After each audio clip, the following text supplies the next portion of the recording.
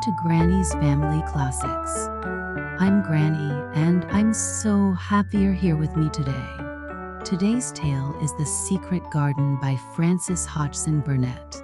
It's the tale of Mary Lennox, a young girl who starts out a little spoiled and grumpy, but her life changes when she is sent to live with her uncle in a huge, mysterious house in the English countryside. There, she discovers a secret garden, locked up and forgotten.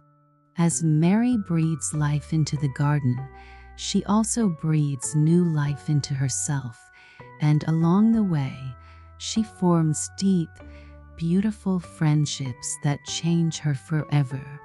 This story is all about the power of nature, the importance of kindness, and the beauty of a blooming garden, both outside and in the heart.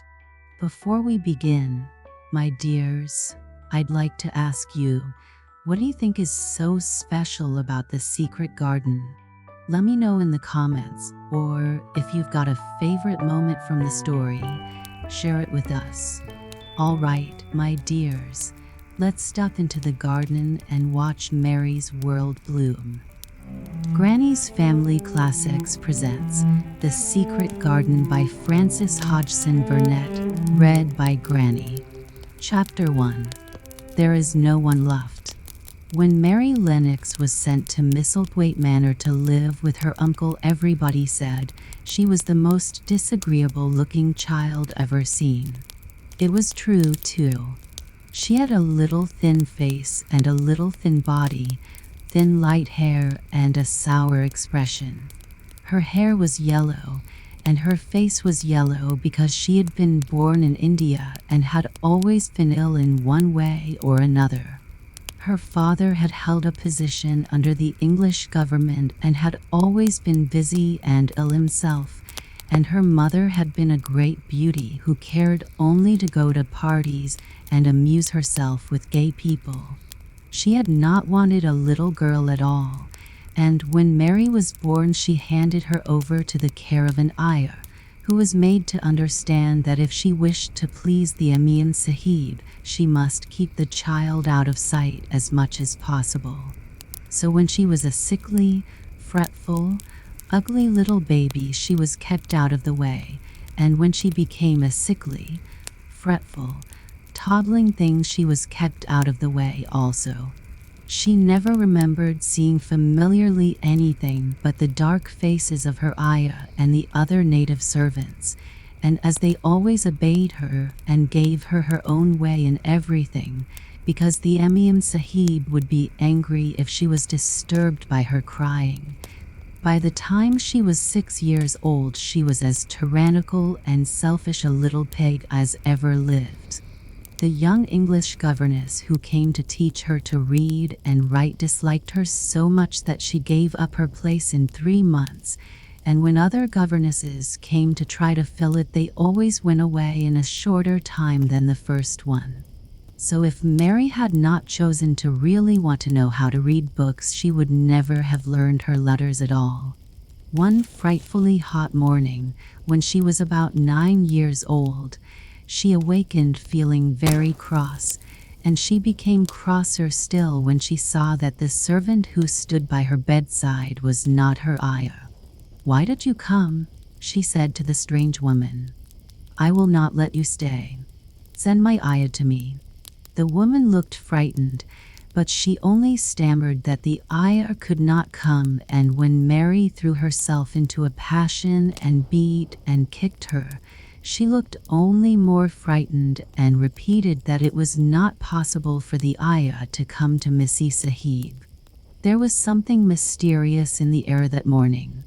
Nothing was done in its regular order, and several of the native servants seemed missing, while those whom Mary saw slunk or hurried about with ashy and scared faces. But no one would tell her anything, and her ayah did not come. She was actually left alone as the morning went on, and at last she wandered out into the garden and began to play by herself under a tree near the veranda.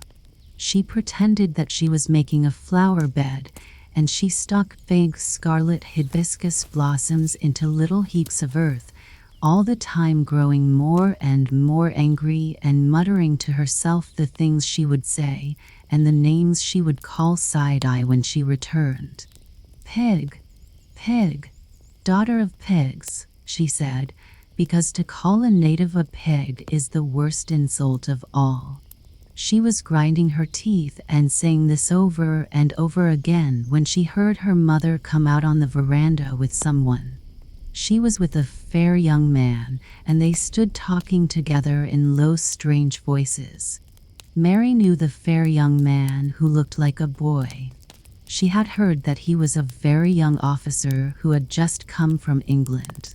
The child stared at him, but she stared most at her mother. She always did this when she had a chance to see her, because the Emim Sahib, Mary used to call her that oftener than anything else, was such a tall, slim, pretty person and wore such lovely clothes. Her hair was like curly silk, and she had a delicate little nose which seemed to be disdaining things, and she had large laughing eyes. All her clothes were thin and floating, and Mary said they were full of lace. They looked fuller of lace than ever this morning, but her eyes were not laughing at all. They were large and scared and lifted imploringly to the fair boy officer's face. "Is it so very bad?" "Oh, is it?" Mary heard her say. "Awfully," the young man answered in a trembling voice. "Awfully, Mrs. Lennox. You ought to have gone to the hills 2 weeks ago." The Emim Sahib wrung her hands. "Oh, I know I ought," she cried. "I only stayed to go to that silly dinner party. What a fool I was."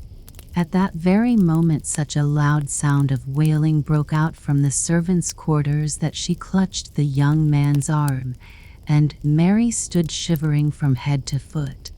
The wailing grew wilder and wilder. "What is it? What is it?" Mrs. Lennox gasped. "Someone has died," answered the boy officer. "You did not say it had broken out among your servants." "I did not know," the Emim Sahib cried. Come with me, and she turned and ran into the house. After that appalling things happened, and the mysteriousness of the morning was explained to Mary. The cholera had broken out in its most fatal form, and people were dying like flies. The ayah had been taken ill in the night, and it was because she had just died that the servants had wailed in the huts. Before the next day, 3 other servants were dead, and others had run away in terror. There was panic on every side, and dying people in all the bungalows. During the confusion and bewilderment of the second day, Mary hid herself in the nursery and was forgotten by everyone. Nobody thought of her, nobody wanted her, and strange things happened of which she knew nothing. Mary alternately cried and slept through the hours. She only knew that people were ill and that she heard mysterious and frightening sounds. Once she crept into the dining room and found it empty, though a partly finished meal was on the table and chairs and plates looked as if they'd been hastily pushed back when the diners rose suddenly for some reason. The child ate some fruit and biscuits, and being thirsty, she drank a glass of wine which stood nearly filled. It was sweet, and she did not know how strong it was. Very soon it made her intensely drowsy, and she went back to her nursery and shut herself in again, frightened by cries she heard in the huts and by the hurrying sound of feet. The wine made her so sleepy that she could scarcely keep her eyes open, and she lay down on her bed and knew nothing more for a long time. Many things happened during the hours in which she slept so heavily, but she was not disturbed by the wails and the sound of things being carried in and out of the bungalow. When she awakened, she lay and stared at the wall. The house was perfectly still. She had never known it to be so silent before. She heard neither voices nor footsteps and wondered if everybody had got well of the cholera and all the trouble was over. She wondered also who would take care of her now her ayah was dead. There would be a new ayah, and perhaps she would know some new stories. Mary had been rather tired of the old ones. She did not cry because her nurse had died. She was not an affectionate child and had never cared much for anyone. The noise and hurrying about and wailing over the cholera had frightened her, and she had been angry because no one seemed to remember that she was alive. Everyone was too panic-stricken to think of a little girl no one was fond of. When people had the cholera, it seemed that they remembered nothing but themselves. But if everyone had got well again, surely someone would remember and come to look for her. But no one came, and as she lay waiting, the house seemed to grow more and more silent. She heard something rustling on the matting, and when she looked down she saw a little snake gliding along and watching her with eyes like jewels. She was not frightened, because he was a harmless little thing who would not hurt her, and he seemed in a hurry to get out of the room. He slipped under the door as she watched him. "How queer and quiet it is," she said. "It sounds as if there was no one in the bungalow but me and the snake." Almost the next minute she heard footsteps in the compound, and then on the veranda. They were men's footsteps, and the men entered the bungalow and talked in low voices. No one went to meet or speak to them, and they seemed to open doors and look into rooms. "What desolation," she heard one voice say. "That pretty woman. I suppose the child, too." I heard there was a child, though no one ever saw her. Mary was standing in the middle of the nursery when they opened the door a few minutes later. She looked an ugly, cross little thing and was frowning because she was beginning to be hungry and feel disgracefully neglected. The first man who came in was a large officer she had once seen talking to her father. He looked tired and troubled, but when he saw her he was so startled that he almost jumped back. "Barney," he cried out, "there is a child here. A child alone. In a place like this. Mercy on us, who is she?" "I am Mary Lennox," the little girl said, drawing herself up stiffly. She thought the man was very rude to call her father's bungalow a place like this. "I fell asleep when everyone had the cholera, and I have only just wakened up. Why does nobody come?" "It is the child no one ever saw," exclaimed the man, turning to his companions. "She has actually been forgotten." "Why was I forgotten?" Mary said, stamping her foot. "Why does nobody come?" The young man, whose name was Barney, looked at her very sadly. Mary even thought she saw him wink his eyes as if to wink tears away. "Poor little kid," he said. "There is nobody left to come." It was in that strange and sudden way that Mary found out that she had neither father nor mother left, that they had died and been carried away in the night, and that the few native servants who had not died also had left the house as quickly as they could get out of it, none of them even remembering that there was a Missy Sahib. That was why the place was so quiet. It was true that there was no one in the bungalow but herself and the little rustling snake. Chapter 2. Mistress Mary quite contrary. Mary had liked to look at her mother from a distance, and she had thought her very pretty, but as she knew very little of her, she could scarcely have been expected to love her or to miss her very much when she was gone.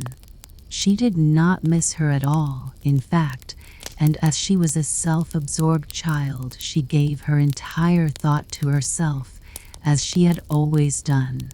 If she had been older, she would no doubt have been very anxious at being left alone in the world, but she was very young, and as she had always been taken care of, She supposed she always would be. What she thought was that she would like to know if she was going to nice people, who would be polite to her and give her her own way as her ayah and the other native servants had done. She knew that she was not going to stay at the English clergyman's house where she was taken up first. She did not want to stay. The English clergyman was poor, and he had 5 children nearly all the same age, and they wore shabby clothes and were always quarreling and snatching toys from each other. Mary hated their untidy bungalow and was so disagreeable to them that after the first day or 2 nobody would play with her. By the second day they had given her a nickname which made her furious. It was Basil who thought of it first. Basil was a little boy with impudent blue eyes and a turned-up nose, and Mary hated him. She was playing by herself under a tree, just as she had been playing the day the cholera broke out. She was making heaps of earth and paths for a garden, and Basil came and stood near to watch her. Presently he got rather interested and suddenly made a suggestion. "Why don't you put a heap of stones there and pretend it is a rockery?" he said. "They're in the middle," and he leaned over her to point. "Go away," cried Mary. "I don't want boys. Go away." For a moment Basil looked angry, and then he began to tease. He was always teasing his sisters. He danced round and round her and made faces and sang and laughed. Mistress Mary, quite contrary. "How does your garden grow?" "With silver bells and cockle shells, and marigolds all in a row." He sang it until the other children heard and laughed, too, and the crosser Mary got, the more they sang Mistress Mary, quite contrary, and after that, as long as she stayed with them, they called her Mistress Mary quite contrary when they spoke of her to each other. And often when they spoke to her, "You are going to be sent home," Basil said to her at the end of the week. "And we're glad of it." "I am glad of it, too," answered Mary. "Where is home?" "She doesn't know where home is," said Basil, with 7-year-old scorn. "It's England, of course. Our grandmamma lives there, and our sister Mabel was sent to her last year." "You are not going to your grandmamma. You have none. You are going to your uncle. His name is Mr. Archibald Craven." "I don't know anything about him," snapped Mary. "I know you don't," Basil answered. "You don't know anything. Girls never do. I heard father and mother talking about him. He lives in a great, big, desolate old house in the country, and no one goes near him. He's so cross he won't let them, and they wouldn't come if he would let them. He's a hunchback, and he's horrid." "I don't believe you," said Mary, and she turned her back and stuck her fingers in her ears, because she would not listen any more. But she thought over it a great deal afterward, and when Mrs. Crawford told her that night that she was going to sail away to England in a few days and go to her uncle, Mr. Archibald Craven, who lived at Misselthwaite Manor, she looked so stony and stubbornly uninterested that they did not know what to think about her. They tried to be kind to her, but she only turned her face away when Mrs. Crawford attempted to kiss her, and held herself stiffly when Mr. Crawford patted her shoulder. "She is such a plain child," Mrs. Crawford said pityingly afterward. "And her mother was such a pretty creature. She had a very pretty manner, too, and Mary has the most unattractive ways I ever saw in a child. The children call her Mistress Mary quite contrary, and though it's naughty of them, one can't help understanding it. Perhaps if her mother had carried her pretty face and her pretty manners oftener into the nursery, Mary might have learned some pretty ways too. It is very sad," Now the poor beautiful thing is gone, to remember that many people never even knew that she had a child at all. I believe she scarcely ever looked at her," sighed Mrs. Crawford. "When her ayah was dead, there was no one to give a thought to the little thing. Think of the servants running away and leaving her all alone in that deserted bungalow." Colonel McGrew said he nearly jumped out of his skin when he opened the door and found her standing by herself in the middle of the room.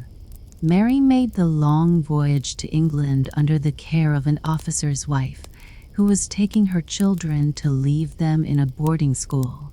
She was very much absorbed in her own little boy and girl, and was rather glad to hand the child over to the woman Mr. Archibald Craven sent to meet her in London. The woman was his housekeeper at Misselthwaite Manor, and her name was Mrs. Medlock. She was a stout woman with very red cheeks and sharp black eyes. She wore a very purple dress, a black silk mantle with jet fringe on it, and a black bonnet with purple velvet flowers which stuck up and trembled when she moved her head. Mary did not like her at all, but as she very seldom liked people, there was nothing remarkable in that. Besides which, it was very evident Mrs. Medlock did not think much of her.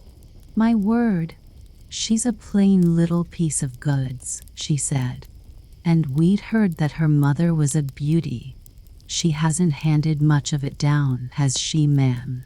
Perhaps she will improve as she grows older," the officer's wife said good-naturedly. "If she were not so sallow and had a nicer expression, her features are rather good. Children alter so much."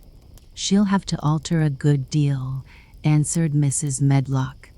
"And there's nothing likely to improve children at Misselthwaite, if you ask me." They thought Mary was not listening because she was standing a little apart from them at the window of the private hotel they had gone to.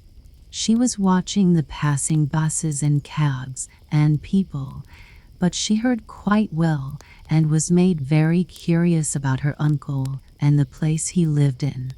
What sort of a place was it, and what would he be like? What was a hunchback? She had never seen one. Perhaps there were none in India. Since she had been living in other people's houses and had had no ayah, she had begun to feel lonely and to think queer thoughts which were new to her. She had begun to wonder why she had never seemed to belong to anyone, even when her father and mother had been alive. Other children seemed to belong to their fathers and mothers, but she had never seemed to really be anyone's little girl. She had had servants and food and clothes, but no one had taken any notice of her. She did not know that this was because she was a disagreeable child, but then, of course, she did not know she was disagreeable. She often thought that other people were, but she did not know that she was so herself. She thought Mrs. Medlock the most disagreeable person she had ever seen, with her common, highly colored face and her common fine bonnet. When the next day they set out on their journey to Yorkshire, she walked through the station to the railway carriage with her head up and trying to keep as far away from her as she could, because she did not want to seem to belong to her. It would have made her very angry to think people imagined she was her little girl. But Mrs. Medlock was not in the least disturbed by her and her thoughts. She was the kind of woman who would stand no nonsense from young ones. At least, that is what she would have said if she had been asked. She had not wanted to go to London just when her sister Maria's daughter was going to be married, but she had a comfortable, well-paid place as housekeeper at Misselthwaite Manor, and the only way in which she could keep it was to do at once what Mr. Archibald Craven told her to do. She never dared even to ask a question. Captain Lennox and his wife died of the cholera, Mr. Craven had said in his short, cold way. Captain Lennox was my wife's brother, and I am their daughter's guardian. The child is to be brought here. You must go to London and bring her yourself." So she packed her small trunk and made the journey. Mary sat in her corner of the railway carriage and looked plain and fretful. She had nothing to read or to look at, and she had folded her thin little black gloved hands in her lap. Her black dress made her look yellower than ever, and her limp light hair straggled from under her black crepe hat. "A more marred-looking young one I never saw in my life," Mrs. Medlock thought. Marred is a Yorkshire word and means spoiled and pettish. She had never seen a child who sat so still without doing anything, and at last she got tired of watching her and began to talk in a brisk, hard voice. "I suppose I may as well tell you something about where you are going to," she said. "Do you know anything about your uncle?" "No," said Mary. "Never heard your father and mother talk about him?" "No," said Mary, frowning. She frowned because she remembered that her father and mother had never talked to her about anything in particular. Certainly they had never told her things. "Humph," muttered Mrs. Medlock, staring at her queer, unresponsive little face. She did not say any more for a few moments, and then she began again. "I suppose you might as well be told something to prepare you. You are going to a queer place." Mary said nothing at all, and Mrs. Medlock looked rather discomfited by her apparent indifference, but after taking a breath, she went on. "Not but that it's a grand big place in a gloomy way, and Mr. Craven's proud of it in his way, and that's gloomy enough, too. The house is 600 years old, and it's on the edge of the moor, and there's near 100 rooms in it, though most of them's shut up and locked. And there's pictures and fine old furniture and things that's been there for ages, and there's a big park round it and gardens and trees with branches trailing to the ground, some of them." She paused and took another breath. "But there's nothing else," she ended suddenly. Mary had begun to listen in spite of herself. It all sounded so unlike India, and anything new rather attracted her. But she did not intend to look as if she were interested. That was one of her unhappy, disagreeable ways. So she sat still. "Well," said Mrs. Medlock, "what do you think of it?" "Nothing," she answered. "I know nothing about such places." That made Mrs. Medlock laugh a short sort of laugh. She said, "but you're like an old woman. Don't you care?" "It doesn't matter," said Mary, "whether I care or not." "You are right enough there," said Mrs. Medlock. "It doesn't. What you're to be kept at Misselthwaite Manor for I don't know, unless because it's the easiest way. He's not going to trouble himself about you, that's sure and certain. He never troubles himself about no one." She stopped herself as if she had just remembered something in time. "He's got a crooked back," she said. "That set him wrong. He was a sour young man and got no good of all his money and big place till he was married." Mary's eyes turned toward her in spite of her intention not to seem to care. She had never thought of the hunchbacks being married, and she was a trifle surprised. Mrs. Medlock saw this, and as she was a talkative woman, she continued with more interest. This was one way of passing some of the time at any rate. She was a sweet, pretty thing, and he'd have walked the world over to get her a blade o' grass she wanted. Nobody thought she'd marry him, but she did, and people said she married him for his money. But she didn't, positively. When she died. Mary gave a little involuntary jump. "Oh, did she die?" she exclaimed, quite without meaning to. She had just remembered a French fairy story she had once read called Riquet à la Houppe.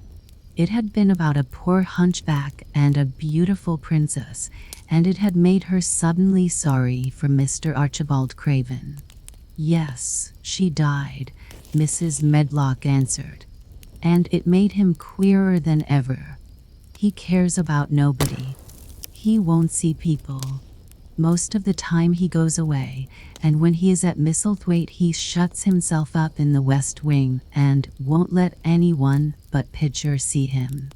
Pitcher's an old fellow, but he took care of him when he was a child and he knows his ways." It sounded like something in a book, and it did not make Mary feel cheerful. A house with 100 rooms, nearly all shut up and with their doors locked, a house on the edge of a moor, whatsoever a moor was, sounded dreary. A man with a crooked back who shut himself up also. She stared out of the window with her lips pinched together, and it seemed quite natural that the rain should have begun to pour down in gray slanting lines and splash and stream down the window panes. If the pretty wife had been alive, she might have made things cheerful by being something like her own mother, and by running in and out and going to parties as she had done in frocks full of lace. But she was not there anymore. "You needn't expect to see him, because 10 to 1 you won't," said Mrs. Medlock. "And you mustn't expect that there will be people to talk to you. You'll have to play about and look after yourself. You'll be told what rooms you can go into and what rooms you're to keep out of. There's gardens enough. But when you're in the house, don't go wandering and poking about. Mr. Craven won't have it." "I shall not want to go poking about," said sour little Mary, and just as suddenly as she had begun to be rather sorry for Mr. Archibald Craven, she began to cease to be sorry and to think he was unpleasant enough to deserve all that had happened to him. And she turned her face toward the streaming panes of the window of the railway carriage and gazed out at the gray rainstorm, which looked as if it would go on forever and ever. She watched it so long and steadily that the grayness grew heavier and heavier before her eyes, and she fell asleep. Chapter 3. Across the Moor. She slept a long time, and when she awakened, Mrs. Medlock had bought a lunch basket at one of the stations, and they had some chicken and cold beef and bread and butter and some hot tea.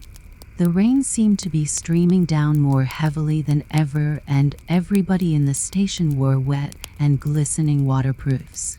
The guard lighted the lamps in the carriage, and Mrs. Medlock cheered up very much over her tea and chicken and beef. She ate a great deal and afterward fell asleep herself, and Mary sat and stared at her and watched her fine bonnet slip on one side until she herself fell asleep once more in the corner of the carriage, lulled by the splashing of the rain against the windows.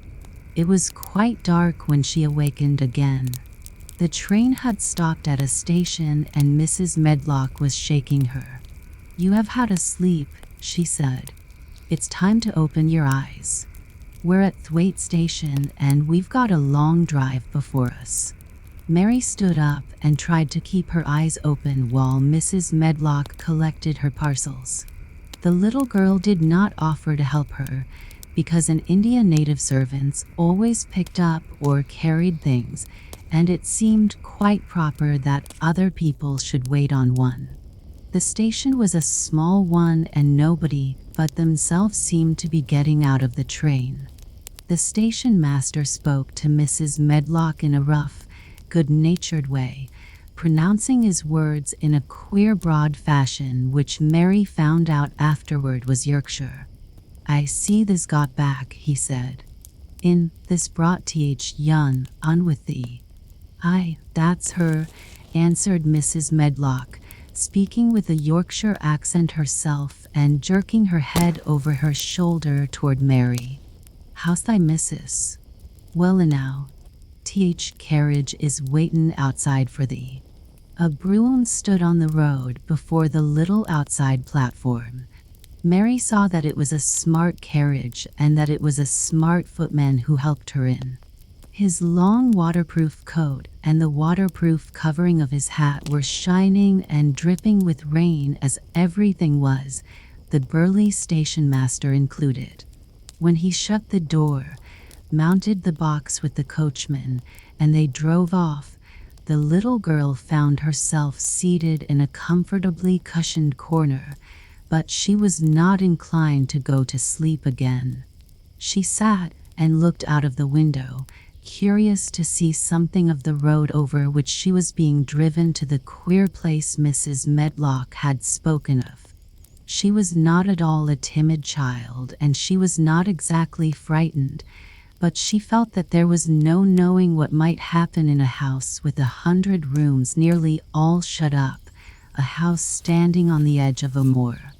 "What is a moor?" she said suddenly to Mrs. Medlock. "Look out of the window in about 10 minutes and you'll see," the woman answered. "We've got to drive 5 miles across Missel Moor before we get to the manor. You won't see much because it's a dark night, but you can see something." Mary asked no more questions, but waited in the darkness of her corner, keeping her eyes on the window. The carriage lamps cast rays of light a little distance ahead of them, and she caught glimpses of the things they passed. After they had left the station, they had driven through a tiny village, and she had seen whitewashed cottages and the lights of a public house. Then they had passed a church and a vicarage and a little shop window or so in a cottage with toys and sweets and odd things set out for sale. Then they were on the high road, and she saw hedges and trees. After that there seemed nothing different for a long time, or at least it seemed a long time to her. At last the horses began to go more slowly, as if they were climbing uphill, and presently there seemed to be no more hedges and no more trees. She could see nothing, in fact, but a dense darkness on either side. She leaned forward and pressed her face against the window just as the carriage gave a big jolt. "We're on the moor now, sure enough," said Mrs. Medlock. The carriage lamps shed a yellow light on a rough-looking road, which seemed to be cut through bushes and low-growing things which ended in the great expanse of dark apparently spread out before and around them. A wind was rising and making a singular, wild, low, rushing sound. It's not the sea, is it?" said Mary, looking round at her companion. "No, not it," answered Mrs. Medlock. "Nor it isn't fields nor mountains. It's just miles and miles and miles of wild land that nothing grows on but heather and gorse and broom, and nothing lives on but wild ponies and sheep." "I feel as if it might be the sea, if there were water on it," said Mary. "It sounds like the sea just now." "That's the wind blowing through the bushes," Mrs. Medlock said. "It's a wild, dreary enough place to my mind, though there's plenty that likes it, particularly when the heather's in bloom." On and on they drove through the darkness, and though the rain stopped, the wind rushed by and whistled and made strange sounds. The road went up and down, and several times the carriage passed over a little bridge beneath which water rushed very fast with a great deal of noise. Mary felt as if the drive would never come to an end, and that the wide, bleak moor was a wide expanse of black ocean through which she was passing on a strip of dry land. "I don't like it," she said to herself. "I don't like it," and she pinched her thin lips more tightly together. The horses were climbing up a hilly piece of road when she first caught sight of a light. Mrs. Medlock saw it as soon as she did and drew a long sigh of relief. I am glad to see that bit o' light twinkling," she exclaimed. "It's the light in the lodge window. We shall get a good cup of tea after a bit, at all events."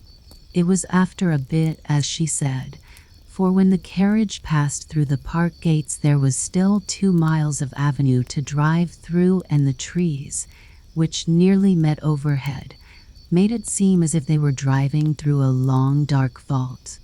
They drove out of the vault into a clear space and stopped before an immensely long but low-built house which seemed to ramble round a stone court.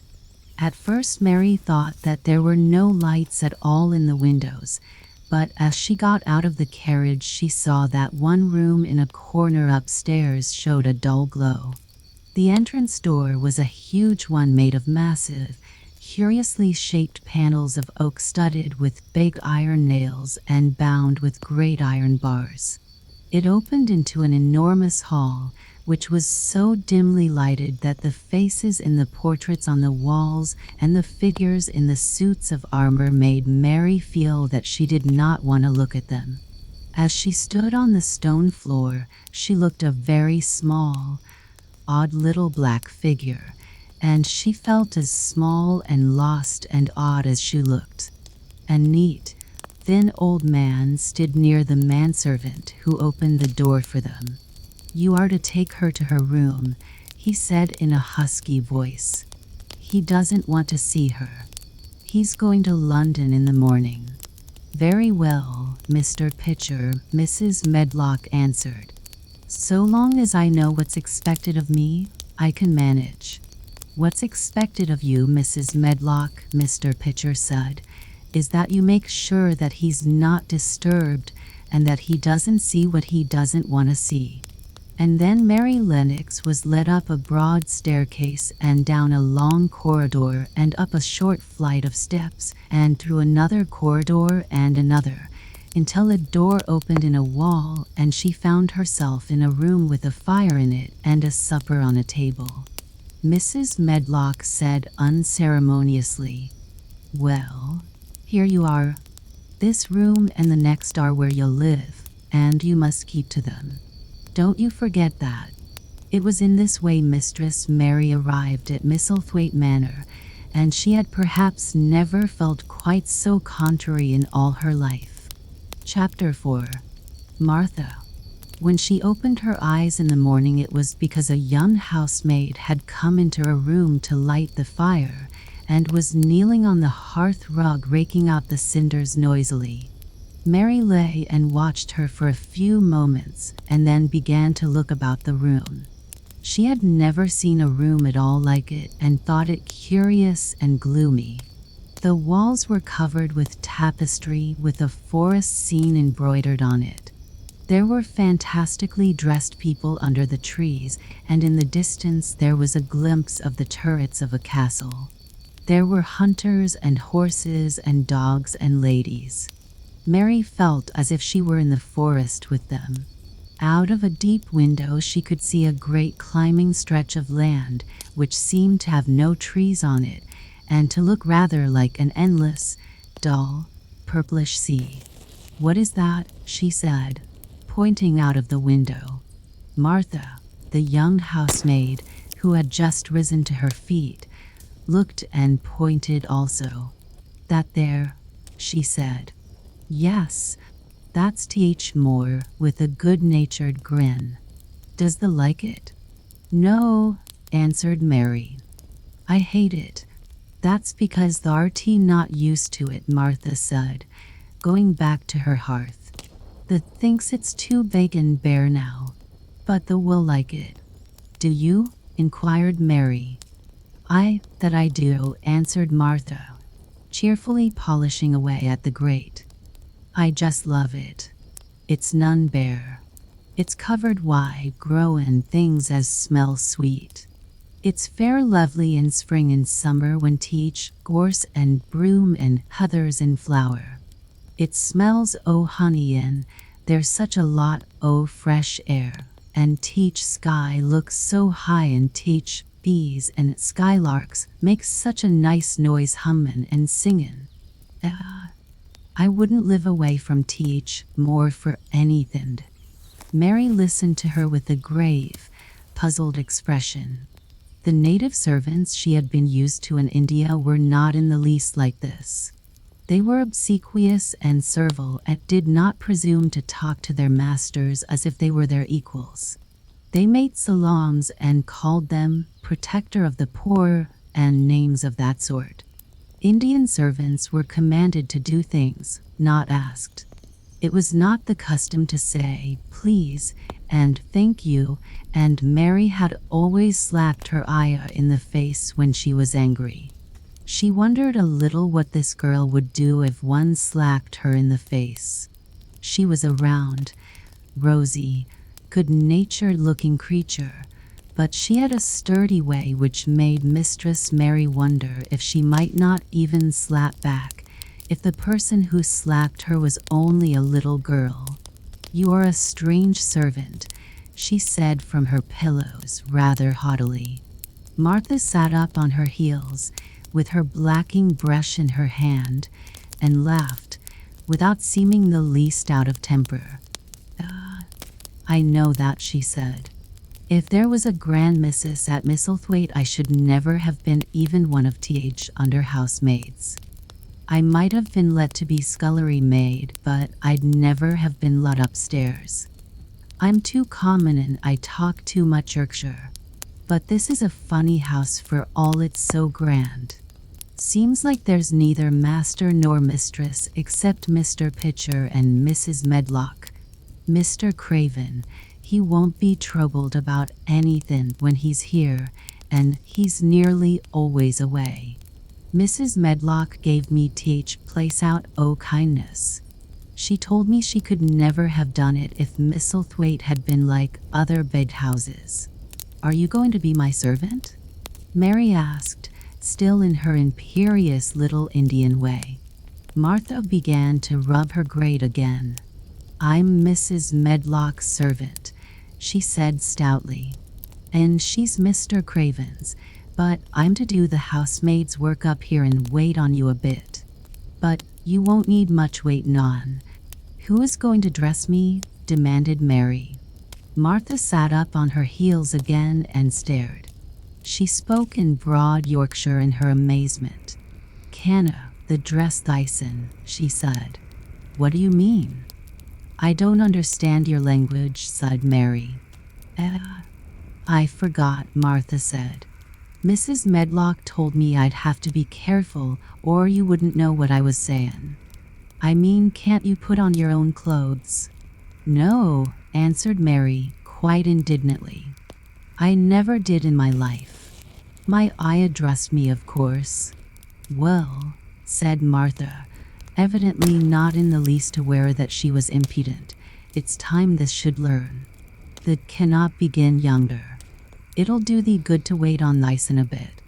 My mother always said she couldn't see why grand people's children didn't turn out fair fools, what with nurses and bein' washed and dressed and took out to walk as if they was puppies." "It is different in India," said Mistress Mary disdainfully. She could scarcely stand this. But Martha was not at all crushed. "I can see it's different," she answered almost sympathetically. "I dare say it's because there's such a lot o' blacks there instead o' respectable white people. When I heard you was comin' from India, I thought you was a black too."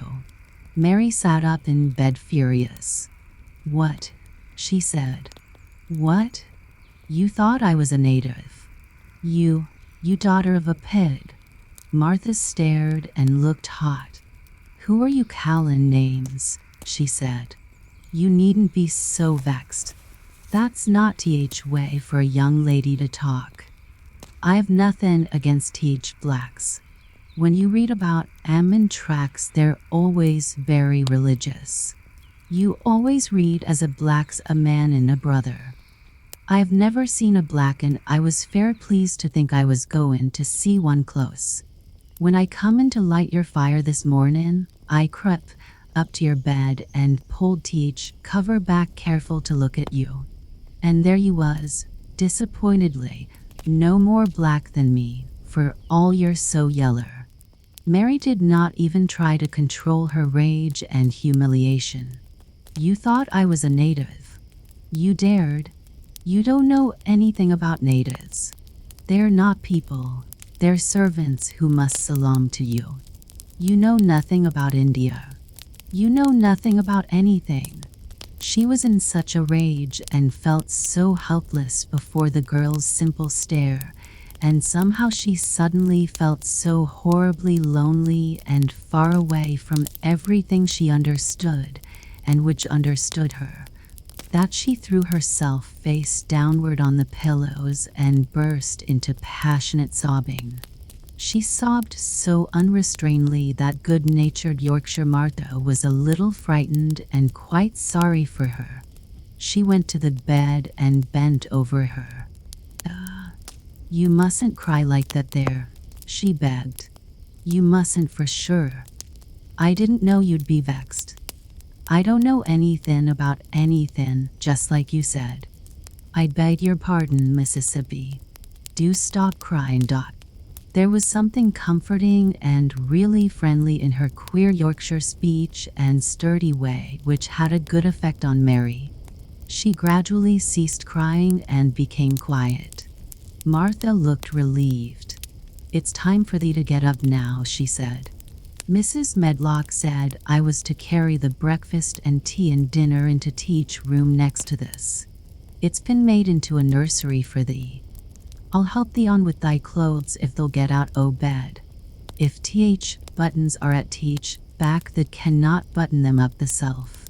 When Mary at last decided to get up, the clothes Martha took from the wardrobe were not the ones she had worn when she arrived the night before with Mrs. Medlock. "Those are not mine," she said. "Mine are black." She looked the thick white wool coat and dress over and added with cool approval, "Those are nicer than mine." "These are ones the must put on," Martha answered. "Mr. Craven ordered Mrs. Medlock to get 'em in London.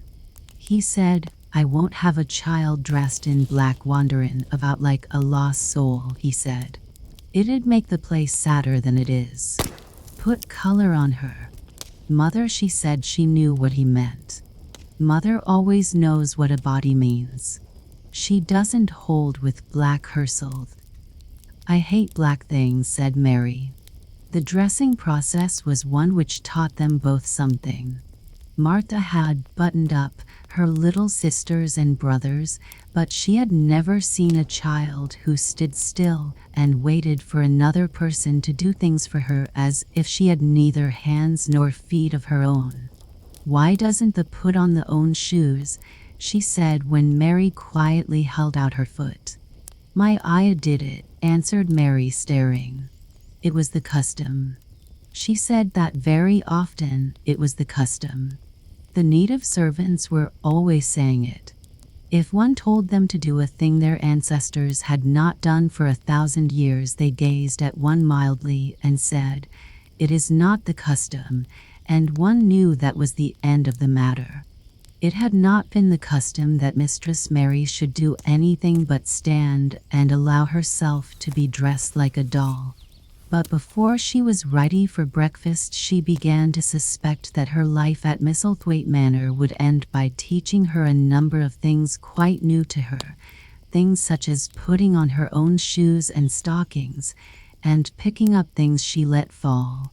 If Martha had been a well-trained fine young lady's maid, she would have been more subservient and respectful, and would have known that it was her business to brush hair and button boots, and pick things up and lay them away. She was, however, only an untrained Yorkshire rustic who had been brought up in a moorland cottage with a swarm of little brothers and sisters who had never dreamed of doing anything but waiting on themselves and on the younger ones who were either babies in arms or just learning to totter about and tumble over things. If Mary Lennox had been a child who was ready to be amused, she would perhaps have laughed at Martha's readiness to talk, but Mary only listened to her coldly and wondered at her freedom of manner.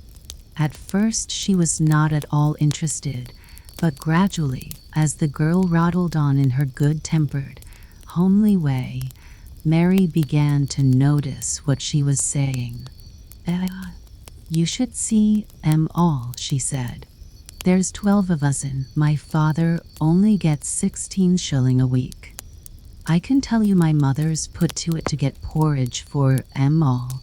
They tumble about on Teach Moor and play there all day, and mother says Teach, heir of Teach Moor fattens 'em. She says she believes they eat Teach grass same as Teach wild ponies do. Our Dickon, he's 12 years old, and he's got a young pony he calls his own." "Where did he get it?" asked Mary. "He found it on Teach Moor with its mother when it was a little one in. He began to make friends with it and give it bits o' bread and pluck young grass for it. And it got to like him, so it follows him about and it lets him get on its back. Dickon's a kind lad and animals likes him." Mary had never possessed an animal pet of her own and had always thought she should like one. So she began to feel a slight interest in Dickon, and as she had never before been interested in anyone but herself, it was the dawning of a healthy sentiment. When she went into the room which had been made into a nursery for her, she found that it was rather like the one she had slept in. It was not a child's room, but a grown-up person's room, with gloomy old pictures on the walls and heavy old oak chairs. A table in the center was set with a good substantial breakfast. But she had always had a very small appetite, and she looked with something more than indifference at the first plate Martha set before her. "I don't want it," she said. "Thee doesn't want thy porridge?" Martha exclaimed incredulously. "No, thee doesn't know how good it is. Put a bit o' treacle on it, or a bit o' sugar." "I don't want it," repeated Mary. Said Martha. "I can't abide to see good victuals go to waste. If our children was at this table, they'd clean it bare in 5 minutes." "Why?" said Mary coldly. "Why?" echoed Martha. "Because they scarce ever had their stomachs full in their lives. They're as hungry as young hawks and foxes." "I don't know what it is to be hungry," said Mary, with the indifference of ignorance. Martha looked indignant. "Well, it would do thee good to try it." "I can see that plain enough," she said outspokenly. "I've no patience with folk as sits and just stares at good bread and meat. My word, don't I wish Dickon and Phil and Jane and Teach rest of 'em had what's here under their pinafores." "Why don't you take it to them?" suggested Mary. "It's not mine," answered Martha stoutly. "And this isn't my day out. I get my day out once a month, same as Teach rest. Then I go home and clean up for mother and give her a day's rest." Mary drank some tea and ate a little toast and some marmalade. "You wrap up warm and run out and play, you," said Martha. "It'll do you good and give you some stomach for your meat." Mary went to the window. There were gardens and paths and big trees, but everything looked dull and wintry. "Out? Why should I go out on a day like this?" "Well, if thee doesn't go out, thee'll have to stay in, and what has thee got to do?" Mary glanced about her. There was nothing to do. When Mrs. Medlock had prepared the nursery, she had not thought of amusement. Perhaps it would be better to go and see what the gardens were like. "Who will go with me?" she inquired. Martha stared. "You'll go by yourself," she answered. "You'll have to learn to play like other children does when they haven't got sisters and brothers. Our Dickon goes off on Teach Moor by himself and plays for hours. That's how he made friends with Teach Pony. He's got sheep on Teach Moor that knows him, and birds as comes and eats out of his hand. However little there is to eat, he always saves a bit o' his bread to coax his pets." It was really this mention of Dickon which made Mary decide to go out, though she was not aware of it. There would be birds outside, though there would not be ponies or sheep. They would be different from the birds in India, and it might amuse her to look at them. Martha found her coat and hat for her and a pair of stout little boots, and she showed her her way downstairs.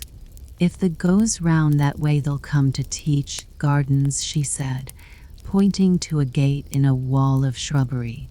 "There's lots o' flowers in summertime, but there's nothin' bloomin' now." She seemed to hesitate a second before she added, "One of th gardens is locked up. No one has been in it for 10 years. "Why?" asked Mary in spite of herself. Here was another locked door added to the 100 in the strange house. Mr. Craven had it shut when his wife died so sudden. He won't let no one go inside. It was her garden. He locked th door and dug a hole and buried th key. There's Mrs. Medlock's bell ringing, I must run." After she was gone, Mary turned down the walk which led to the door in the shrubbery. She could not help thinking about the garden, which no one had been into for 10 years. She wondered what it would look like and whether there were any flowers still alive in it. When she had passed through the shrubbery gate, she found herself in great gardens, with wide lawns and winding walks with clipped borders. There were trees and flower beds and evergreens clipped into strange shapes, and a large pool with an old gray fountain in its midst. But the flower beds were bare and wintry, and the fountain was not playing. This was not the garden which was shut up. How could a garden be shut up? You could always walk into a garden.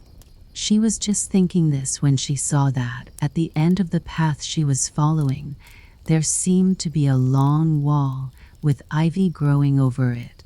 She was not familiar enough with England to know that she was coming upon the kitchen gardens where the vegetables and fruit were growing. She went toward the wall and found that there was a green door in the ivy, and that it stood open. This was not the closed garden, evidently, and she could go into it. She went through the door and found that it was a garden with walls all round it, and that it was only one of several walled gardens which seemed to open into one another. She saw another open green door, revealing bushes and pathways between beds containing winter vegetables. Fruit trees were trained flat against the wall, and over some of the beds there were glass frames. The place was bare and ugly enough, Mary thought, as she stood and stared about her. It might be nicer in summer when things were green, but there was nothing pretty about it now. Presently an old man with a spade over his shoulder walked through the door leading from the second garden. He looked startled when he saw Mary, and then touched his cap. He had a surly old face and did not seem at all pleased to see her, but then she was displeased with his garden and wore her quite contrary expression, and certainly did not seem at all pleased to see him. "What is this place?" she asked. "One o' th kitchen gardens," he answered. "What is that?" said Mary, pointing through the other green door. "Another of 'em, shortly. There's another on t'other side o' th wallin. There's th orchard t'other side o' that." "Can I go in them?" asked Mary. "If the likes, but there's naught to see." Mary made no response. She went down the path and through the second green door. There she found more walls and winter vegetables and glass frames, but in the second wall there was another green door, and it was not open.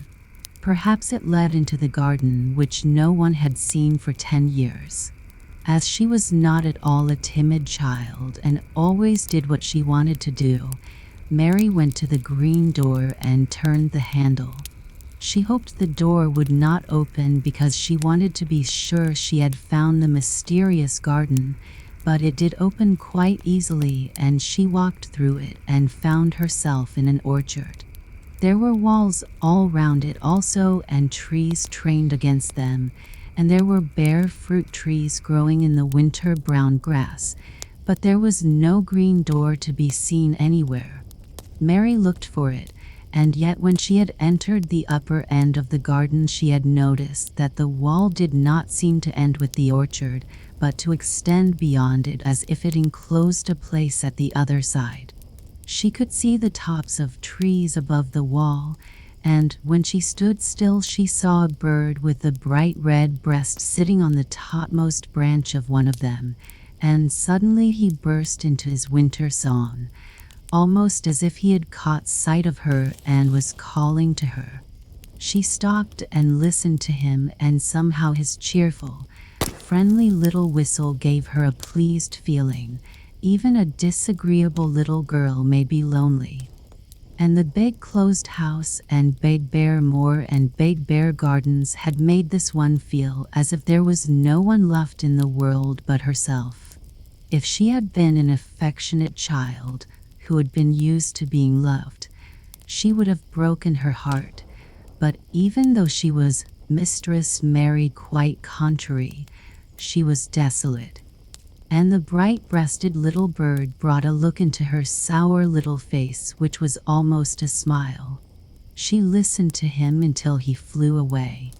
He was not like an Indian bird, and she liked him and wondered if she should ever see him again. Perhaps he lived in the mysterious garden and knew all about it. Perhaps it was because she had nothing whatever to do that she thought so much of the deserted garden. She was curious about it and wanted to see what it was like. Why had Mr. Archibald Craven buried the key? If he had liked his wife so much, why did he hate her garden? She wondered if she should ever see him, but she knew that if she did she should not like him, and he would not like her, and that she should only stand and stare at him and say nothing, though she should be wanting dreadfully to ask him why he had done such a queer thing. People never like me, and I never like people, she thought. And I never can talk as the Crawford children could. They were always talking and laughing and making noises. She thought of the robin and of the way he seemed to sing his song at her, and as she remembered the tree top he perched on, she stopped rather suddenly on the path. I believe that tree was in the secret garden. I feel sure it was, she said. There was a wall round the place, and there was no door. She walked back into the first kitchen garden she had entered and found the old man digging there. She went and stood beside him and watched him a few moments in her cold little way. He took no notice of her, and so at last she spoke to him.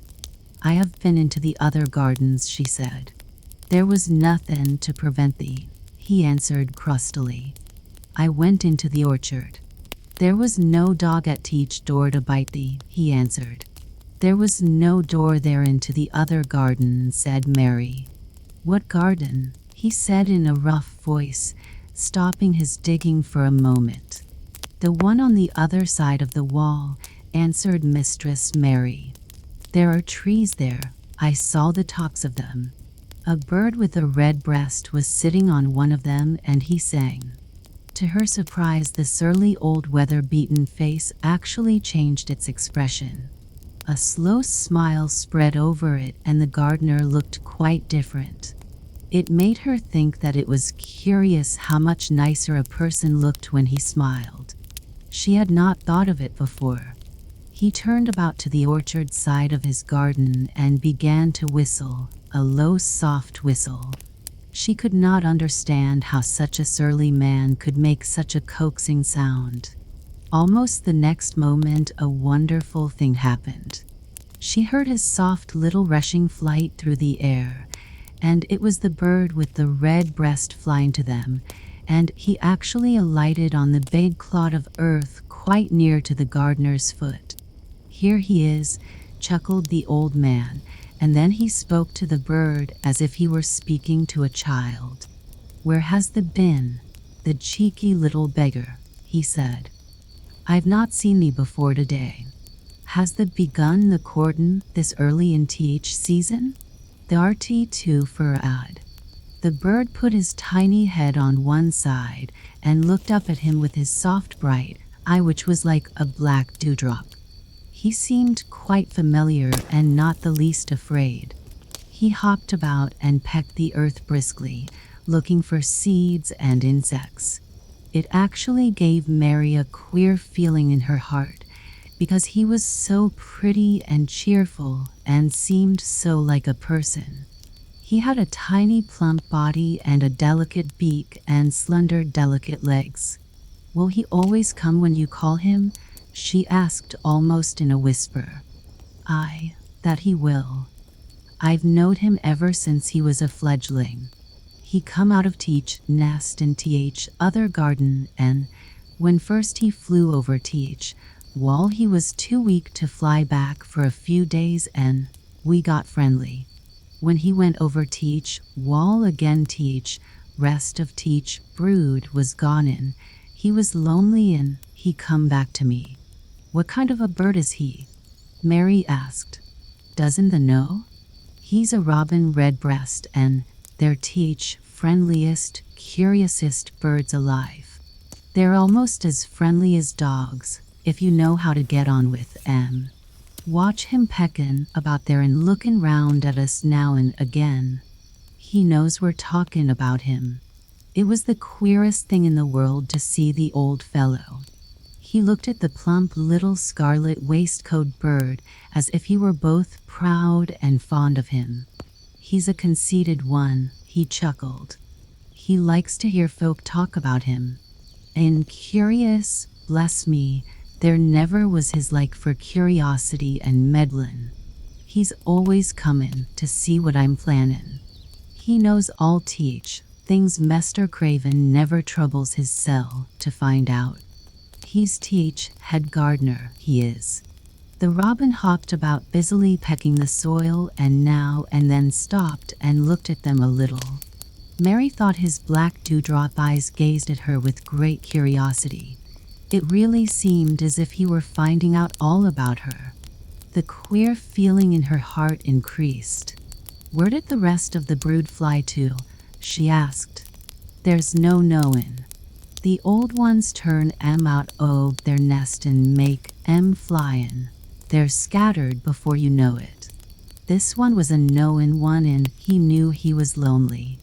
Mistress Mary went a step nearer to the robin and looked at him very hard. "I'm lonely," she said. She had not known before that this was one of the things which made her feel sour and cross. She seemed to find it out when the robin looked at her and she looked at the robin. The old gardener pushed his cap back on his bald head and stared at her a minute. "Art the teach little wench from India?"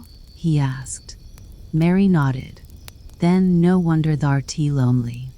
Thee'll be lonelier before this's done," he said. He began to dig again, driving his spade deep into the rich black garden soil while the robin hopped about very busily employed. "What is your name?" Mary inquired.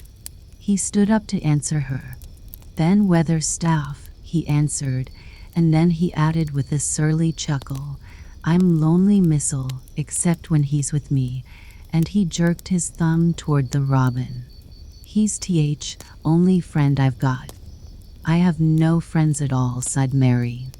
"I never had. My Aya didn't like me and I never played with anyone. It is a Yorkshire habit to say what you think with blunt frankness, and old Ben Weatherstaff was a Yorkshire moor man. "The and me are a good bit alike," he said. "We was wove out of teach same cloth. We're neither of us good lookin', and we're both of us as sour as we look. We've got the same nasty tempers, both of us, I'll warrant." This was plain speaking, and Mary Lennox had never heard the truth about herself in her life. Native servants always salaamed and submitted to you, whatever you did. She had never thought much about her looks, but she wondered if she was as unattractive as Ben Weatherstaff, and she also wondered if she looked as sour as he had looked before the robin came. She actually began to wonder also if she was nasty-tempered. She felt uncomfortable. Suddenly a clear rippling little sound broke out near her and she turned round. She was standing a few feet from a young apple tree, and the robin had flown onto one of its branches and had burst out into a scrap of a song. Ben Weatherstaff laughed outright. "What did he do that for?" asked Mary. "He's made up his mind to make friends with thee," replied Ben. "Dang me if he hasn't took a fancy to thee." "To me?" said Mary, and she moved toward the little tree softly and looked up. "Would you make friends with me?" she said to the robin, just as if she was speaking to a person. "Would you?" And she did not say it either in her hard little voice or in her imperious Indian voice, but in a tone so soft and eager and coaxing that Ben Weatherstaff was as surprised as she had been when she heard him whistle. "Why," he cried out, "the said that as nice and human as if there was a real child instead of a sharp old woman. The said it almost like Dickon talks to his wild things on XXIII Moor. D'you know Dickon?" Mary asked, turning round rather in a hurry. "Everybody knows him. Dickens wander in about everywhere. Very blackberries and other bells knows him. I warrant foxes shows him where their cubs lies, and skylarks doesn't hide their nests from him." Mary would have liked to ask some more questions. She was almost as curious about Dickon as she was about the deserted garden. But just that moment the robin, who had ended his song, gave a little shake of his wings, spread them, and flew away. He had made his visit and had other things to do. "He has flown over the wall," Mary cried out, watching him. "He has flown into the orchard. He has flown across the other wall, into the garden where there is no door. He lives there," said old Ben. "He came out o' egg there. If he's courtin', he's makin' up to some young madam of a robin that lives among old rose trees there." "Rose trees," said Mary. "Are there rose trees?" Ben Weatherstaff took up his spade again and began to dig. "There was 10 year ago," he mumbled. "I should like to see them," said Mary. "Where is the green door? There must be a door somewhere." Then drove his spade deep and looked as uncompanionable as he had looked when she first saw him. "There was 10 year ago, but there isn't now," he said. "No door?" cried Mary. "There must be. None is anyone confined, and none as is anyone's business. Don't you be a meddlesome wench and poke your nose where it's no cause to go. Here, I must go on with my work. Get you gone and play you. I've no more time." And he actually stopped digging, threw his spade over his shoulder, and walked off, without even glancing at her or saying goodbye. Chapter 5. The Cry in the Corridor. At first, each day which passed by for Mary Lennox was exactly like the others. Every morning she awoke in her tapestried room and found Martha kneeling upon the hearth building her fire. Every morning she ate her breakfast in the nursery, which had nothing amusing in it. And after each breakfast she gazed out of the window across to the huge moor, which seemed to spread out on all sides and climb up to the sky. And after she had stared for a while she realized that if she did not go out she would have to stay in and do nothing. And so she went out. She did not know that this was the best thing she could have done, and she did not know that, when she began to walk quickly or even run along the paths and down the avenue, she was stirring her slow blood and making herself stronger by fighting with the wind which swept down from the moor. She ran only to make herself warm, and she hated the wind which rushed at her face and roared and held her back as if it were some giant she could not see. But the big breaths of rough, fresh air blown over the heather filled her lungs with something which was good for her whole thin body, and whipped some red color into her cheeks and brightened her dull eyes when she did not know anything about it. But after a few days spent almost entirely out of doors, she wakened one morning knowing what it was to be hungry, and when she sat down to her breakfast she did not glance disdainfully at her porridge and push it away, but took up her spoon and began to eat it, and went on eating it until her bowl was empty. "They got on well enough without this morning, didn't them?" said Martha. "It tastes nice today," said Mary, feeling a little surprised herself. "It's air of teach, more that's given thee stomach for the victuals," answered Martha. "It's lucky for thee that thee's got victuals as well as appetite. There's been 12 in our cottage as had teach stomach and nothing to put in it. You go on playin' you out o' doors every day and you'll get some flesh on your bones and you won't be so yeller." "I don't play," said Mary. "I have nothing to play with." "Nothing to play with," exclaimed Martha. "Our children plays with sticks and stones. They just runs about and shouts and looks at things." Mary did not shout, but she looked at things. There was nothing else to do. She walked round and round the gardens and wondered about the paths in the park. Sometimes she looked for Ben Weatherstaff, but though several times she saw him at work, he was too busy to look at her or was too surly. Once when she was walking toward him, he picked up his spade and turned away as if he did it on purpose. One place she went to oftener than to any other.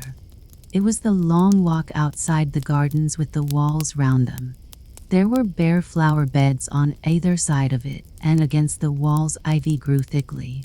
There was one part of the wall where the creeping dark green leaves were more bushy than elsewhere. It seemed as if for a long time that part had been neglected. The rest of it had been clipped and made to look neat, but at this lower end of the walk it had not been trimmed at all. A few days after she had talked to Ben Weatherstaff, Mary stopped to notice this and wondered why it was so. She had just paused and was looking up at a long spray of ivy swinging in the wind when she saw a gleam of scarlet and heard a brilliant chirp, and there, on the top of the wall, perched Ben Weatherstaff's robin redbreast, tilting forward to look at her with his small head on one side.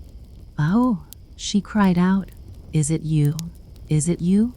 And it did not seem at all queer to her that she spoke to him as if she was sure that he would understand and answer her. He did answer. He twittered and chirped and hopped along the wall as if he were telling her all sorts of things. It seemed to Mistress Mary as if she understood him, too, though he was not speaking in words. It was as if he said, "Good morning. Isn't the wind nice? Isn't the sun nice? Isn't everything nice? Let us both chirp and hop and twitter. Come on, come on." Mary began to laugh, and as he hopped and took little flights along the wall, she ran after him. Poor little thin, sallow, ugly Mary. She actually looked almost pretty for a moment. "I like you. I like you," she cried out, pattering down the walk, and she chirped and tried to whistle, which last she did not know how to do in the least. But the robin seemed to be quite satisfied and chirped and whistled back at her. At last he spread his wings and made a darting flight to the top of a tree, where he perched and sang loudly. That reminded Mary of the first time she had seen him. He had been swinging on a treetop then, and she had been standing in the orchard. Now she was on the other side of the orchard and standing in the path outside a wall, much lower down, and there was this same tree inside. "It's in the garden no one can go into," she said to herself. "It's the garden without a door. He lives in there. How I wish I could see what it is like." She ran up the walk to the green door she had entered the first morning. Then she ran down the path through the other door and then into the orchard, and when she stood and looked up, there was the tree on the other side of the wall, and there was the robin just finishing his song and beginning to preen his feathers with his beak. "It is the garden," she said. "I am sure it is." She walked round and looked closely at that side of the orchard wall, but she only found what she had found before, that there was no door in it. Then she ran through the kitchen gardens again and out into the walk outside the long ivy-covered wall, and she walked to the end of it and looked at it, but there was no door, and then she walked to the other end, looking again, but there was no door. "It's very queer," she said. Ben Weatherstaff said there was no door and there is no door. But there must have been one 10 years ago, because Mr. Craven buried the key. This gave her so much to think of that she began to be quite interested and feel that she was not sorry that she had come to Misselthwaite Manor. In India she had always felt hot and too languid to care much about anything. The fact was that the fresh wind from the moor had begun to blow the cobwebs out of her young brain and to waken her up a little. She stayed out of doors nearly all day, and when she sat down to her supper at night she felt hungry and drowsy and comfortable. She did not feel cross when Martha chattered away. She felt as if she rather liked to hear her, and at last she thought she would ask her a question. She asked it after she had finished her supper and had sat down on the hearth rug before the fire. "Why did Mr. Craven hate the garden?" she said. She had made Martha stay with her and Martha had not objected at all. She was very young and used to a crowded cottage full of brothers and sisters, and she found it dull in the great servants' hall downstairs where the footmen and upper housemaids made fun of her Yorkshire speech and looked upon her as a common little thing, and sat and whispered among themselves. Martha liked to talk, and the strange child who had lived in India and been waited upon by blacks was novelty enough to attract her. She sat down on the hearth herself without waiting to be asked. "Art thou thinkin' about that garden yet?" she said. "I knew thou would. That was just the way with me when I first heard about it." "Why did he hate it?" Mary persisted. Martha tucked her feet under her and made herself quite comfortable. "Listen to teach wind wutherin' round the house," she said. "You could bear stand up on the moor if you was out on it tonight." Mary did not know what wutherin' meant until she listened, and then she understood. It must mean that hollow shuddering sort of roar which rushed round and round the house as if the giant no one could see were buffeting it and beating at the walls and windows to try to break in. But one knew he could not get in, and somehow it made one feel very safe and warm inside a room with a red coal fire. "But why did he hate it so?" she asked after she had listened. She intended to know if Martha did. Then Martha gave up her store of knowledge. "Mind," she said, "Mrs. Medlock said it's not to be talked about. There's lots o' things in this place that's not to be talked over. That's Mr. Craven's orders. His troubles are none servant's business, he says. But for teach garden he wouldn't be like he is. It was Mrs. Craven's garden that she had made when first they were married, and she just loved it. They used to tend the flowers themselves. And none o' teach gardeners was ever let to go in. Him and her used to go in and shut teach door and stay there hours and hours readin' and talkin'. And she was just a bit of a girl, and there was an old tree with a branch bent like a seat on it. And she made roses grow over it, and she used to sit there.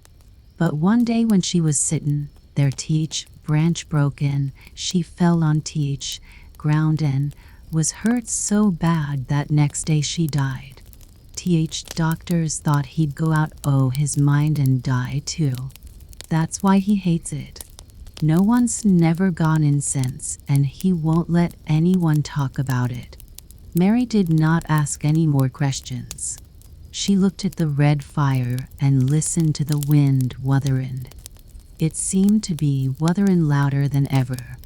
At that moment a very good thing was happening to her. For good things had happened to her, in fact, since she came to Misselthwaite Manor. She had felt as if she had understood a robin and that he had understood her. She had run in the wind until her blood had grown warm. She had been healthily hungry for the first time in her life, and she had found out what it was to be sorry for someone. She was getting on. But as she was listening to the wind, she began to listen to something else. She did not know what it was, because at first she could scarcely distinguish it from the wind itself. It was a curious sound. It seemed almost as if a child were crying somewhere. Sometimes the wind sounded rather like a child crying, but presently Mistress Mary felt quite sure that this sound was inside the house, not outside it. It was far away, but it was inside. She turned round and looked at Martha. "Do you hear anyone crying?" she said. Martha suddenly looked confused. "No," she answered. "It's wind. Sometimes it sounds like as if someone was lost on Moor and Wayland. It's got all sorts o' sounds. But listen," said Mary. "It's in the house, down one of those long corridors." And at that very moment a door must have been opened somewhere downstairs, for a great rushing draught blew along the passage, and the door of the room they sat in was blown open with a crash. And as they both jumped to their feet, the light was blown out, and the crying sound was swept down the far corridor so that it was to be heard more plainly than ever. "There," said Mary. "I told you so. It is someone crying, and it isn't a grown-up person."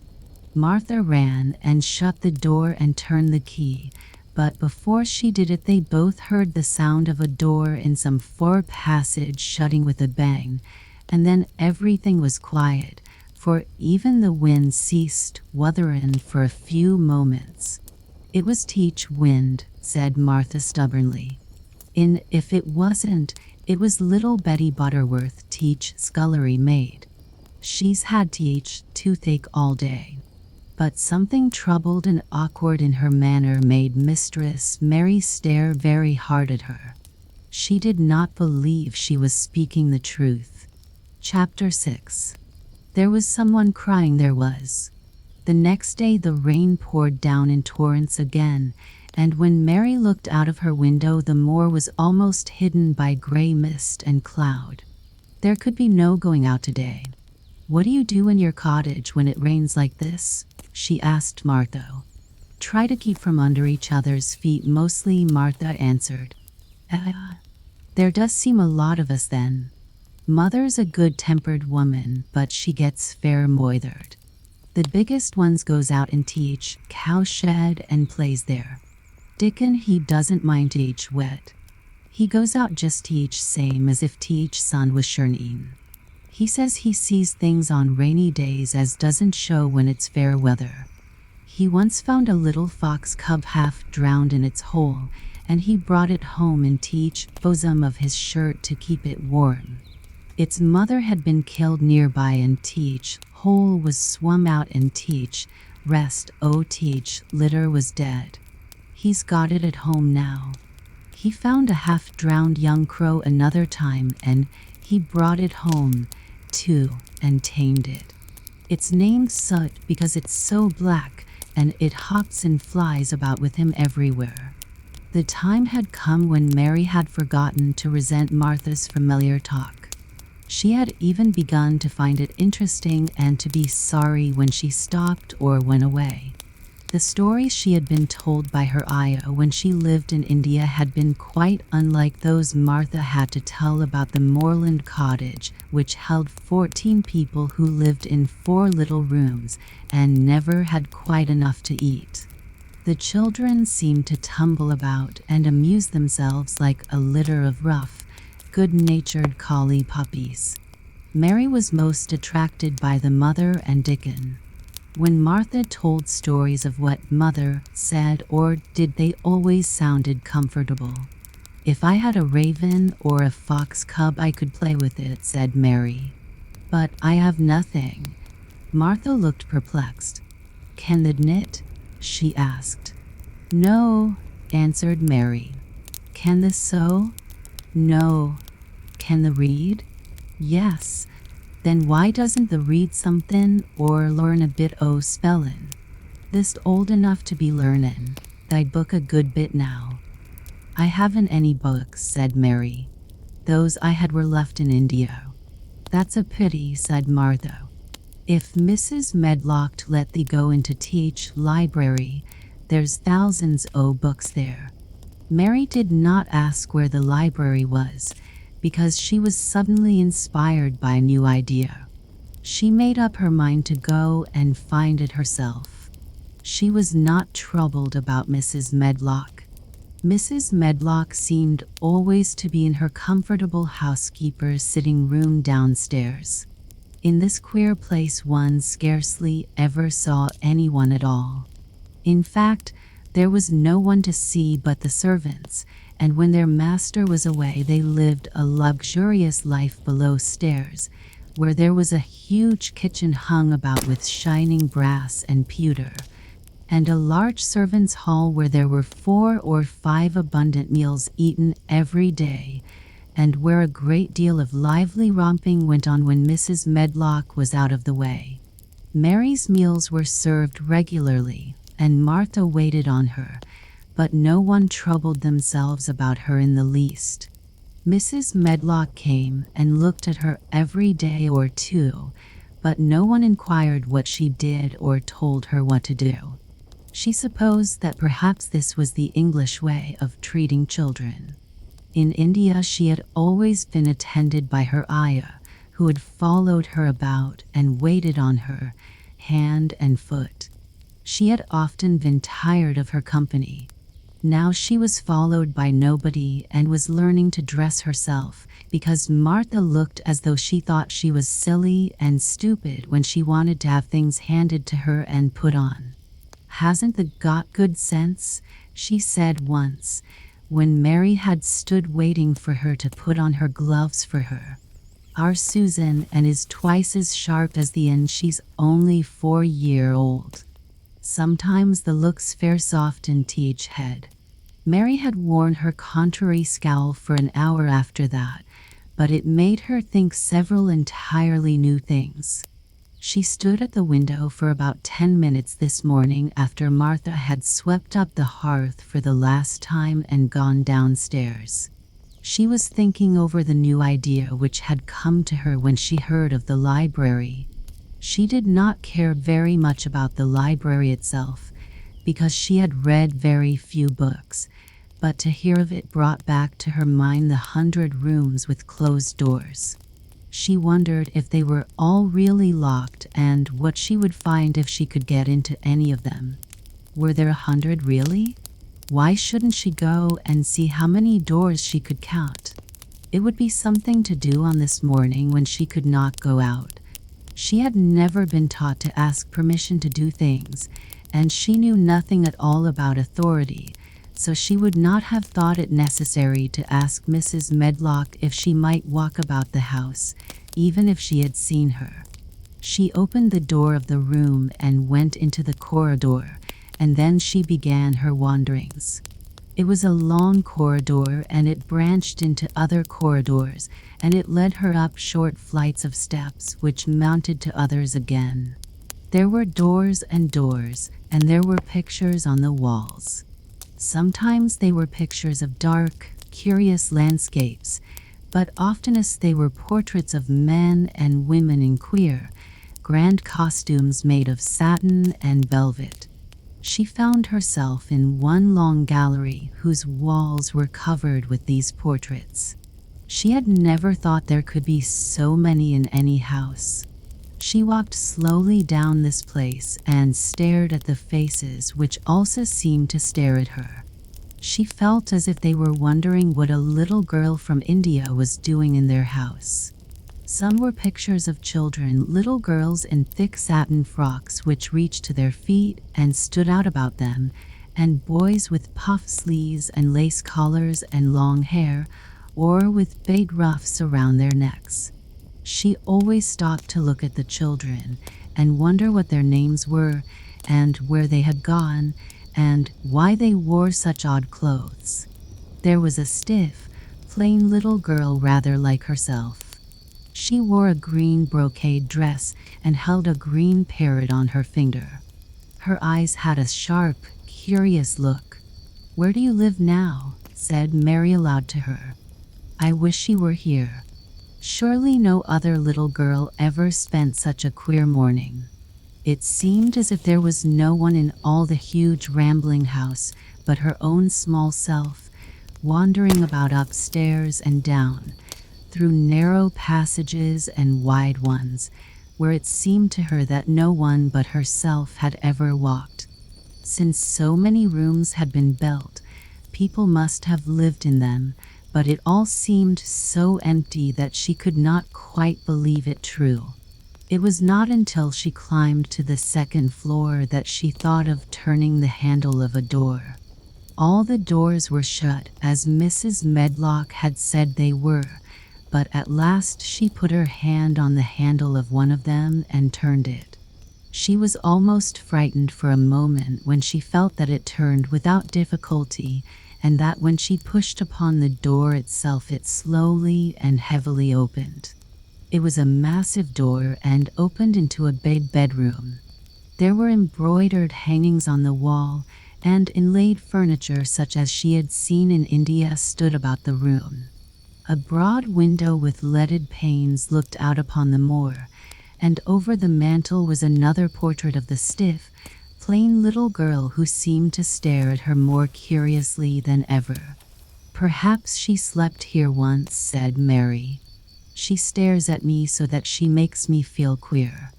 After that she opened more doors and more. She saw so many rooms that she became quite tired and began to think that there must be 100, though she had not counted them. In all of them there were old pictures or old tapestries with strange scenes worked on them. There were curious pieces of furniture and curious ornaments in nearly all of them. In one room, which looked like a lady's sitting room, the hangings were all embroidered velvet, and in a cabinet were about 100 little elephants made of ivory. They were of different sizes, and some had their mahouts or palanquins on their backs. Some were much bigger than the others, and some were so tiny that they seemed only babies. Mary had seen carved ivory in India, and she knew all about elephants. She opened the door of the cabinet and stood on a footstool and played with these for quite a long time. When she got tired, she set the elephants in order and shut the door of the cabinet. In all her wanderings through the long corridors and the empty rooms, she had seen nothing alive, but in this room she saw something. Just after she had closed the cabinet door, she heard a tiny rustling sound. It made her jump and look around at the sofa by the fireplace, from which it seemed to come. In the corner of the sofa there was a cushion, and in the velvet which covered it there was a hole, and out of the hole peeped a tiny head with a pair of frightened eyes in it. Mary crept softly across the room to look. The bright eyes belonged to a little gray mouse, and the mouse had eaten a hole into the cushion and made a comfortable mess there. 6 baby mice were cuddled up asleep near her. If there was no one else alive in the 100 rooms, there were 7 mice who did not look lonely at all. "If they wouldn't be so frightened, I would take them back with me," said Mary. She had wandered about long enough to feel too tired to wander any farther, and she turned back. 2 or 3 times she lost her way by turning down the wrong corridor, and was obliged to ramble up and down until she found the right one, but at last she reached her own floor again, though she was some distance from her own room and did not know exactly where she was. "I believe I have taken a wrong turning again," she said, standing still at what seemed the end of a short passage with tapestry on the wall. "I don't know which way to go. How still everything is." It was while she was standing here and just after she had said this that the stillness was broken by a sound. It was another cry, but not quite like the one she had heard last night. It was only a short one, a fretful, childish whine muffled by passing through walls. "It's nearer than it was," said Mary, her heart beating rather faster. "And it is crying." She put her hand accidentally upon the tapestry near her, and then sprang back, feeling quite startled. The tapestry was the covering of a door which fell open and showed her that there was another part of the corridor behind it, and Mrs. Medlock was coming up it with her bunch of keys in her hand and a very cross look on her face.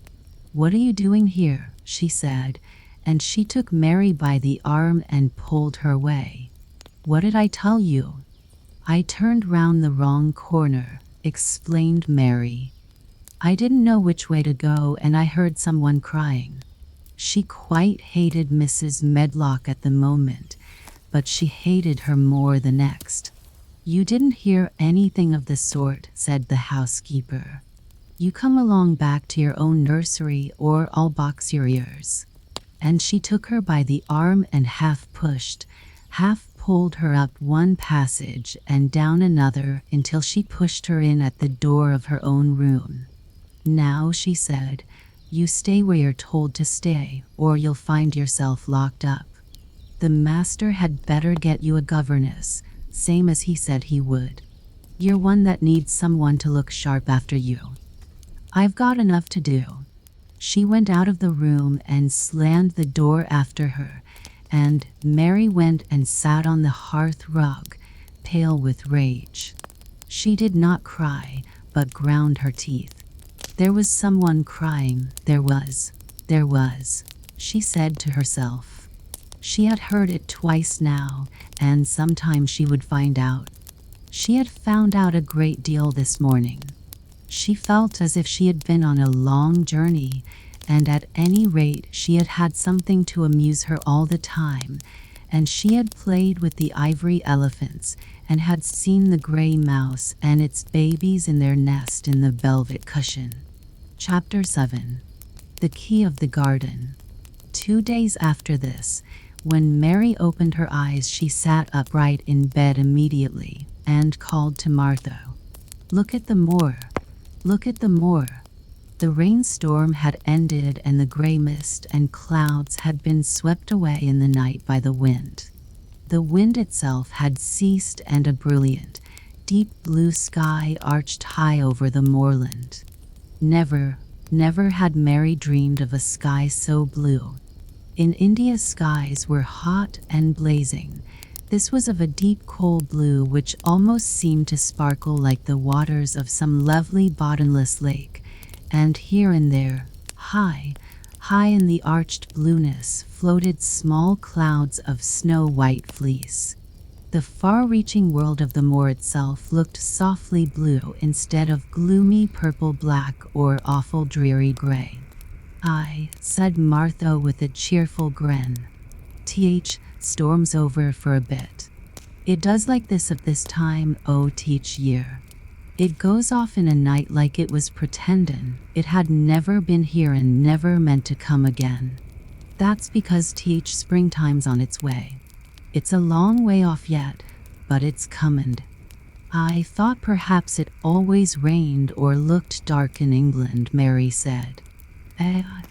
"No," said Martha, sitting up on her heels among her black lead brushes. "Nowt sort." "What does that mean?" asked Mary seriously. In India, the natives spoke different dialects which only a few people understood, so she was not surprised when Martha used words she did not know. Martha laughed as she had done the first morning. "There now," she said. "I've talked broad Yorkshire again like Mrs. Medlock said I mustn't. Nowt sort means nothing off the sort, slowly and carefully, but it takes so long to say it. Yorkshire's sunniest place on earth when it is sunny. I told thee the blight more after a bit. Just you wait till you see gold-colored gorse blossoms and blossoms broom, and heather flowerin', all purple bells, and hundreds o' butterflies flutterin', and bees hummin', and skylarks soarin' up and singin'. You'll want to get out on it at sunrisin', live out on it all day like Dickon does." "Could I ever get there?" asked Mary wistfully, looking through her window at the far-off blue. It was so new and big and wonderful and such a heavenly color. "I don't know," answered Martha. "This never used the legs since the was born, it seems to me. The couldn't walk 5 mile. It's 5 mile to our cottage. I should like to see her cottage." Martha stared at her a moment curiously before she took up her polishing brush and began to rub the grate again. She was thinking that the small plain face did not look quite as sour at this moment as it had done the first morning she saw it. It looked just a trifle like little Susan Ann's when she wanted something very much. "I'll ask my mother about it," she said. "She's one o' them that nearly always sees a way to do things. It's my day out today and I'm going home." I am glad. Mrs. Medlock thinks a lot o' mother. Perhaps she could talk to her." "I like your mother," said Mary. "I should think the did," agreed Martha, polishing away. "I've never seen her," said Mary. "No, the hasn't," replied Martha. She sat up on her heels again and rubbed the end of her nose with the back of her hand as if puzzled for a moment, but she ended quite positively. "Well, she's that sensible and hard-workin' and good-natured and clean that no one could help liking her whether they'd seen her or not. When I'm goin' home to her on my day out, I just jump for joy when I'm crossin' Teach Moor." "I like Dickon," added Mary. "And I've never seen him." "Well," said Martha stoutly, "I've told thee that Teach very birds likes him and Teach rabbits and wild sheep and ponies and Teach foxes themselves. I wonder," staring at her reflectively, "what Dickon would think of thee." "He wouldn't like me," said Mary in her stiff, cold little way. "No one does." Martha looked reflective again. "How does thou like thyself?" she inquired, really quite as if she were curious to know. Mary hesitated a moment and thought it over. "Not at all, really," she answered. "But I never thought of that before." Martha grinned a little as if at some homely recollection. "Mother said that to me once," she said. "She was at her wash tubbin'. I was in a bad temperin', talkin' ill of folk, and she turns round on me and says, 'The young vixen, there the stands sayin', the doesn't like this one and the doesn't like that one. How does the like thyself?' It made me laughin', it brought me to my senses in a minute." She went away in high spirits as soon as she had given Mary her breakfast. She was going to walk 5 miles across the moor to the cottage, and she was going to help her mother with the washing and do the week's baking and enjoy herself thoroughly. Mary felt lonelier than ever when she knew she was no longer in the house. She went out into the garden as quickly as possible, and the first thing she did was to run round and round the fountain flower garden 10 times. She counted the times carefully, and when she had finished she felt in better spirits. The sunshine made the whole place look different. The high, deep, blue sky arched over Misselthwaite as well as over the moor, and she kept lifting her face and looking up into it, trying to imagine what it would be like to lie down on one of the little snow-white clouds and float about. She went into the first kitchen garden and found Ben Weatherstaff working there with 2 other gardeners. The change in the weather seemed to have done him good. He spoke to her of his own accord. "Springtime's comin'," he said. "Cannot thee smell it?" Mary sniffed and thought she could. I smell something nice and fresh and damp, she said. That's good rich earth, he answered, digging away. It's in a good humor makin' ready to grow things. It's glad when plantin' time comes. It's dull in winter when it's got naught to do. In flower gardens out there things will be stirrin' down below in dark. Sun's warmin' You'll see bits o' green spikes stickin' out o' black earth after a bit. What will they be? Asked Mary. Crocuses and snowdrops and daffodils. Has thee never seen them? No. Everything is hot and wet and green after the rains in India, said Mary. And I think things grow up in a night. These won't grow up in a night, said Weatherstaff. They'll have to wait for They'll poke up a bit higher here and push out a spike more there and uncurl a leaf this day and another that. You watch, I am going to, answered Mary. Very soon she heard the soft rustling flight of wings again, and she knew at once that the robin had come again. He was very pert and lively, and hopped about so close to her feet, and put his head on one side, and looked at her so slyly that she asked Ben Weatherstaff a question. Do you think he remembers me?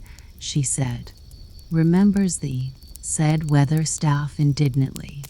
He knows every cabbage stump in gardens, let alone people. He's never seen a little wench here before, and he's bent on finnin' out all about thee. There's no need to try to hide anything from him. Are things stirring down below in the dark in that garden where he lives? Mary inquired. What garden? Grunted Weatherstaff, becoming surly again. The one where the old rose trees are. She could not help asking, because she wanted so much to know. Are all the flowers dead, or do some of them come again in the summer? Are there ever any roses? Ask him, said Ben Weatherstaff, hunching his shoulders toward the robin. He's the only one as knows. No one else has seen inside it for 10 years. 10 years was a long time, Mary thought. She had been born 10 years ago. She walked away, slowly thinking. She had begun to like the garden just as she had begun to like the robin and Dickon and Martha's mother. She was beginning to like Martha too. That seemed a good many people to like, when you were not used to liking. She thought of the robin as one of the people. She went to her walk outside the lawn, ivy-covered wall over which she could see the treetops, and the second time she walked up and down the most interesting and exciting thing happened to her, and it was all through Ben Weatherstaff's robin. She heard a chirp and a twitter, and when she looked at the bare flower bed at her left side there, he was hopping about and pretending to peck things out of the earth to persuade her that he had not followed her. But she knew he had followed her, and the surprise so filled her with delight that she almost trembled a little. You do remember me, she cried out. You do. You're prettier than anything else in the world. She chirped and talked and coaxed, and he hopped and flirted his tail and twittered. It was as if he were talking. His red waistcoat was like satin, and he puffed his tiny breast out and was so fine and so grand and so pretty that it was really as if he were showing her how important and like a human person a robin could be. Mistress Mary forgot that she had ever been contrary in her life when he allowed her to draw closer and closer to him and bend down and talk and try to make something like robin sounds. Oh! To think that he should actually let her come as near to him as that. He knew nothing in the world would make her put out her hand toward him or startle him in the least tiniest way. He knew it because he was a real person, only nicer than any other person in the world. She was so happy that she scarcely dared to breathe. The flower bed was not quite bare. It was bare of flowers because the perennial plants had been cut down for their winter rest, but there were tall shrubs and low ones which grew together at the back of the bed. And as the robin hopped about under them, she saw him hop over a small pile of freshly turned up earth. He stopped on it to look for a worm.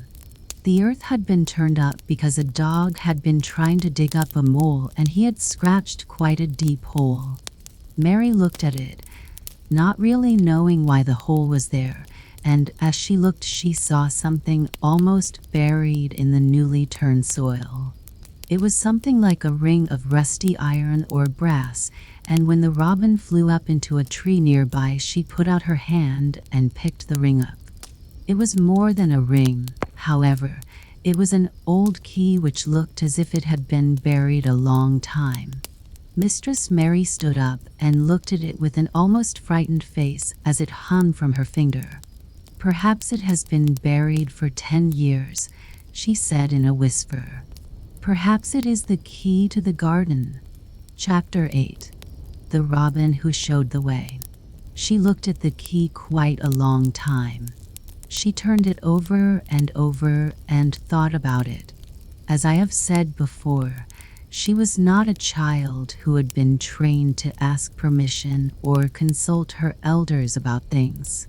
All she thought about the key was that if it was the key to the closed garden and she could find out where the door was, she could perhaps open it and see what was inside the walls and what had happened to the old rose trees. It was because it had been shut up so long that she wanted to see it.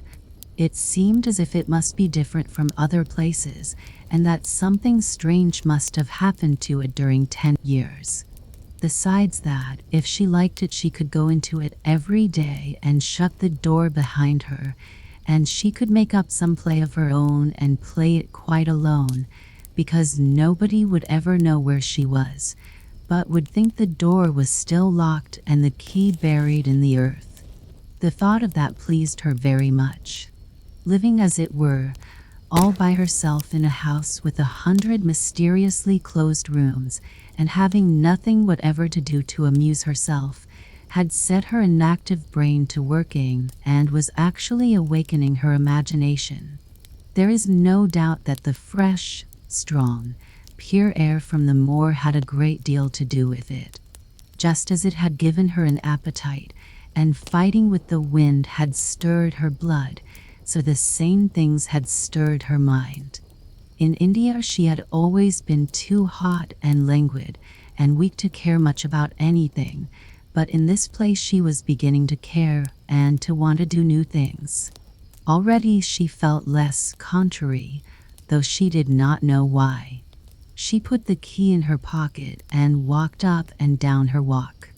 No one but herself ever seemed to come there, so she could walk slowly and look at the wall, or rather at the ivy growing on it.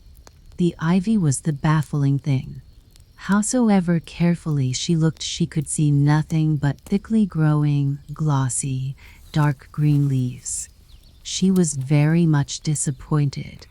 Something of her contrariness came back to her as she paced the walk and looked over it at the treetops inside. It seemed so silly, she said to herself, to be near it and not be able to get in. She took the key in her pocket when she went back to the house, and she made up her mind that she would always carry it with her when she went out, so that if she ever should find the hidden door she would be ready. Mrs. Medlock had allowed Martha to sleep all night at the cottage, but she was back at her work in the morning with cheeks redder than ever and in the best of spirits.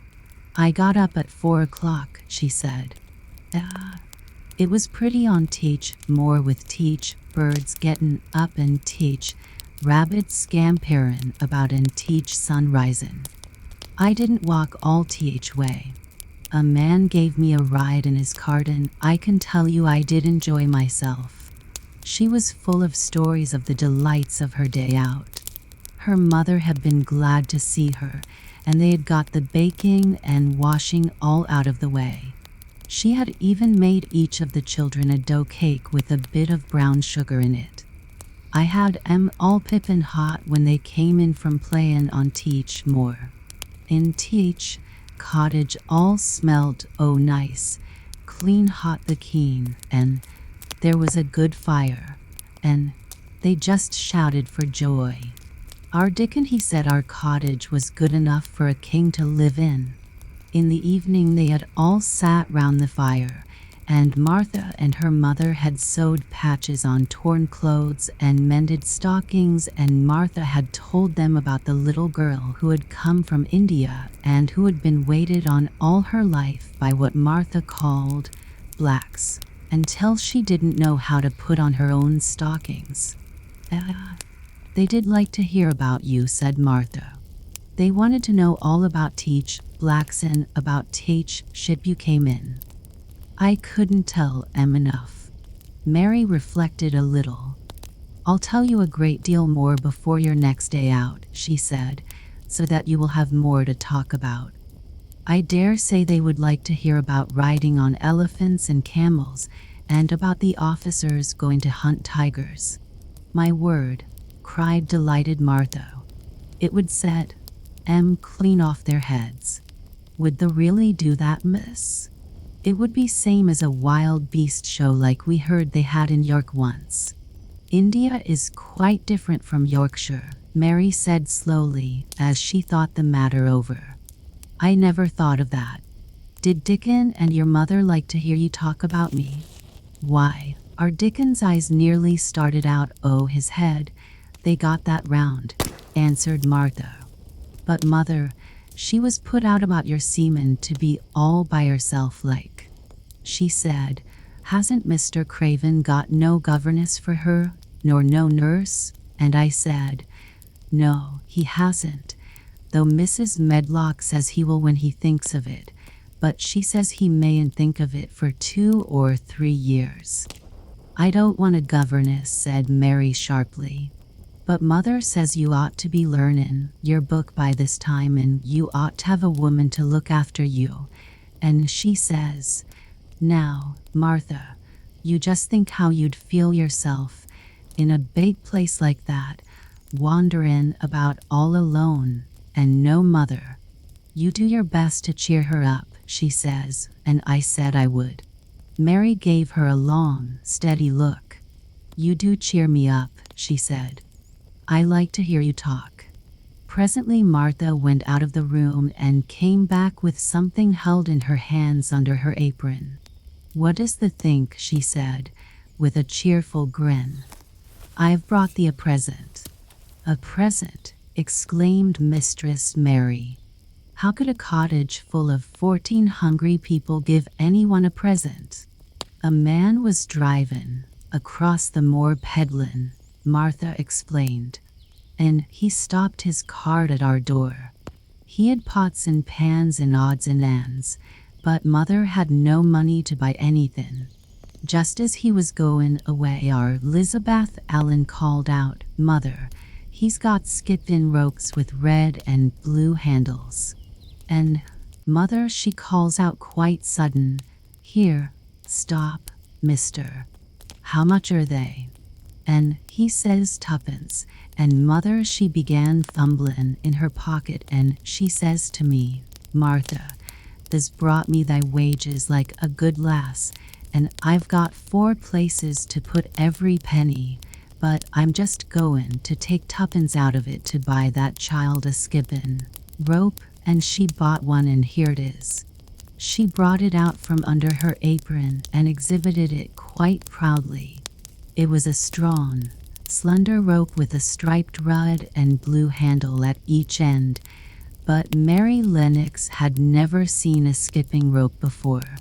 She gazed at it with a mystified expression. What is it for? She asked curiously. For, cried out Martha, does that mean that they've not got skipping ropes in India? For all they've got elephants and tigers and camels. No wonder most of 'em's black. This is what it's for. Just watch me. And she ran into the middle of the room and, taking a handle in each hand, began to skip and skip and skip, while Mary turned in her chair to stare at her, and the queer faces in the old portraits seemed to stare at her, too, and wonder what on earth this common little caretaker had the impudence to be doing under their very noses. But Martha did not even see them. The interest and curiosity in Mistress Mary's face delighted her, and she went on skipping and counted as she skipped until she had reached 100. "I could skip longer than that," she said when she stopped. "I've skipped as much as 500 when I was 12, but I wasn't as fat then as I am now, and I was in practice." Mary got up from her chair, beginning to feel excited herself. "It looks nice," she said. "Your mother is a kind woman. Do you think I could ever skip like that?" "You just try it," urged Martha, handing her the skipping rope. "You can't skip 100 at first, but if you practice you'll Munnot. That's what Mother said. She says nothin' will do her more good than skippin' rope. It's sensiblest toy a child can have. Let her play out in fresh air skippin', and it'll stretch her legs and arms and give her some strength in them." It was plain that there was not a great deal of strength in Mistress Mary's arms and legs when she first began to skip. She was not very clever at it, but she liked it so much that she did not want to stop. "Put on the things and run and skip out o' doors," said Martha. "Mother said I must tell you to keep out o' doors as much as you could, even when it rains a bit, so as the wrap up warm." Mary put on her coat and hat and took her skipping rope over her arm. She opened the door to go out, and then suddenly thought of something and turned back rather slowly. "Martha," she said, "they were your wages. It was your tuppence, really." "Thank you." She said it stiffly because she was not used to thanking people or noticing that they did things for her. "Thank you," she said, and held out her hand because she did not know what else to do. Martha gave her hand a clumsy little shake, as if she was not accustomed to this sort of thing either. Then she laughed. "The art a queer, old womanish thing," she said. "If there'd been our Elizabeth Allen that'd have give me a kiss." Mary looked stiffer than ever. "Do you want me to kiss you?" Martha laughed again. "Nay, not me," she answered. "If there was different, perhaps they'd wanted so. But there isn't. Run off outside and play with thy rope." Mistress Mary felt a little awkward as she went out of the room. Yorkshire people seemed strange, and Martha was always rather a puzzle to her. At first she had disliked her very much, but now she did not. The skipping rope was a wonderful thing. She counted and skipped and counted, until her cheeks were quite red, and she was more interested than she had ever been since she was born.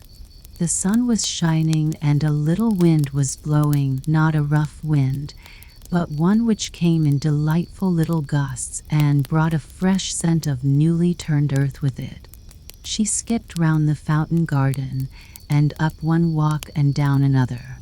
She skipped at last into the kitchen garden and saw Ben Weatherstaff digging and talking to his robin, which was hopping about him. She skipped down the walk toward him, and he lifted his head and looked at her with a curious expression. She had wondered if he would notice her. She really wanted him to see her skip. "Well," he exclaimed, "upon my word, p'raps thou art a young un after all, and perhaps thou's got child's blood in thy veins instead of sour buttermilk. This skipped red into thy cheeks as sure as my name's Ben Weatherstaff. I wouldn't have believed thou could do it." "I never skipped before," Mary said. "I'm just beginning. I can only go up to 20. "The keep on," said Ben. "This shape's well enough at it for a young un that's lived with heathen. Just see how he's watching thee," jerking his head toward the robin. "He followed after the yesterday. He'll be at it again today. He'll be bound to find out what teach skip and rope is. He's never seen one."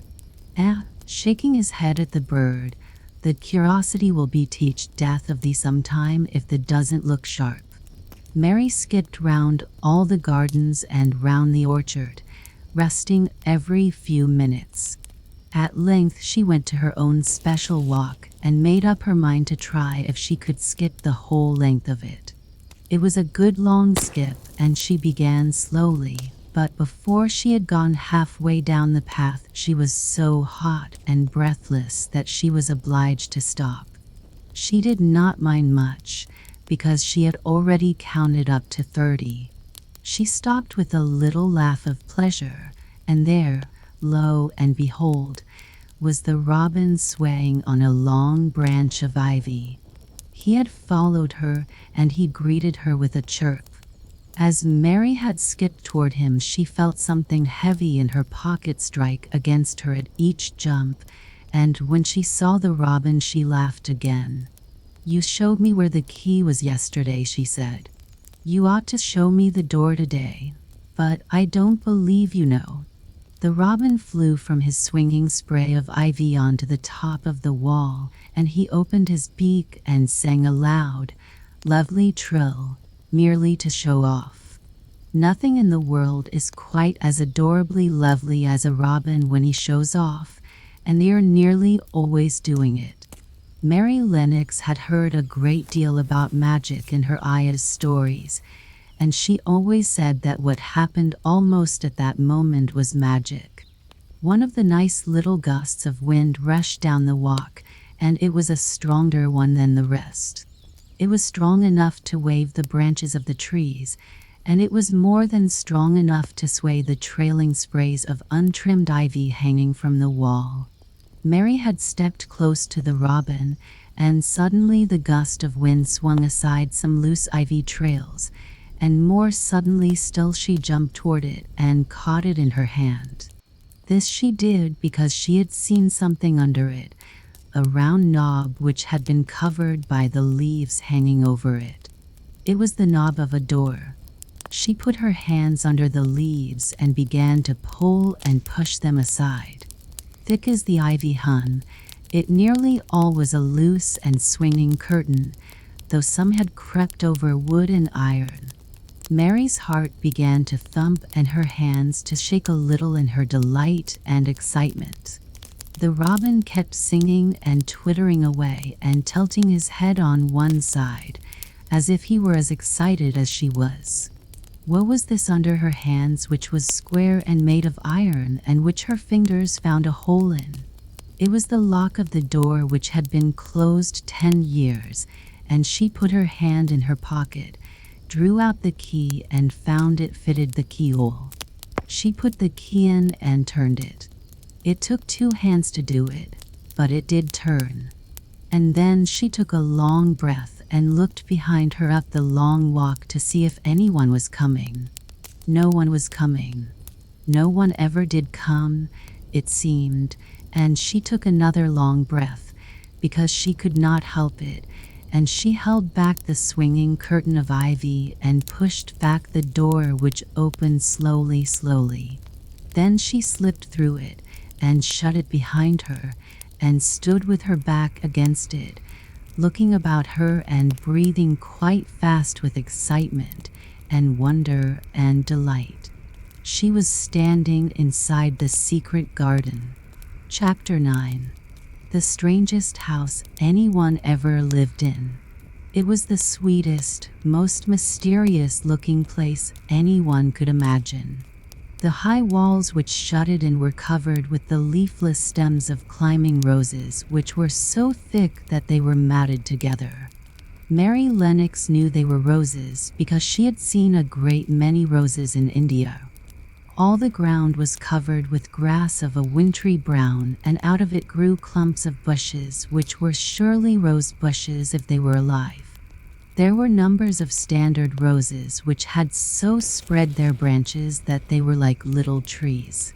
There were other trees in the garden, and one of the things which made the place look strangest and loveliest was that climbing roses had run all over them and swung down long tendrils which made light swaying curtains, and here and there they had caught at each other or at a far-reaching branch and had crept from one tree to another and made lovely bridges of themselves.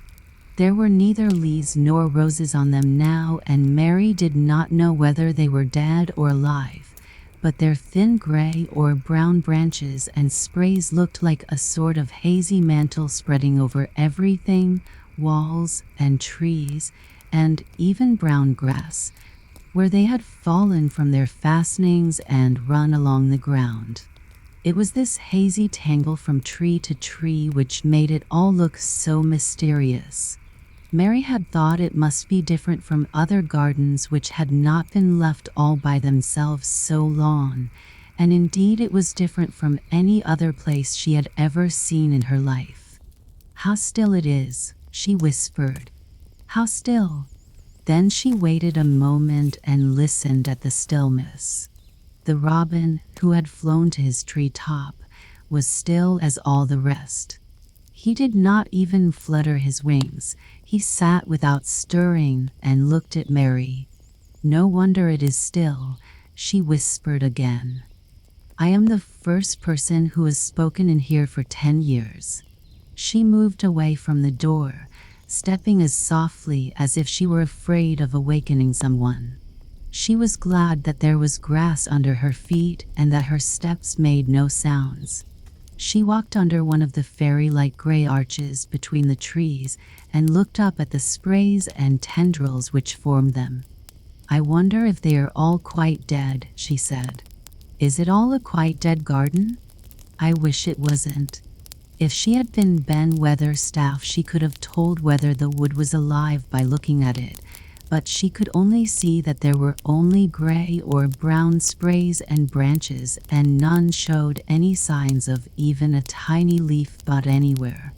But she was inside the wonderful garden, and she could come through the door under the ivy any time, and she felt as if she had found a world all her own. The sun was shining inside the four walls, and the high arch of blue sky over this particular piece of Missel plate seemed even more brilliant and soft than it was over the moor. The robin flew down from his treetop and hopped about or flew after her from one bush to another. He chirped a good deal and had a very busy air, as if he were showing her things. Everything was strange and silent, and she seemed to be hundreds of miles away from anyone, but somehow she did not feel lonely at all.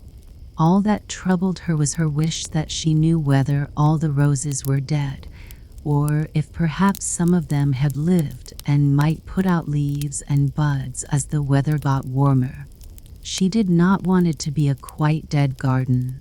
If it were a quite alive garden, how wonderful it would be, and what thousands of roses would grow on every side. Her skipping rope had hung over her arm when she came in, and after she had walked about for a while she thought she would skip round the whole garden, stopping when she wanted to look at things. There seemed to have been grass paths here and there, and in one or two corners there were alcoves of evergreen with stone seats or tall moss-covered flower urns in them. As she came near the second of these alcoves, she stopped skipping. There had once been a flower bed in it, and she thought she saw something sticking out of the black earth, some sharp little pale green points. She remembered what Ben Weatherstaff had said, and she knelt down to look at them. "Yes, they are tiny growing things, and they might be crocuses or snowdrops or daffodils," she whispered. She bent very close to them and sniffed the fresh scent of the damp earth. She liked it very much. "Perhaps there are some other ones coming up in other places," she said. "I will go all over the garden and look." She did not skip, but walked. She went slowly and kept her eyes on the ground. She looked in the old border beds and among the grass, and after she had gone round, trying to miss nothing. She had found ever so many more sharp, pale green points, and she had become quite excited again. "It isn't a quite dead garden," she cried out softly to herself. "Even if the roses are dead, there are other things alive." She did not know anything about gardening, but the grass seemed so thick in some of the places where the green points were pushing their way through that she thought they did not seem to have room enough to grow. She searched about until she found a rather sharp piece of wood and knelt down and dug and weeded out the weeds and grass until she made nice little clear places around them. "Now they look as if they could breathe," she said, after she had finished with the first ones. "I am going to do ever so many more. I'll do all I can see. If I haven't time today, I can come tomorrow." She went from place to place and dug and weeded and enjoyed herself so immensely that she was led on from bed to bed and into the grass under the trees. The exercise made her so warm that she first threw her coat off and then her hat, and without knowing it, she was smiling down onto the grass and the pale green points all the time. The robin was tremendously busy. He was very much pleased to see gardening begun on his own estate. He had often wondered at Ben Weatherstaff. Where gardening is done, all sorts of delightful things to eat are turned up with the soil. Now here was this new kind of creature who was not half Ben's size, and yet had had the sense to come into his garden and begin at once. Mistress Mary worked in her garden until it was time to go to her midday dinner.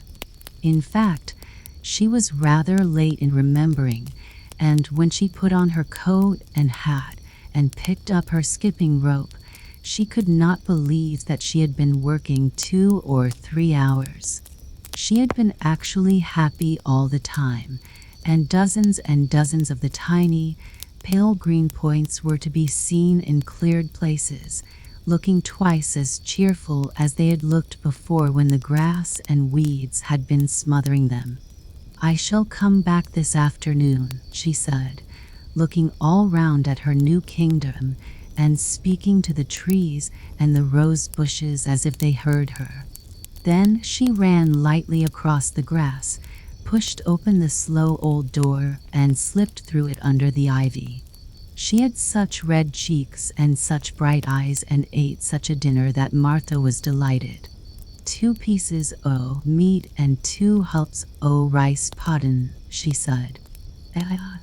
"Mother will be pleased when I tell her what teach skipped and ropes done for thee."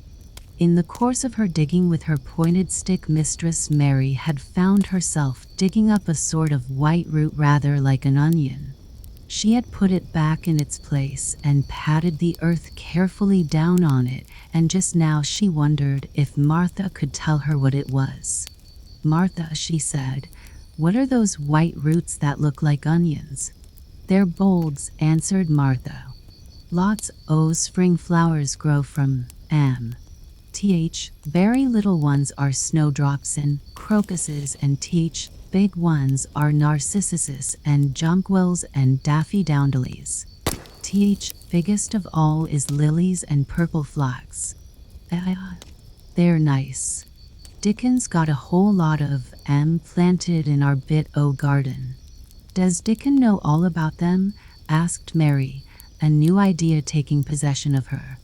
"Our Dickon can make a flower grow out of a brick walk. Mother says he just whispers things out o' teach ground." "Do bulbs live a long time? Would they live years and years if no one helped them?" inquired Mary anxiously. "They're things as helps themselves," said Martha. "That's why poor folk can afford to have 'em. If you don't trouble 'em, most of 'em'll work away underground for a lifetime and spread out and have little UNS. There's a place in Teach Park Woods here where there's snowdrops by thousands. They're the prettiest sight in Yorkshire when Teach spring comes. No one knows when they was first planted." "I wish the spring was here now," said Mary. "I want to see all the things that grow in England." She had finished her dinner and gone to her favorite seat on the hearth rug. I wish I had a little spade," she said. "Whatever does the want a spade for?" asked Martha, laughing. "Art the goin' to take to Dickon? I must tell mother that too." Mary looked at the fire and pondered a little. She must be careful if she meant to keep her secret kingdom. She wasn't doing any harm, but if Mr. Craven found out about the open door, he would be fearfully angry and get a new key and lock it up forevermore. She really could not bear that. "This is such a big, lonely place," she said slowly, as if she were turning matters over in her mind. "The house is lonely, and the park is lonely, and the gardens are lonely. So many places seem shut up. I never did many things in India, but there were more people to look at, natives and soldiers marching by, and sometimes bands playing, and my ayah told me stories. There is no one to talk to here except you and Ben Weatherstaff. And you have to do your work, and Ben Weatherstaff won't speak to me often. I thought if I had a little spade I could dig somewhere as he does, and I might make a little garden if he would give me some seeds." Martha's face quite lighted up. "There now," she exclaimed, "if that wasn't one of Teach things mother said. She says, there's such a lot o' room in that big place. Why don't they give her a bit for herself, even if she doesn't plant nothin' but parsley and radishes? She'd dig and rake away and be right down happy over it." "Them was the very words she said." "Were they?" said Mary. "How many things she knows, doesn't she?" Said Martha. "It's like she says, a woman as brings up 12 children learns something besides her ABC.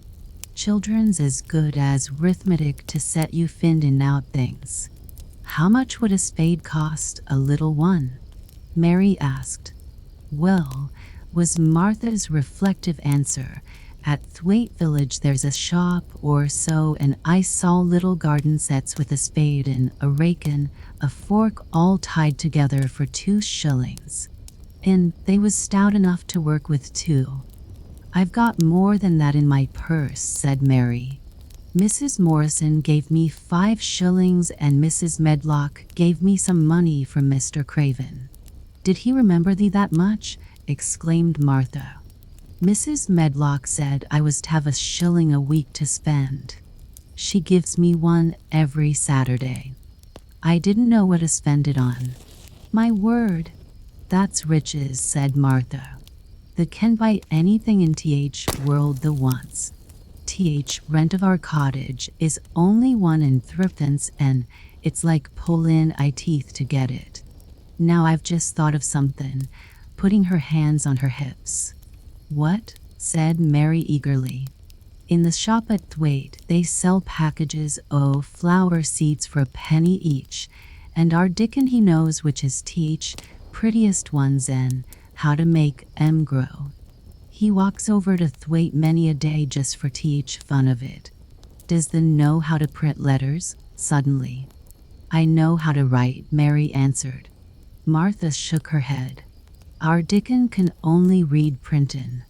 If the could print we could write a letter to him and ask him to go in, buy Teach garden tools and Teach seeds at Teach same time." "Oh, you're a good girl," Mary cried. "You are really. I didn't know you were so nice. I know I can print letters if I try. Let's ask Mrs. Medlock for a pen and ink and some paper." "I've got some of my own," said Martha. "I bought 'em so I could print a bit of a letter to mother of a Sunday. I'll go and get it." She ran out of the room, and Mary stood by the fire and twisted her thin little hands together with sheer pleasure. "If I have a spade," she whispered, "I can make the earth nice and soft and dig up weeds. If I have seeds and can make flowers grow, the garden won't be dead at all. It will come alive." She did not go out again that afternoon because when Martha returned with her pen and ink and paper, she was obliged to clear the table and carry the plates and dishes downstairs, and when she got into the kitchen, Mrs. Medlock was there and told her to do something. So Mary waited for what seemed to her a long time before she came back. Then it was a serious piece of work to write to Dickon. Mary had been taught very little because her governesses had disliked her too much to stay with her. She could not spell particularly well, but she found that she could print letters when she tried. This was the letter Martha dictated to her. My dear Dickon, this comes hoping to find you well as it leaves me at present. Miss Mary has plenty of money, and will you go to Thwaite and buy her some flower seeds and a set of garden tools to make a flower bed. Pick the prettiest ones and easy to grow because she has never done it before and lived in India, which is different. Give my love to Mother and every one of you. Miss Mary is going to tell me a lot more so that on my next day out you can hear about elephants and camels and gentlemen going hunting lions and tigers. Your loving sister, Martha Phoebe Sowerby. We'll put the money in th envelope and I'll get Teach, butcher's boy, to take it in his cart. He's a great friend, oh Dickon, said Martha. How shall I get the things when Dickon buys them? Asked Mary.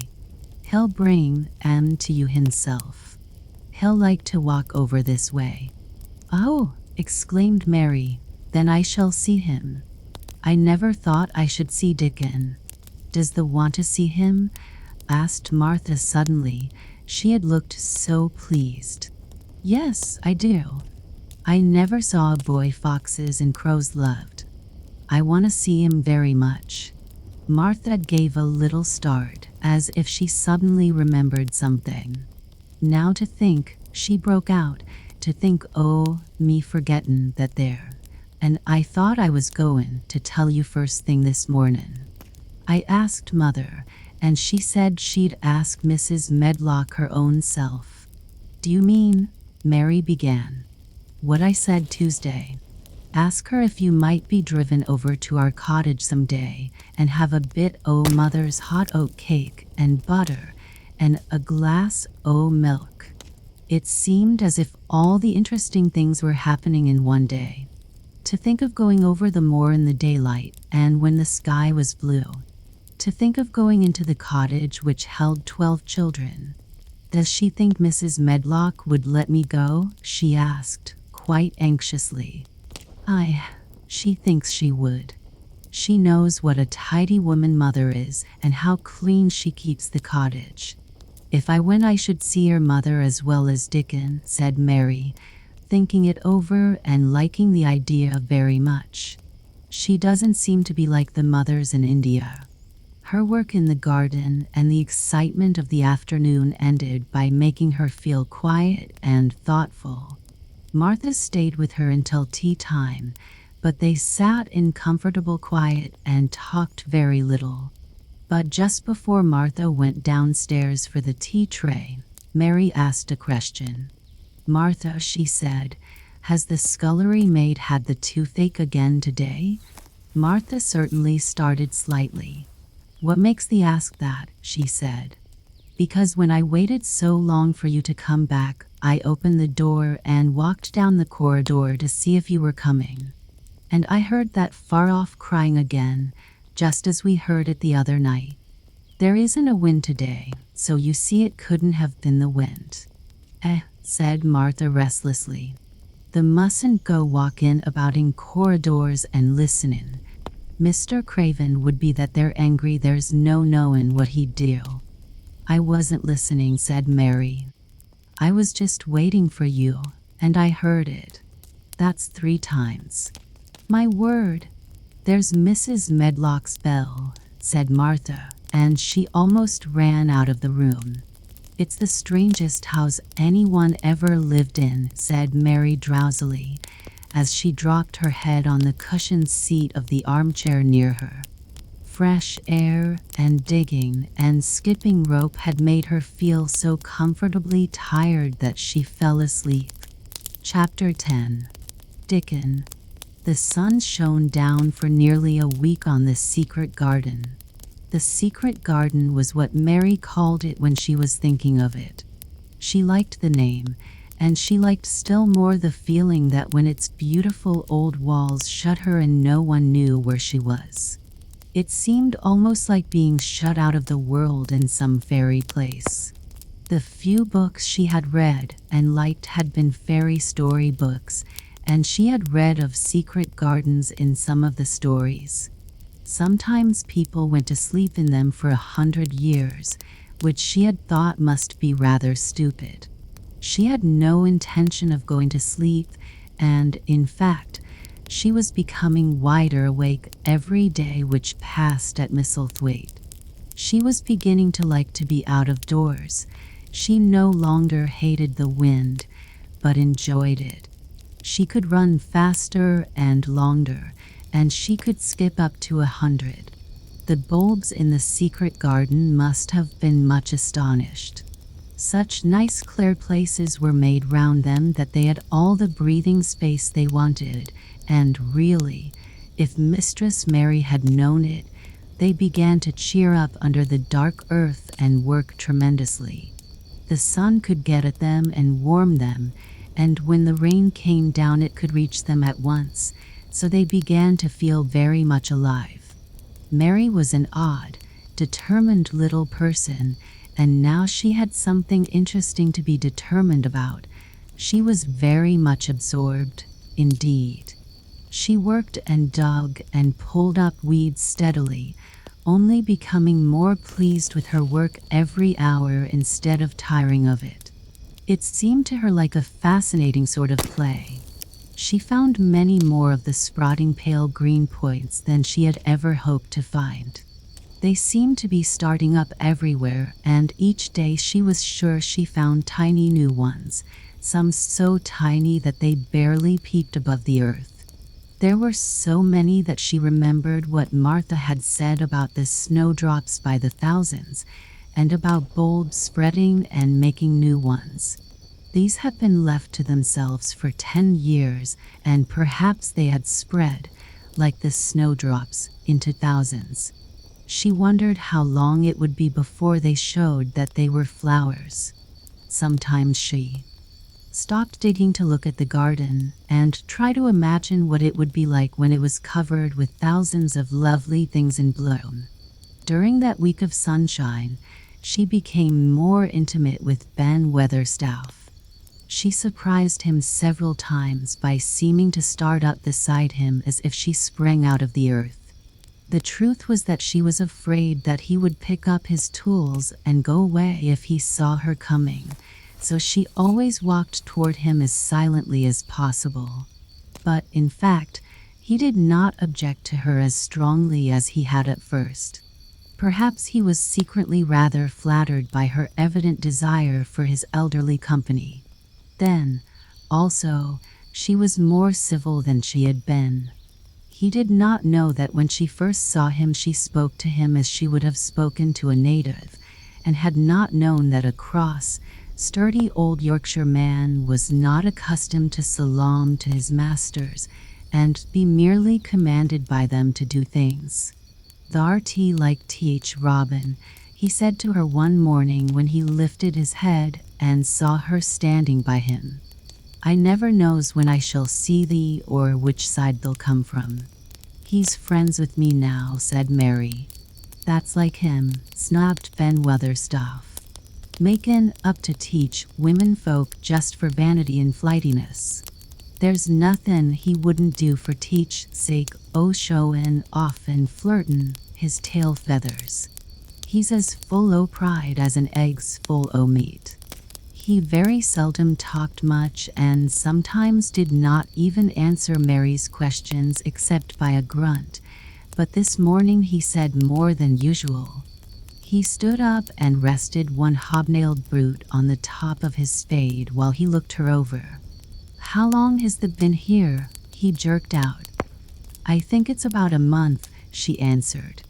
"They's begin mean to do Misselthwaite credit," he said. "They's a bit fatter than the was and they's not quite so yeller." They looked like a young plucked crow when the first came into this garden. Thinks to myself I never set eyes on an uglier, sour-faced young un. Mary was not vain, and as she had never thought much of her looks, she was not greatly disturbed. I know I'm fatter, she said. My stockings are getting tighter. They used to make wrinkles. There's the robin, Ben Weatherstaff. There, indeed, was the robin, and she thought he looked nicer than ever. His red waistcoat was as glossy as satin, and he flirted his wings and tail, and tilted his head, and hopped about with all sorts of lively graces. He seemed determined to make Ben Weatherstaff admire him. But Ben was sarcastic. Thou art, he said, that can put up with me for a bit sometimes when there's got no one better. There's been reddening up thy waistcoat and polishing thy feathers this 2 weeks. I know what there's up to. There's courtin' some bold young madam somewhere, tellin' thy lies to her about bein' teach, finest cock robin on Missel Morin, ready to fight all teach rest of 'em. Oh, look at him, exclaimed Mary. The robin was evidently in a fascinating, bold mood. He hopped closer and closer and looked at Ben Weatherstaff more and more engagingly. He flew on to the nearest currant bush and tilted his head and sang a little song right at him. "The thinks they'll get over me by doing that," said Ben, wrinkling his face up in such a way that Mary felt sure he was trying not to look pleased. "The thinks no one can stand out against thee. That's what the thinks." The robin spread his wings. Mary could scarcely believe her eyes. He flew right up to the handle of Ben Weatherstaff's spade and alighted on the top of it. Then the old man's face wrinkled itself slowly into a new expression. He stood still as if he were afraid to breathe, as if he would not have stirred for the world, lest his robin should start away. He spoke quite in a whisper. "Well, I'm Dongade," he said as softly as if he were saying something quite different. "The does know how to get at a chap, the does. This fair unearthly, this so knowing." And he stood without stirring, almost without drawing his breath, until the robin gave another flirt to his wings and flew away. Then he stood looking at the handle of the spade as if there might be magic in it, and then he began to dig again and said nothing for several minutes. But because he kept breaking into a slow grin now and then, Mary was not afraid to talk to him. "Have you a garden of your own?" she asked. "No. I'm bachelder and lodge with Martin at Teach Gate." "If you had one," said Mary, "what would you plant?" "Cabbages and taters and onions." "But if you wanted to make a flower garden," persisted Mary, "what would you plant?" "Bulbs and sweet-smelling things, but mostly roses." Mary's face lighted up. "Do you like roses?" she said. Ben Weatherstaff rooted up a weed and threw it aside before he answered. "Well, yes, I do. I was learned that by a young lady I was gardener to. She had a lot in a place she was fond of, and she loved 'em like they was children or robins. I've seen her bend over and kiss 'em." He dragged out another weed and scowled at it. "That were as much as 10 year ago." "Where is she now?" asked Mary, much interested. "Heaven," he answered, and drove his spade deep into the soil, according to what parson says. "What happened to the roses?" Mary asked again, more interested than ever. "They was left to themselves." Mary was becoming quite excited. "Did they quite die?" "Do roses quite die when they are left to themselves?" she ventured. "Well, I'd got to like, and I liked her, and she liked, Ben Weatherstaff admitted reluctantly. "Once or twice a year I'd go and work at 'em a bit, prune and dig about teach roots. They run wild, but they was in rich soil, so some of 'em lived. When they have no leaves and look gray and brown and dry, how can you tell whether they are dead or alive? Inquired Mary. Wait till teach spring gets at 'em, wait till teach sun shines on teach rain and teach rain falls on teach sunshine and then they'll find out. How, cried Mary, forgetting to be careful. Look along teach twigs and branches and if the sees a bit of a brown lump swelling here and there, watch it after teach warm rain and see what happens. He stopped suddenly and looked curiously at her eager face. Why does the care so much about roses and such, all of a sudden? He demanded. Mistress Mary felt her face grow red. She was almost afraid to answer. I want to play that I have a garden of my own, she stammered. There is nothing for me to do. I have nothing and no one. Well, said Ben Weatherstaff slowly as he watched her, that's true. That hasn't. He said it in such an odd way that Mary wondered if he was actually a little sorry for her. She had never felt sorry for herself. She had only felt tired and cross because she disliked people and things so much. But now the world seemed to be changing and getting nicer. If no one found out about the secret garden, she should enjoy herself always. She stayed with him for 10 or 15 minutes longer and asked him as many questions as she dared. He answered every one of them in his queer grunting way, and he did not seem really cross and did not pick up his spade and leave her. He said something about roses just as she was going away, and it reminded her of the ones he had said he had been fond of. Do you go and see those other roses now? She asked. Not been this year. My rheumatics has made me too stiff in teach joints. He said it in his grumbling voice, and then quite suddenly he seemed to get angry with her, though she did not see why he should. Now look here, he said sharply. Don't ask so many questions. The RTTH worst wench for a skin questions I've ever come across. Get thee gone and play thee. I've done talkin' for today. And he said it so crossly that she knew there was not the least use in staying another minute.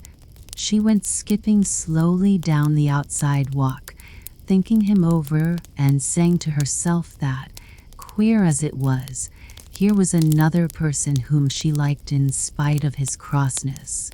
She liked old Ben Weatherstaff. Yes, she did like him. She always wanted to try to make him talk to her. Also, she began to believe that he knew everything in the world about flowers. There was a laurel-hedged walk which curved round the secret garden and ended at a gate which opened into a wood in the park. She thought she would skip round this walk and look into the wood and see if there were any rabbits hopping about. She enjoyed the skipping very much, and when she reached the little gate she opened it and went through because she heard a low, peculiar whistling sound and wanted to find out what it was. It was a very strange thing indeed. She quite caught her breath as she stopped to look at it. A boy was sitting under a tree, with his back against it, playing on a rough wooden pipe. He was a funny-looking boy about 12. He looked very clean and his nose turned up and his cheeks were as red as poppies, and never had Mistress Mary seen such round and such blue eyes in any boy's face. And on the trunk of the tree he leaned against, a brown squirrel was clinging and watching him, and from behind a bush nearby a cock pheasant was delicately stretching his neck to peep out, and quite near him were 2 rabbits sitting up and sniffing with tremulous noses. And actually it appeared as if they were all drawing near to watch him and listen to the strange low little call his pipe seemed to make. When he saw Mary, he held up his hand and spoke to her in a voice almost as low as and rather like his piping. "Don't the move," he said. "It'd flight, Mary remained motionless. He stopped playing his pipe and began to rise from the ground. He moved so slowly that it scarcely seemed as though he were moving at all, but at last he stood on his feet, and then the squirrel scampered back up into the branches of his tree. The pheasant withdrew his head, and the rabbits dropped on all fours and began to hop away, though not at all as if they were frightened. "I'm Dickon," the boy said. "I know thorty, Miss Mary." Then Mary realized that somehow she had known at first that he was Dickon. Who else could have been charming rabbits and pheasants as the natives charm snakes in India? He had a wide, red, curving mouth, and his smile spread all over his face. "I got up slow," he explained, "because if the makes a quick move it startles a body as to move gentle and speak low when wild things is about." He did not speak to her as if they had never seen each other before, but as if he knew her quite well. Mary knew nothing about boys, and she spoke to him a little stiffly because she felt rather shy. "Did you get Martha's letter?" she asked. He nodded his curly, rust-colored head. "That's why I come."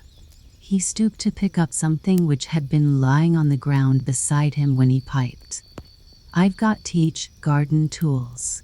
There's a little spade and rake and a fork and hoe. They're good, UNS. There's a trowel, too. And teach, woman, and teach, shop through in a packet o' white poppy and one o' blue larkspur when I bought teach other seeds. Will you show the seeds to me?" Mary said. She wished she could talk as he did. His speech was so quick and easy. It sounded as if he liked her and was not the least afraid she would not like him, though he was only a common Moor boy, in patched clothes, and with a funny face and a rough, rusty red head. As she came closer to him, she noticed that there was a clean, fresh scent of heather and grass and leaves about him, almost as if he were made of them. She liked it very much, and when she looked into his funny face with the red cheeks and round blue eyes, she forgot that she had felt shy. "Let us sit down on this log and look at them," she said. They sat down, and he took a clumsy little brown paper package out of his coat pocket. He untied the string, and inside there were ever so many neater and smaller packages with a picture of a flower on each one. "There's a lot o' mignonette and poppies," he said. "Mignonette's teach sweetest smellin' thing as grows, and it'll grow wherever you cast it, same as poppies will. Them as'll come up and bloom if you just whistle to them's teach nicest of all." He stopped and turned his head quickly, his poppy-cheeked face lighting up. "Where's that robin as is callin' us?" he said. The chirp came from a thick holly bush, bright with scarlet berries, and Mary thought she knew whose it was. "Is it really calling us?" she asked. "I," said Dickon, as if it was the most natural thing in the world. "He's callin' someone he's friends with. That's same as sayin' here I am. Look at me. I wants a bit of a chat. There he is in the bush." "Whose is he?" "He's Ben Weatherstaff's, but I think he knows me a little," answered Mary. "Aye, he knows thee," said Dickon in his low voice again. He likes thee. He's took thee on. He'll tell me all about thee in a minute." He moved quite close to the bush with the slow movement Mary had noticed before, and then he made a sound almost like the robin's own twitter. The robin listened a few seconds intently and then answered quite as if he were replying to a question. "Aye, he's a friend o' yours," chuckled Dickon. "Do you think he is?" cried Mary eagerly. She did so want to know. "Do you think he really likes me?" "He wouldn't come near thee if he didn't," answered Dickon. Birds is rare choosers, and a robin can flout a body worse than a man. See, he's making up to thee now. Cannot that see a chap, he's saying. And it really seemed as if it must be true. He so sidled and twittered and tilted as he hopped on his bush. Do you understand everything birds say? Said Mary. Dickon's grin spread until he seemed all wide, red, curving mouth, and he rubbed his rough head. I think I do, and they think I do, he said. I've lived on Teach Moor with em so long. I've watched em break shell and come out and fledge and learn to fly and begin to sing, till I think I'm one of em.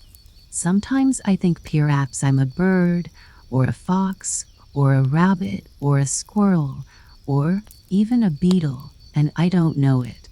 He laughed and came back to the log and began to talk about the flower seeds again. He told her what they looked like when they were flowers. He told her how to plant them, and watch them, and feed and water them. See here, he said suddenly, turning round to look at her. I'll plant them for thee myself. Where is the garden? Mary's thin hands clutched each other as they lay on her lap. She did not know what to say, so for a whole minute she said nothing. She had never thought of this. She felt miserable, and she felt as if she went red and then pale. There's got a bit o' garden, hasn't thou? Dickon said. It was true that she had turned red and then pale. Dickon saw her do it, and as she still said nothing, he began to be puzzled. Wouldn't they give thee a bit? He asked. Hasn't thee got any yet? She held her hands even tighter and turned her eyes toward him. I don't know anything about boys, she said slowly. Could you keep a secret if I told you one? It's a great secret. I don't know what I should do if anyone found it out. I believe I should die. She said the last sentence quite fiercely. Dickon looked more puzzled than ever and even rubbed his hand over his rough head again, but he answered quite good-humoredly. I'm keepin' secrets all t'each time, he said. If I couldn't keep secrets from t'each other lads, secrets about foxes' cuds, and birds' nests, and wild things' holes, there'd be not safe on Teach Moor. I can keep secrets. Mistress Mary did not mean to put out her hand and clutch his sleeve, but she did it. I've stolen a garden, she said very fast. It isn't mine. It isn't anybody's. Nobody wants it, nobody cares for it, nobody ever goes into it. Perhaps everything is dead in it already. I don't know. She began to feel hot and as contrary as she had ever felt in her life. I don't care. Nobody has any right to take it from me when I care about it, and they don't. They're letting it die, all shut in by itself, she ended passionately, and she threw her arms over her face and burst out crying, poor little Mistress Mary. Dickon's curious blue eyes grew rounder and rounder. He said, drawing his exclamation out slowly, and the way he did it meant both wonder and sympathy. I've nothing to do, said Mary. Nothing belongs to me. I found it myself, and I got into it myself. I was only just like the robin, and they wouldn't take it from the robin. Where is it? Asked Dickon in a dropped voice. Mistress Mary got up from the log at once. She knew she felt contrary again and obstinate, and she did not care at all. She was imperious and Indian, and at the same time hot and sorrowful. Come with me and I'll show you, she said. She led him round the laurel path and to the walk where the ivy grew so thickly. Dickon followed her with a queer, almost pitying, look on his face. He felt as if he were being led to look at some strange bird's nest and must move softly. When she stepped to the wall and lifted the hanging ivy, he started. There was a door, and Mary pushed it slowly open, and they passed in together. And then Mary stood and waved her hand round defiantly. "It's this," she said. "It's a secret garden, and I'm the only one in the world who wants it to be alive." Dickon looked round and round about it, and round again. He almost whispered, "It is a queer, pretty place. It's like as if a body was in a dream." Chapter 11. The Nest of the Missel Thrush. For 2 or 3 minutes he stood looking round him, while Mary watched him, and then he began to walk about softly, even more lightly than Mary had walked the first time she had found herself inside the 4 walls. His eyes seemed to be taking in everything: the gray trees with the gray creepers climbing over them and hanging from their branches, the tangle on the walls and among the grass, the evergreen alcoves with the stone seats and tall flower urns standing in them. "I never thought I'd see this place," he said at last, in a whisper. "Did you know about it?" asked Mary. She had spoken aloud, and he made a sign to her. "We must talk low," he said, "or someone'll hear us and wonder what's to do in here." "Oh, I forgot," said Mary, feeling frightened and putting her hand quickly against her mouth. "Did you know about the garden?" she asked again when she had recovered herself. Dickon nodded. "Martha told me there was one as no one ever went inside," he answered. "Us used to wonder what it was like." He stopped and looked round at the lovely gray tangle about him, and his round eyes looked queerly happy. "The nests as'll be here come springtime," he said. "It'd be th safest nestin' place in England. No one never come in near entangles o' trees and roses to build in. I wonder all th birds on th moor don't build here." Mistress Mary put her hand on his arm again without knowing it. "Will there be roses?" she whispered. "Can you tell? I thought perhaps they were all dead." No, not them, not all of 'em," he answered. "Look here." He stepped over to the nearest tree, an old one with gray lichen all over its bark, but upholding a curtain of tangled sprays and branches. He took a thick knife out of his pocket and opened one of its blades. "There's lots o' dead wood as ought to be cut out," he said. "And there's a lot o' old wood, but it made some new last year. This here's a new bit," and he touched a shoot which looked brownish green instead of hard, dry gray. Mary touched it herself in an eager, reverent way. "That one," she said. "Is that one quite alive, quite?" Dickon curved his wide, smiling mouth.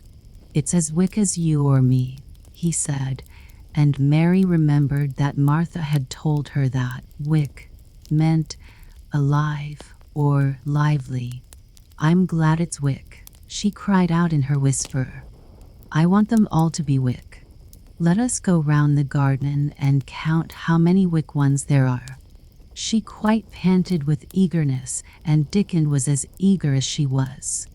They went from tree to tree and from bush to bush.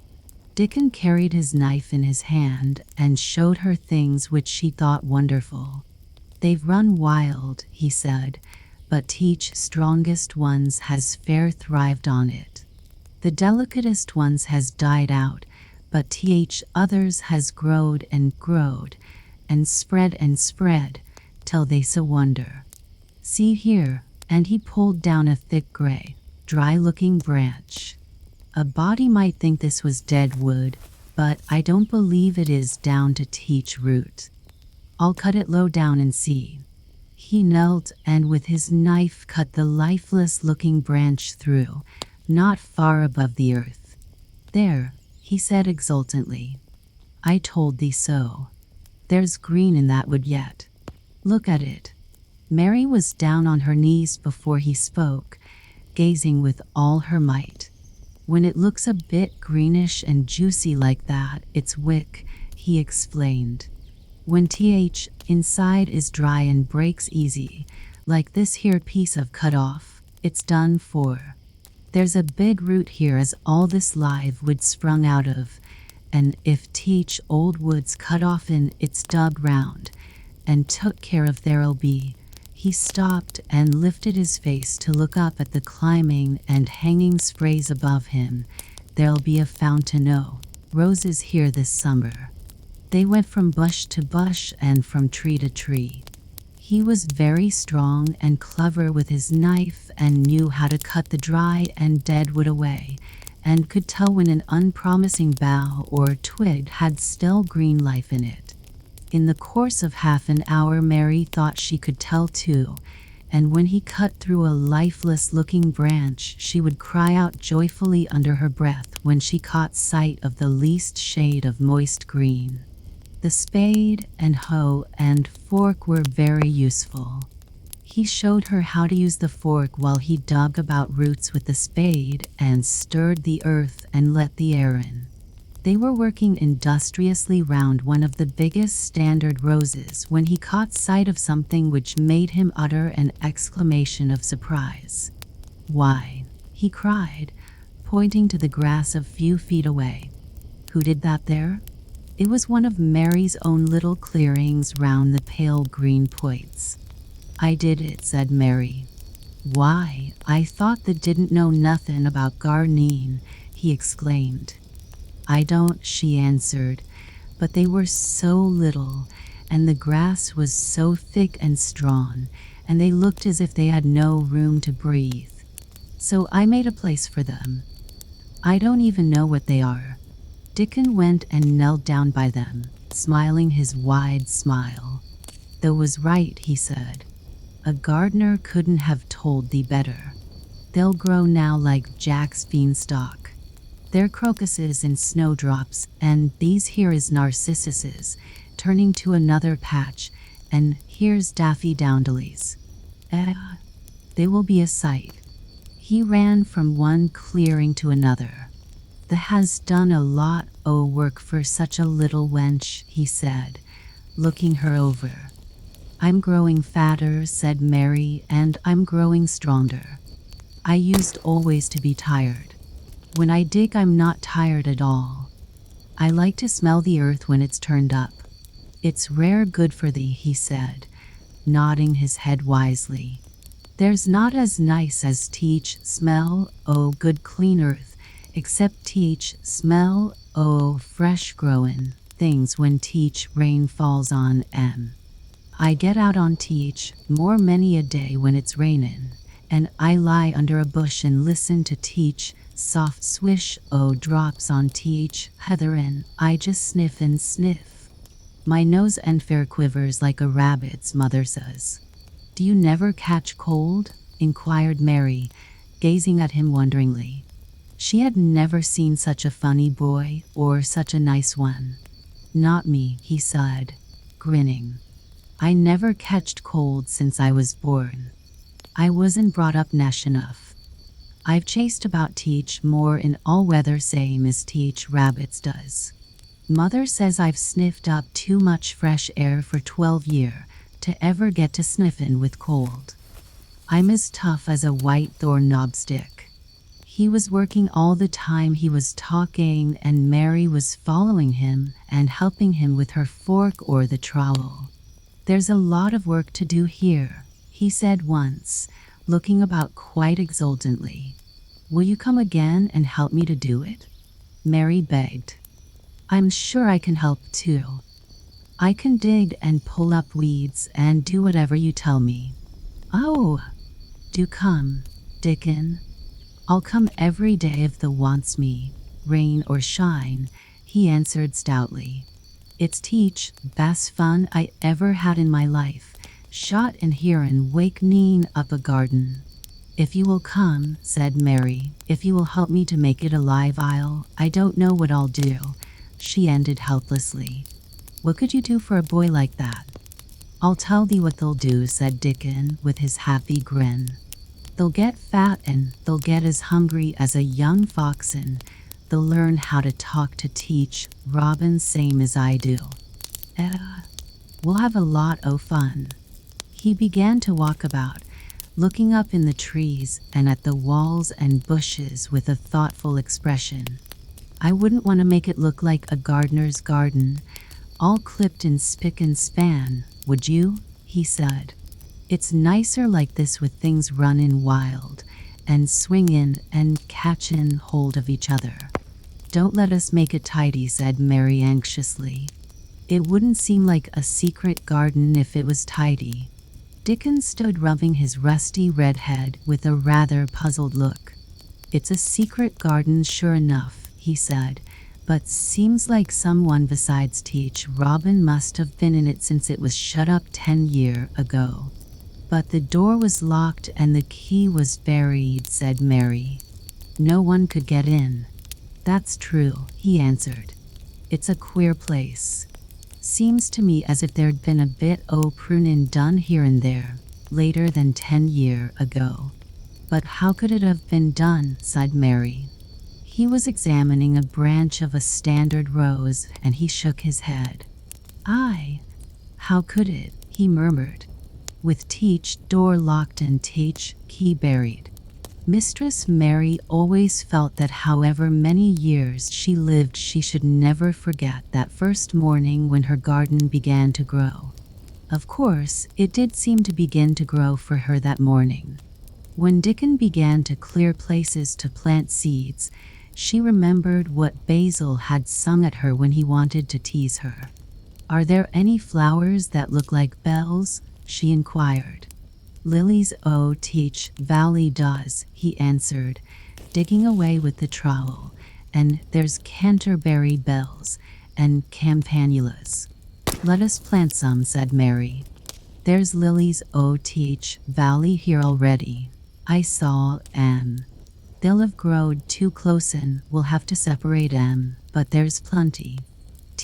Other ones takes 2 years to bloom from seed, but I can bring you some bits o' plants from our cottage garden. Why does the want 'em? Then Mary told him about Basil and his brothers and sisters in India, and of how she had hated them, and of their calling her Mistress Mary quite contrary. They used to dance round and sing at me. They sang, Mistress Mary quite contrary. How does your garden grow? With silver bells and cockle shells, and marigolds all in a row. I just remembered it, and it made me wonder if there were really flowers like silver bells. She frowned a little and gave her trowel a rather spiteful dig into the earth. I wasn't as contrary as they were. But Dickon laughed. He sighed, and as he crumbled the rich black soil, she saw he was sniffing up the scent of it. There doesn't seem to be no need for no one to be contrary when there's flowers in such lots o' friendly wild things runnin' about makin' homes for themselves or buildin' nests and singin' and whistlin', does there? Mary, kneeling by him holding the seeds, looked at him and stopped frowning. Dickon, she said, you're as nice as Martha said you were. I like you, and you make the 5th person. I never thought I should like 5 people. Dickon sat up on his heels as Martha did when she was polishing the grate. He did look funny and delightful, Mary thought, with his round blue eyes and red cheeks and happy-looking turned-up nose. Only 5 folk as the likes, he said. Who is each other for? Your mother and Martha. Mary checked them off on her fingers, and the Robin and Ben Weatherstaff. Dickon laughed so that he was obliged to stifle the sound by putting his arm over his mouth. I know the thinks I'm a queer lad, he said, but I think the art teach queerest little lass I ever saw. Then Mary did a strange thing. She leaned forward and asked him a question she had never dreamed of asking anyone before. And she tried to ask it in Yorkshire because that was his language, and in India a native was always pleased if you knew his speech. Does the like me? She said. He answered heartily, that I does. I likes thee wonderful, and so does teach Robin, I do believe. That's two, then, said Mary. That's two for me. And then they began to work harder than ever and more joyfully. Mary was startled and sorry when she heard the big clock in the courtyard strike the hour of her midday dinner. I shall have to go, she said mournfully. And you will have to go too, won't you? Dickon grinned. My dinner's easy to carry about with me, he said. Mother always lets me put a bit o' something in my pocket. He picked up his coat from the grass and brought out of a pocket a lumpy little bundle tied up in a quiet, clean, coarse, blue and white handkerchief. It held 2 thick pieces of bread with a slice of something laid between them. It's oftenest not but bread, he said, but I've got a fine slice o' fat bacon with it today. Mary thought it looked a queer dinner, but he seemed ready to enjoy it. Run on and get thy victuals, he said. I'll be done with mine first. I'll get some more work done before I start back home. He sat down with his back against a tree. I'll call teach Robin up, he said, and give him rind o' bacon to peck at. They likes a bit o' fat wonderful. Mary could scarcely bear to leave him. Suddenly it seemed as if he might be a sort of wood fairy who might be gone when she came into the garden again. He seems too good to be true. She went slowly halfway to the door in the wall, and then she stopped and went back. Whatever happens, you never would tell, she said. His poppy-colored cheeks were distended with his first big bite of bread and bacon, but he managed to smile encouragingly. If there was a Missel thrush and showed me where thy nest was, does thee think I'd tell anyone? Not me, he said. The art as safe as a Missel thrush. And she was quite sure she was. Chapter 12. Might I have a bit of earth? Mary ran so fast that she was rather out of breath when she reached her room. Her hair was ruffled on her forehead and her cheeks were bright pink. Her dinner was waiting on the table, and Martha was waiting near it. There's a bit late, she said. Where has thee been? I've seen Dickon, said Mary. I've seen Dickon. I knew he'd come, said Martha exultantly. How does thee like him? I think he's beautiful, said Mary in a determined voice. Martha looked rather taken aback, but she looked pleased too. Well, she said, he's fast lad as ever was born, but us never thought he was handsome. His nose turns up too much. I like it to turn up, said Mary. And his eyes is so round, said Martha, a trifle doubtful. Though they're a nice color. I like them round, said Mary. And they're exactly the color of the sky over the moor. Martha beamed with satisfaction. Mother says he made that color with always lookin' up at teach birds and teach clouds. But he has got a big mouth, hasn't he now? I love his big mouth, said Mary obstinately. I wish mine were just like it. Martha chuckled delightedly. It'd look rare and funny in thy bit of a face, she said. But I knowed it would be that way when they saw him.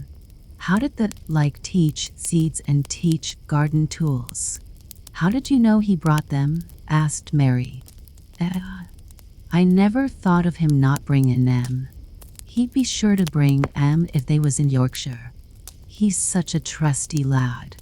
Mary was afraid that she might begin to ask difficult questions, but she did not. She was very much interested in the seeds and gardening tools, and there was only one moment when Mary was frightened.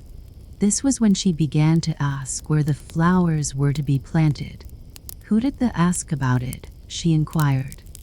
I haven't asked anybody yet, said Mary, hesitating. Well, I wouldn't ask head gardener. He's too grand, Mr. Roach is. "I've never seen him," said Mary. "I've only seen under gardeners and Ben Weatherstaff."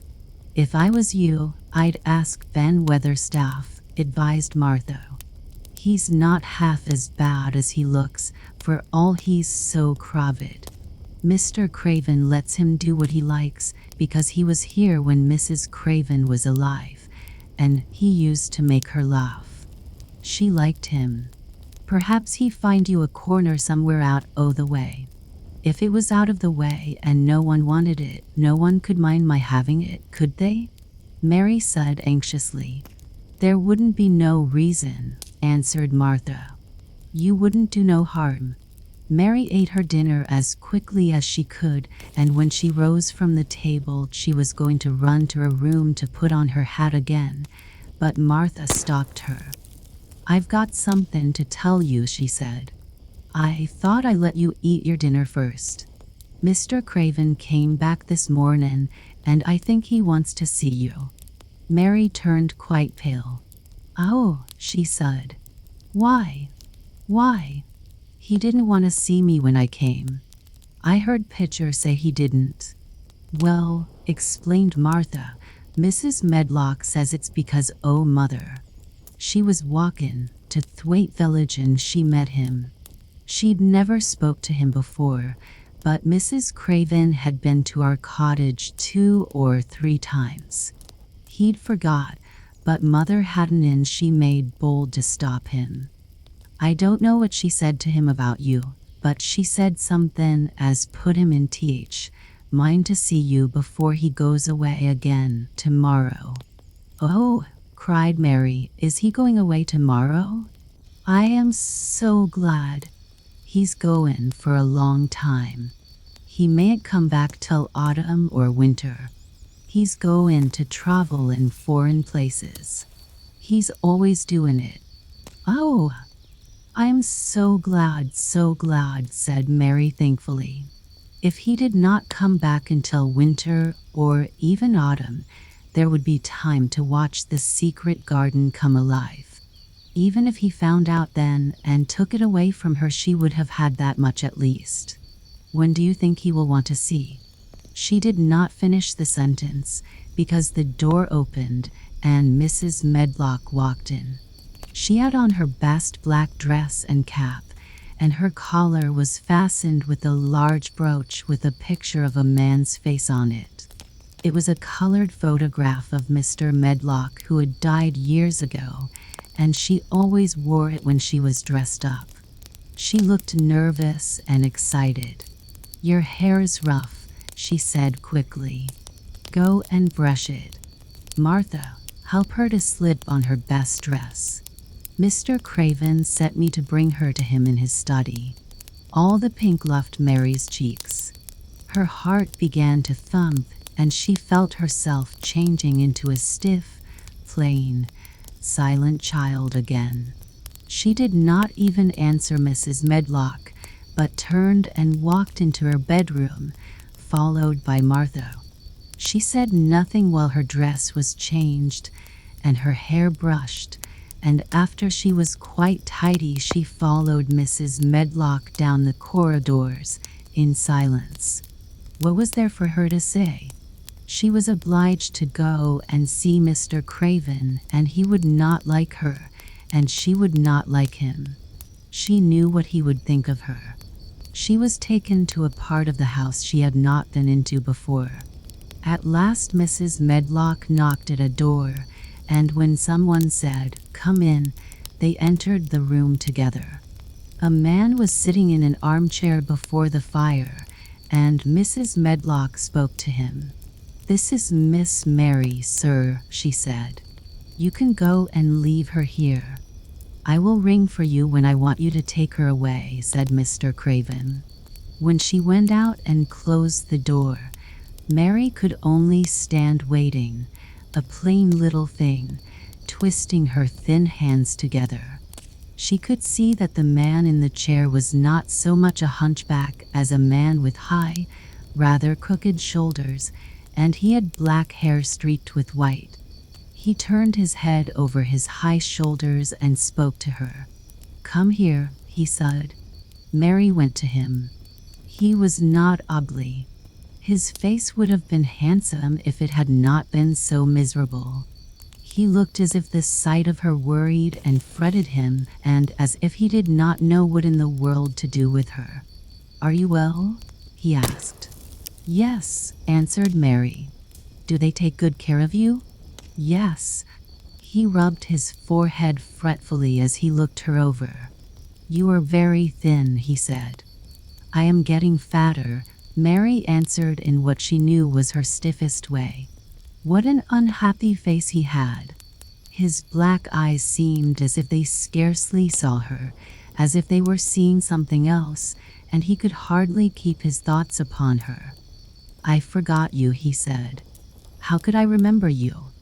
I intended to send you a governess or a nurse or someone of that sort, but I forgot." "Please," began Mary. "Please," and then the lump in her throat choked her. "What do you want to say?" he inquired. I am too big for a nurse," said Mary. "And please don't make me have a governess yet." He rubbed his forehead again and stared at her. "That was what the Sowerby woman said," he muttered absent-mindedly. Then Mary gathered a scrap of courage. Is she Martha's mother?" she stammered. "Yes, I think so," he replied. "She knows about children," said Mary. "She has 12. She knows." He seemed to rouse himself. "What do you want to do?" "I want to play out of doors," Mary answered, hoping that her voice did not tremble. "I never liked it in India. It makes me hungry here, and I am getting fatter." He was watching her. "Mrs. Sowerby said it would do you good." "Perhaps it will," he said. "She thought you had better get stronger before you had a governess." "It makes me feel strong when I play and the wind comes over the moor," argued Mary. "Where do you play?" he asked next. "Everywhere," gasped Mary. "Martha's mother set me a skipping rope. I skip and run, and I look about to see if things are beginning to stick up out of the earth. I don't do any harm." "Don't look so frightened," he said in a worried voice. "You could not do any harm, a child like you. You may do what you like." Mary put her hand up to her throat because she was afraid he might see the excited lump which she felt jump into it. She came a step nearer to him. "May I?" she said tremulously. Her anxious little face seemed to worry him more than ever. "Don't look so frightened," he exclaimed. "Of course you may. I am your guardian, though I am a poor one for any child. I cannot give you time or attention. I am too ill and wretched and distracted, but I wish you to be happy and comfortable. I don't know anything about children, but Mrs. Medlock is to see that you have all you need. I sent for you today because Mrs. Sowerby said I ought to see you. Her daughter had talked about you. She thought you needed fresh air and freedom and running about. She knows all about children," Mary said again in spite of herself. "She ought to," said Mr. Craven. "I thought her rather bold to stop me on the moor, but she said—" Mrs. Craven had been kind to her. It seemed hard for him to speak his dead wife's name. "She is a respectable woman. Now I have seen you, I think she said sensible things. Play out of doors as much as you like. It's a big place and you may go where you like and amuse yourself as you like. Is there anything you want?" As if a sudden thought had struck him. "Do you want toys, folks, dolls?" "Might I," quavered Mary, "might I have a bit of earth?" In her eagerness, she did not realize how queer the words would sound and that they were not the ones she had meant to say. Mr. Craven looked quite startled. "Earth," he repeated. "What do you mean?" "To plant seeds in, to make things grow, to see them come alive," Mary faltered. He gazed at her a moment and then passed his hand quickly over his eyes. Do care about gardens so much," he said slowly. "I didn't know about them in India," said Mary. "I was always ill and tired, and it was too hot. I sometimes made little beds in the sand and stuck flowers in them. But here it is different." Mr. Craven got up and began to walk slowly across the room. "A bit of earth," he said to himself, and Mary thought that somehow she must have reminded him of something. When he stopped and spoke to her, his dark eyes looked almost soft and kind. "You can have as much earth as you want," he said.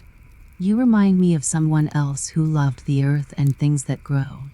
When you see a bit of earth you want, with something like a smile, take it, child, and make it come alive." "May I take it from anywhere, if it's not wanted?" "Anywhere," he answered. "There. You must go now, I am tired." He touched the bell to call Mrs. Medlock. "Goodbye. I shall be away all summer." Mrs. Medlock came so quickly that Mary thought she must have been waiting in the corridor. "Mrs. Medlock," Mr. Craven said to her, "now I have seen the child, I understand what Mrs. Sowerby meant. She must be less delicate before she begins lessons. Give her simple, healthy food. Let her run wild in the garden. Don't look after her too much. She needs liberty and fresh air and romping about. Mrs. Sowerby is to come and see her now and then, and she may sometimes go to the cottage." Mrs. Medlock looked pleased. She was relieved to hear that she need not look after Mary too much. She had felt her a tiresome charge and had indeed seen as little of her as she dared. In addition to this, she was fond of Martha's mother. "Thank you, sir," she said. "Susan Sowerby and me went to school together, and she's as sensible and good-hearted a woman as you'd find in a day's walk. I never had any children myself, and she's had 12, and there never was healthier or better ones. Miss Mary can get no harm from them. I'd always take Susan Sowerby's advice about children myself. She's what you might call healthy-minded, if you understand me." "I understand," Mr. Craven answered. "Take Miss Mary away now and send Pitcher to me." When Mrs. Medlock left her at the end of her own corridor, Mary flew back to her room. She found Martha waiting there. Martha had, in fact, hurried back after she had removed the dinner service. "I can have my garden," cried Mary. "I may have it where I like. I am not going to have a governess for a long time. Your mother is coming to see me, and I may go to your cottage. He says a little girl like me could not do any harm, and I may do what I like, anywhere." Said Martha delightedly. "That was nice of him, wasn't it?" "Martha," said Mary sullenly, "he is really a nice man, only his face is so miserable, and his forehead is all drawn together." She ran as quickly as she could to the garden. She had been away so much longer than she had thought she should, and she knew Dickon would have to set out early on his 5-mile walk. When she slipped through the door under the ivy, she saw he was not working where she had left him. The gardening tools were laid together under a tree. She ran to them, looking all round the place, but there was no Dickon to be seen. He had gone away, and the secret garden was empty, except for the robin who had just flown across the wall and sat on a standard rose bush watching her. "He's gone," she said wistfully. "Oh, was he only a wood fairy?" Something white fastened to the standard rose bush caught her eye. It was a piece of paper. In fact, it was a piece of the letter she had printed for Martha to send to Dickon. It was fastened on the bush with a long thorn, and in a minute she knew Dickon had left it there. There were some roughly printed letters on it and a sort of picture. At first she could not tell what it was. Then she saw it was meant for a nest with a bird sitting on it. Underneath were the printed letters, and they said, "I will come back." Chapter 13. I am Colin. Mary took the picture back to the house when she went to her supper, and she showed it to Martha. Said Martha with great pride. "I never knew our Dickon was as clever as that. That there's a picture of a Missel thrush on her nest, as large as life and twice as natural." Then Mary knew Dickon had meant the picture to be a message. He had meant that she might be sure he would keep her secret. Her garden was her nest, and she was like a Missel thrush. Oh, how she'd have liked that queer, common boy. She hoped he would come back the very next day, and she fell asleep looking forward to the morning. But you never know what the weather will do in Yorkshire, particularly in the springtime. She was awakened in the night by the sound of rain beating with heavy drops against her window. It was pouring down in torrents, and the wind was wuthering round the corners and in the chimneys of the huge old house. Mary sat up in bed and felt miserable and angry. "The rain is as contrary as I ever was," she said. "It came because it knew I did not want it." She threw herself back on her pillow and buried her face. She did not cry, but she lay and hated the sound of the heavily beating rain. She hated the wind and its wuthering. She could not go to sleep again. The mournful sound kept her awake because she felt mournful herself.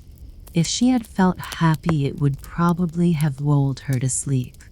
How it wuthered, and how the bed raindrops poured down and beat against the pane.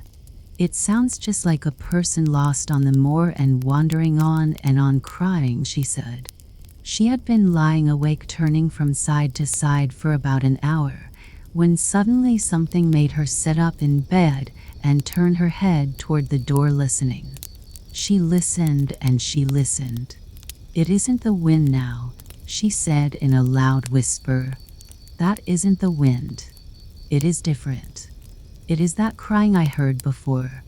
The door of her room was ajar, and the sound came down the corridor, a far-off faint sound of fretful crying. She listened for a few minutes, and each minute she became more and more sure. She felt as if she must find out what it was. It seemed even stranger than the secret garden and the buried key. Perhaps the fact that she was in a rebellious mood made her bold. She put her foot out of bed and stood on the floor. "I am going to find out what it is," she said. "Everybody is in bed, and I don't care about Mrs. Medlock. I don't care." There was a candle by her bedside, and she took it up and went softly out of the room. The corridor looked very long and dark, but she was too excited to mind that. She thought she remembered the corners she must turn to find the short corridor with the door covered with tapestry, the one Mrs. Medlock had come through the day she lost herself. The sound had come up that passage. So she went on with her dim light, almost feeling her way, her heart beating so loud that she fancied she could hear it. The far-off faint crying went on and led her. Sometimes it stopped for a moment or so and then began again. Was this the right corner to turn? She stopped and thought. Yes, it was. Down this passage, and then to the left, and then up 2 broad steps, and then to the right again. Yes, there was the tapestry door. She pushed it open very gently and closed it behind her, and she stood in the corridor and could hear the crying quite plainly, though it was not loud. It was on the other side of the wall at her left, and a few yards farther on there was a door. She could see a glimmer of light coming from beneath it. Someone was crying in that room, and it was quite a young someone. So she walked to the door and pushed it open, and there she was standing in the room. It was a big room with ancient, handsome furniture in it. There was a low fire glowing faintly on the hearth and a night light burning by the side of a carved four-posted bed hung with brocade, and on the bed was lying a boy, crying fretfully. Mary wondered if she was in a real place or if she had fallen asleep again and was dreaming without knowing it. The boy had a sharp, delicate face the color of ivory, and he seemed to have eyes too big for it. He had also a lot of hair which tumbled over his forehead in heavy locks and made his thin face seem smaller. He looked like a boy who had been ill, but he was crying more as if he were tired and cross than as if he were in pain. Mary stood near the door with her candle in her hand, holding her breath. Then she crept across the room, and as she drew nearer, the light attracted the boy's attention, and he turned his head on his pillow and stared at her, his gray eyes opening so wide that they seemed immense. "Who are you? Are you a ghost? Who are you? Are you a ghost?" Page 157. "Who are you?" he said at last in a half-frightened whisper. "Are you a ghost?" "No, I am not," Mary answered, her own whisper sounding half-frightened. "Are you one?" He stared and stared and stared. Mary could not help noticing what strange eyes he had. They were agate gray, and they looked too big for his face because they had black lashes all round them. "No," he replied after waiting a moment or so. "I am Colin." "Who is Colin?" she faltered. "I am Colin Craven." "Who are you?" "I am Mary Lennox. Mr. Craven is my uncle." "He is my father," said the boy. "Your father?" gasped Mary. "No one ever told me he had a boy." "Why didn't they?" "Come here," he said, still keeping his strange eyes fixed on her with an anxious expression. She came close to the bed, and he put out his hand and touched her. "You are real, aren't you?" he said. "I have such real dreams very often. You might be one of them." Mary had slipped on a woolen wrapper before she left her room, and she put a piece of it between his fingers. "Rub that and see how thick and warm it is," she said. "I will pinch you a little if you like, to show you how real I am. For a minute I thought you might be a dream too." "Where did you come from?" he asked. "From my own room. The wind weathered so I couldn't go to sleep, and I heard someone crying and wanted to find out who it was." "What were you crying for?" "Because I couldn't go to sleep either and my head ached." "Tell me your name again." "Mary Lennox." "Did no one ever tell you I had come to live here?" He was still fingering the fold of her wrapper, but he began to look a little more as if he believed in her reality. "No," he answered. "They daren't." "Why?" asked Mary. "Because I should have been afraid you would see me. I won't let people see me and talk me over." "Why?" Mary asked again, feeling more mystified every moment. "Because I am like this always, ill and having to lie down. My father won't let people talk me over either. The servants are not allowed to speak about me. If I live I may be a hunchback, but I shan't live. My father hates to think I may be like him." "Oh, what a queer house this is," Mary said. "What a queer house. Everything is a kind of secret. Rooms are locked up and gardens are locked up. And you? Have you been locked up?" "No. I stay in this room because I don't want to be moved out of it. It tires me too much." "Does your father come and see you?" Mary ventured. "Sometimes. Generally when I am asleep. He doesn't want to see me." "Why?" Mary could not help asking again. A sort of angry shadow passed over the boy's face. "My mother died when I was born, and it makes him wretched to look at me. He thinks I don't know, but I've heard people talking. He almost hates me. He hates the garden, because she died, said Mary, half speaking to herself. What garden? The boy asked. Oh, just a garden she used to like, Mary stammered. Have you been here always? Nearly always. Sometimes I have been taken to places at the seaside, but I won't stay because people stare at me.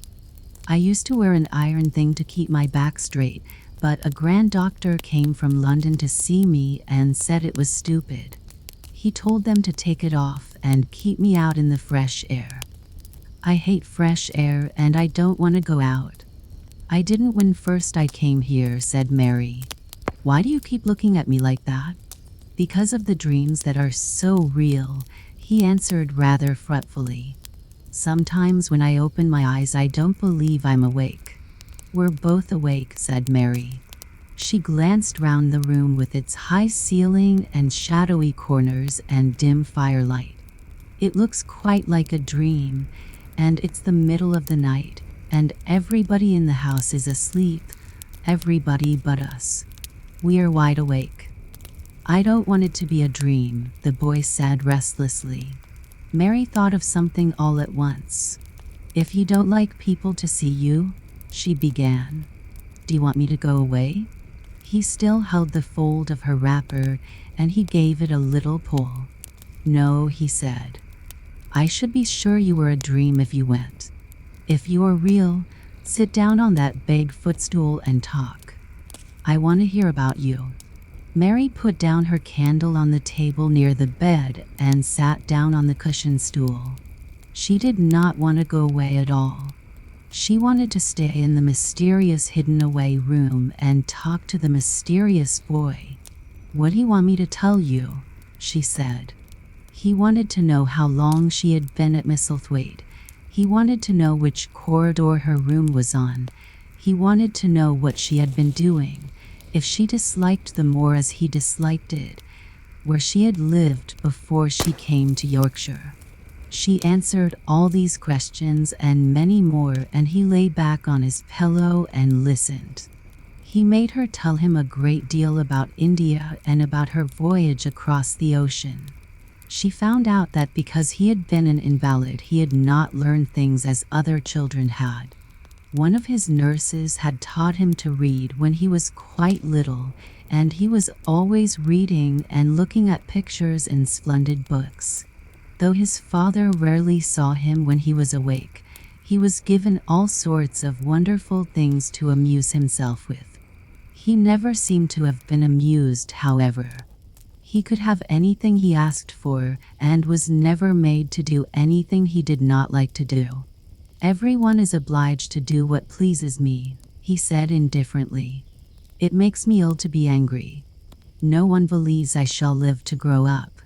He said it as if he was so accustomed to the idea that it had ceased to matter to him at all. He seemed to like the sound of Mary's voice.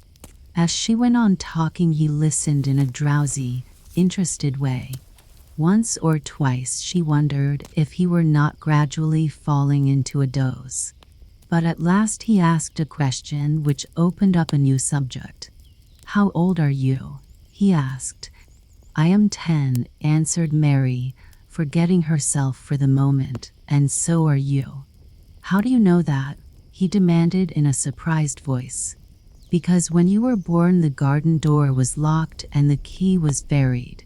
And it has been locked for 10 years. Colin half sat up, turning toward her, leaning on his elbows. What garden door was locked? Who did it? Where was the key buried? He exclaimed as if he were suddenly very much interested.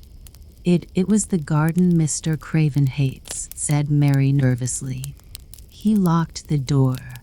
No one knew where he buried the key. What sort of a garden is it? Colin persisted eagerly. No one has been allowed to go into it for 10 years, was Mary's careful answer.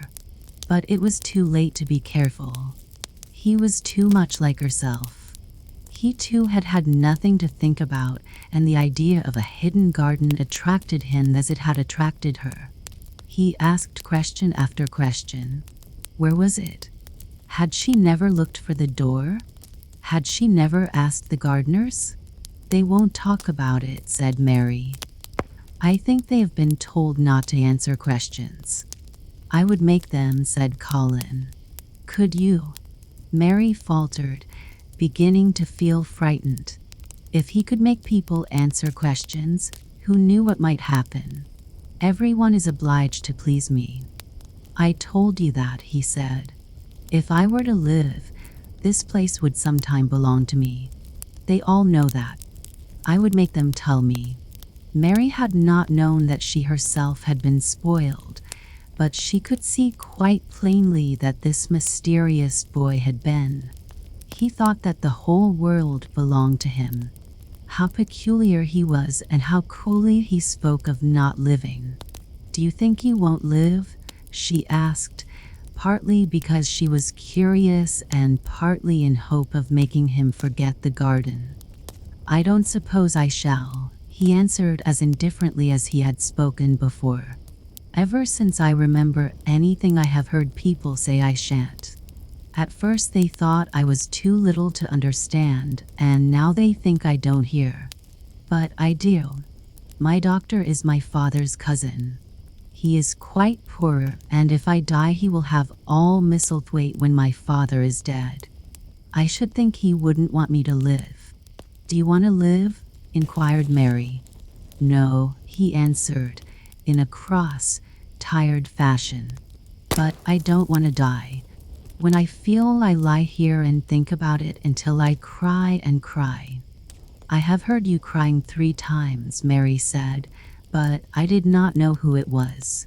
Were you crying about that? She did so want him to forget the garden. I dare say, he answered. Let us talk about something else. Talk about that garden. Don't you want to see it? Yes, answered Mary, in quite a low voice. I do, he went on persistently. I don't think I ever really wanted to see anything before, but I want to see that garden. I want the key dug up. I want the door unlocked. I would let them take me there in my chair. That would be getting fresh air. I am going to make them open the door.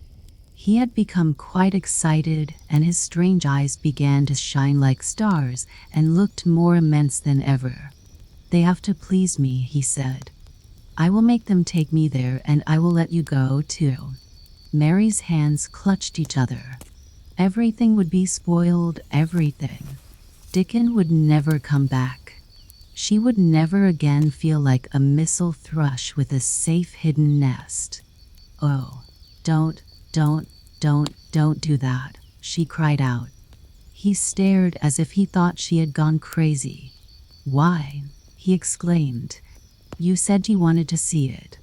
I do, she answered almost with a sob in her throat. But if you make them open the door and take you in like that, it will never be a secret again. He leaned still farther forward. A secret, he said. What do you mean? Tell me. Mary's words almost tumbled over one another. You see, she panted. If no one knows but ourselves, if there was a door, hidden somewhere under the ivy, if there was, and we could find it, and if we could slip through it together and shut it behind us, and no one knew anyone was inside, and we called it our garden and pretended that we were Missel thrushes and it was our nest, and if we played there almost every day and dug and planted seeds and made it all come alive. Is it done? He interrupted her. It soon will be if no one cares for it, she went on. The bulbs will live, but the roses. He stopped her again, as excited as she was herself. What are bulbs? He put in quickly. They are daffodils and lilies and snowdrops. They are working in the earth now, pushing up pale green points because the spring is coming. Is the spring coming? He said. What is it like? You don't see it in rooms if you are ill. It is the sun shining on the rain and the rain falling on the sunshine, and things pushing up and working under the earth, said Mary. If the garden was a secret and we could get into it, we could watch the things grow bigger every day and see how many roses are alive. Don't you see? Oh, don't you see how much nicer it would be if it was a secret? He dropped back on his pillow and lay there with an odd expression on his face. I never had a secret, he said, except that one about not living to grow up. They don't know I know that, so it is a sort of secret. But I like this kind better. If you won't make them take you to the garden, pleaded Mary, perhaps. I feel almost sure I can find out how to get in sometime. And then, if the doctor wants you to go out in your chair, and if you can always do what you want to do, perhaps we might find some boy who would push you, and we could go alone and it would always be a secret garden. I should like that, he said very slowly, his eyes looking dreamy. I should like that. I should not mind fresh air in a secret garden. Mary began to recover her breath and feel safer because the idea of keeping the secret seemed to please him. She felt almost sure that if she kept on talking and could make him see the garden in his mind as she had seen it, he would like it so much that he could not bear to think that everybody might tramp into it when they chose. I'll tell you what I think it would be like if we could go into it, she said. It has been shut up so long, things have grown into a tangle perhaps. He lay quite still and listened while she went on talking about the roses which might have clambered from tree to tree and hung down, about the many birds which might have built their nests there because it was so safe. And then she told him about the robin and Ben Weatherstaff, and there was so much to tell about the robin, and it was so easy and safe to talk about it that she ceased to feel afraid. The robin pleased him so much that he smiled until he looked almost beautiful, and at first Mary had thought that he was even plainer than herself, with his big eyes and heavy locks of hair. I did not know birds could be like that, he said. But if you stay in a room you never see things. What a lot of things you know. I feel as if you had been inside the garden. She did not know what to say, so she did not say anything. He evidently did not expect an answer, and the next moment he gave her a surprise. I am going to let you look at something, he said. Do you see that rose-colored silk curtain hanging on the wall over the mantelpiece? Mary had not noticed it before, but she looked up and saw it. It was a curtain of soft silk hanging over what seemed to be some picture. Yes, she answered. There is a cord hanging from it, said Colin. Go and pull it. Mary got up, much mystified, and found the cord. When she pulled it, the silk curtain ran back on rings, and when it ran back it uncovered a picture. It was the picture of a girl with a laughing face. She had bright hair tied up with a blue ribbon, and her gay, lovely eyes were exactly like Colin's unhappy ones, agate gray and looking twice as big as they really were because of the black lashes all round them. She is my mother, said Colin complainingly. I don't see why she died. Sometimes I hate her for doing it. How queer, said Mary. If she had lived, I believe I should not have been ill always, he grumbled. I dare say I should have lived too. And my father would not have hated to look at me. I dare say I should have had a strong back. Draw the curtain again. Mary did as she was told and returned to her footstool. She is much prettier than you, she said, but her eyes are just like yours. At least they're the same shape and color. Why is the curtain drawn over her? He moved uncomfortably. I made them do it, he said. Sometimes I don't like to see her looking at me. She smiles too much when I am ill and miserable. Besides, she is mine and I don't want everyone to see her. There were a few moments of silence and then Mary spoke. What would Mrs. Medlock do if she found out that I had been here? She inquired. She would do as I told her to do, he answered. And I should tell her that I wanted you to come here and talk to me every day. I am glad you came. So am I, said Mary. I will come as often as I can, but she hesitated. I shall have to look every day for the garden door. Yes, you must, said Colin, and you can tell me about it afterward. He lay thinking a few minutes, as he had done before, and then he spoke again. I think you shall be a secret too, he said. I will not tell them until they find out. I can always send the nurse out of the room and say that I want to be by myself. Do you know Martha? Yes, I know her very well, said Mary. She waits on me. He nodded his head toward the outer corridor. She is the one who is asleep in the other room. The nurse went away yesterday to stay all night with her sister, and she always makes Martha attend to me when she wants to go out. Martha shall tell you when to come here. Then Mary understood Martha's troubled look when she had asked questions about the crying. Martha knew about you all the time, she said. Yes, she often attends to me. The nurse likes to get away from me, and then Martha comes. I have been here a long time, said Mary. Shall I go away now? Your eyes look sleepy.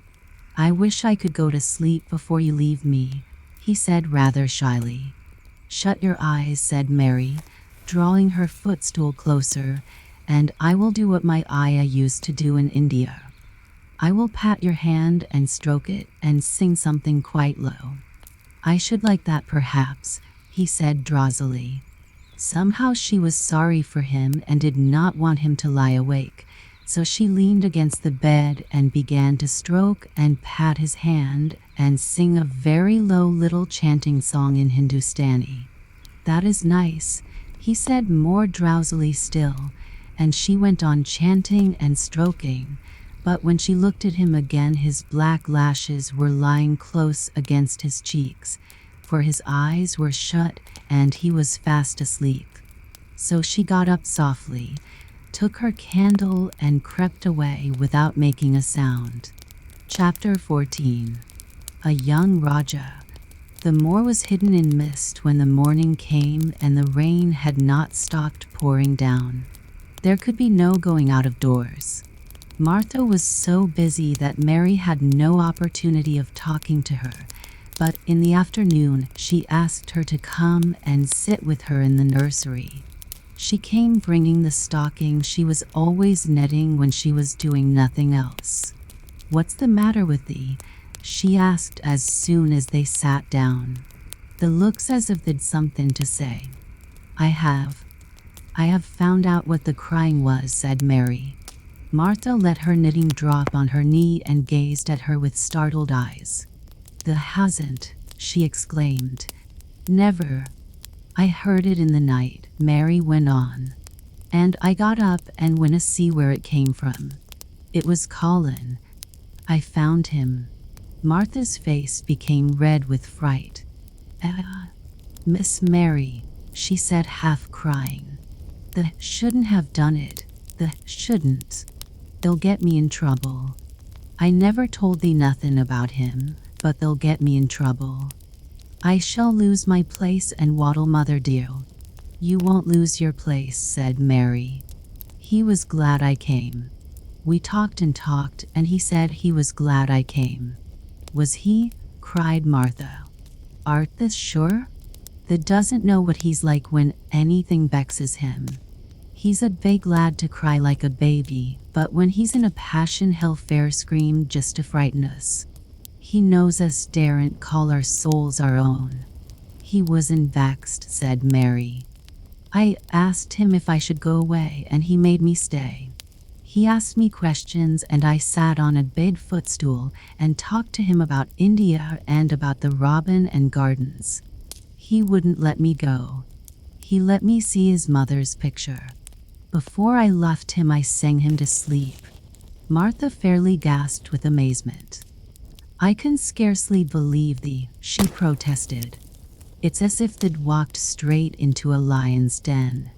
If he'd been like he is most times, he'd have throwed himself into one of his tantrums and roused th house.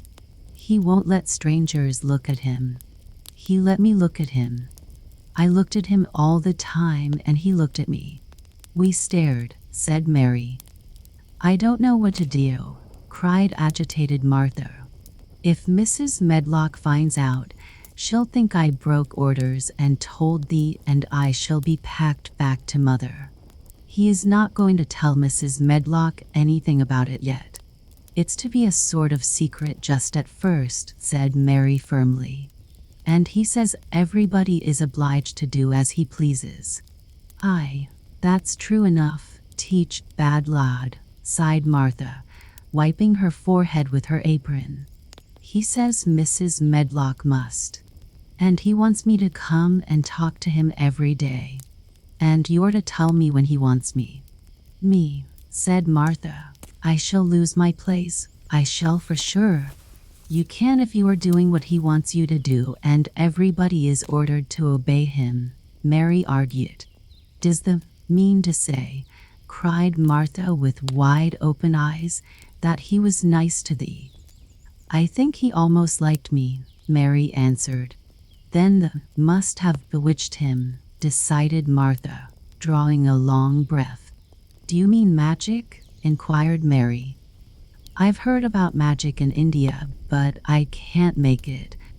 I just went into his room and I was so surprised to see him I stood and stared. And then he turned round and stared at me. And he thought I was a ghost or a dream, and I thought perhaps he was. And it was so queer being there alone together in the middle of the night and not knowing about each other. And we began to ask each other questions. And when I asked him if I must go away, he said I must not. World's comin' to an end, gasped Martha. What is the matter with him? Asked Mary. Nobody knows for sure and certain, said Martha. Mr. Craven went off his head like when he was born. Doctors thought he'd have to be put in asylum. It was because Mrs. Craven died like I told you. He wouldn't set eyes on baby. He just raved and said it'd be another hunchback like him and it'd better die. Is Colin a hunchback? Mary asked. He didn't look like one. He isn't yet, said Martha. But he began all wrong. Mother said that there was enough trouble and raging in house to set any child wrong. They was afraid his back was weakin'. They've always been taking care of it, keepin' him lying down and not lettin' him walk. Once they made him wear a brace, but he fretted so he was downright ill. Then a big doctor came to see him and made them take it off. He talked to other doctor quite rough, in a polite way. He said there'd been too much medicine and too much lettin' him have his own way. I think he's a very spoiled boy, said Mary. He's worst young nowt as ever was, said Martha. I won't say as he hasn't been ill a good bit. He's had coughs and colds that's nearly killed him 2 or 3 times. Once he had rheumatic fever and once he had typhoid. Mrs. Medlock did get a fright then. He'd been out of his head and she was talkin' to nurse, thinkin' he didn't know nothin', and she said, he'll die this time sure enough, and best thing for him and for everybody. And she looked at him and there he was with his big eyes open, staring at her as sensible as she was herself. She didn't know what had happened, but he just stared at her and says, You give me some water and stop talking. Do you think he will die? Asked Mary. Mother says there's no reason why any child should live that gets no fresh air and doesn't do nothing but lie on his back and read picture books and take medicine. He's weak and hates trouble being taken out doors, and he gets cold so easy, he says it makes him ill. Mary sat and looked at the fire. I wonder, she said slowly, if it would not do him good to go out into a garden and watch things growing. It did me good. One of Teach's worst fits he ever had, said Martha, was one time they took him out where the roses is by the fountain. He'd been readin' in a paper about people gettin' something he called rose cold, and he began to sneeze and said he'd got it in. Then a new gardener as didn't know Teach rolls past by and looked at him curious. He threw himself into a passion and he said he'd looked at him because he was going to be a hunchback. He cried himself into a fever and was ill all night. If he ever gets angry at me, I'll never go and see him again, said Mary. He'll have thee if he wants thee, said Martha. The may as well know that at Teach start. Very soon afterward a bell rang and she rolled up her knitting. I dare say Teach nurse wants me to stay with him a bit, she said. I hope he's in a good temper. She was out of the room about 10 minutes, and then she came back with a puzzled expression. Well, the has bewitched him, she said. He's up on his sofa with his picture books. He's told the nurse to stay away until 6 o'clock. I'm to wait in the next room. Minute she was gone he called me to him and says, I want Mary Lennox to come and talk to me, and remember you're not to tell anyone. You'd better go as quick as he can. Mary was quite willing to go quickly. She did not want to see Colin as much as she wanted to see Dickon, but she wanted to see him very much. There was a bright fire on the hearth when she entered his room, and in the daylight she saw it was a very beautiful room indeed. There were rich colors in the rugs and hangings and pictures and books on the walls which made it look glowing and comfortable even in spite of the gray sky and falling rain. Colin looked rather like a picture himself. He was wrapped in a velvet dressing gown and sat against a beige brocaded cushion. He had a red spot on each cheek. Come in, he said. I've been thinking about you all morning. I've been thinking about you, too, answered Mary. You don't know how frightened Martha is. She says Mrs. Medlock will think she told me about you, and then she will be sent away. He frowned. Go and tell her to come here, he said. She is in the next room. Mary went and brought her back. Poor Martha was shaking in her shoes. Colin was still frowning.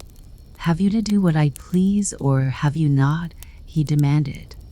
I have to do what you please, sir, Martha faltered, turning quite red.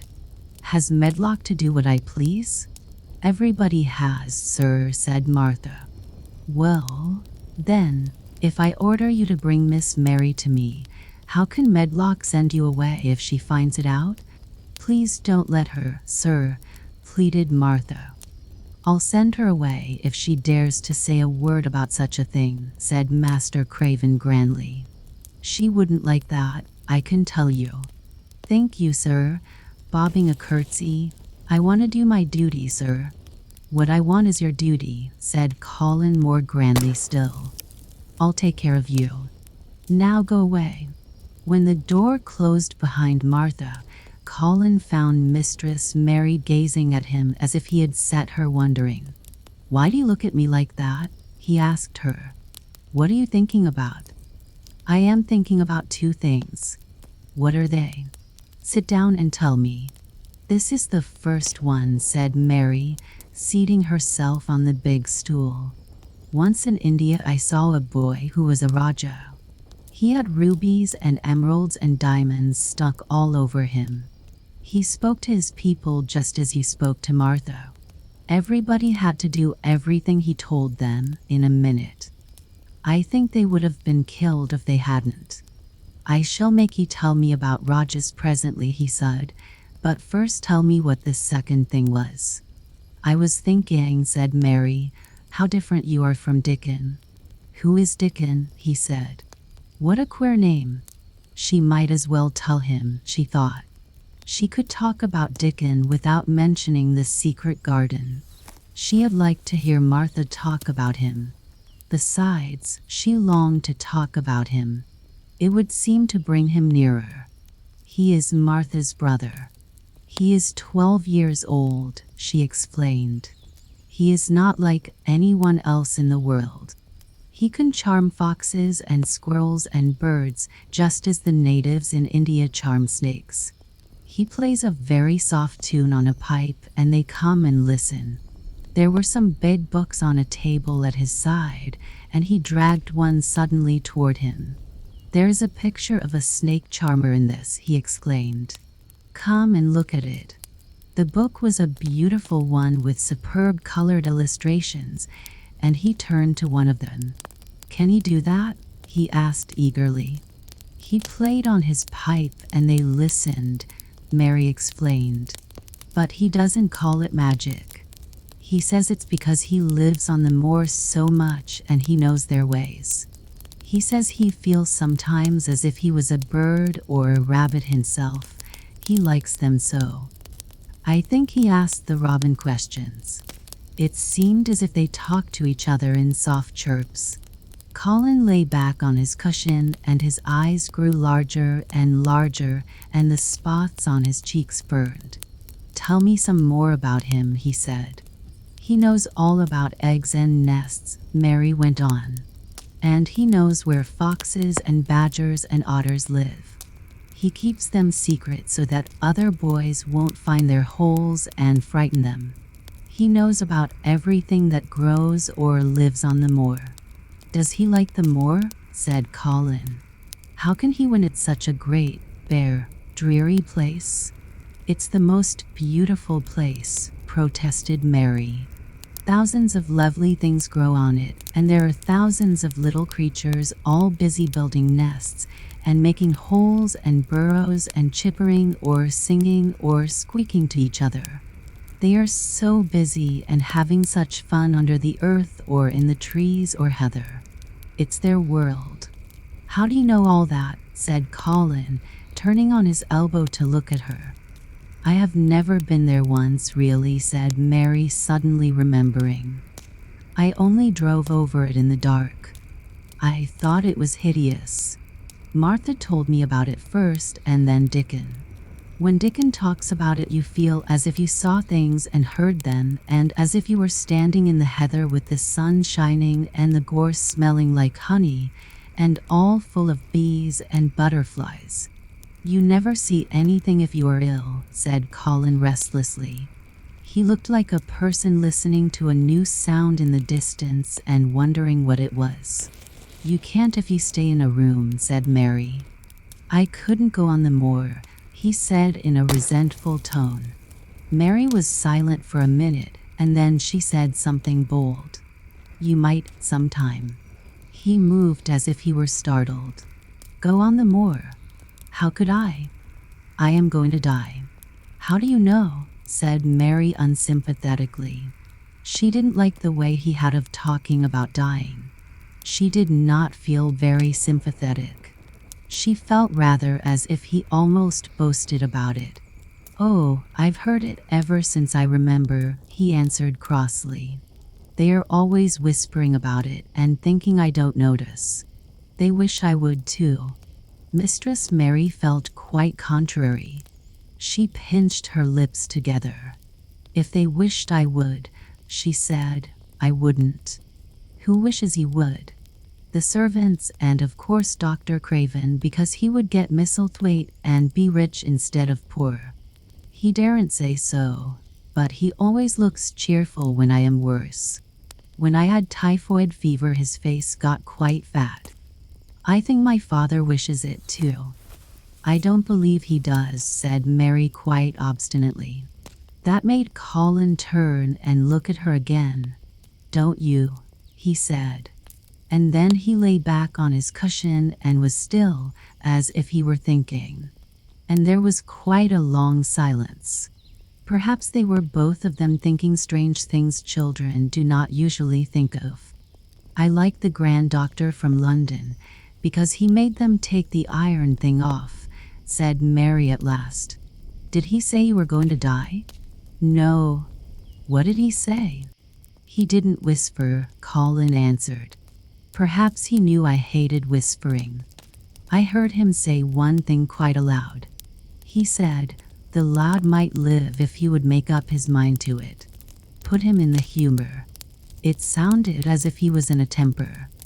"I'll tell you who would put you in the humor, perhaps," said Mary, reflecting. She felt as if she would like this thing to be settled one way or the other. "I believe Dickon would. He's always talking about live things. He never talks about dead things or things that are ill. He's always looking up in the sky to watch birds flying, or looking down at the earth to see something growing. He has such round blue eyes, and they are so wide open with looking about. And he laughs such a big laugh with his wide mouth, and his cheeks are as red as cherries." She pulled her stool nearer to the sofa, and her expression quite changed at the remembrance of the wide, curving mouth and wide open eyes. "See here," she said. "Don't let us talk about dying. I don't like it. Let us talk about living. Let us talk and talk about Dickon. And then we will look at your pictures." It was the best thing she could have said. To talk about Dickon meant to talk about the moor and about the cottage and the 14 people who lived in it on 16 shillings a week, and the children who got fat on the moor grass like the wild ponies. And about Dickon's mother, and the skipping rope, and the moor with the sun on it, and about pale green points sticking up out of the black sod.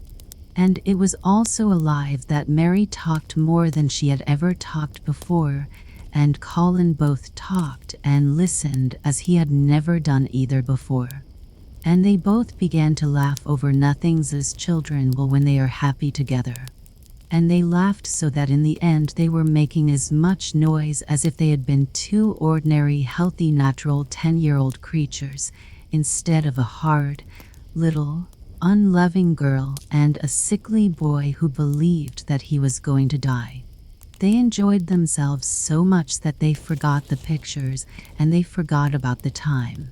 They had been laughing quite loudly over Ben Weatherstaff, and his Robin, and Colin was actually sitting up as if he had forgotten about his week back when he suddenly remembered something. "Do you know there is one thing we have never once thought of," he said. "We're cousins." It seemed so queer that they had talked so much and never remembered the simple thing that they laughed more than ever, because they had got into the humor to laugh at anything. And in the midst of the fun the door opened and in walked Dr. Craven and Mrs. Medlock. Dr. Craven started an actual alarm, and Mrs. Medlock almost fell back because he had accidentally bumped against her. "Good Lord!"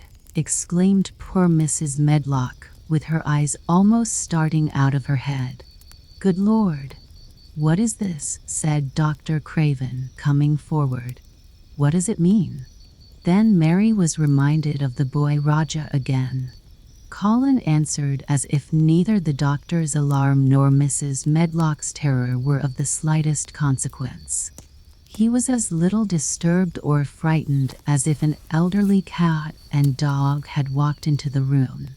"This is my cousin, Mary Lennox," he said. "I asked her to come and talk to me.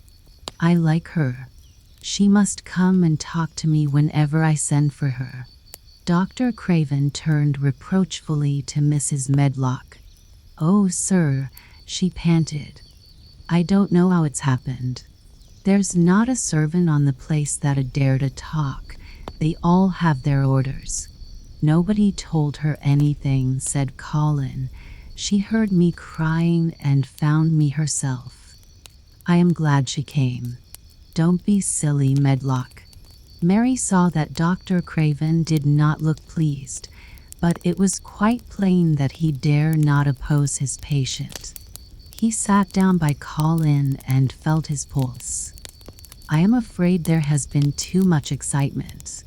"Excitement is not good for you, my boy," he said. "I should be excited if she kept away," answered Colin, his eyes beginning to look dangerously sparkling. "I am better. She makes me better." The nurse must bring up her tea with mine. We will have tea together." Mrs. Medlock and Dr. Craven looked at each other in a troubled way, but there was evidently nothing to be done. "He does look rather better, sir," ventured Mrs. Medlock. But thinking the matter over, he looked better this morning before she came into the room. "She came into the room last night. She stayed with me a long time. She sang a Hindustani song to me, and it made me go to sleep," said Colin. "I was better when I wakened up. I wanted my breakfast. I want my tea now. Tell Nurse Medlock." Dr. Craven did not stay very long. He talked to the nurse for a few minutes when she came into the room and said a few words of warning to Colin. He must not talk too much. He must not forget that he was ill. He must not forget that he was very easily tired. Mary thought that there seemed to be a number of uncomfortable things he was not to forget. Colin looked fretful and kept his strange black-lashed eyes fixed on Dr. Craven's face. "I want to forget it," he said at last. "She makes me forget it. That is why I want her." Dr. Craven did not look happy when he left the room. He gave a puzzled glance at the little girl sitting on the large stool. She had become a stiff, silent child again as soon as he entered, and he could not see what the attraction was. The boy actually did look brighter, however, and he sighed rather heavily as he went down the corridor. "They are always wanting me to eat things when I don't want to," said Colin, as the nurse brought in the tea and put it on the table by the sofa. "Now, if you'll eat, I will. Those muffins look so nice and hot. Tell me about Rajahs." Chapter 15. Nest Building. After another week of rain, the high arch of blue sky appeared again, and the sun which poured down was quite hot. Though there had been no chance to see either the secret garden or Dickon, Mistress Mary had enjoyed herself very much. The week had not seemed long. She had spent hours of every day with Colin in his room, talking about Rajahs or gardens or Dickon and the cottage on the moor. They had looked at the splendid books and pictures, and sometimes Mary had read things to Colin, and sometimes he had read a little to her. When he was amused and interested, she thought he scarcely looked like an invalid at all, except that his face was so colorless, and he was always on the sofa. "You are a sly young one to listen and get out of your bed to go following things up like you did that night," Mrs. Medlock said once. "But there's no saying it's not been a sort of blessing to the lot of us. He's not had a tantrum or a whining fit since you made friends." The nurse was just going to give up the case because she was so sick of him, but she says she doesn't mind staying now you've gone on duty with her, laughing a little. In her talks with Colin, Mary had tried to be very cautious about the secret garden. There were certain things she wanted to find out from him, but she felt that she must find them out without asking him direct questions. In the first place, as she began to like to be with him, she wanted to discover whether he was the kind of boy you could tell a secret to.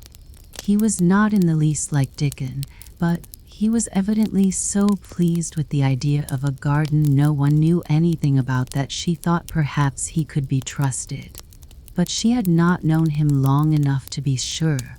The second thing she wanted to find out was this: if he could be trusted, if he really could, wouldn't it be possible to take him to the garden without having anyone find it out? The Grand Doctor had said that he must have fresh air, and Colin had said that he would not mind fresh air in a secret garden.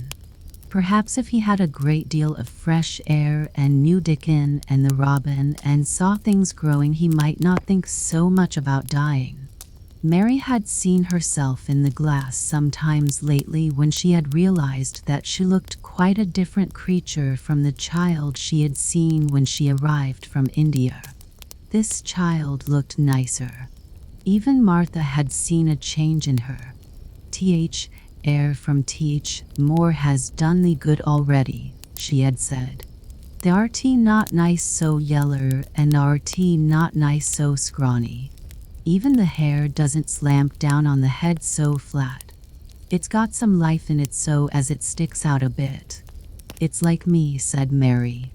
It's growing stronger and fatter. I'm sure there's more of it. It looks it for sure, said Martha, ruffling it up a little round her face. The RT not half so ugly when it's that way, and there's a bit o' red in the cheeks. If gardens and fresh air had been good for her, perhaps they would be good for Colin. But then, if he hated people to look at him, perhaps he would not like to see Dickon. Why does it make you angry when you are looked at? She inquired one day. I always hated it, he answered, even when I was very little. Then when they took me to the seaside and I used to lie in my carriage, everybody used to stare, and ladies would stop and talk to my nurse, and then they would begin to whisper, and I knew then they were saying I shouldn't live to grow up.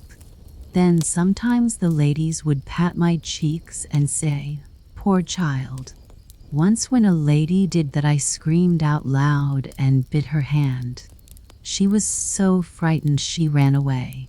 She thought you had gone mad like a dog, said Mary, not at all admiringly. I don't care what she thought, said Colin, frowning. I wonder why you didn't scream and bite me when I came into your room, said Mary. Then she began to smile slowly.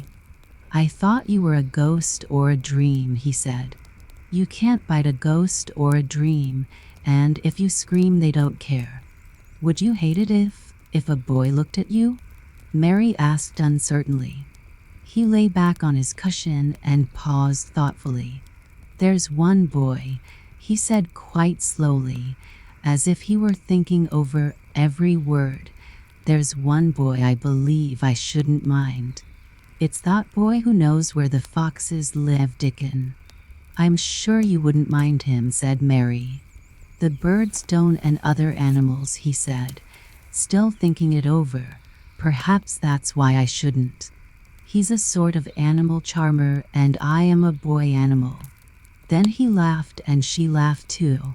In fact, it ended in their both laughing a great deal, and finding the idea of a boy animal hiding in his hole very funny indeed. What Mary felt afterward was that she need not fear about Dickon.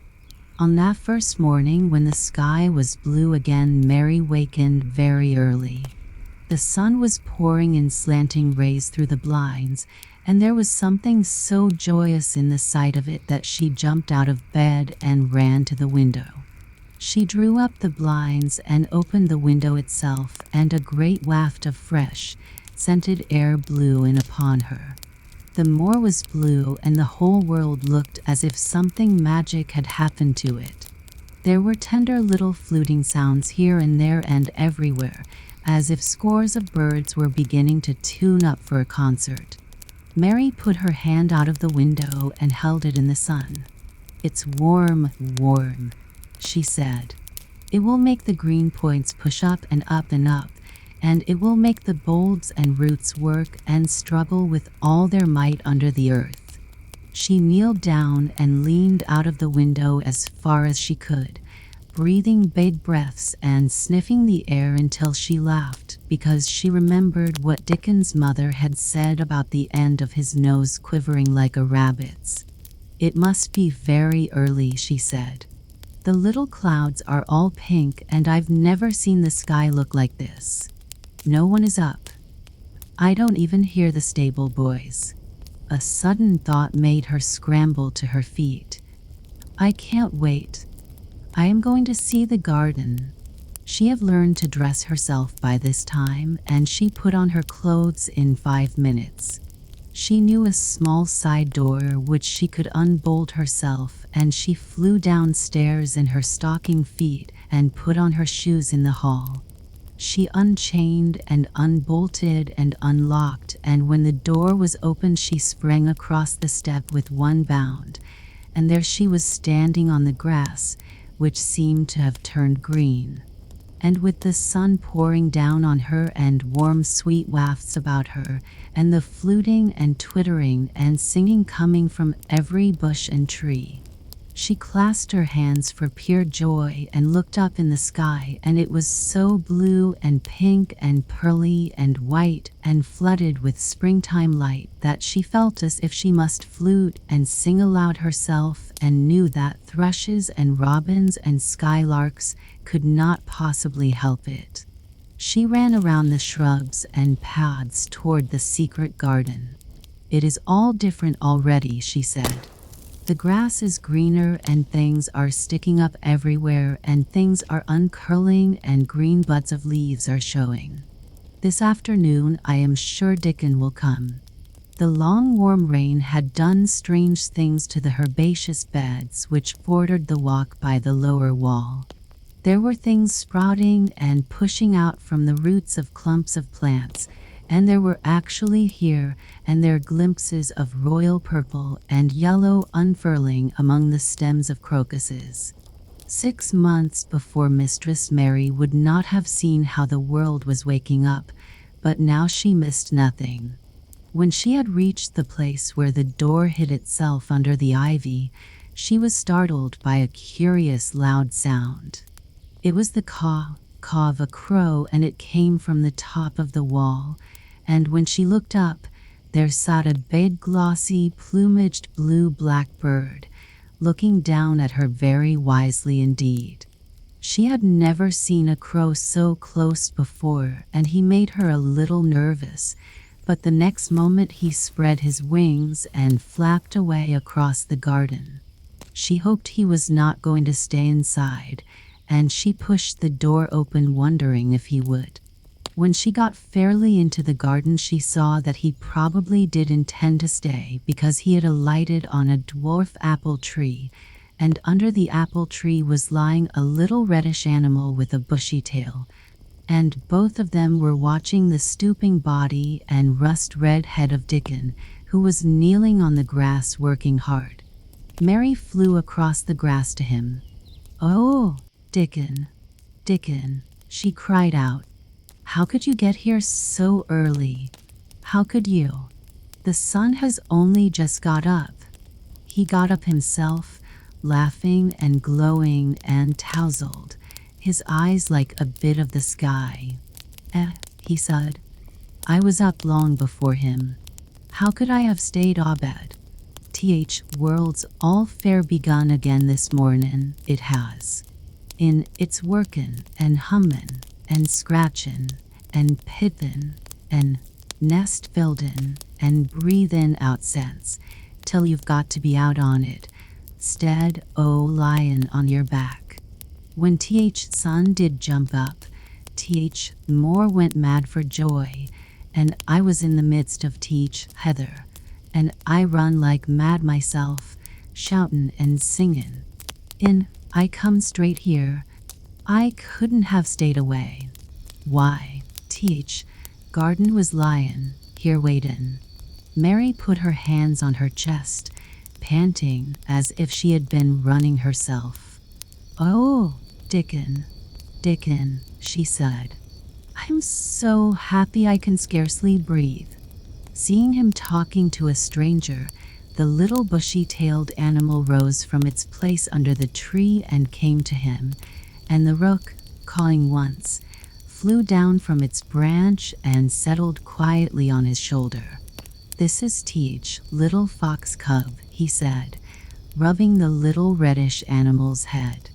"It's named Captain. And this here's Soot. He flew across Moor with me, and Captain he run same as if hounds had been after him. They both felt same as I did. Neither of the creatures looked as if he were the least afraid of Mary. When Dickon began to walk about, Soot stayed on his shoulder and Captain trotted quietly close to his side. "See here," said Dickon. "See how these is pushed up, and these. And look at these here." He threw himself upon his knees and Mary went down beside him. They had come upon a whole clump of crocuses burst into purple and orange and gold. Mary bent her face down and kissed them. "You never kiss a person in that way," she said when she lifted her head. "Flowers are so different." He looked puzzled but smiled. He said, "I've kissed Mother many a time that way when I come in from teach, more after a day's roamin'. And she stood there at teach door and teach son, lookin' so glad and comfortable."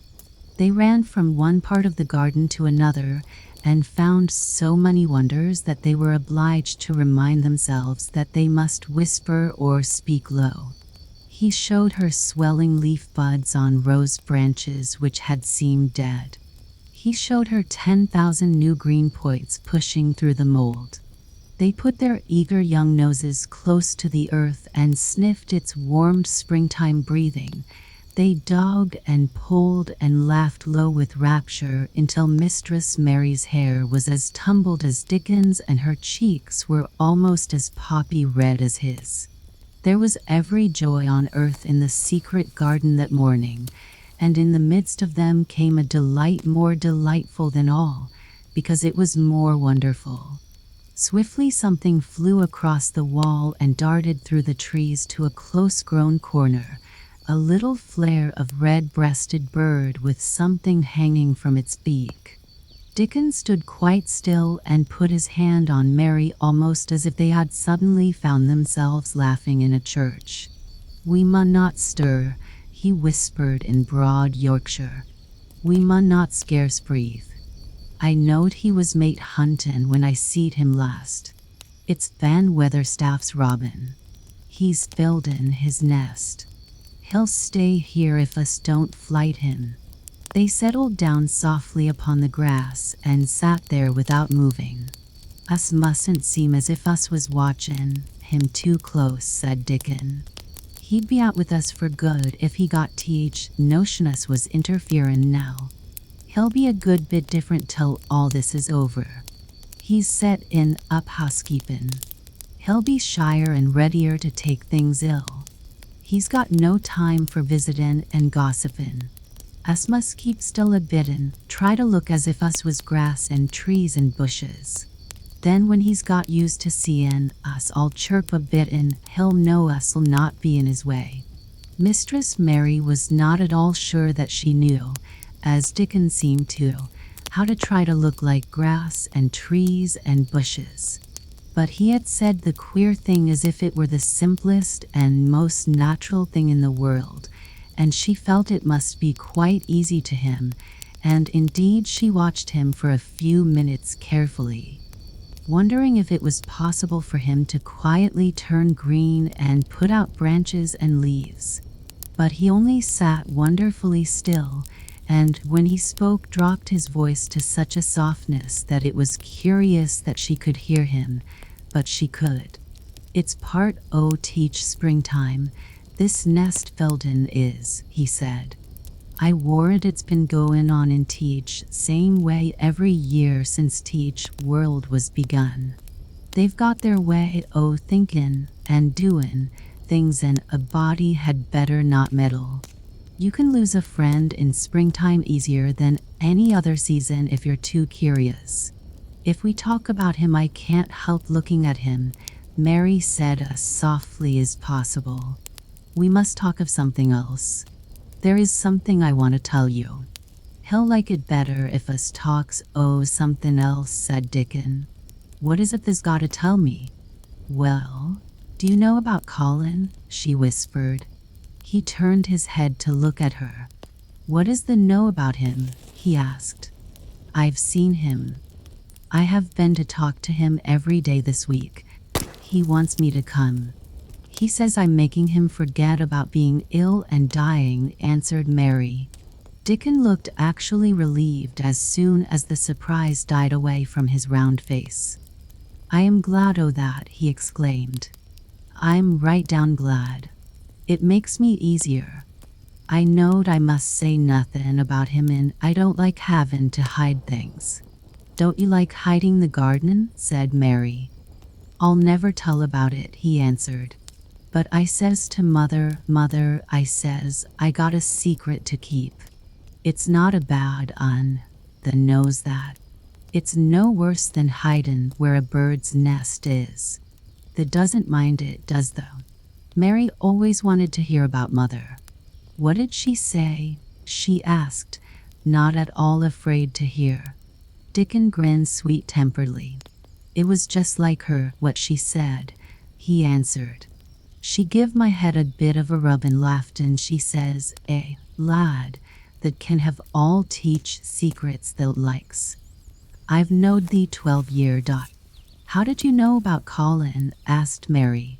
"Everybody as knowed about Master Craven knowed there was a little lad as was like to be a cripple, and they knowed Master Craven didn't like him to be talked about. Folks is sorry for Master Craven because Mrs. Craven was such a pretty young lady and they was so fond of each other. Mrs. Medlock stops in our cottage whenever she goes to Thwaite. She doesn't mind talking to mother before us children, because she knows us has been brought up to be trusty." "How did they find out about him?" "Martha was in fine trouble last time she came home. She said that heard him fret in, and there was a skin questions in. She didn't know what to say." Mary told him her story about the midnight wuthering of the wind which had wakened her, and about the faint far-off sounds of the complaining voice which had led her down the dark corridors with her candle, and had ended with her opening of the door of the dimly lighted room with the carven four-posted bed in the corner. When she described the small ivory-white face and the strange black-rimmed eyes, Dickon shook his head. "Them's just like his mother's eyes, only hers was always Logan, they say," he said. "They say as Mr. Craven can't bear to see him when he's awaken. It's because his eyes is so like his mother's and yet looks so different in his miserable bit of a face." "Do you think he wants him to die?" whispered Mary. "No, but he wishes he'd never been born. Mother, she says that's worst thing on earth for a child. Them as is not wanted scarce ever thrives. Mr. Craven he'd buy anything as money could buy for poor lad, but he'd like to forget as he's on earth. For one thing, he's afraid he'll look at him some day and find he's growed hunchback. Colin's so afraid of it himself that he won't sit up," said Mary. "He says he's always thinking that if he should feel a lump coming he should go crazy and scream himself to death." "He oughtn't to lie there thinking things like that," said Dickon. "No lad could get well as thought them sort o' things." The fox was lying on the grass close by him, looking up to ask for a pat now and then, and Dickon bent down and rubbed his neck softly and thought a few minutes in silence. Presently he lifted his head and looked round the garden. "When first we got in here," he said, "it seemed like everything was gray. Look round now and tell me if thou doesn't see a difference." Mary looked and caught her breath a little. "Why," she cried, "the gray wall is changing. It is as if a green mist were creeping over it. It's almost like a green gauze veil."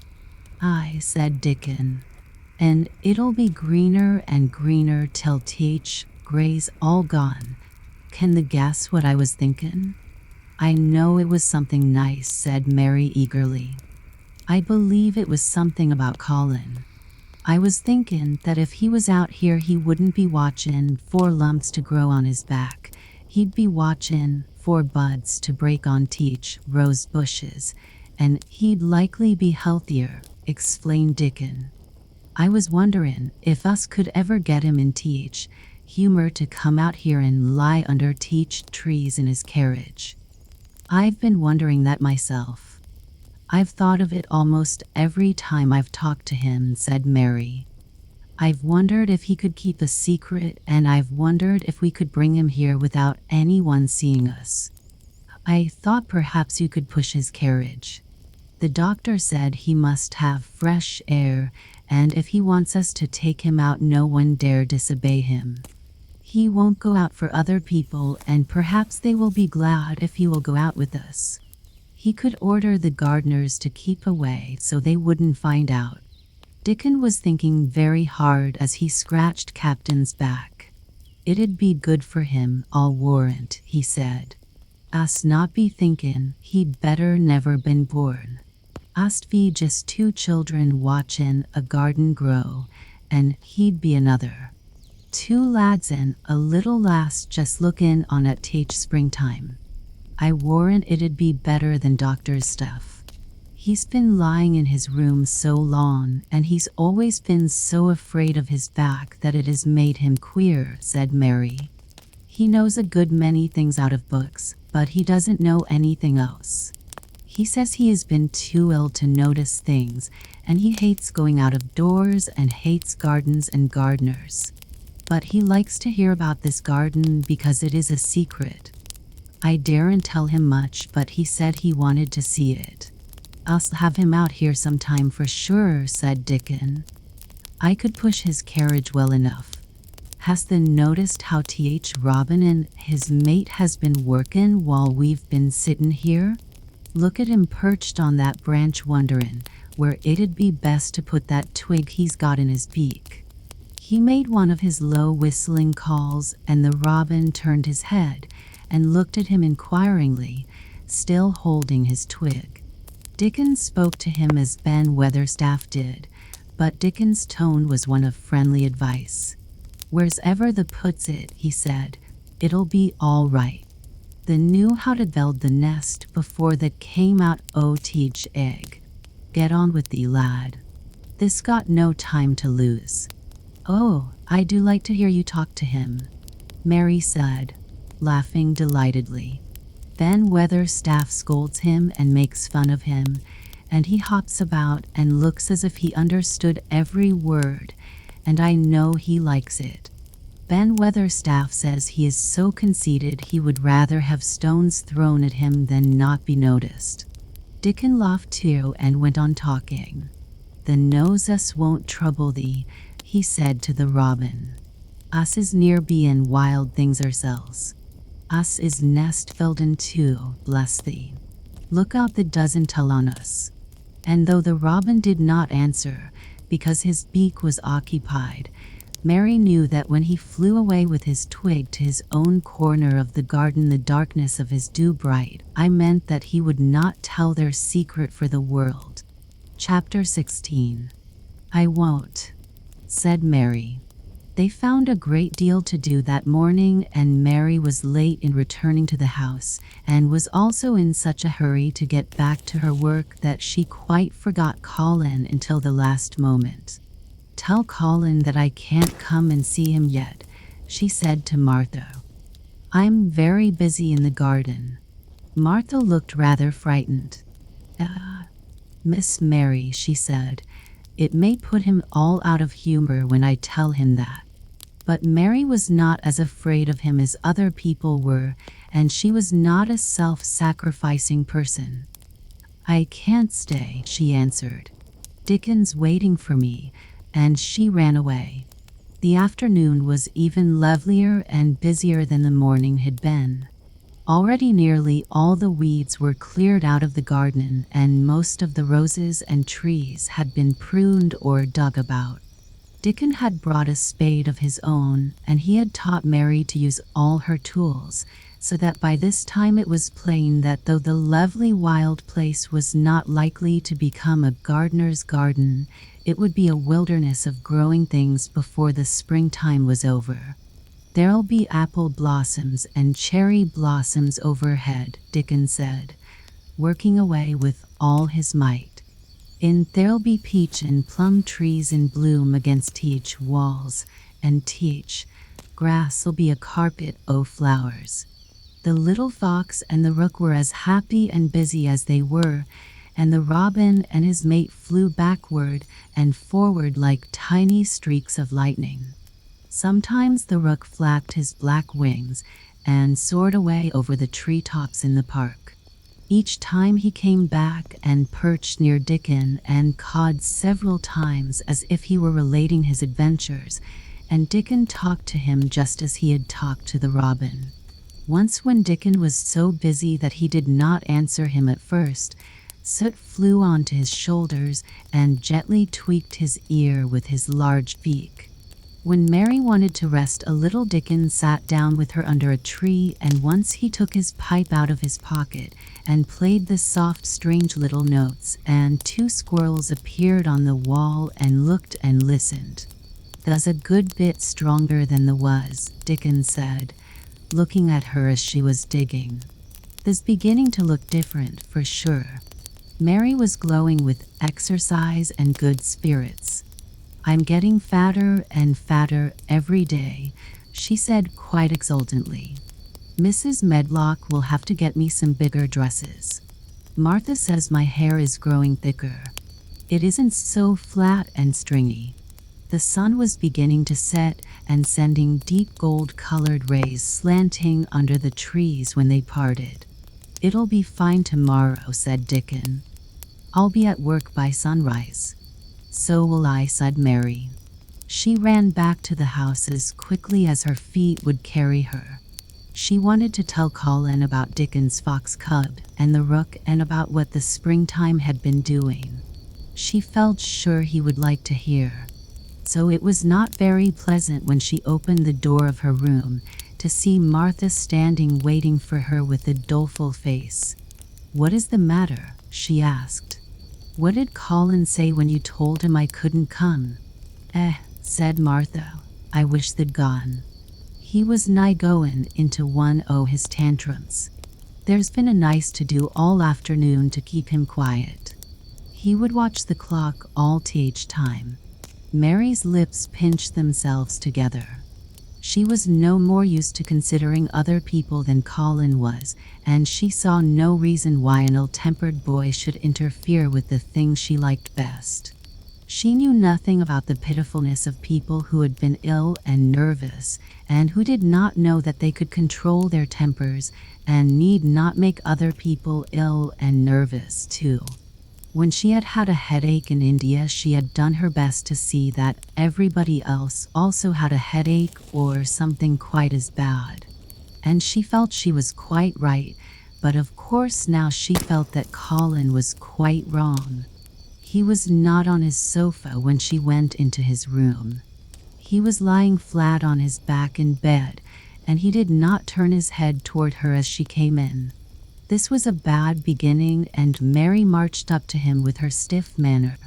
"Why didn't you get up?" she said. "I did get up this morning when I thought you were coming," he answered, without looking at her. "I made them put me back in bed this afternoon. My back ached and my head ached and I was tired." "Why didn't you come?" "I was working in the garden with Dickon," said Mary. Colin frowned and condescended to look at her. "I won't let that boy come here if you go and stay with him instead of coming to talk to me," he said. Mary flew into a fine passion. She could fly into a passion without making a noise. She just grew sour and obstinate and did not care what happened. "If you send Dickon away, I'll never come into this room again," she retorted. "You'll have to if I want you," said Colin. "I won't," said Mary. "I'll make you," said Colin. "They shall drag you in." "Shall they, Mr. Rajah?" said Mary fiercely. "They may drag me in, but they can't make me talk when they get me here. I'll sit and clench my teeth and never tell you one thing. I won't even look at you. I'll stare at the floor." They were a nice, agreeable pair as they glared at each other.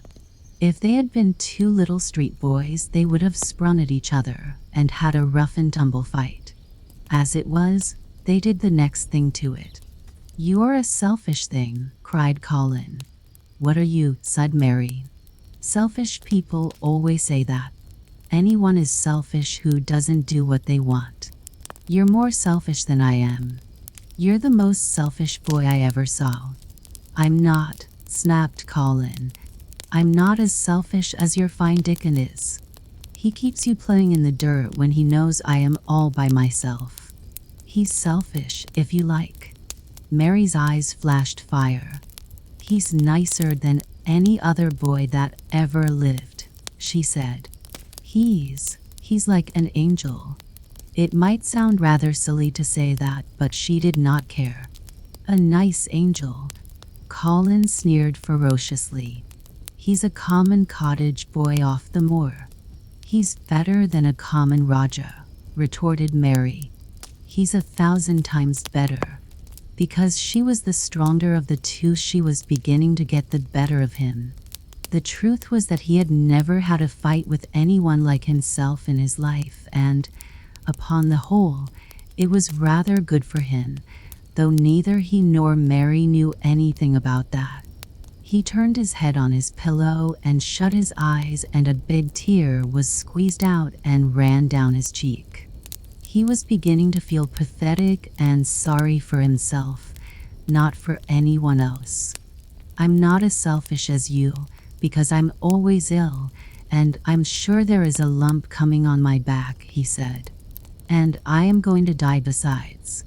"You're not," contradicted Mary unsympathetically.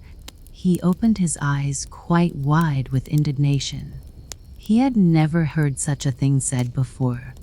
He was at once furious and slightly pleased, if a person could be both at the same time. "I'm not," he cried. "I am. You know I am. Everybody says so."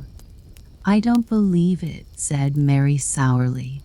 "You just say that to make people sorry." "I believe you're proud of it." "I don't believe it. If you were a nice boy, it might be true, but you're too nasty." In spite of his invalid back, Colin sat up in bed in quite a healthy rage. "Get out of the room," he shouted, and he caught hold of his pillow and threw it at her. He was not strong enough to throw it far, and it only fell at her feet, but Mary's face looked as pinched as a nutcracker. "I'm going," she said. "And I won't come back."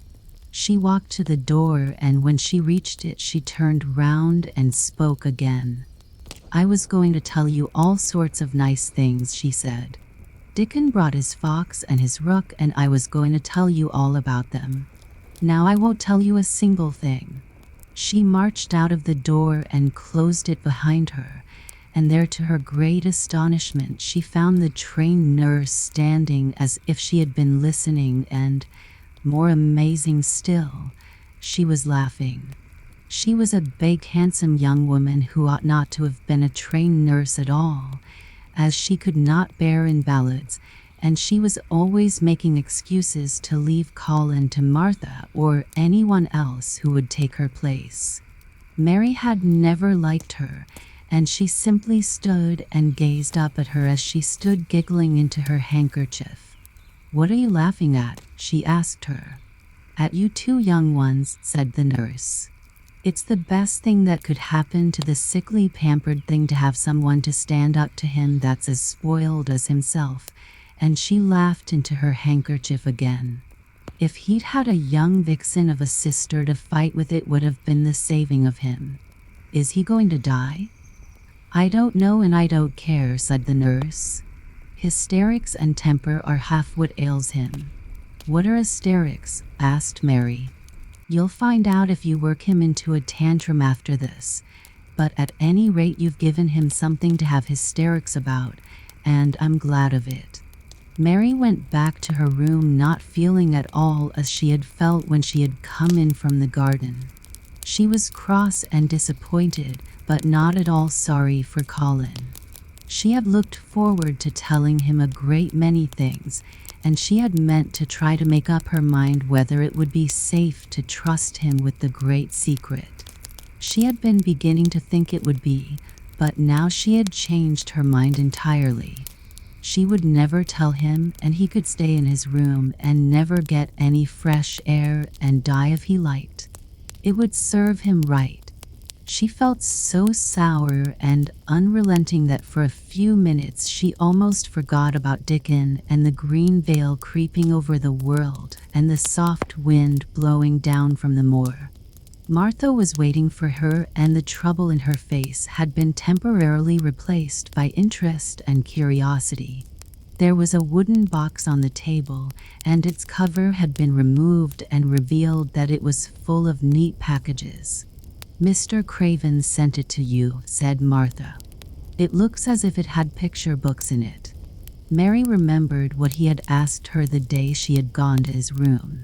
"Do you want anything, dolls, toys, books?" She opened the package wondering if he had sent a doll, and also wondering what she should do with it if he had.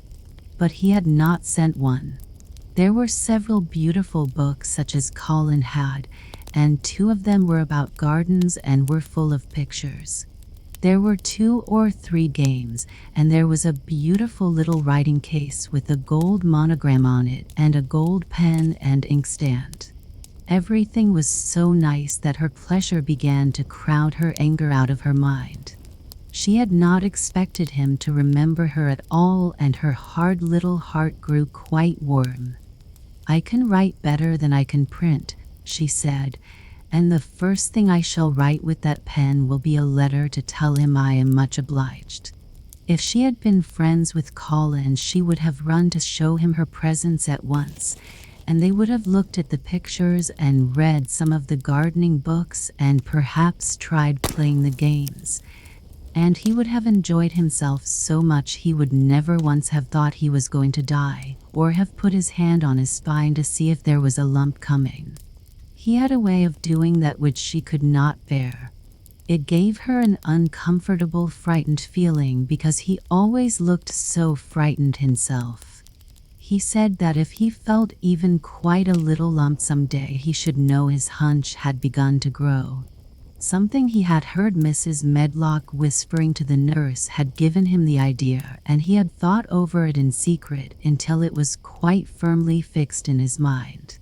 Mrs. Medlock had said his father's back had begun to show its crookedness in that way when he was a child. He had never told anyone but Mary that most of his tantrums, as they called them, grew out of his hysterical hidden fear. Mary had been sorry for him when he had told her. He always began to think about it when he was cross or tired, she said to herself. And he has been cross today. Perhaps he has been thinking about it all afternoon. She stood still, looking down at the carpet and thinking. "I said I would never go back again," she hesitated, knitting her brows, "but perhaps, just perhaps, I will go and see, if he wants me, in the morning.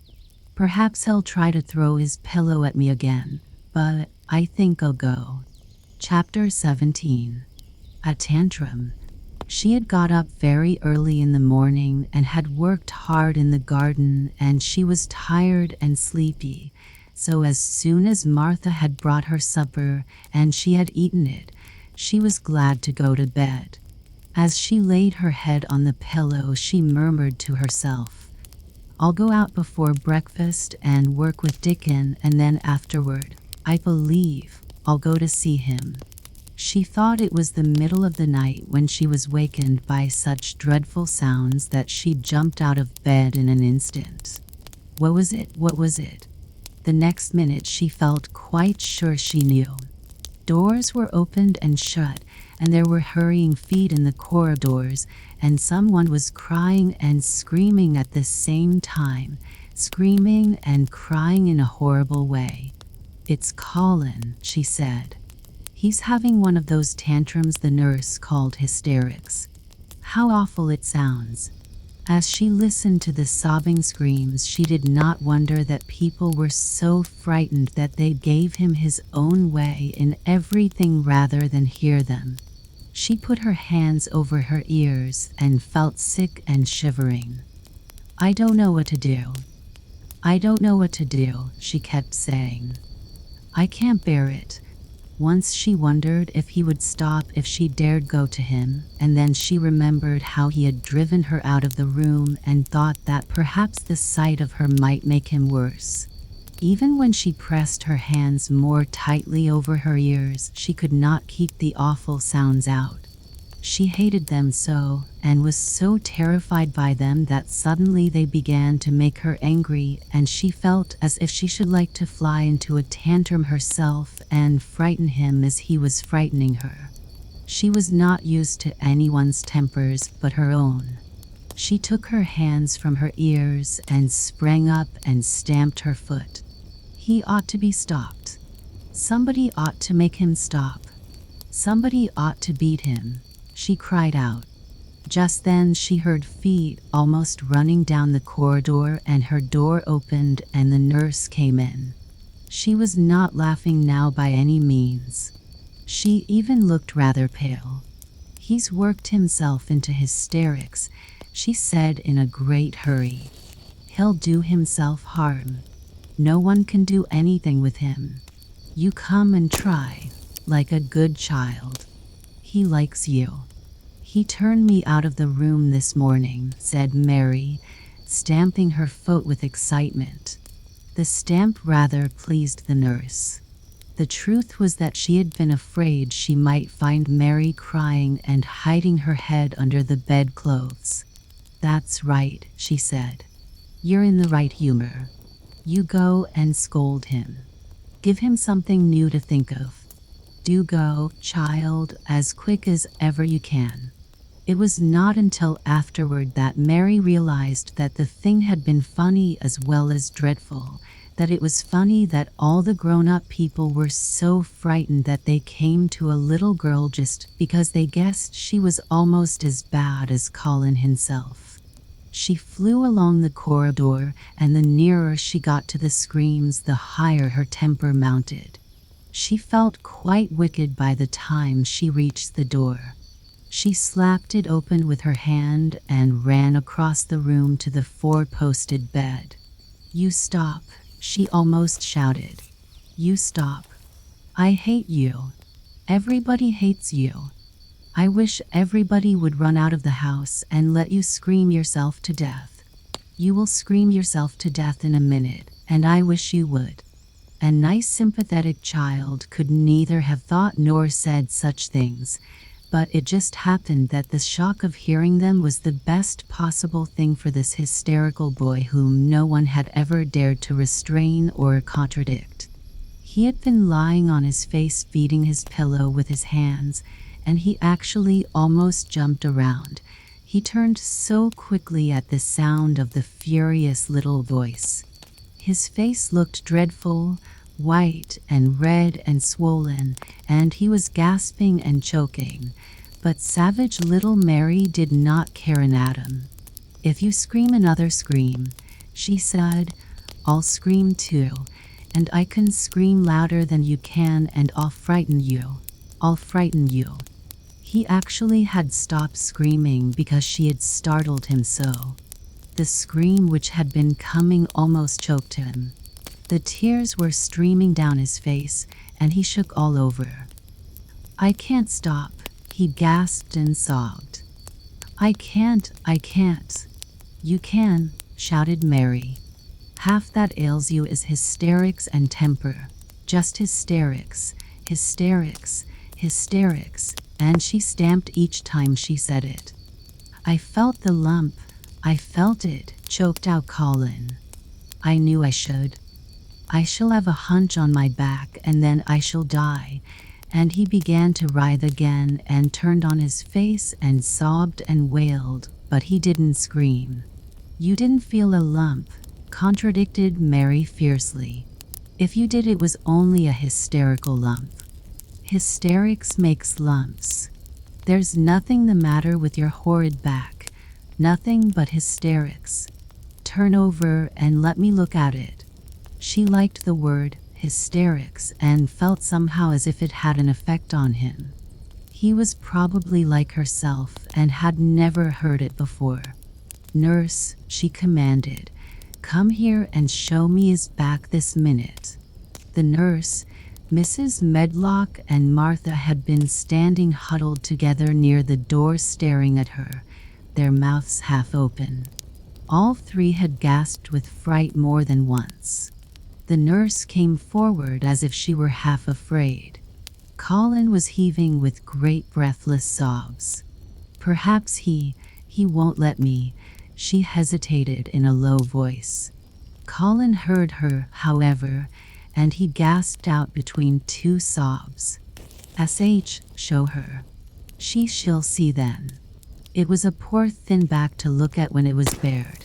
Every rib could be counted and every joint of the spine, though Mistress Mary did not count them as she bent over and examined them with a solemn, savage little face.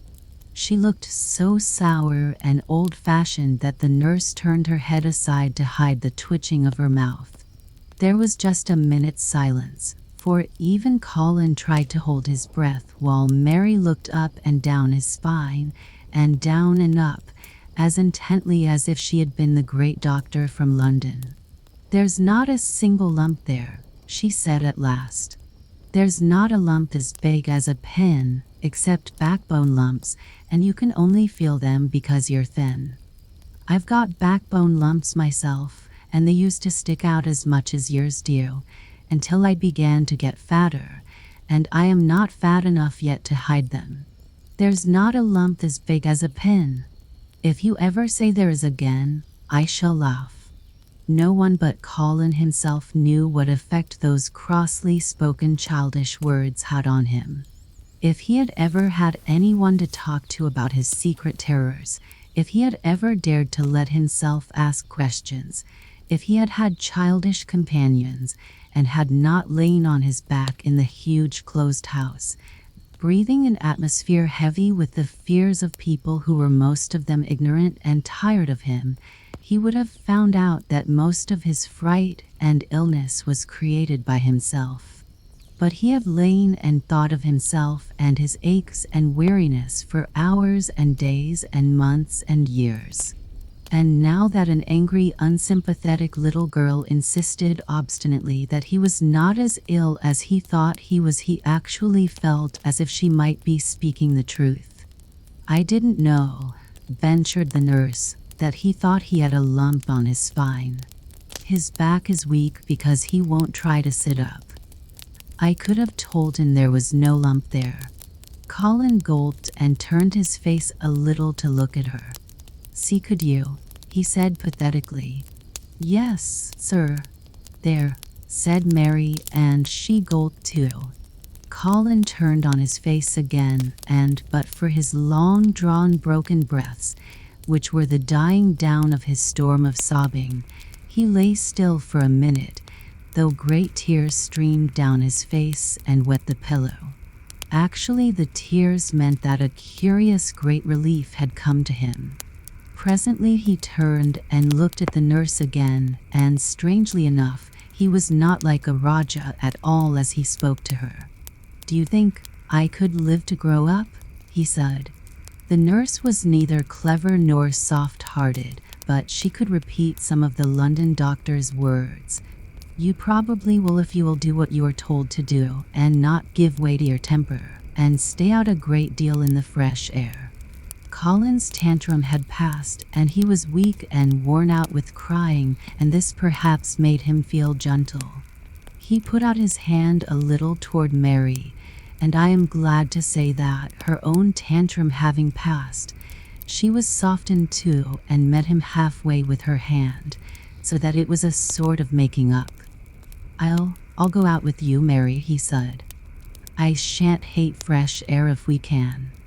"Fine," he remembered just in time to stop himself from saying, "if we can find the secret garden," and he ended, "I shall like to go out with you if Dickon will come and push my chair. I do so want to see Dickon and the fox and the crow." The nurse remade the tumbled bed and shook and straightened the pillows. Then she made Colin a cup of beef tea and gave a cup to Mary, who really was very glad to get it after her excitement.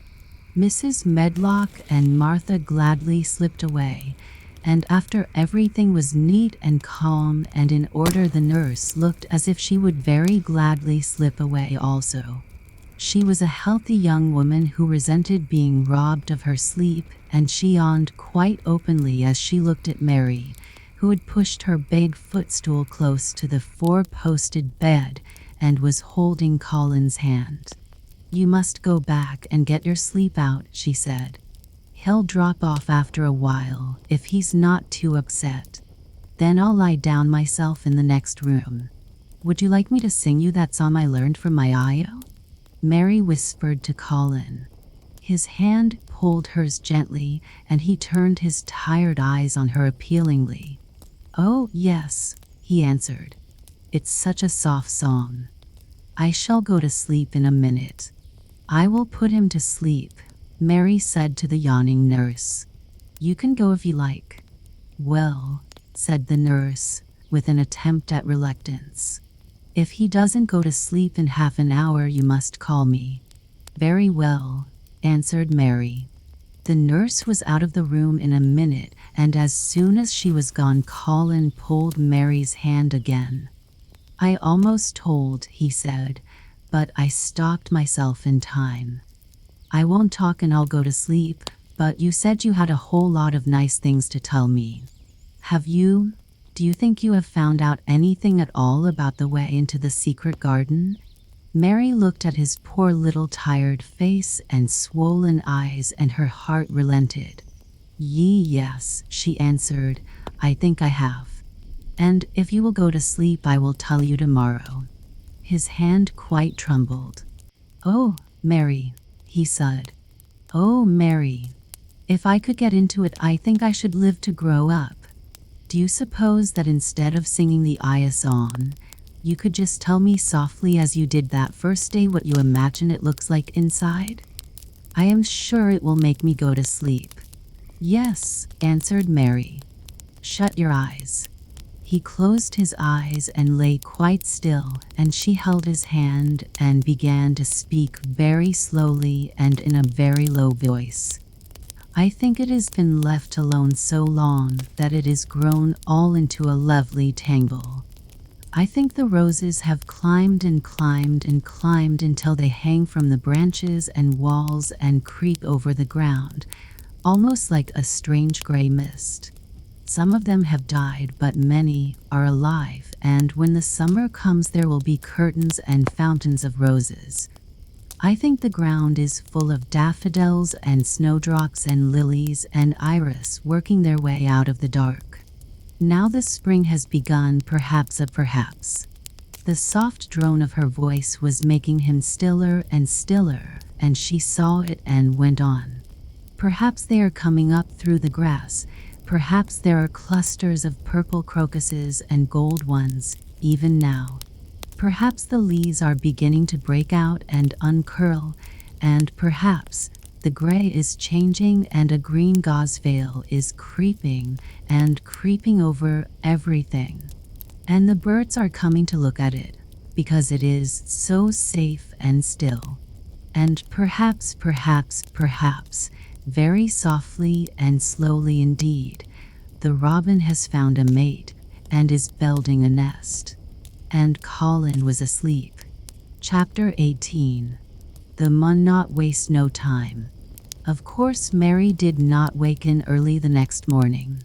She slept late because she was tired, and when Martha brought her breakfast, she told her that though Colin was quite quiet, he was ill and feverish, as he always was after he had worn himself out with a fit of crying.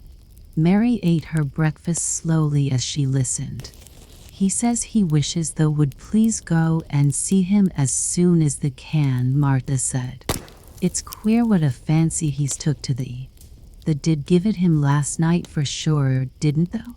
Nobody else would have dared to do it. Poor lad. He's been spoiled till salt won't save him. Mother says as teach two worst things as can happen to a child is never to have his own way, or always to have it. She doesn't know which is teach worst. Though was in a fine temper the self too. But he says to me when I went into his room, Please ask Miss Mary if she'll please come and talk to me. Think o' him saying please. Will you go, miss?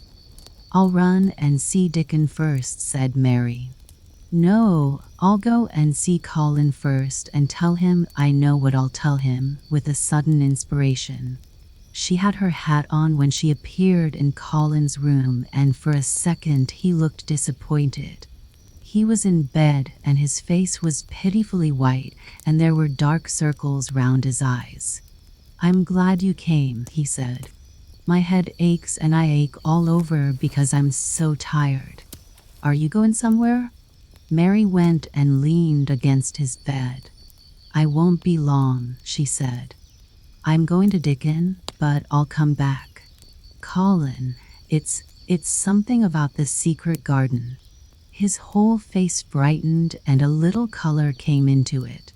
Oh, is it? He cried out. I dreamed about it all night. I heard you say something about gray changing into green, and I dreamed I was standing in a place all filled with trembling little green leaves, and there were birds on nests everywhere, and they looked so soft and still. I'll lie and think about it until you come back. In 5 minutes Mary was with Dickon in their garden. The fox and the crow were with him again, and this time he had brought 2 tame squirrels. I came over on the pony this morning, he said. He is a good little chap, Jump is. I brought these 2 in my pockets. This here one he's called Nut, and this here other one's called Shell. When he said Nut, one squirrel leaped onto his right shoulder, and when he said Shell, the other one leaped onto his left shoulder. When they sat down on the grass with Captain curled at their feet, Soot sullenly listening on a tree and Nut and Shell nosing about close to them, it seemed to Mary that it would be scarcely bearable to leave such delightfulness. But when she began to tell her story, somehow the look in Dickon's funny face gradually changed her mind. She could see he felt sorrier for Colin than she did. He looked up at the sky and all about him. Just listen to them birds, teach world seems full of, all whistlin' and pittin', he said. Look at dartin' about, and hearken at callin' to each other. Come springtime seems like as if all teach world's callin'. The leaves is uncurlin', so you can see my word, th. Nice smells there is about, snuffing with his happy turned-up nose. And that poor lad lyin' shut up and seein' so little that he gets to thinkin' o' things as sets him screamin'. We mun get him out here, we mun get him watchin', and listenin', and snuffin' up teach air and get him just soaked through sunshine. And we mun not lose no time about it. When he was very much interested, he often spoke quite broad Yorkshire, though at other times he tried to modify his dialect so that Mary could better understand. But she loved his broad Yorkshire and had in fact been trying to learn to speak it herself. So she spoke a little now. Aye, that we mun, she said, which meant, yes, indeed, we must. I'll tell thee what us'll do first, she proceeded, and Dickon grinned, because when the little wench tried to twist her tongue into speaking Yorkshire it amused him very much. He's took a greatly fancy to thee. He wants to see thee, and he wants to see sudden Captain. When I go back to the house to talk to him, I'll ax him if they canna come and see him tomorrow mornin', and bring the creatures and then, in a bit, when there's more leaves out, and happen a bud or 2, we'll get him to come out in the. Shall push him in his chair and we'll bring him here and show him everything. When she stopped, she was quite proud of herself. She had never made a long speech in Yorkshire before, and she had remembered very well. The mun talk a bit o' Yorkshire like that to Master Colin, Dickon chuckled. They'll make him laughin', there's nowt as good for ill folk as Logan is. Mother says she believes as half a hour's good laugh every mornin' you'd cure a chap as was makin' ready for typhus fever. I'm going to talk Yorkshire to him this very day, said Mary, chuckling herself. The garden had reached the time when every day and every night it seemed as if magicians were passing through it, drawing loveliness out of the earth and the boughs with wands. It was hard to go away and leave it all, particularly as Nut had actually crept onto her dress and Shell had scrambled down the trunk of the apple tree they sat under and stayed there looking at her with inquiring eyes.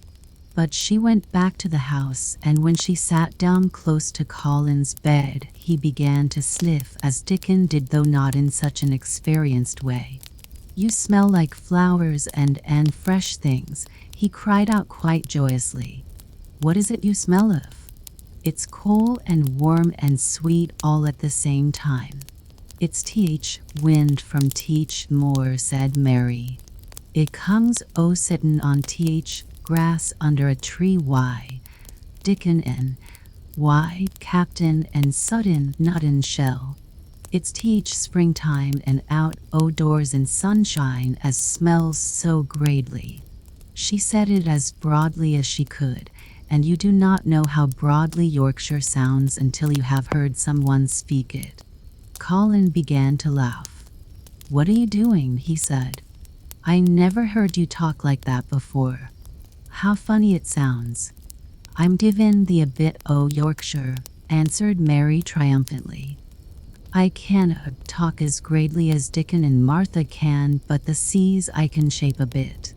Doesn't the understand a bit o' Yorkshire when the hears it? And a Yorkshire lad thyself, bred and born. I wonder thou'rt not ashamed o' thy face. And then she began to laugh too, and they both laughed until they could not stop themselves, and they laughed until the room echoed, and Mrs. Medlock, opening the door to come in, drew back into the corridor and stood listening amazed. Well, upon my word, she said, speaking rather broad Yorkshire herself, because there was no one to hear her and she was so astonished. Whoever heard like? Whoever on earth would have thought it? There was so much to talk about. It seemed as if Colin could never hear enough of Dickon and Captain and Sut and Nut and Shell and the pony whose name was Jump. Mary had run round into the wood with Dickon to see Jump. He was a tiny little shaggy moor pony with thick locks hanging over his eyes and with a pretty face and a nuzzling velvet nose. He was rather thin with living on moor grass, but he was as tough and wiry as if the muscle in his little legs had been made of steel springs. He had lifted his head and whinnied softly the moment he saw Dickon, and he had trotted up to him and put his head across his shoulder, and then Dickon had talked into his ear and Jump had talked back in odd little whinnies and puffs and snorts. Dickon had made him give Mary his small front hoof and kiss her on her cheek with his velvet muzzle. Does he really understand everything Dickon says? Colin asked. It seems as if he does, answered Mary. Dickon says anything'll understand if you're friends with it for sure, but you have to be friends for sure. Colin lay quiet a little while and his strange gray eyes seemed to be staring at the wall, but Mary saw he was thinking. I wish I was friends with things, he said at last, but I'm not. I never had anything to be friends with and I can't bear people. Can't you bear me? Asked Mary. Yes, I can, he answered. It's very funny, but I even like you. Ben Weatherstaff said I was like him, said Mary. He said he'd warrant we'd both got the same nasty tempers. I think you were like him too. We are all three alike, you and I and Ben Weatherstaff. He said we were neither of us much to look at, and we were as sour as we looked. But I don't feel as sour as I used to before I knew the Robin and Dickon. Did you feel as if you hated people?" "Yes," answered Mary without any affectation. "I should have detested you if I had seen you before I saw the Robin and Dickon." Colin put out his thin hand and touched her. "Mary," he said, "I wish I hadn't said what I did about sending Dickon away. I hated you when you said he was like an angel, and I laughed at you, but perhaps he is." "Well, it was rather funny to say it," she admitted frankly, "because his nose does turn up, and he has a big mouth, and his clothes have patches all over them, and he talks broad Yorkshire. But if an angel did come to Yorkshire and live on the moor, if there was a Yorkshire angel, I believe he'd understand the green things and know how to make them grow, and he would know how to talk to the wild creatures as Dickon does, and they'd know he was friends for sure." "I shouldn't mind Dickon looking at me," said Colin. "I want to see him." "I'm glad you said that," answered Mary, because... Quite suddenly it came into her mind that this was the minute to tell him. Colin knew something new was coming. "Because what?" he cried eagerly. Mary was so anxious that she got up from her stool and came to him and caught hold of both his hands. "Can I trust you?" "I trusted Dickon because birds trusted him." "Can I trust you? For sure, she implored. Her face was so solemn that he almost whispered his answer. Yes. "Well, Dickon will come to see you tomorrow morning, and he'll bring his creatures with him." Oh! Colin cried out in delight. "But that's not all," Mary went on, almost pale with solemn excitement. "The rest is better.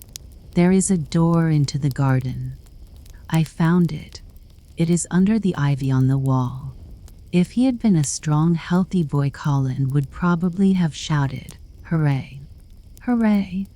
Hooray!" But he was weak and rather hysterical. His eyes grew bigger and bigger, and he gasped for breath. "Oh, Mary," he cried out with a half sob. "Shall I see it? Shall I get into it? Shall I live to get into it?" And he clutched her hands and dragged her toward him. "Of course you'll see it," snapped Mary indignantly. "Of course you'll live to get into it. Don't be silly." And she was so unhysterical and natural and childish that she brought him to his senses, and he began to laugh at himself, and a few minutes afterward she was sitting on her stool again, telling him not what she imagined the secret garden to be like, but what it really was, and Colin's aches and tiredness were forgotten, and he was listening enraptured. "It is just what you thought it would be," he said at last. "It sounds just as if you had really seen it. You know I said that when you told me first." Mary hesitated about 2 minutes and then boldly spoke the truth. "I had seen it, and I had been in," she said. "I found the key and got in weeks ago. But I daren't tell you. I daren't because I was so afraid I couldn't trust you, for sure." Chapter 19. It has come. Of course Dr. Craven had been sent for the morning after Colin had had his tantrum. He was always sent for at once when such a thing occurred, and he always found, when he arrived, a white, shaken boy lying on his bed, sulky and still so hysterical that he was ready to break into fresh sobbing at the least word. In fact, Dr. Craven dreaded and detested the difficulties of these visits. On this occasion he was away from Misselthwaite Manor until afternoon. "How is he?" he asked Mrs. Medlock rather irritably when he arrived. "He will break a blood vessel in one of those fits some day. The boy is half insane with hysteria and self-indulgence." "Well, sir," answered Mrs. Medlock, "you'll scarcely believe your eyes when you see him. That plain sour-faced child that's almost as bad as himself has just bewitched him. How she's done it there's no telling. The Lord knows she's nothing to look at, and you scarcely ever hear her speak, but she did what none of us dare do. She just flew at him like a little cat last night and stamped her feet and ordered him to stop screaming, and somehow she startled him so that he actually did stop.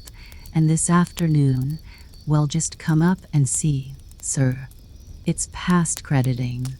The scene which Dr. Craven beheld when he entered his patient's room was indeed rather astonishing to him. As Mrs. Medlock opened the door, he heard laughing and chattering.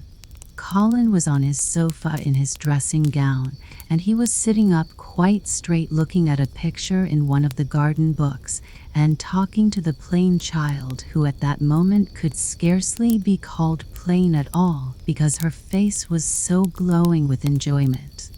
"Those long spires of blue ones, we'll have a lot of those," Colin was announcing. "They're called delphiniums. Dickon says they're larkspurs made big and grand," cried Mistress Mary. "There are clumps there already." Then they saw Dr. Craven and stopped. Mary became quite still and Colin looked fretful.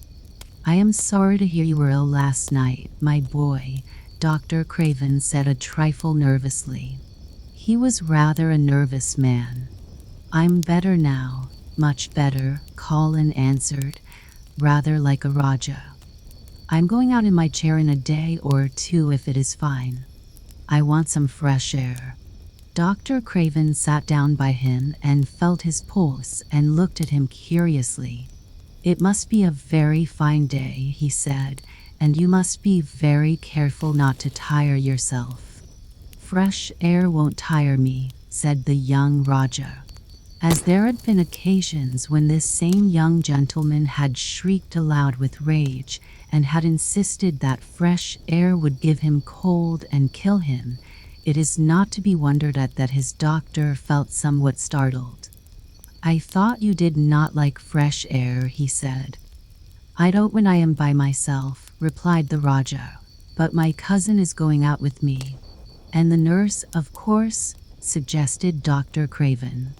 "No, I will not have the nurse," so magnificently that Mary could not help remembering how the young native prince had looked with his diamonds and emeralds and pearls stuck all over him and the great rubies on the small dark hand he had waved to command his servants to approach with salams and receive his orders.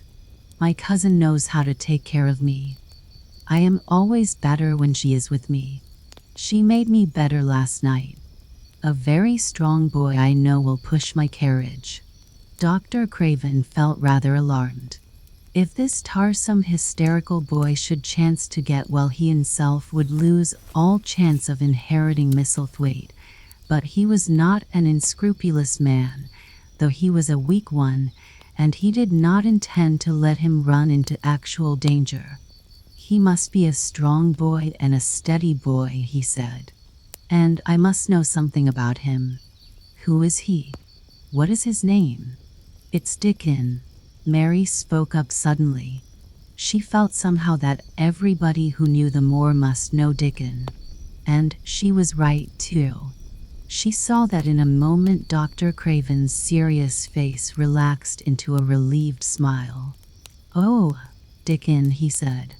"If it is Dickon, you will be safe enough. He's as strong as a moor pony, is Dickon. And he's trusty," said Mary. "He's trustiest lad I Yorkshire." She had been talking Yorkshire to Colin and she forgot herself. "Did Dickon teach you that?" asked Dr. Craven, laughing outright. "I'm learning it as if it was French," said Mary rather coldly. "It's like a native dialect in India. Very clever people try to learn them. I like it, and so does Colin." Well, he said. "If it amuses you, perhaps it won't do you any harm. Did you take your bromide last night, Colin?" "No," Colin answered.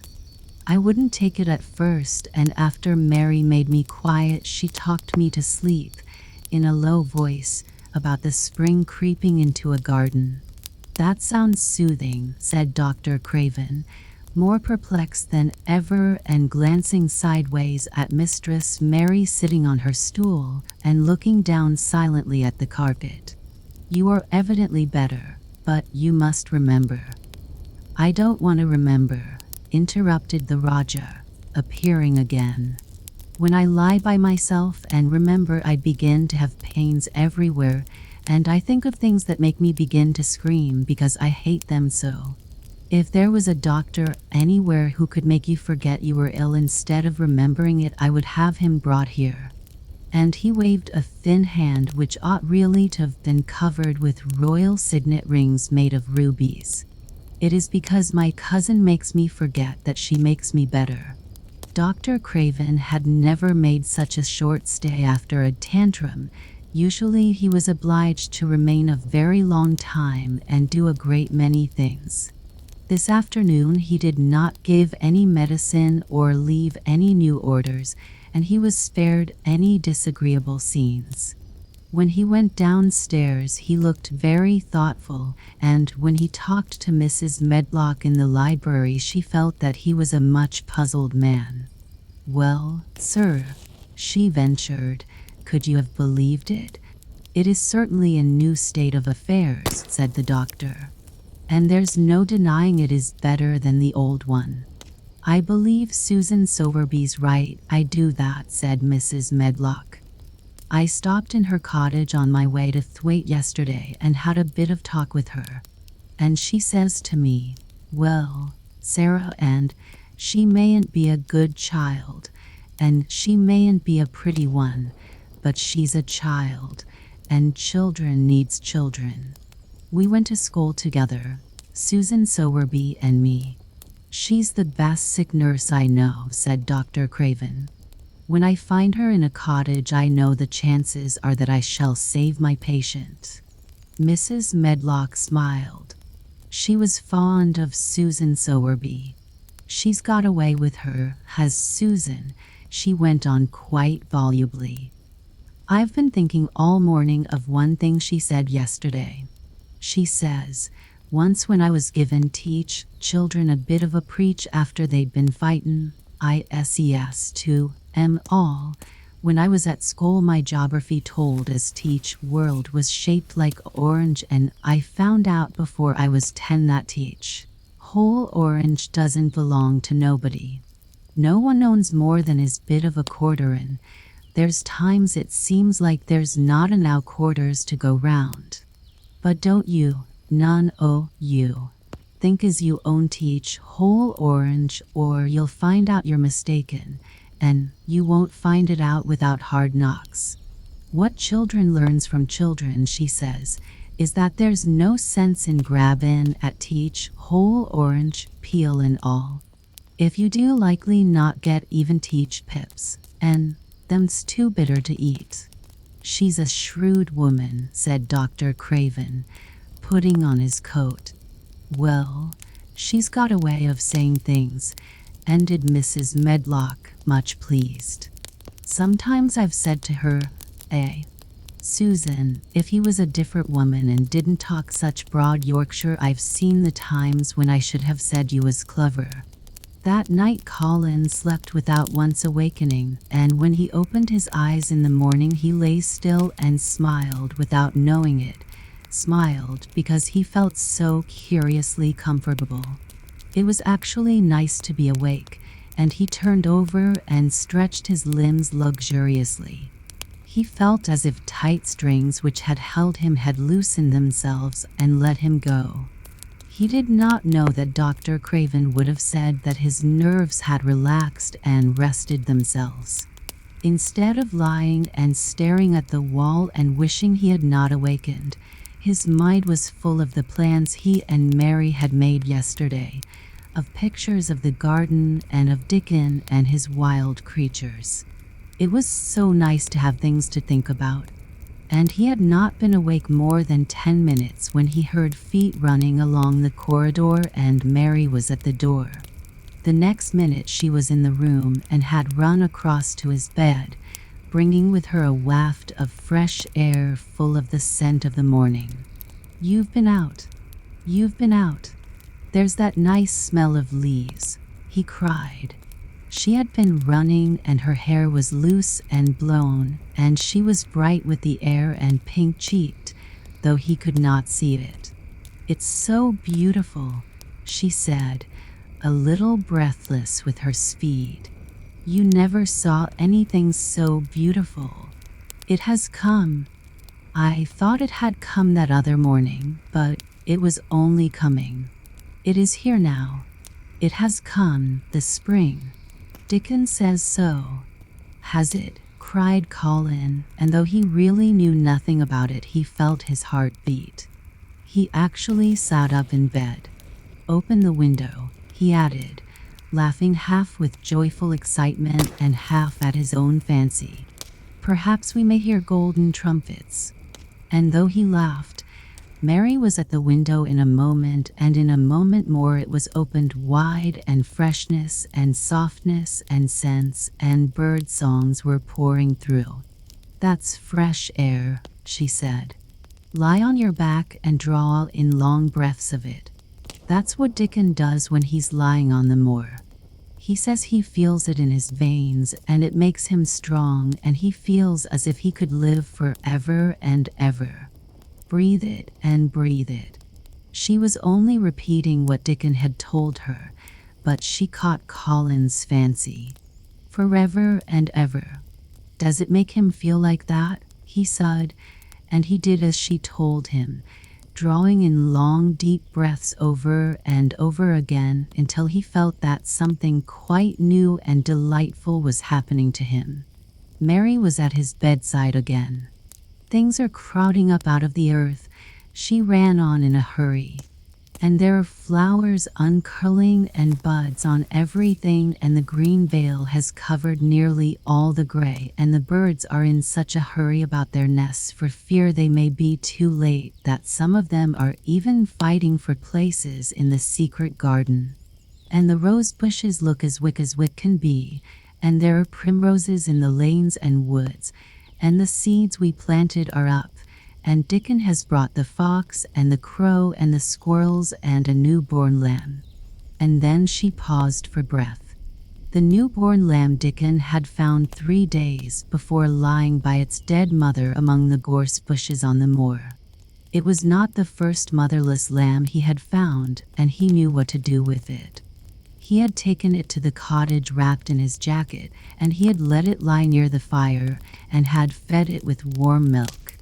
It was a soft thing with a darling silly baby face and legs rather long for its body. Dickon had carried it over the moor in his arms, and its feeding bottle was in his pocket with a squirrel, and when Mary had sat under a tree with its limp warmness huddled on her lap, she had felt as if she were too full of strange joy to speak. A lamb, a living lamb who lay on your lap like a baby. She was describing it with great joy, and Colin was listening and drawing in long breaths of air when the nurse entered. She started a little at the sight of the open window. She had sat stifling in the room many a warm day because her patient was sure that open windows gave people cold. Are you sure you are not chilly, Master Colin? She inquired. No, was the answer. I am breathing long breaths of fresh air. It makes you strong. I am going to get up to the sofa for breakfast, and my cousin will have breakfast with me. The nurse went away, concealing a smile, to give the order for 2 breakfasts. She found the servants' hall a more amusing place than the invalid's chamber, and just now everybody wanted to hear the news from upstairs. There was a great deal of joking about the unpopular young recluse who, as the cook said, had found his master and good for him. The servants' hall had been very tired of the tantrums, and the butler, who was a man with a family, had more than once expressed his opinion that the invalid would be all the better for a good hiding. When Colin was on his sofa and the breakfast for 2 was put upon the table, he made an announcement to the nurse in his most Rajah-like manner. A boy and a fox and a crow and 2 squirrels and a newborn lamb, are coming to see me this morning. I want them brought upstairs as soon as they come," he said. "You are not to begin playing with the animals in the servants' hall and keep them there. I want them here." The nurse gave a slight gasp and tried to conceal it with a cough. "Yes, sir," she answered. "I'll tell you what you can do," added Colin, waving his hand. "You can tell Martha to bring them here. The boy is Martha's brother. His name is Dickon, and he is an animal charmer." "I hope the animals won't bite, Master Colin," said the nurse. "I told you he was a charmer," said Colin austerely. "Charmers' animals never bite." "There are snake charmers in India," said Mary, "and they can put their snakes' heads in their mouths." "Goodness," shuddered the nurse. They ate their breakfast with the morning air pouring in upon them. Colin's breakfast was a very good one, and Mary watched him with serious interest. "You will begin to get fatter just as I did," she said. "I never wanted my breakfast when I was in India, and now I always want it." "I wanted mine this morning," said Colin. "Perhaps it was the fresh air. When do you think Dickon will come?" He was not long in coming. In about 10 minutes, Mary held up her hand. "Listen," she said. "Did you hear a call?" Colin listened and heard it, the oddest sound in the world to hear inside a house, a hoarse caw call. "Yes," he answered. "That's so," said Mary. "Listen again. Do you hear a bleat, a tiny one?" "Oh, yes," cried Colin, quite flushing. "That's the newborn lamb," said Mary. "He's coming." Dickon's moorland boots were thick and clumsy, and though he tried to walk quietly, they made a clumping sound as he walked through the long corridors. Mary and Colin heard him marching, until he passed through the tapestried door onto the soft carpet of Colin's own passage. "If you please, sir," announced Martha, opening the door. "If you please, sir, here's Dickon and his creatures." Dickon came in smiling his nicest wide smile. Dickon came in smiling his nicest wide smile. Page 251. Dickon came in smiling his nicest wide smile. The newborn lamb was in his arms, and the little red fox trotted by his side. Nut sat on his left shoulder, and Soot on his right, and Shell's head and paws peeked out of his coat pocket. Colin slowly sat up and stared, as he had stared when he first saw Mary, but this was a stare of wonder and delight. The truth was that in spite of all he had heard, he had not in the least understood what this boy would be like, and that his fox and his crow and his squirrels and his lamb were so near to him and his friendliness that they seemed almost to be part of himself. Colin had never talked to a boy in his life, and he was so overwhelmed by his own pleasure and curiosity that he did not even think of speaking. But Dickon did not feel the least shy or awkward. He had not felt embarrassed because the crow had not known his language and had only stared and had not spoken to him the first time they met. Creatures were always like that until they found out about you. He walked over to Colin's sofa and put the newborn lamb quietly on his lap, and immediately the little creature turned to the warm velvet dressing gown and began to nuzzle into its folds, but its tight curled head with soft impatience against his side. Of course no boy could have helped speaking then. "What is it doing?" cried Colin. "What does it want?" "It wants its mother," said Dickon, smiling more and more. "I brought it to thee a bit hungry because I knowed they'd like to see it feed." He knelt down by the sofa and took a feeding bottle from his pocket. "Come on, little, on," he said, turning the small woolly white head with a gentle brown hand. "This is what they's after. They'll get more out o' this than the wool out o' silk velvet coats. There now, and he pushed the rubber tip of the bottle into the nuzzling mouth, and the lamb began to suck it with ravenous ecstasy. After that, there was no wondering what to say. By the time the lamb fell asleep, questions poured forth, and Dickon answered them all. He told them how he had found the lamb just as the sun was rising 3 mornings ago. He had been standing on the moor listening to a skylark and watching him swing higher and higher into the sky until he was only a speck in the heights of blue. I'd almost lost him but for his song, and I was wondering how a chap could hear it when it seemed as if he'd get out o' teach world in a minute. And just then I heard something else far off among teach gorse bushes.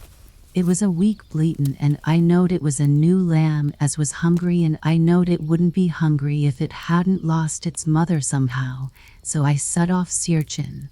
I did have a look for it.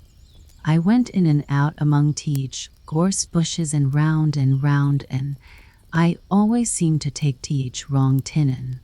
But at last I seed a bit o' white by a rock on top o' teach moorin'. I climbed up and found teach little, on half dead why, cold and clummin'.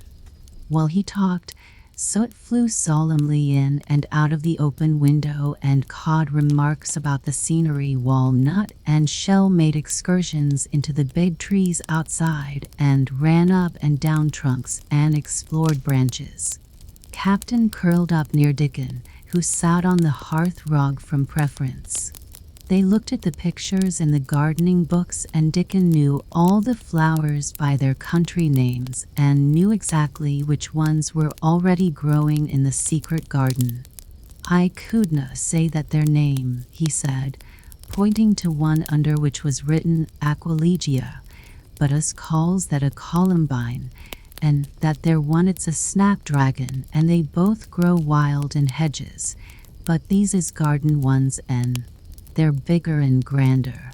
There's some big clumps o' columbine in teach garden. They'll look like a bed o' blue and white butterflies flutterin' when they're out."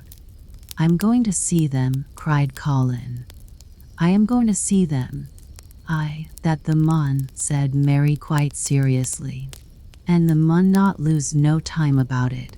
Chapter 20. I shall live forever and ever and ever. But they were obliged to wait more than a week, because first there came some very windy days, and then Colin was threatened with a cold, which 2 things happening one after the other would no doubt have thrown him into a rage, but that there was so much careful and mysterious planning to do, and almost every day Dickon came in, if only for a few minutes, to talk about what was happening on the moor and in the lanes and hedges and on the borders of streams. The things he had to tell about otters and badgers and water rats' houses, not to mention birds' nests and field mice and their burrows, were enough to make you almost tremble with excitement when you heard all the intimate details from an animal charmer and realized with what thrilling eagerness and anxiety the whole busy underworld was working. "They're same as us," said Dickon, "only they have to build their homes every year. And it keeps 'em so busy they fair scuffle to get 'em done." The most absorbing thing, however, was the preparations to be made before Colin could be transported with sufficient secrecy to the garden. No one must see the chair carriage and Dickon and Mary after they turned a certain corner of the shrubbery and entered upon the walk outside the ivied walls. As each day passed, Colin had become more and more fixed in his feeling that the mystery surrounding the garden was one of its greatest charms. Nothing must spoil that. No one must ever suspect that they had a secret. People must think that he was simply going out with Mary and Dickon because he liked them and did not object to their looking at him. They have long and quite delightful talks about their route. They would go up this path and down that one and cross the other and go round among the fountain flower beds as if they were looking at the bedding out plants the head gardener, Mr. Roach, had been having arranged. That would seem such a rational thing to do that no one would think it at all mysterious. They would turn into the shrubbery walks and lose themselves until they came to the long walls. It was almost as serious and elaborately thought out as the plans of march made by great generals in time of war. Rumors of the new and curious things which were occurring in the invalid's apartments had of course filtered through the servants' hall into the stable yards and out among the gardeners, but notwithstanding this, Mr. Roach was startled one day when he received orders from Master Colin's room to the effect that he must report himself in the apartment no outsider had ever seen, as the invalid himself desired to speak to him. Well, he said to himself as he hurriedly changed his coat, what's to do now? His Royal Highness that wasn't to be looked at calling up a man he's never set eyes on. Mr. Roach was not without curiosity. He had never caught even a glimpse of the boy and had heard a dozen exaggerated stories about his uncanny looks and ways and his insane tempers. The thing he had heard oftenest was that he might die at any moment, and there had been numerous fanciful descriptions of a humped back and helpless limbs given by people who had never seen him. "Things are changing in this house, Mr. Roach," said Mrs. Medlock as she led him up the back staircase to the corridor onto which opened the hitherto mysterious chamber. "Let's hope they're changing for the better, Mrs. Medlock," he answered. "They couldn't well change for the worse," she continued, "and queer as it all is, there's them as finds their duties made a lot easier to stand up under. Don't you be surprised, Mr. Roach, if you find yourself in the middle of a menagerie and Martha Sowerby's Dickon more at home than you or me could ever be." There really was a sort of magic about Dickon, as Mary always privately believed. When Mr. Roach heard his name, he smiled quite leniently. He'd be at home in Buckingham Palace or at the bottom of a coal mine, he said. And yet it's not impudence either. He's just fine, is that lad. It was perhaps well he had been prepared, or he might have been startled. When the bedroom door was opened, a large crow, which seemed quite at home perched on the high back of a carven chair, announced the entrance of a visitor by saying "caw, caw" quite loudly. In spite of Mrs. Medlock's warning, Mr. Roach only just escaped being sufficiently undignified to jump backward. The young Rajah was neither in bed nor on his sofa. He was sitting in an armchair, and a young lamb was standing by him shaking its tail in feeding lamb fashion as Dickon knelt giving it milk from its bottle. A squirrel was perched on Dickon's bent back, attentively nibbling a nut. The little girl from India was sitting on a big footstool looking on. "Here is Mr. Roach, Master Colin," said Mrs. Medlock.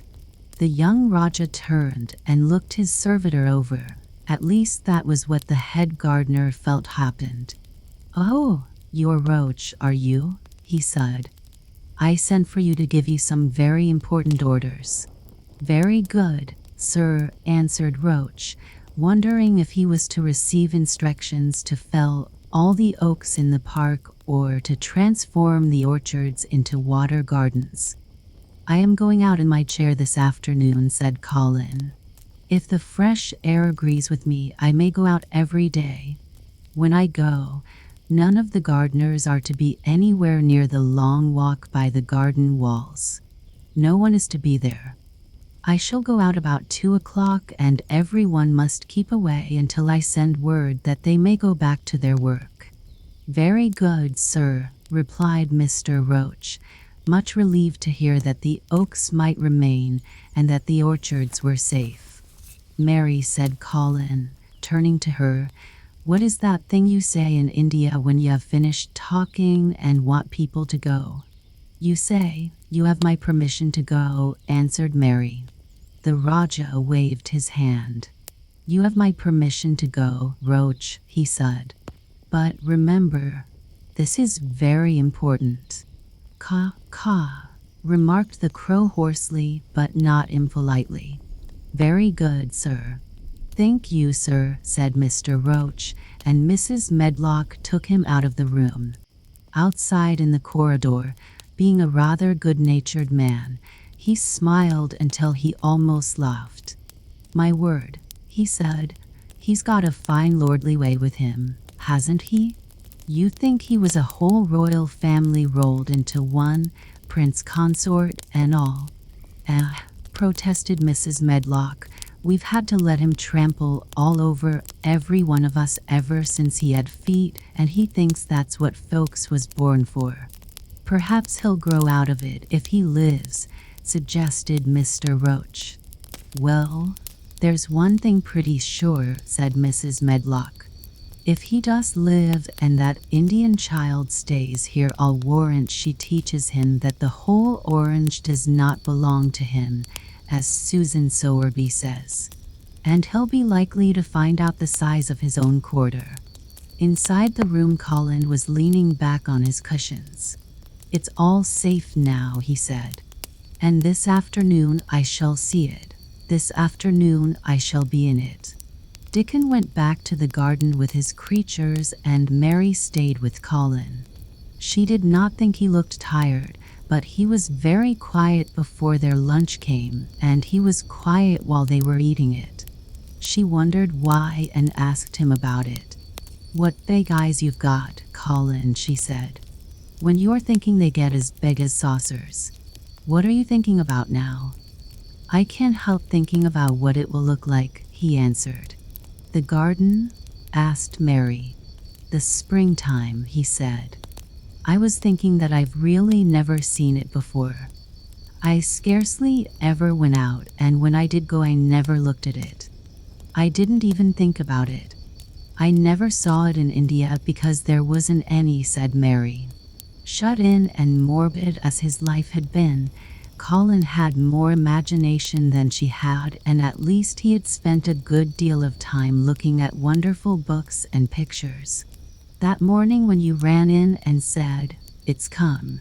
It's come," you made me feel quite queer.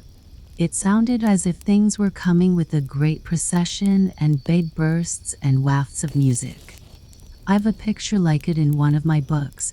Crowds of lovely people and children with garlands and branches with blossoms on them, everyone laughing and dancing and crowding and playing on pipes. That was why I said, perhaps we shall hear golden trumpets, and told you to throw open the window. How funny, said Mary. That's really just what it feels like. And if all the flowers and leaves and green things and birds and wild creatures danced past at once, what a crowd it would be. I'm sure they'd dance and sing and flute, and that would be the wafts of music. They both laughed, but it was not because the idea was laughable, but because they both so liked it. A little later the nurse made Colin ready. She noticed that instead of lying like a log while his clothes were put on, he sat up and made some efforts to help himself, and he talked and laughed with Mary all the time. This is one of his good days, sir, she said to Dr. Craven, who dropped in to inspect him. He's in such good spirits that it makes him stronger. I'll call in again later in the afternoon, after he has come in, said Dr. Craven. I must see how the going out agrees with him. I wish, in a very low voice, that he would let you go with him. I'd rather give up the case this moment, sir, than even stay here while it's suggested, answered the nurse with sudden firmness. I hadn't really decided to suggest it, said the doctor, with his slight nervousness. We'll try the experiment. Dickon's a lad I'd trust with a newborn child.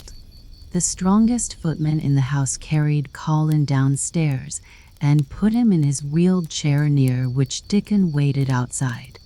After the manservant had arranged his rugs and cushions, the Rajah waved his hand to him and to the nurse. You have my permission to go, he said, and they both disappeared quickly, and it must be confessed giggled when they were safely inside the house. Dickon began to push the wheeled chair slowly and steadily. Mistress Mary walked beside it, and Colin leaned back and lifted his face to the sky. The arch of it looked very high, and the small snowy clouds seemed like white birds floating on outspread wings below its crystal blueness. The wind swept in soft big breaths down from the moor and was strange with a wild, clear-scented sweetness. Colin kept lifting his thin chest to draw it in, and his big eyes looked as if it were they which were listening, instead of his ears. "There are so many sounds of singing and humming and calling out," he said. "What is that scent the puffs of wind bring?" "It's gorse on teach moor that's opening out," answered Dickon. Teach bees are at it wonderful today. Not a human creature was to be caught sight of in the paths they took. In fact, every gardener or gardener's lad had been witched away. But they wound in and out among the shrubbery and out and round the fountain beds, following their carefully planned route for the mere mysterious pleasure of it. But when at last they turned into the long walk by the ivied walls, the excited sense of an approaching thrill made them, for some curious reason they could not have explained, begin to speak in whispers. "This is it," breathed Mary. "This is where I used to walk up and down and wonder and wonder." "Is it?" cried Colin, and his eyes began to search the ivy with eager curiousness.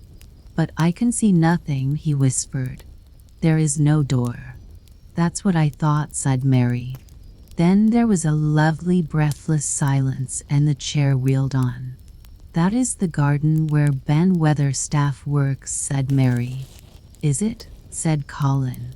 "A few yards more," and Mary whispered again. "This is where the robin flew over the wall," she said. "Is it?" cried Colin. "Oh, I wish he'd come again."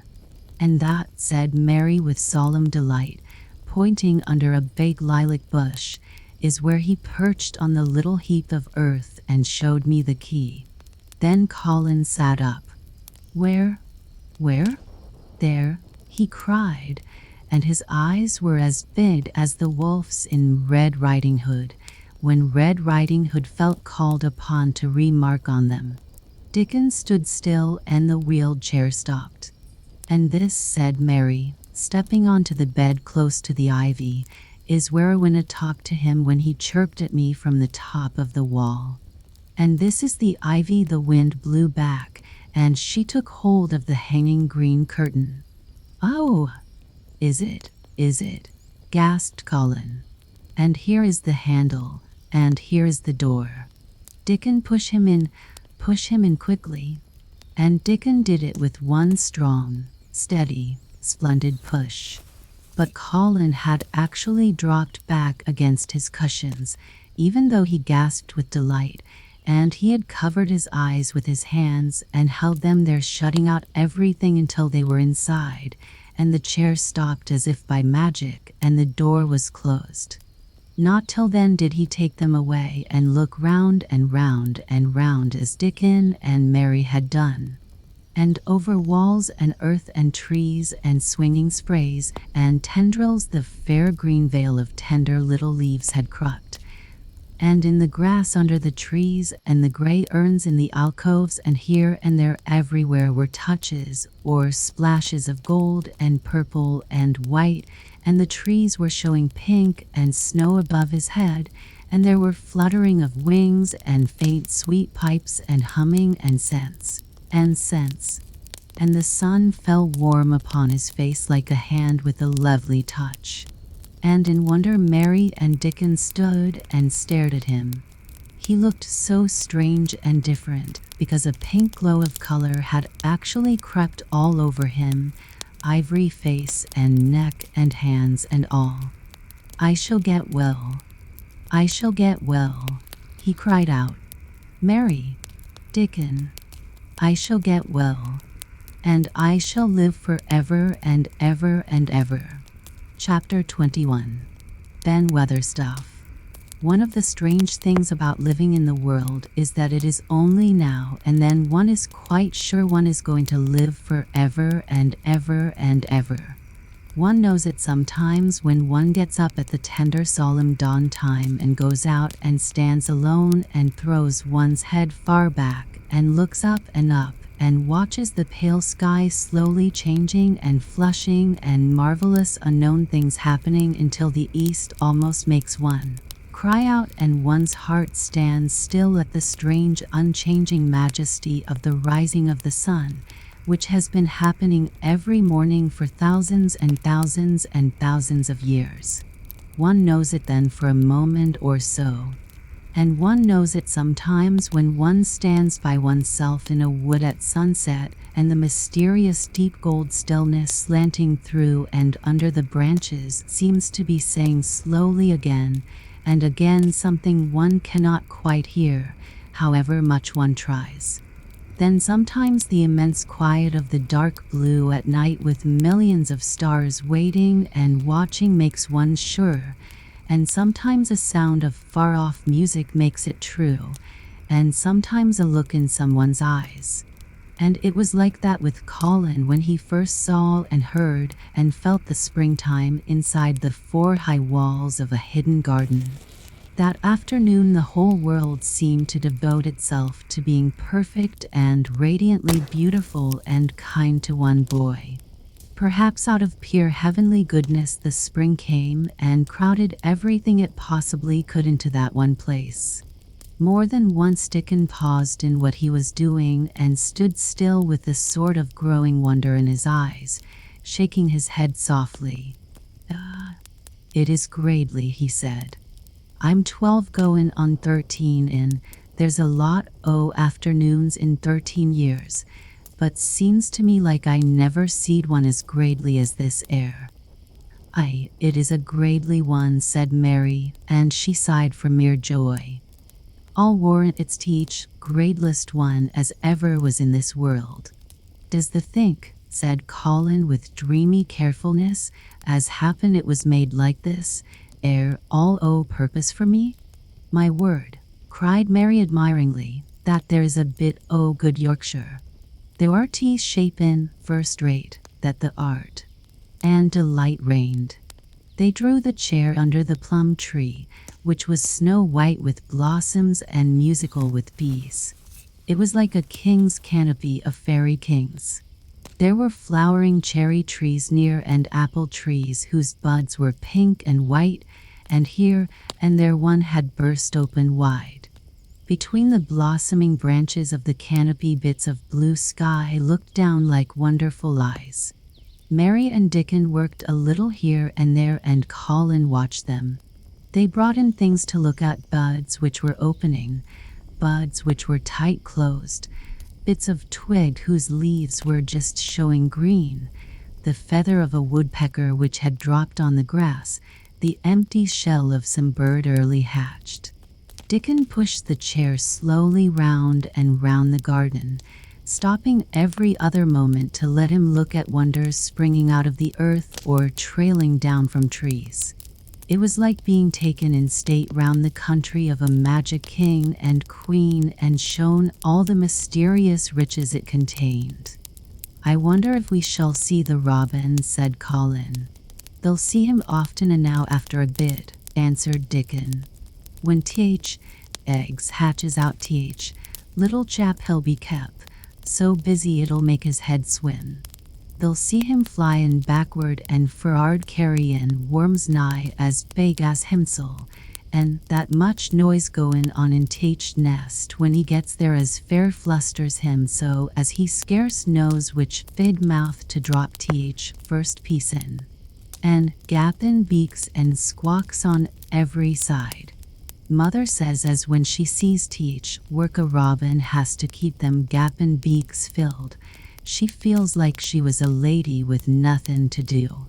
She says she's seen little chaps when it seemed like sweat must be droppin' off though folk can't see it." This made them giggle so delightedly that they were obliged to cover their mouths with their hands, remembering that they must not be heard. Colin had been instructed as to the law of whispers and low voices several days before. He liked the mysteriousness of it and did his best, but in the midst of excited enjoyment it is rather difficult never to laugh above a whisper. Every moment of the afternoon was full of new things, and every hour the sunshine grew more golden. The wheeled chair had been drawn back under the canopy, and Dickon had sat down on the grass and had just drawn out his pipe when Colin saw something he had not had time to notice before. "That's a very old tree over there, isn't it?" he said. Dickon looked across the grass of the tree, and Mary looked, and there was a brief moment of stillness. "Yes," answered Dickon after it, and his low voice had a very gentle sound. Mary gazed at the tree and thought, "The branches are quite gray, and there's not a single leaf anywhere," Colin went on. "It's quite dead, isn't it?" "Aye," admitted Dickon. "But them roses as has climbed all over it will near hide every bit o' teach dead wood when they're full o' leaves and flowers. It won't look dead then. It'll be teach, prettiest of all." Mary still gazed at the tree and thought, "It looks as if a big branch had been broken off," said Colin. "I wonder how it was done." "It's been done many a year," answered Dickon. With a sudden relieved start, and laying his hand on Colin. "Look at that robin. There he is. He's been foragin' for his mate." Colin was almost too late, but he just caught sight of him, the flash of red-breasted bird with something in his beak. He darted through the greenness and into the close-grown corner and was out of sight. Colin leaned back on his cushion again, laughing a little. "He's taking her tea to her. Perhaps it's 5 o'clock. I think I like some tea myself." And so they were safe. "It was magic which sent the robin," said Mary secretly to Dickon afterward. "I know it was magic." For both she and Dickon had been afraid Colin might ask something about the tree whose branch had broken off 10 years ago, and they had talked it over together, and Dickon had stood and rubbed his head in a troubled way. "We mun look as if it wasn't no different from other trees," he had said. "We couldn't never tell him how it broke, per lad. If he says anything about it we mun try to look cheerful." "Aye, that we mun," had answered Mary. But she had not felt as if she looked cheerful when she gazed at the tree. She wondered and wondered in those few moments if there was any reality in that other thing Dickon had said. He had gone on rubbing his rust-red hair in a puzzled way, but a nice comforted look had begun to grow in his blue eyes. "Mrs. Craven was a very lovely young lady," he had gone on rather hesitatingly. "And mother she thinks maybe she's about Misselthwaite many a time lookin' after Mester Colin, same as all mothers do when they're took out o' t'ich world. They have to come back, the seas. Happen she's been in the garden, and happen it was her set us to work and told us to bring him here." Mary had thought he meant something about magic. She was a great believer in magic. Secretly she quite believed that Dickon worked magic, of course good magic, on everything near him, and that was why people liked him so much and wild creatures knew he was their friend. She wondered, indeed, if it were not possible that his gift had brought the robin just at the right moment when Colin asked that dangerous question. She thought that his magic was working all the afternoon and making Colin look like an entirely different boy. It did not seem possible that he could be the crazy creature who had screamed and beaten and bitten his pillow. Even his ivory whiteness seemed to change. The faint glow of color which had shone on his face and neck and hands when he first got inside the garden really never quite died away. He looked as if he were made of flesh instead of ivory or wax. They saw the robin carry food to his mate 2 or 3 times, and it was so suggestive of afternoon tea that Colin felt they must have some. "Go and make one of the men servants bring some in a basket to the rhododendron walk," he said. "And then you and Dickon can bring it here." It was an agreeable idea, easily carried out, and when the white cloth was spread upon the grass, with hot tea and buttered toast and crumpets, a delightfully hungry meal was eaten. And several birds on domestic errands paused to inquire what was going on and were led into investigating crumbs with great activity. Nut and shell whisked up trees with pieces of cake, and Soot took the entire half of a buttered crumpet into a corner and pecked at and examined and turned it over and made hoarse remarks about it until he decided to swallow it all joyfully in one gulp. The afternoon was dragging toward its mellow hour. The sun was deepening the gold of its lances, the bees were going home, and the birds were flying past less often. Dickon and Mary were sitting on the grass. The tea basket was repacked, ready to be taken back to the house, and Colin was lying against his cushions with his heavy locks pushed back from his forehead and his face looking quite a natural color.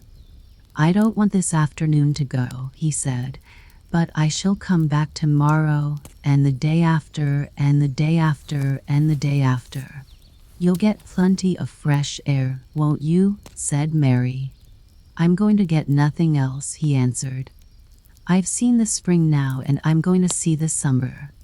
I'm going to see everything grow here. I'm going to grow here myself." "That the will," said Dickon. "Us have thee walkin' about here and diggin' same as other folk afore long." Colin flushed tremendously. "Walk," he said. "Dig. Shall I?" Dickon's glance at him was delicately cautious. Neither he nor Mary had ever asked if anything was the matter with his legs. "For sure the will," he said stoutly. "Tha's got legs o' thine own, same as other folks." Mary was rather frightened until she heard Colin's answer. "Nothing really ails them," he said, "but they're so thin and weak. They shake so that I'm afraid to try to stand on them." Both Mary and Dickon drew a relieved breath. "When the stops bein' afraid they'll stand on 'em," Dickon said with renewed cheer. "And they'll stop bein' afraid in a bit." "I shall," said Colin, and he lay still as if he were wondering about things. They were really very quiet for a little while. The sun was dropping lower. It was that hour when everything stills itself, and they really had had a busy and exciting afternoon. Colin looked as if he were resting luxuriously. Even the creatures had ceased moving about and had drawn together and were resting near them. Soot had perched on a low branch and drawn up one leg and dropped the gray film drowsily over his eyes. Mary privately thought he looked as if he might snore in a minute. In the midst of the stillness, it was rather startling when Colin half lifted his head and exclaimed in a loud, suddenly alarmed whisper, "Who is that man?" Dickon and Mary scrambled to their feet. "Man," they both cried in low, quick voices. Colin pointed to the high wall. "Look," he whispered excitedly. "Just look." Mary and Dickon wheeled about and looked. There was Ben Weatherstaff's indignant face glaring at them over the wall from the top of a ladder. He actually shook his fist at Mary. "If I wasn't a bachelder, and there was a wench o' mine," he cried, "I'd give thee a hidin'." He mounted another step threateningly, as if it were his energetic intention to jump down and deal with her. But as she came toward him, he evidently thought better of it and stood on the top step of his ladder, shaking his fist down at her. "I never thought much o' thee," he harangued. "I couldna abide thee teach, first time I set eyes on thee." A scrawny buttermilk-faced young besom, all loose o' skin, questions and pokin', the nose where it wasna wanted. I never knowed how they got so thick. Why, me, if it hadna been for teach Robin, drat him. Ben Weatherstaff, called out Mary, finding her breath. She stood below him and called out to him with a sort of gasp. Ben Weatherstaff, it was the Robin who showed me the way. Then it did seem as if Ben really would scramble down on her side of the wall. He was so outraged. The young bad un, he called down at her. Layin' the badness on a Robin, not but what he's infident enough for anything. Him showin' the teach way. Him. The young knout, she could see his next words burst out because he was overpowered by curiosity. However, I this world did the get in. It was the Robin who showed me the way, she protested obstinately. He didn't know he was doing it, but he did. And I can't tell you from here while you're shaking your fist at me.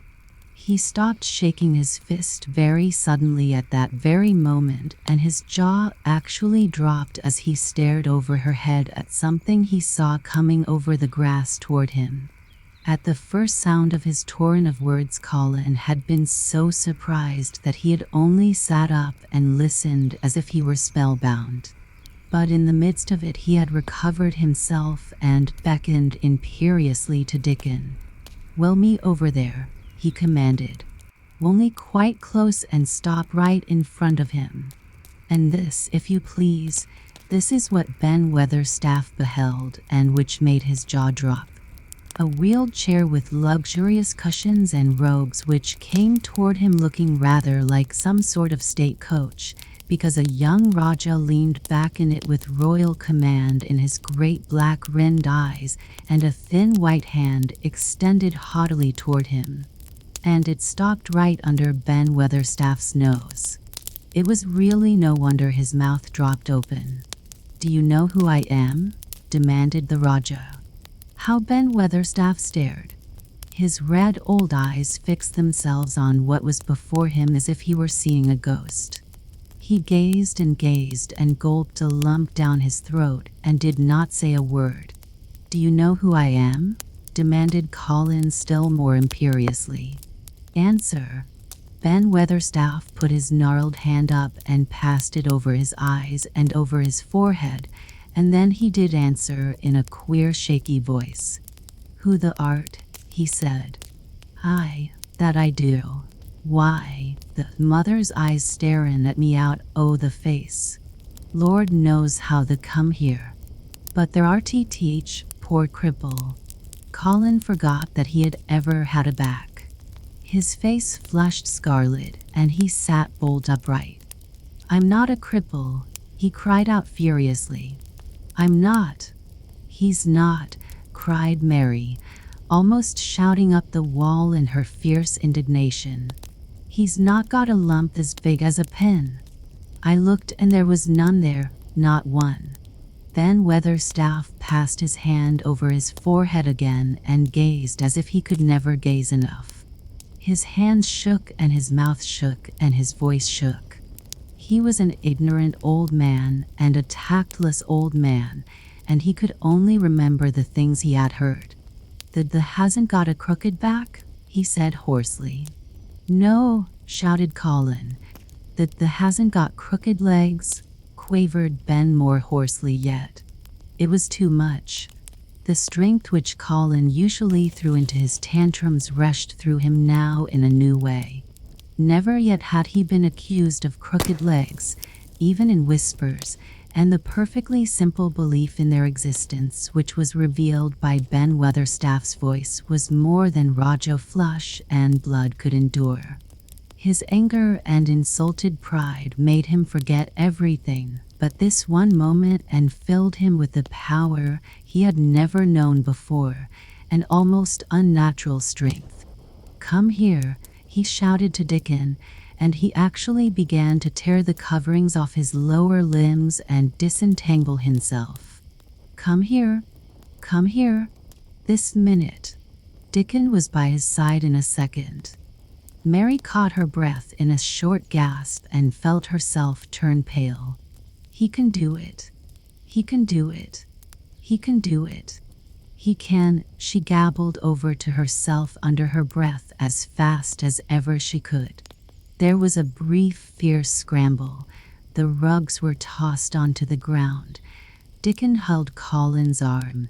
The thin legs were out. The thin feet were on the grass. Colin was standing upright, as straight as an arrow and looking strangely tall, his head thrown back and his strange eyes flashing lightning. Look at me. He flung up at Ben Weatherstaff. Just look at me, you. Just look at me. He's as straight as I am, cried Dickon. He's as straight as any lad I Yorkshire. What Ben Weatherstaff did Mary thought queer beyond measure. He choked and gulped, and suddenly tears ran down his weather-wrinkled cheeks as he struck his old hands together. He burst forth, lies folk tells. D'arty as thin as a lath and as white as a wraith, but there's not a knob on thee. Thee'll make a mon yet. God bless thee. Dickon held Colin's arm strongly, but the boy had not begun to falter. He stood straighter and looked Ben Weatherstaff in the face. I'm your master, he said, when my father is away. And you're to obey me. This is my garden. Don't dare to say a word about it. You get down from that ladder and go out to the long walk, and Miss Mary will meet you and bring you here. I want to talk to you. We did not want you, but now you will have to be in the secret. Be quick.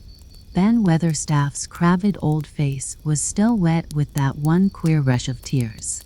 It seemed as if he could not take his eyes from thin, straight Colin standing on his feet with his head thrown back. Lad, he almost whispered. My lad. And then, remembering himself, he suddenly touched his hat gardener fashion and said, Yes, sir. Yes, sir, and obediently disappeared as he descended the ladder. Chapter 22. When the sun went down. When his head was out of sight, Colin turned to Mary. Go and meet him, he said, and Mary flew across the grass to the door under the ivy. Dickon was watching him with sharp eyes. There were scarlet spots on his cheeks and he looked amazing, but he showed no signs of falling. I can stand, he said, and his head was still held up, and he said it quite grandly. I told thee the could as soon as the stopped bein' afraid, answered Dickon. And the stopped. Yes, I've stopped, said Colin. Then suddenly he remembered something Mary had said. Are you making magic? He asked sharply. Dickon's curly mouth spread in a cheerful grin. This doin' magic thysel, he said. It's same magic as made these work out earth, and he touched with his thick boot a clump of crocuses in the grass. Colin looked down at them. He said slowly, there couldna be bitter magic than that there couldna be. He drew himself up straighter than ever. I'm going to walk to that tree, he said, pointing to one a few feet away from him. I'm going to be standing when Weatherstaff comes here. I can rest against the tree if I like. When I want to sit down, I will sit down, but not before. Bring a rug from the chair. He walked to the tree, and though Dickon held his arm, he was wonderfully steady. When he stood against the tree trunk, it was not too plain that he supported himself against it, and he still held himself so straight that he looked tall. When Ben Weatherstaff came through the door in the wall, he saw him standing there, and he heard Mary muttering something under her breath. What art sayin'? He asked rather testily, because he did not want his attention distracted from the long, thin, straight boy figure and proud face. But she did not tell him. What she was saying was this. You can do it. You can do it. I told you you could. You can do it. You can do it. You can. She was saying it to Colin because she wanted to make magic and keep him on his feet looking like that. She could not bear that he should give in before Ben Weatherstaff. He did not give in. She was uplifted by a sudden feeling that he looked quite beautiful in spite of his thinness. He fixed his eyes on Ben Weatherstaff in his funny, imperious way. "Look at me," he commanded. "Look at me all over. Am I a hunchback? Have I got crooked legs?" Ben Weatherstaff had not quite got over his emotion, but he had recovered a little and answered almost in his usual way. "Not that," he said. "Not o' teach sort. What's the been doin' with the cell? Hidin' out o' sight and lettin' folk think thou was cripple and half-witted." "Half-witted," said Colin angrily. "Who thought that?" "Lots o' fools," said Ben. "World's full o' jackasses bryin', and they never brain out but lies. What did this shut thyself up for?" "Everyone thought I was going to die," said Colin shortly. "I'm not." And he said it with such decision Ben Weatherstaff looked him over, up and down and up. "The die," he said with dry exultation. "Nowt o' teach sort. Thee's got too much pluck in thee.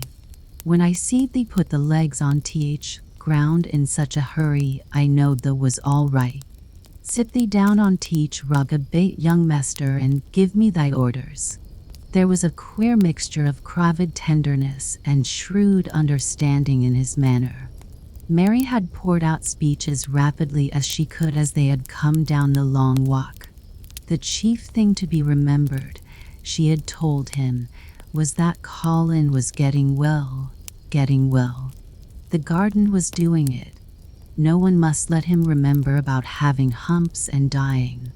The Rajah condescended to seat himself on a rug under the tree. "What work do you do in the gardens, Weatherstaff?" he inquired. "Anything I'm told to do," answered old Ben. "I'm kept on by favor because she liked me." "She," said Colin. "The mother," answered Ben Weatherstaff. "My mother," said Colin, and he looked about him quietly. This was her garden, wasn't it? Aye, it was that, and Ben Weatherstaff looked about him too. "She were main fond of it. It is my garden now, I am fond of it." "I shall come here every day," announced Colin. "But it is to be a secret. My orders are that no one is to know that we come here. Dickon and my cousin have worked and made it come alive.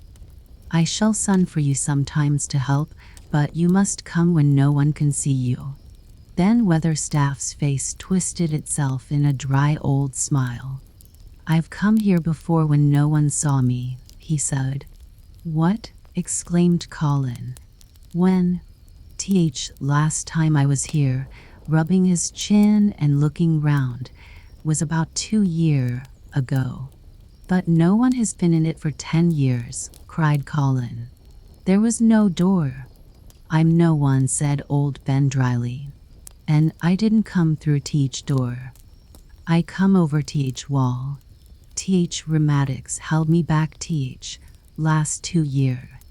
"The common did a bit o' prunin'," cried Dickon. "I couldn't make out how it had been done." "She was so fond of it, she was," said Ben Weatherstaff slowly. She was such a pretty young thing. She says to me once, 'Ben,' says she, 'Logan, if ever I mill or if I go away, you must take care of my roses.' When she did go away, orders was no one was ever to come nigh. But I come with grumpy obstinacy. Over wall I come, until rheumatics stopped me, and I did a bit o' work once a year.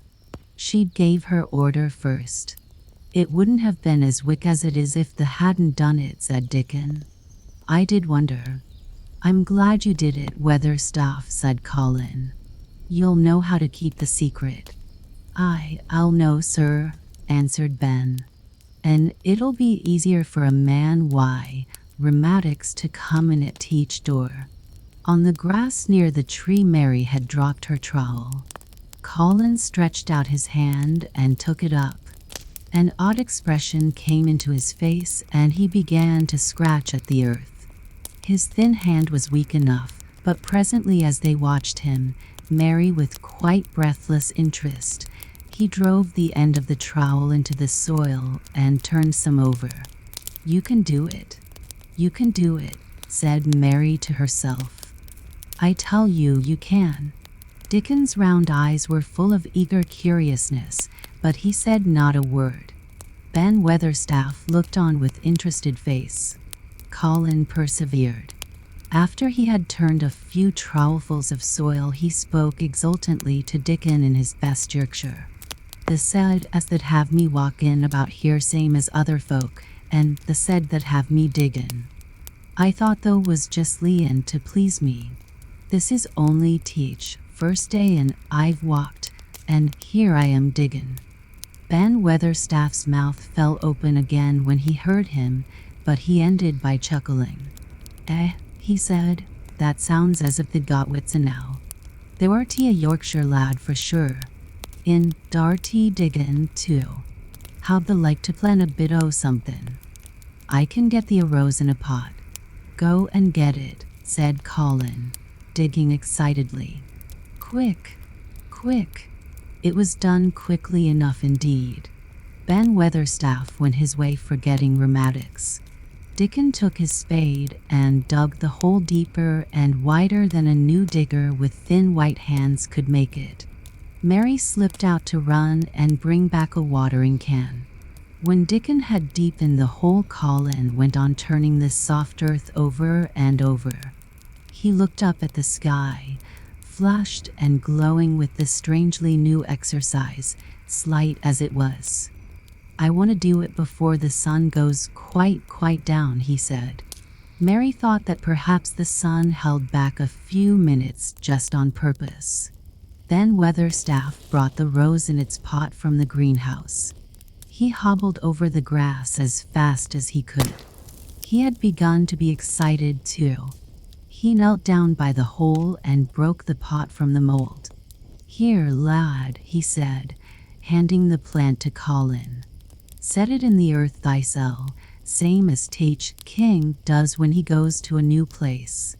The thin white hands shook a little, and Colin's flush grew deeper as he set the rose in the mold and held it while old Ben made firm the earth. It was filled in and pressed down and made steady. Mary was leaning forward on her hands and knees.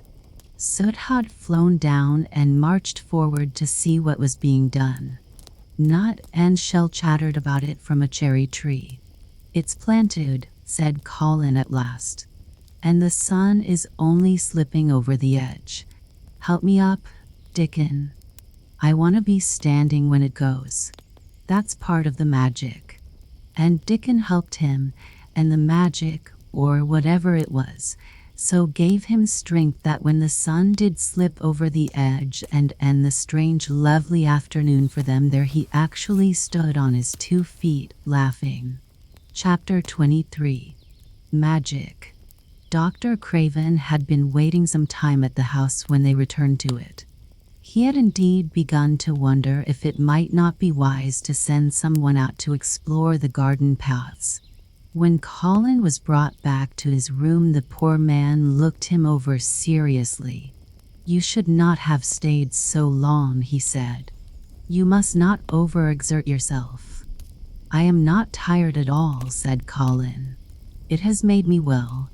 Tomorrow I am going out in the morning as well as in the afternoon." "I am not sure that I can allow it," answered Dr. Craven. "I am afraid it would not be wise." "It would not be wise to try to stop me," said Colin quite seriously. "I am going." Even Mary had found out that one of Colin's chief peculiarities was that he did not know in the least what a rude little brute he was with his way of ordering people about. He had lived on a sort of desert island all his life, and as he had been the king of it, he had made his own manners and had had no one to compare himself with. Mary had indeed been rather like him herself, and since she had been at Misselthwaite had gradually discovered that her own manners had not been of the kind which is usual or popular. Having made this discovery, she naturally thought it of enough interest to communicate to Colin. So she sat and looked at him curiously for a few minutes after Dr. Craven had gone. She wanted to make him ask her why she was doing it, and of course she did. "What are you looking at me for?" he said. "I'm thinking that I am rather sorry for Dr. Craven." "So am I," said Colin calmly, but not without an air of some satisfaction. "He won't get Misselthwaite at all now I'm not going to die." "I'm sorry for him because of that, of course," said Mary, "but I was thinking just then that it must have been very horrid to have had to be polite for 10 years to a boy who was always rude. I would never have done it." "Am I rude?" Colin inquired undisturbedly. "If you had been his own boy and he had been a slapping sort of man," said Mary, "he would have slopped you." "But he daren't," said Colin. "No, he daren't," answered Mistress Mary, thinking the thing out quite without prejudice. "Nobody ever dared to do anything you didn't like, because you were going to die and things like that. You were such a poor thing." "But," announced Colin stubbornly, "I am not going to be a poor thing. I won't let people think I'm one. I stood on my feet this afternoon. It is always having your own way that has made you so queer," Mary went on, thinking aloud. Colin turned his head, frowning. "Am I queer?" he demanded. "Yes," answered Mary Berry. "But you needn't be cross," she added impartially, "because so am I queer, and so is Ben Weatherstaff. But I am not as queer as I was before I began to like people and before I found the garden." "I don't want to be queer," said Colin. "I am not going to be," and he frowned again with determination. He was a very proud boy. He lay thinking for a while, and then Mary saw his beautiful smile begin and gradually change his whole face.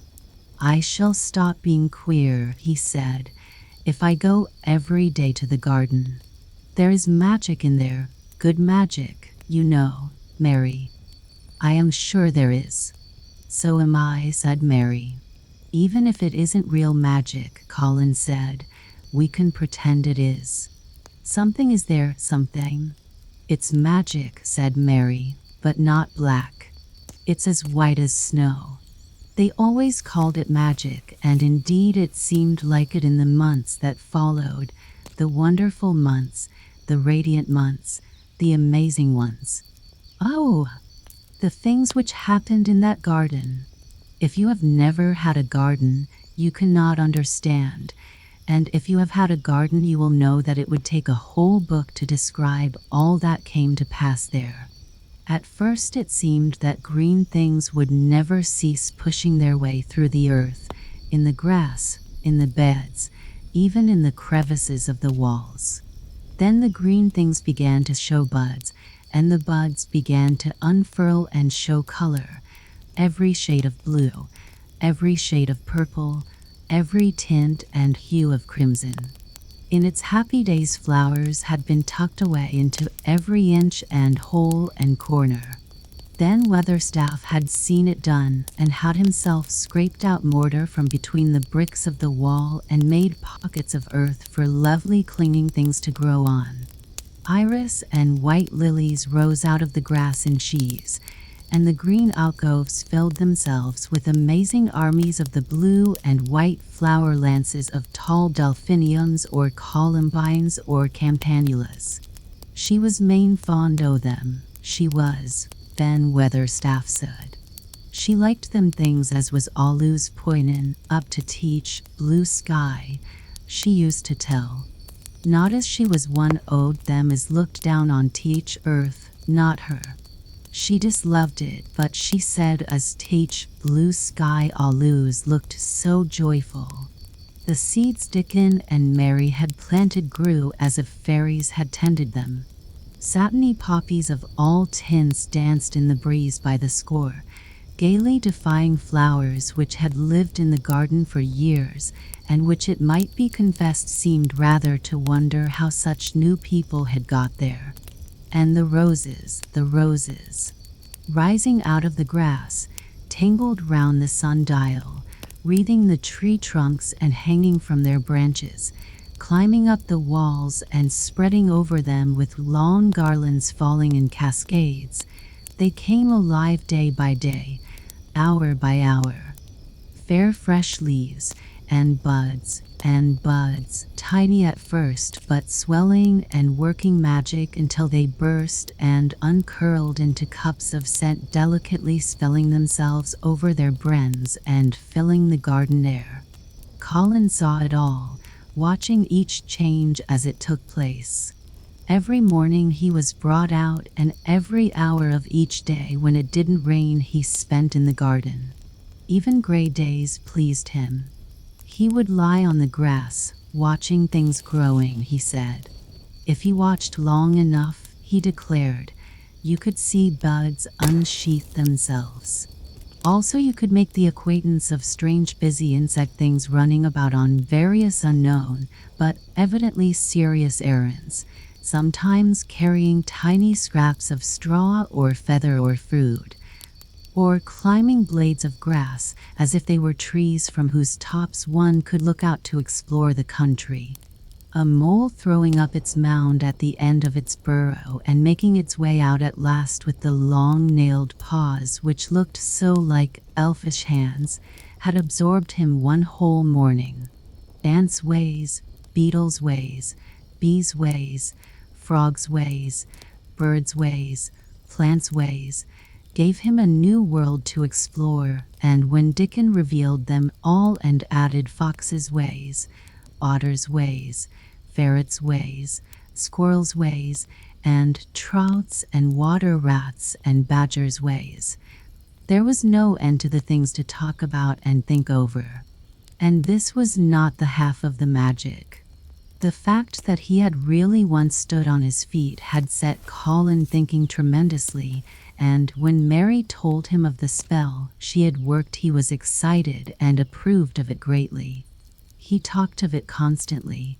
Of course there must be lots of magic in the world, he said wisely one day, but people don't know what it is like or how to make it. Perhaps the beginning is just to say nice things are going to happen until you make them happen. I am going to try and experiment. The next morning when they went to the secret garden, he sent at once for Ben Weatherstaff. Ben came as quickly as he could and found the Rajah standing on his feet under a tree and looking very grand, but also very beautifully smiling. Good morning, Ben Weatherstaff, he said. I want you and Dickon and Miss Mary to stand in a row and listen to me because I am going to tell you something very important. Aye, sir, answered Ben Weatherstaff, touching his forehead. One of the long-concealed charms of Ben Weatherstaff was that in his boyhood he had once run away to sea and had made voyages. So he could reply like a sailor. I am going to try a scientific experiment, explained the Rajah.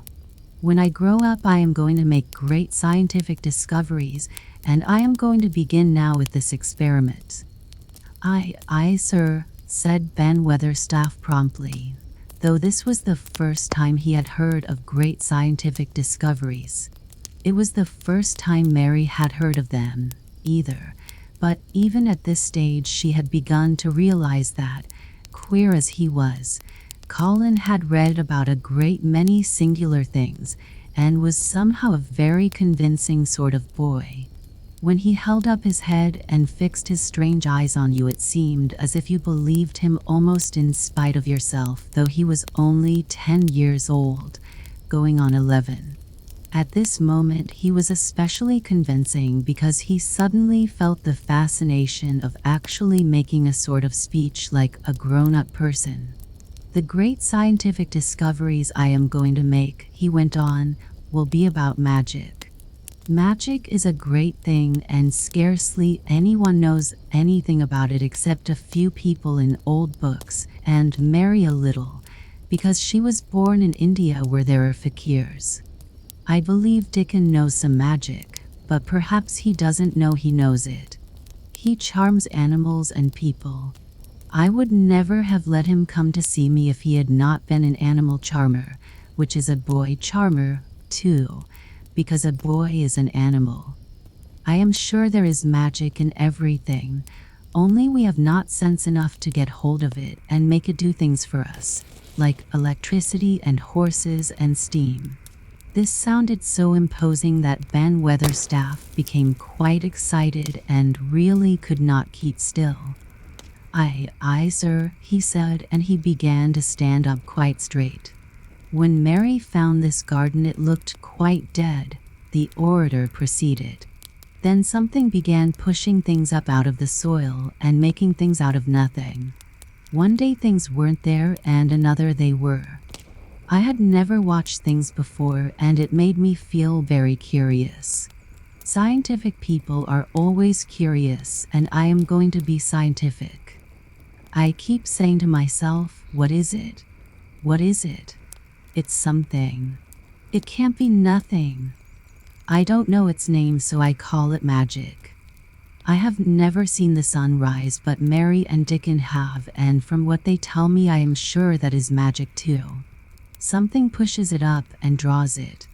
Sometimes since I've been in the garden, I've looked up through the trees at the sky, and I have had a strange feeling of being happy, as if something were pushing and drawing in my chest and making me breathe fast.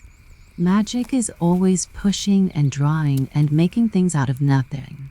Everything is made out of magic: leaves and trees, flowers and birds, badgers and foxes and squirrels and people.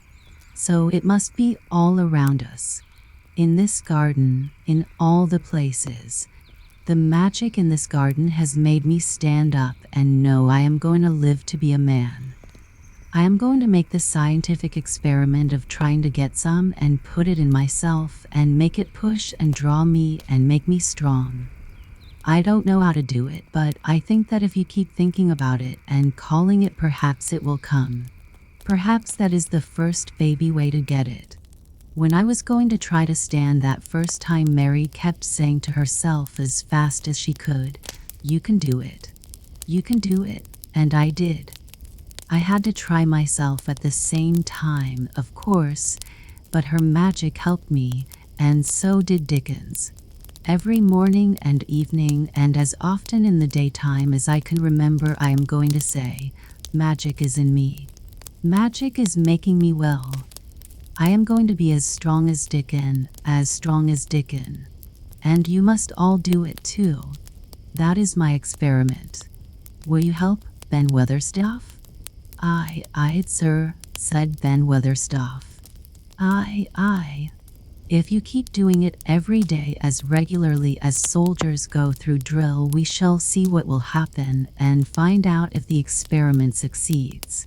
You learn things by saying them over and over and thinking about them until they stay in your mind forever, and I think it will be the same with magic. If you keep calling it to come to you and help you, it will get to be part of you and it will stay and do things.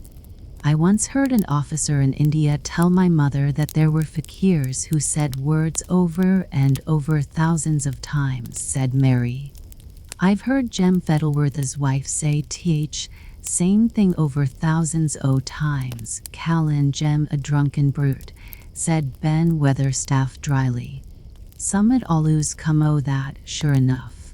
He gave her a good hidin' and went to teach Blue Lion and got as drunk as a lord.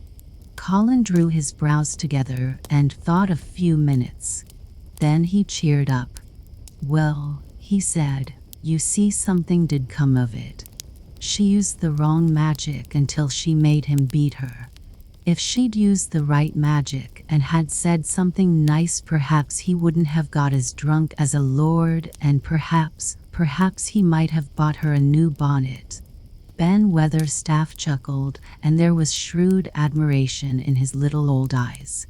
Thou'rt a clever lad as well as a straight-legged one, Mester Colin, he said. Next time I see Bess Fettleworth, I'll give her a bit of a hint o' what magic will do for her. She'd be rare and pleased if teach scientific experiment worked, and so you Jem. Dickon had stood listening to the lecture, his round eyes shining with curious delight. Nut and Shell were on his shoulders, and he held a long-eared white rabbit in his arm and stroked it softly while it laid its ears along its back and enjoyed itself. "Do you think the experiment will work?" Colin asked him, wondering what he was thinking. He so often wondered what Dickon was thinking when he saw him looking at him or at one of his creatures with his happy wide smile. He smiled now, and his smile was wider than usual. He answered, "that I do. It'll work same as teach seeds do when teach sun shines on 'em. It'll work for sure. Shall us begin it now?" Colin was delighted, and so was Mary.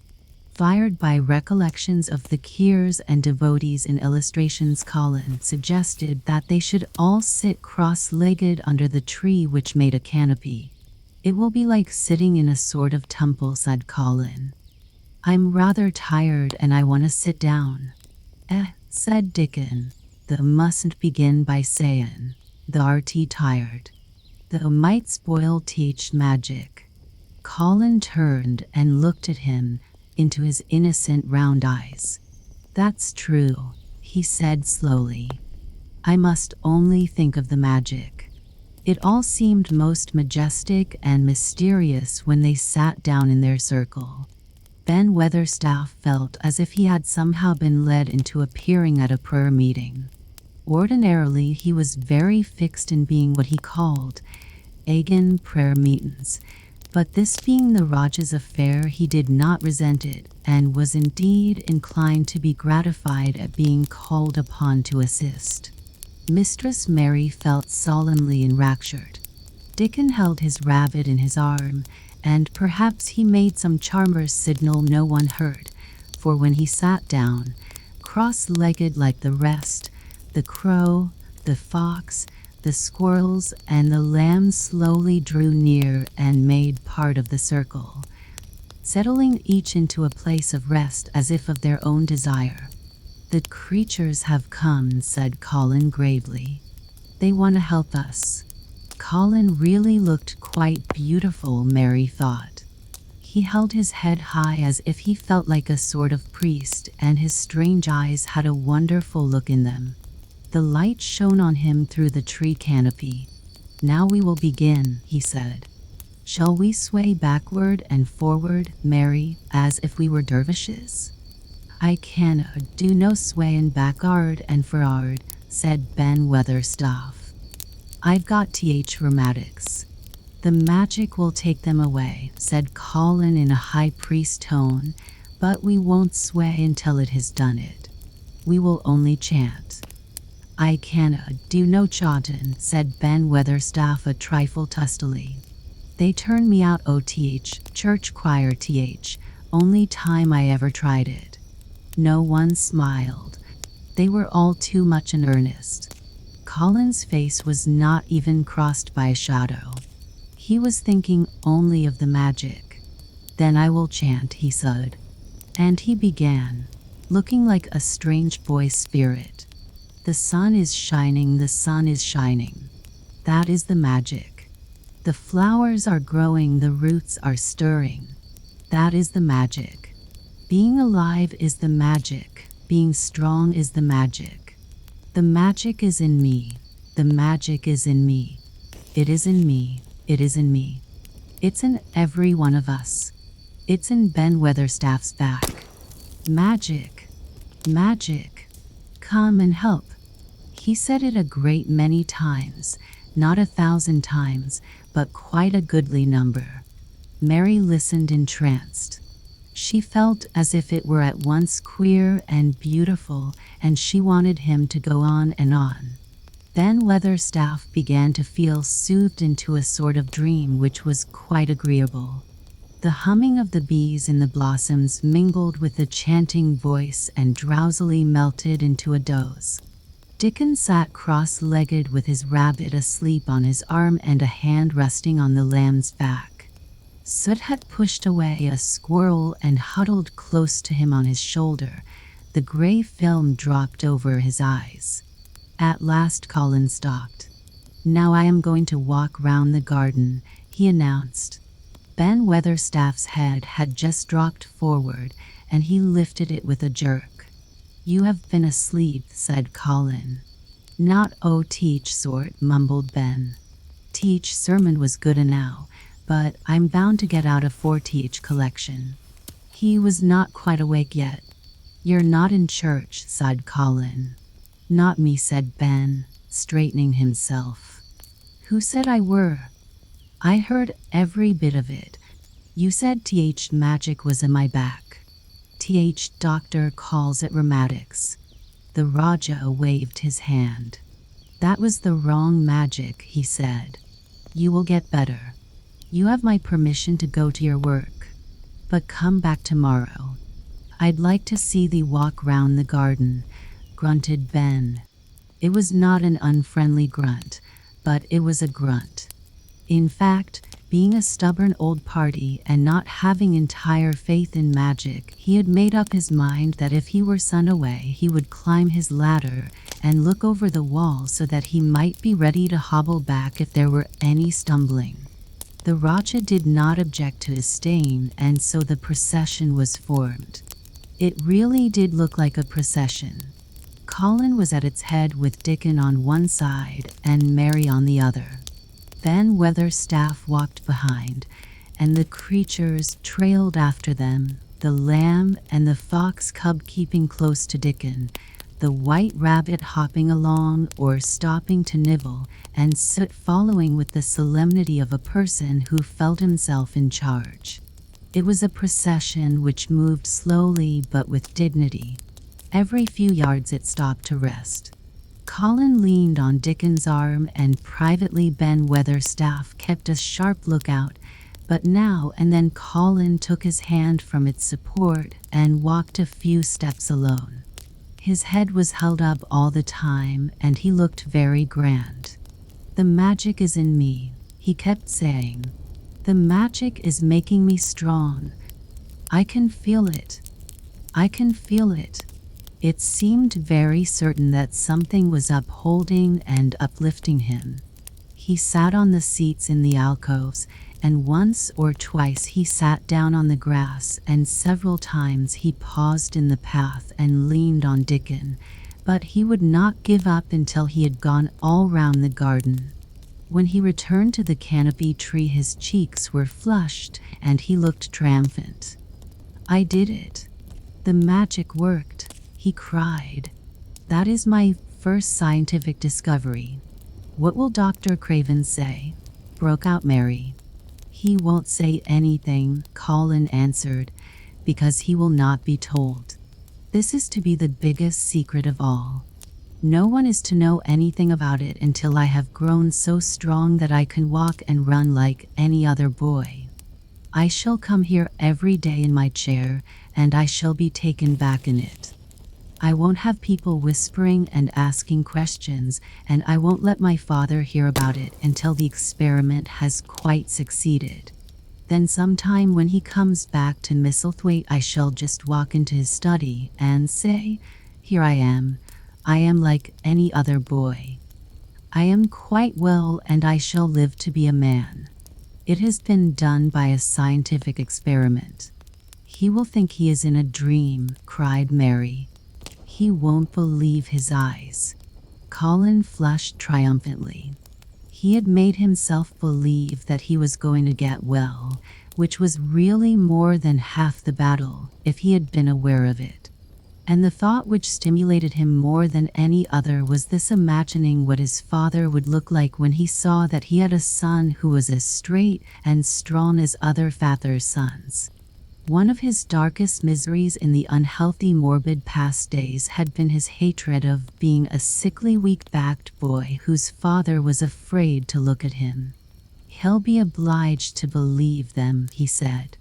One of the things I am going to do, after the magic works and before I begin to make scientific discoveries, is to be an athlete.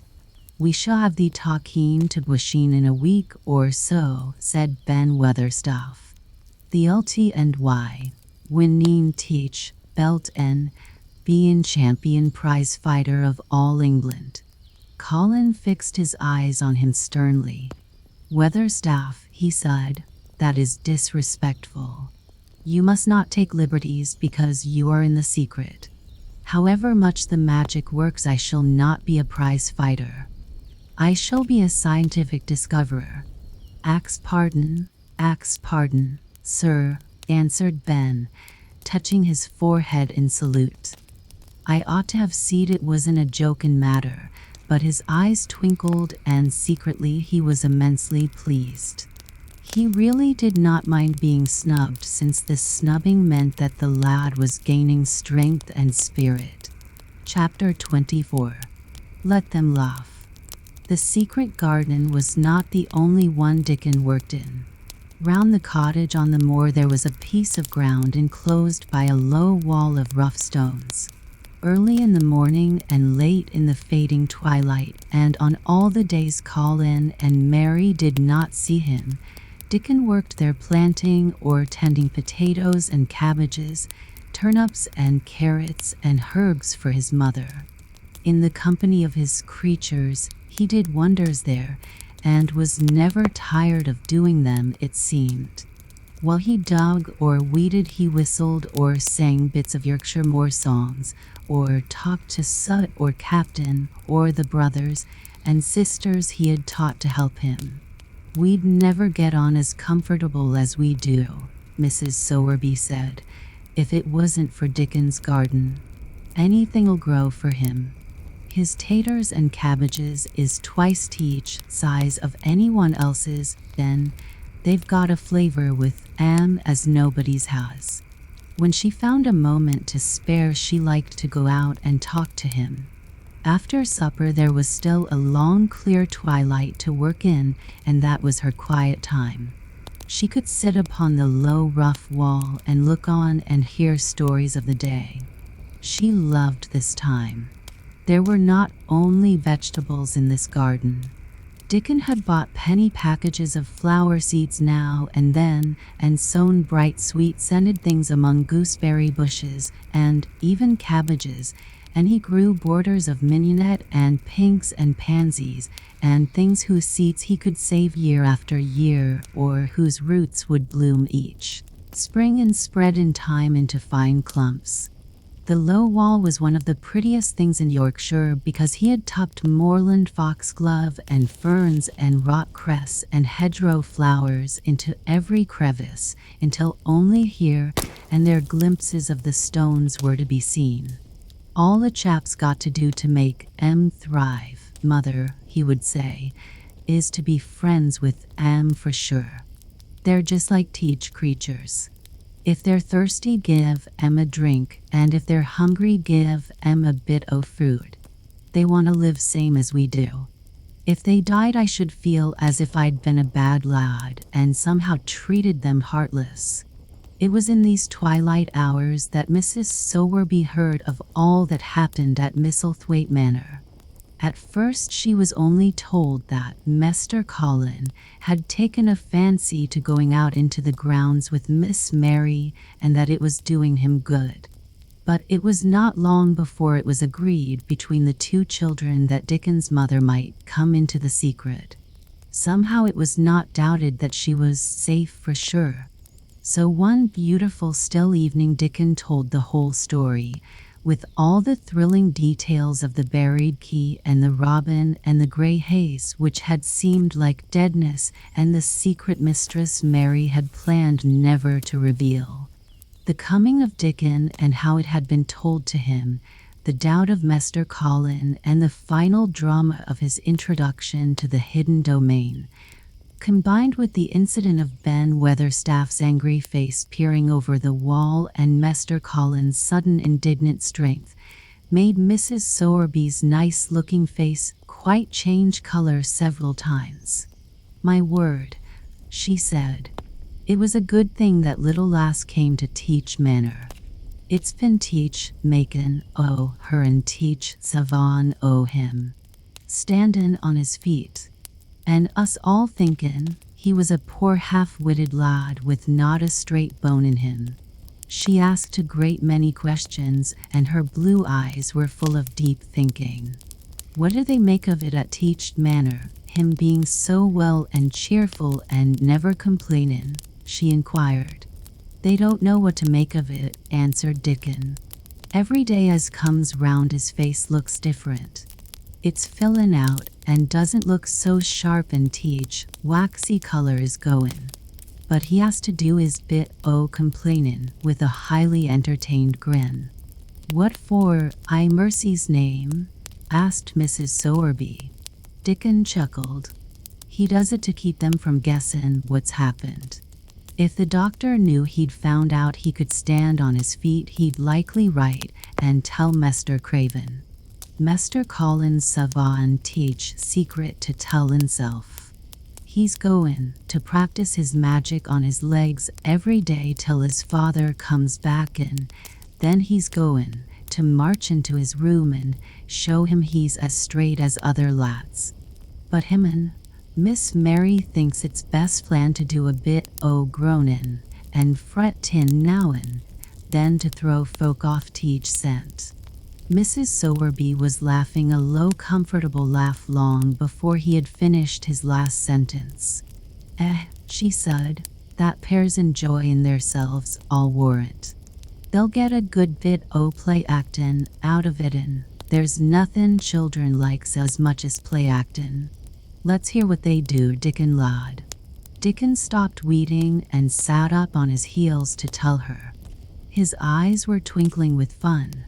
Mester Colin is carried down to his chair every time he goes out, he explained. He flies out at John, teach footman, for not carryin' him careful enough.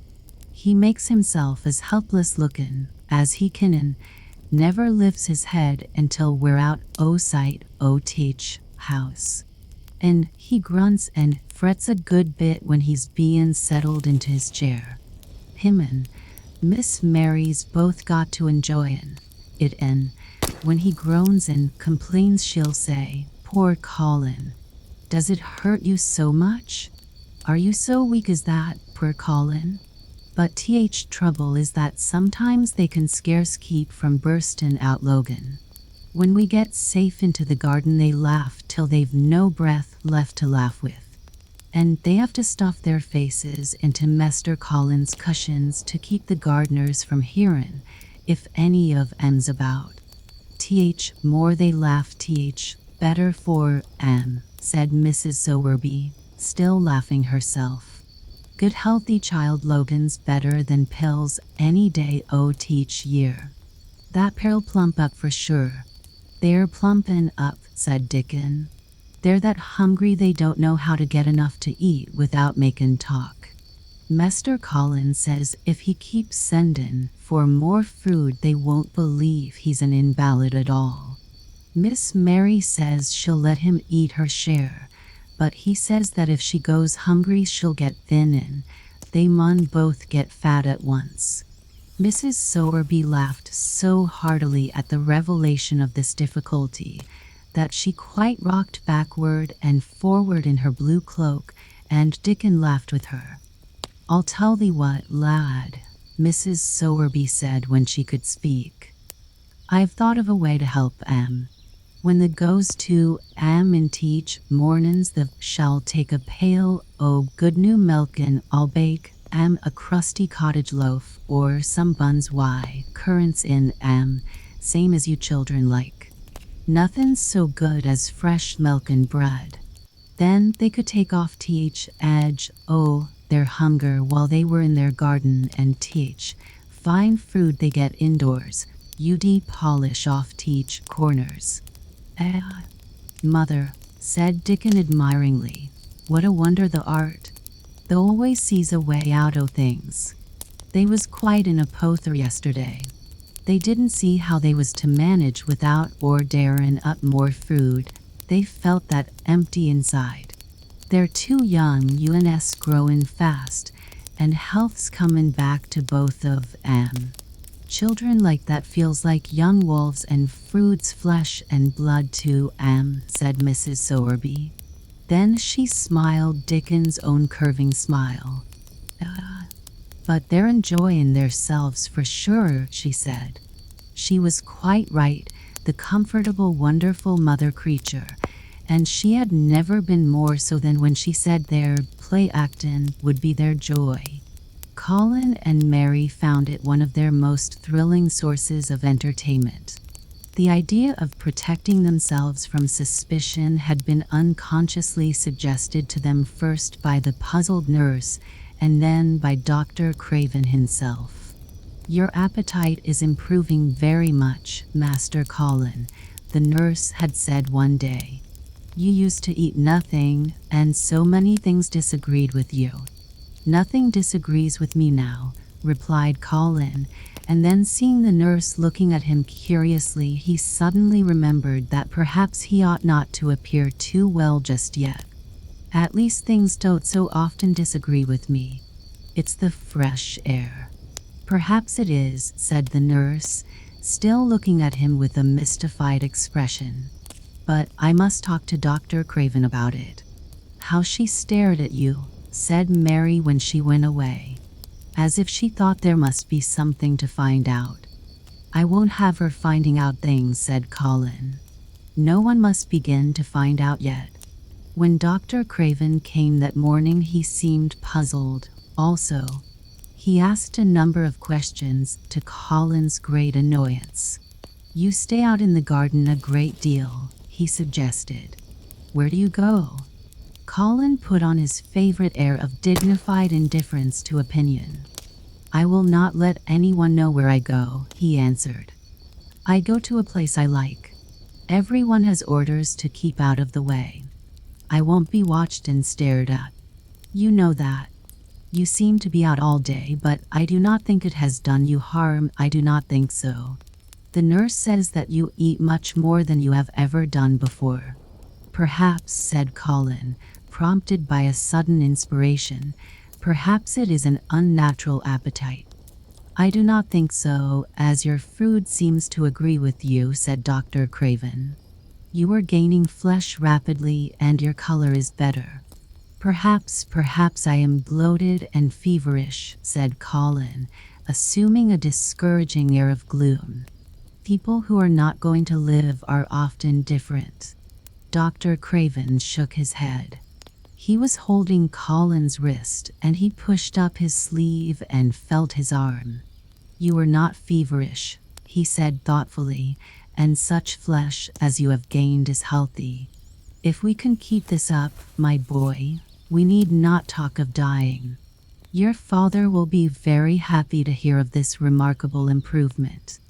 I won't have him told. Colin broke forth fiercely. It will only disappoint him if I get worse again, and I may get worse this very night. I might have a raging fever. I feel as if I might be beginning to have one now. I won't have letters written to my father. I won't. You are making me angry, and you know that is bad for me. I feel hot already. I hate being written about and being talked over as much as I hate being stared at. Hush, my boy, Dr. Craven soothed him. Nothing shall be written without your permission. You are too sensitive about things. You must not undo the good which has been done. He said no more about writing to Mr. Craven, and when he saw the nurse he privately warned her that such a possibility must not be mentioned to the patient. The boy is extraordinarily better, he said. His advance seems almost abnormal. But of course he is doing now of his own free will what we could not make him do before. Still, he excites himself very easily, and nothing must be said to irritate him. Mary and Colin were much alarmed and talked together anxiously. From this time dated their plan of play-acting. I may be obliged to have a tantrum, said Colin regretfully.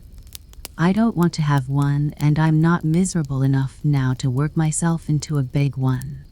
Perhaps I couldn't have one at all. That lump doesn't come in my throat now, and I keep thinking of nice things instead of horrible ones. But if they talk about writing to my father, I shall have to do something." He made up his mind to eat less, but unfortunately it was not possible to carry out this brilliant idea when he wakened each morning with an amazing appetite, and the table near his sofa was set with a breakfast of homemade bread and fresh butter, snow-white eggs, raspberry jam, and clotted cream. Mary always breakfasted with him, and when they found themselves at the table, particularly if there were delicate slices of sizzling ham sending forth tempting odors from under a hot silver cover, they would look into each other's eyes in desperation. "I think we shall have to eat it all this morning, Mary," Colin always ended by saying. "We can send away some of the lunch and a great deal of the dinner." But they never found they could send away anything, and the highly polished condition of the empty plates returned to the pantry awakened much comment.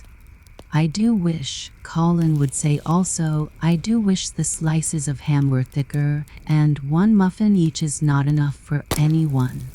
"It's enough for a person who is going to die," answered Mary when first she heard this, "but it's not enough for a person who is going to live. I sometimes feel as if I could eat 3 when those nice fresh heather and gorse smells from the moor come pouring in at the open window."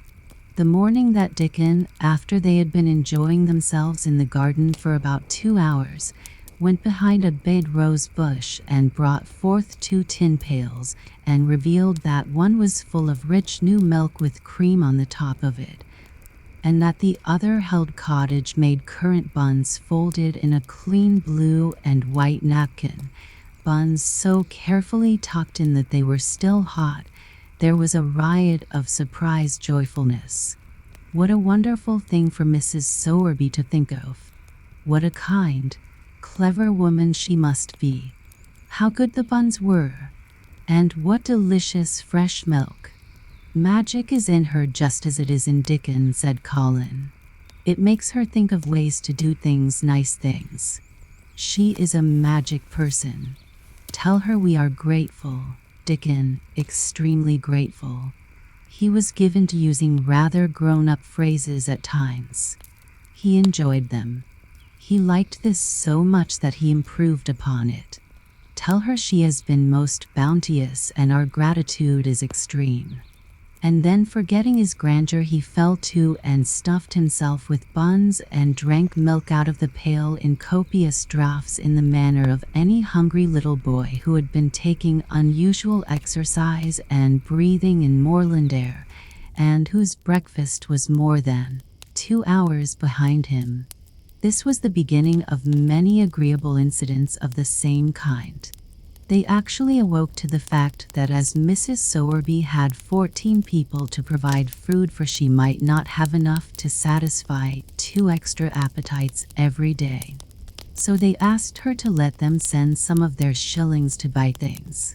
Dickon made the stimulating discovery that in the wood in the park outside the garden where Mary had first found him piping to the wild creatures, there was a deep little hollow where you could build a sort of tiny oven with stones and roast potatoes and eggs in it.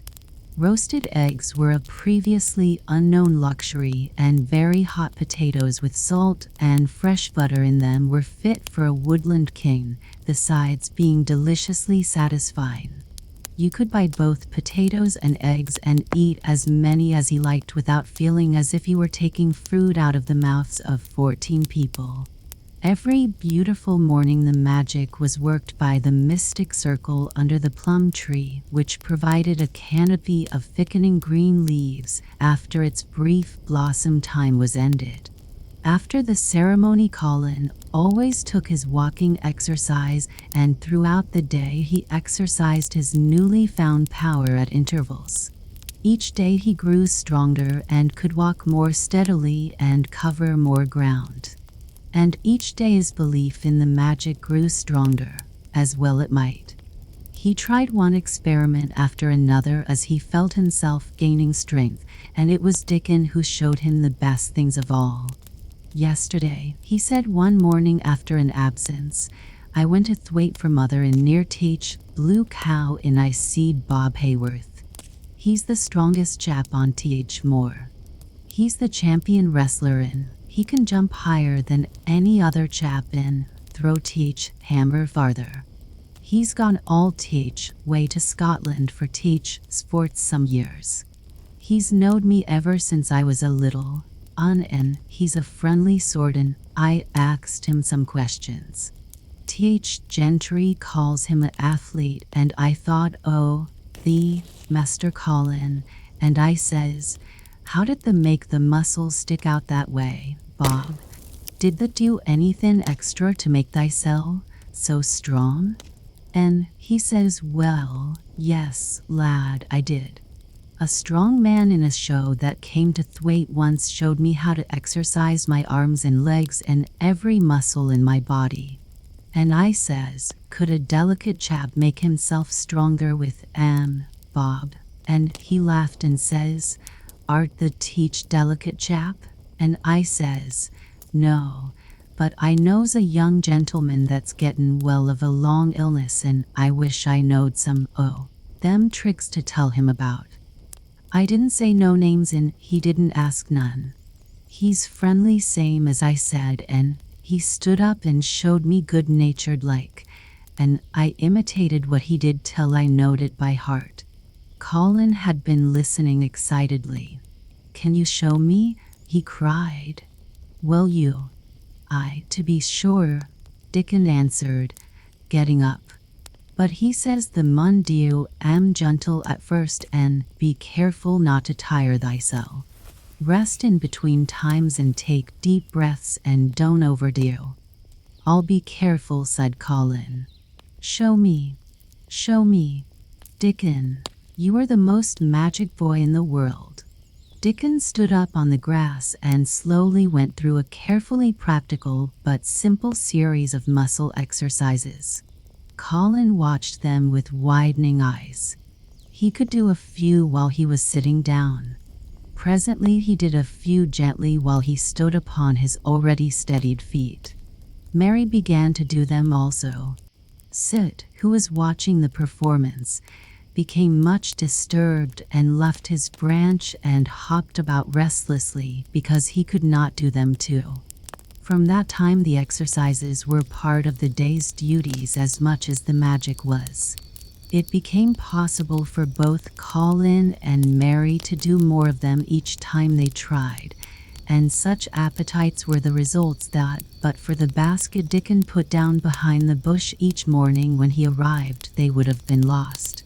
But the little oven in the hollow and Mrs. Sowerby's bounties were so satisfying that Mrs. Medlock and the nurse and Dr. Craven became mystified again.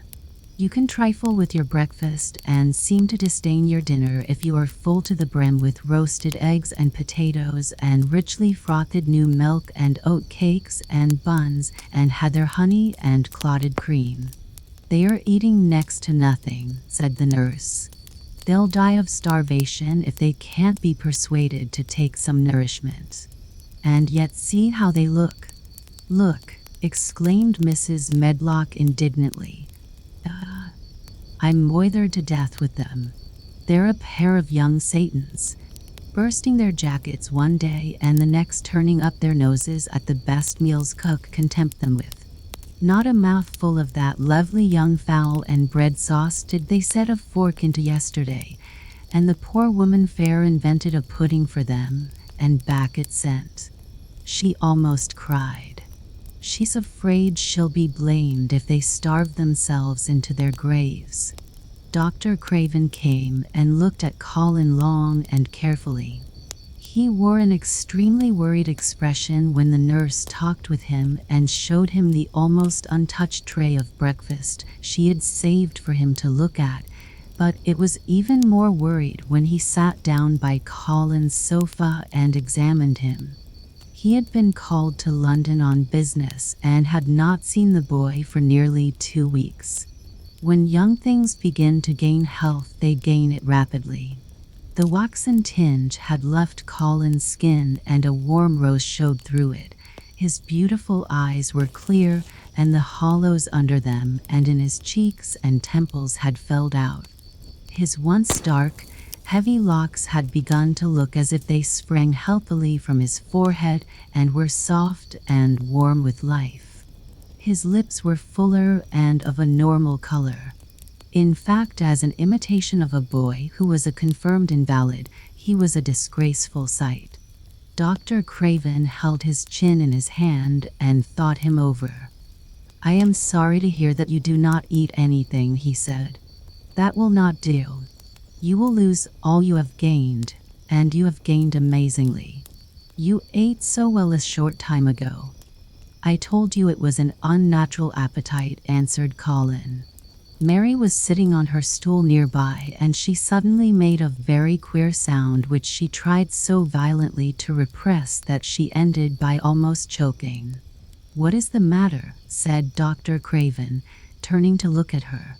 Mary became quite severe in her manner. "It was something between a sneeze and a cough," she replied with reproachful dignity, "and it got into my throat. But," she said afterward to Colin, "I couldn't stop myself. It just burst out because all at once I couldn't help remembering that last big potato you ate, and the way your mouth stretched when you bit through that thick, lovely crust with jam and clotted cream on it. Is there any way in which those children can get fruit secretly?" Dr. Craven inquired of Mrs. Medlock. "There's no way unless they dig it out of the earth or pick it off the trees," Mrs. Medlock answered. "They stay out in the grounds all day and see no one but each other. And if they want anything different to eat from what's sent up to them, they need only ask for it." "Well," said Dr. Craven, "so long as going without fruit agrees with them, we need not disturb ourselves. The boy is a new creature. So is the girl," said Mrs. Medlock. "She's begun to be downright pretty since she's filled out and lost her ugly little sour look. Her hair's grown thick and healthy looking, and she's got a bright color. The glummest, ill-natured little thing she used to be, and now her and Master Colin laugh together like a pair of crazy young ones. Perhaps they're growing fat on that." "Perhaps they are," said Dr. Craven. "Let them laugh." Chapter 25. The Curtain. And the secret garden bloomed and bloomed, and every morning revealed new miracles. In the robin's nest there were eggs, and the robin's mate sat upon them, keeping them warm with her feathery little breast and careful wings. At first she was very nervous, and the robin himself was indignantly watchful. Even Dickon did not go near the close-grown corner in those days, but waited until by the quiet working of some mysterious spell he seemed to have conveyed to the soul of the little pair that in the garden there was nothing which was not quite like themselves, nothing which did not understand the wonderfulness of what was happening to them, the immense, tender, terrible, heartbreaking beauty and solemnity of eggs. If there had been one person in that garden who had not known through all his or her innermost being that if an egg were taken away or hurt, the whole world would whirl round and crash through space and come to an end. If there had been even one who did not feel it and act accordingly, there could have been no happiness even in that golden springtime air. But they all knew it and felt it, and the robin and his mate knew they knew it. At first the robin watched Mary and Colin with sharp anxiety. For some mysterious reason he knew he need not watch Dickon. The first moment he set his dew-bright black eye on Dickon, he knew he was not a stranger, but a sort of robin without beak or feathers. He could speak Robin, which is a quite distinct language not to be mistaken for any other. To speak Robin to a robin is like speaking French to a Frenchman. Dickon always spoke it to the robin himself, so the queer gibberish he used when he spoke to humans did not matter in the least. The robin thought he spoke this gibberish to them because they were not intelligent enough to understand feathered speech. His movements also were robin. They never startled one by being sudden enough to seem dangerous or threatening. Any robin could understand Dickon, so his presence was not even disturbing. But at the outset it seemed necessary to be on guard against the other two. In the first place, the boy creature did not come into the garden on his legs. He was pushed in on a thing with wheels, and the skins of wild animals were thrown over him. That in itself was doubtful. Then when he began to stand up and move about, he did it in a queer, unaccustomed way, and the others seemed to have to help him. The robin used to secrete himself in a bush and watch this anxiously, his head tilted first on one side and then on the other. He thought that the slow movements might mean that he was preparing to pounce, as cats do. When cats are preparing to pounce, they creep over the ground very slowly. The robin talked this over with his mate a great deal for a few days, but after that he decided not to speak of the subject because her terror was so great that he was afraid it might be injurious to the eggs. When the boy began to walk by himself and even to move more quickly, it was an immense relief. But for a long time, or it seemed a long time to the robin, he was a source of some anxiety. He did not act as the other humans did. He seemed very fond of walking, but he had a way of sitting or lying down for a while, and then getting up in a disconcerting manner to begin again. One day the robin remembered that when he himself had been made to learn to fly by his parents, he had done much the same sort of thing. He had taken short flights of a few yards and then had been obliged to rest. So it occurred to him that this boy was learning to fly, or rather to walk. He mentioned this to his mate, and when he told her that the eggs would probably conduct themselves in the same way after they were fledged, she was quite comforted, and even became eagerly interested, and derived great pleasure from watching the boy over the edge of her nest, though she always thought that the eggs would be much cleverer and learn more quickly. But then she said indulgently that humans were always more clumsy and slow than eggs, and most of them never seemed really to learn to fly at all. You never met them in the air or on treetops. After a while the boy began to move about as the others did, but all three of the children at times did unusual things. They would stand under the trees and move their arms and legs and heads about in a way which was neither walking nor running nor sitting down. They went through these movements at intervals every day, and the robin was never able to explain to his mate what they were doing or trying to do. He could only say that he was sure that the eggs would never flap about in such a manner, but as the boy who could speak robin so fluently was doing the thing with them, birds could be quite sure that the actions were not of a dangerous nature. Of course, neither the robin nor his mate had ever heard of the champion wrestler, Bob Hayworth, and his exercises for making the muscles stand out like lumps. Robins are not like human beings. Their muscles are always exercised from the first, and so they develop themselves in a natural manner. If you have to fly about to find every meal you eat, your muscles do not become atrophied. Atrophied means wasted away through want of use.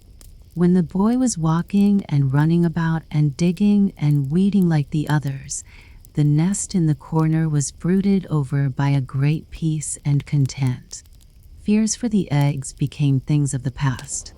Knowing that your eggs were as safe as if they were locked in a bank vault, and the fact that you could watch so many curious things going on made setting a most entertaining occupation.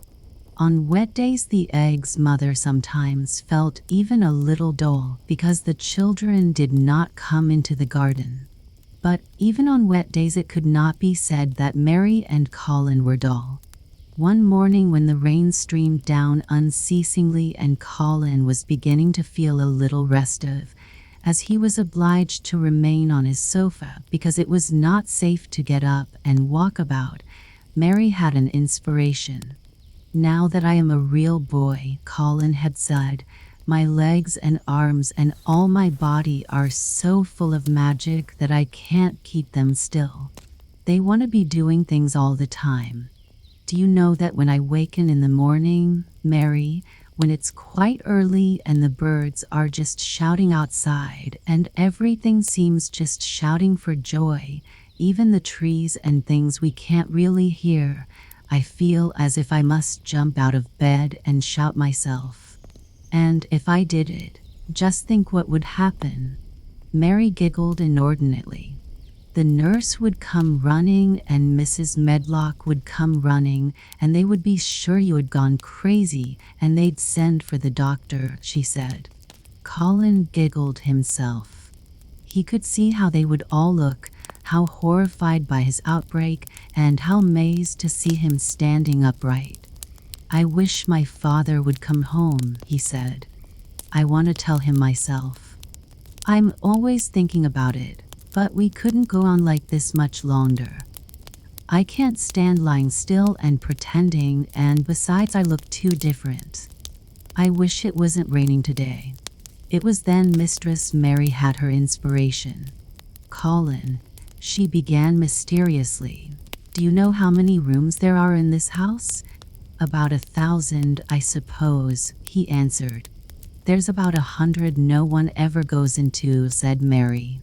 "And one rainy day I went and looked into ever so many of them. No one ever knew, though Mrs. Medlock nearly found me out. I lost my way when I was coming back and I stopped at the end of your corridor. That was the second time I heard you crying." Colin started up on his sofa. 100 rooms no one goes into," he said. "It sounds almost like a secret garden. Suppose we go and look at them. You could will me in my chair and nobody would know where we went." "That's what I was thinking," said Mary. "No one would dare to follow us. There are galleries where you could run. We could do our exercises. There's a little Indian room where there is a cabinet full of ivory elephants. There are all sorts of rooms."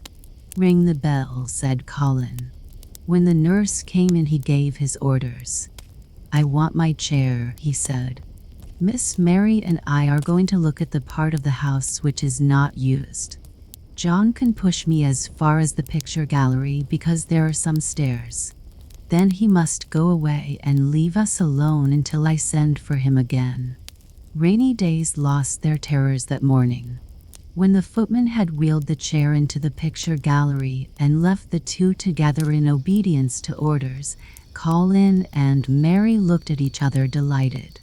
As soon as Mary had made sure that John was really on his way back to his own quarters below stairs, Colin got out of his chair. "I am going to run from one end of the gallery to the other," he said, "and then I am going to jump, and then we will do Bob Hayworth's exercises." And they did all these things and many others. They looked at the portraits and found the plain little girl dressed in green brocade and holding the parrot on her finger. "All these," said Colin, "must be my relations. They lived a long time ago. That parrot one, I believe, is one of my great, great, great, great aunts. She looks rather like you, Mary, not as you look now, but as you looked when you came here. Now you are a great deal fatter and better looking." "So are you," said Mary, and they both laughed. They went to the Indian room and amused themselves with the ivory elephants. They found the rose-colored brocade boudoir and the hole in the cushion the mouse had left, but the mice had grown up and run away and the hole was empty. They saw more rooms and made more discoveries than Mary had made on her first pilgrimage. They found new corridors and corners and flights of steps and new old pictures they liked and weird old things they did not know the use of. It was a curiously entertaining morning, and the feeling of wandering about in the same house with other people, but at the same time feeling as if one were miles away from them, was a fascinating thing. "I'm glad we came," Colin said. "I never knew I lived in such a big, queer old place. I like it. We will ramble about every rainy day. We shall always be finding new queer corners and things." That morning they had found, among other things, such good appetites that when they returned to Colin's room it was not possible to send the luncheon away untouched.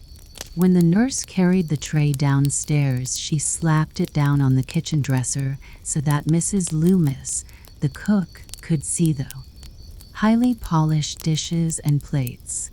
"Look at that," she said. "This is a house of mystery, and those two children are the greatest mysteries in it." "If they keep that up every day," said the strong young footman John, "there be small wonder that he weighs twice as much today as he did a month ago. I should have to give up my place in time, for fear of doing my muscles an injury." That afternoon Mary noticed that something new had happened in Colin's room. She had noticed it the day before, but had said nothing because she thought the change might have been made by chance. She said nothing today, but she sat and looked fixedly at the picture over the mantel. She could look at it because the curtain had been drawn aside. That was the change she noticed. "I know what you want me to tell you," said Colin, after she had stared a few minutes. "I always know when you want me to tell you something. You are wondering why the curtain is drawn back.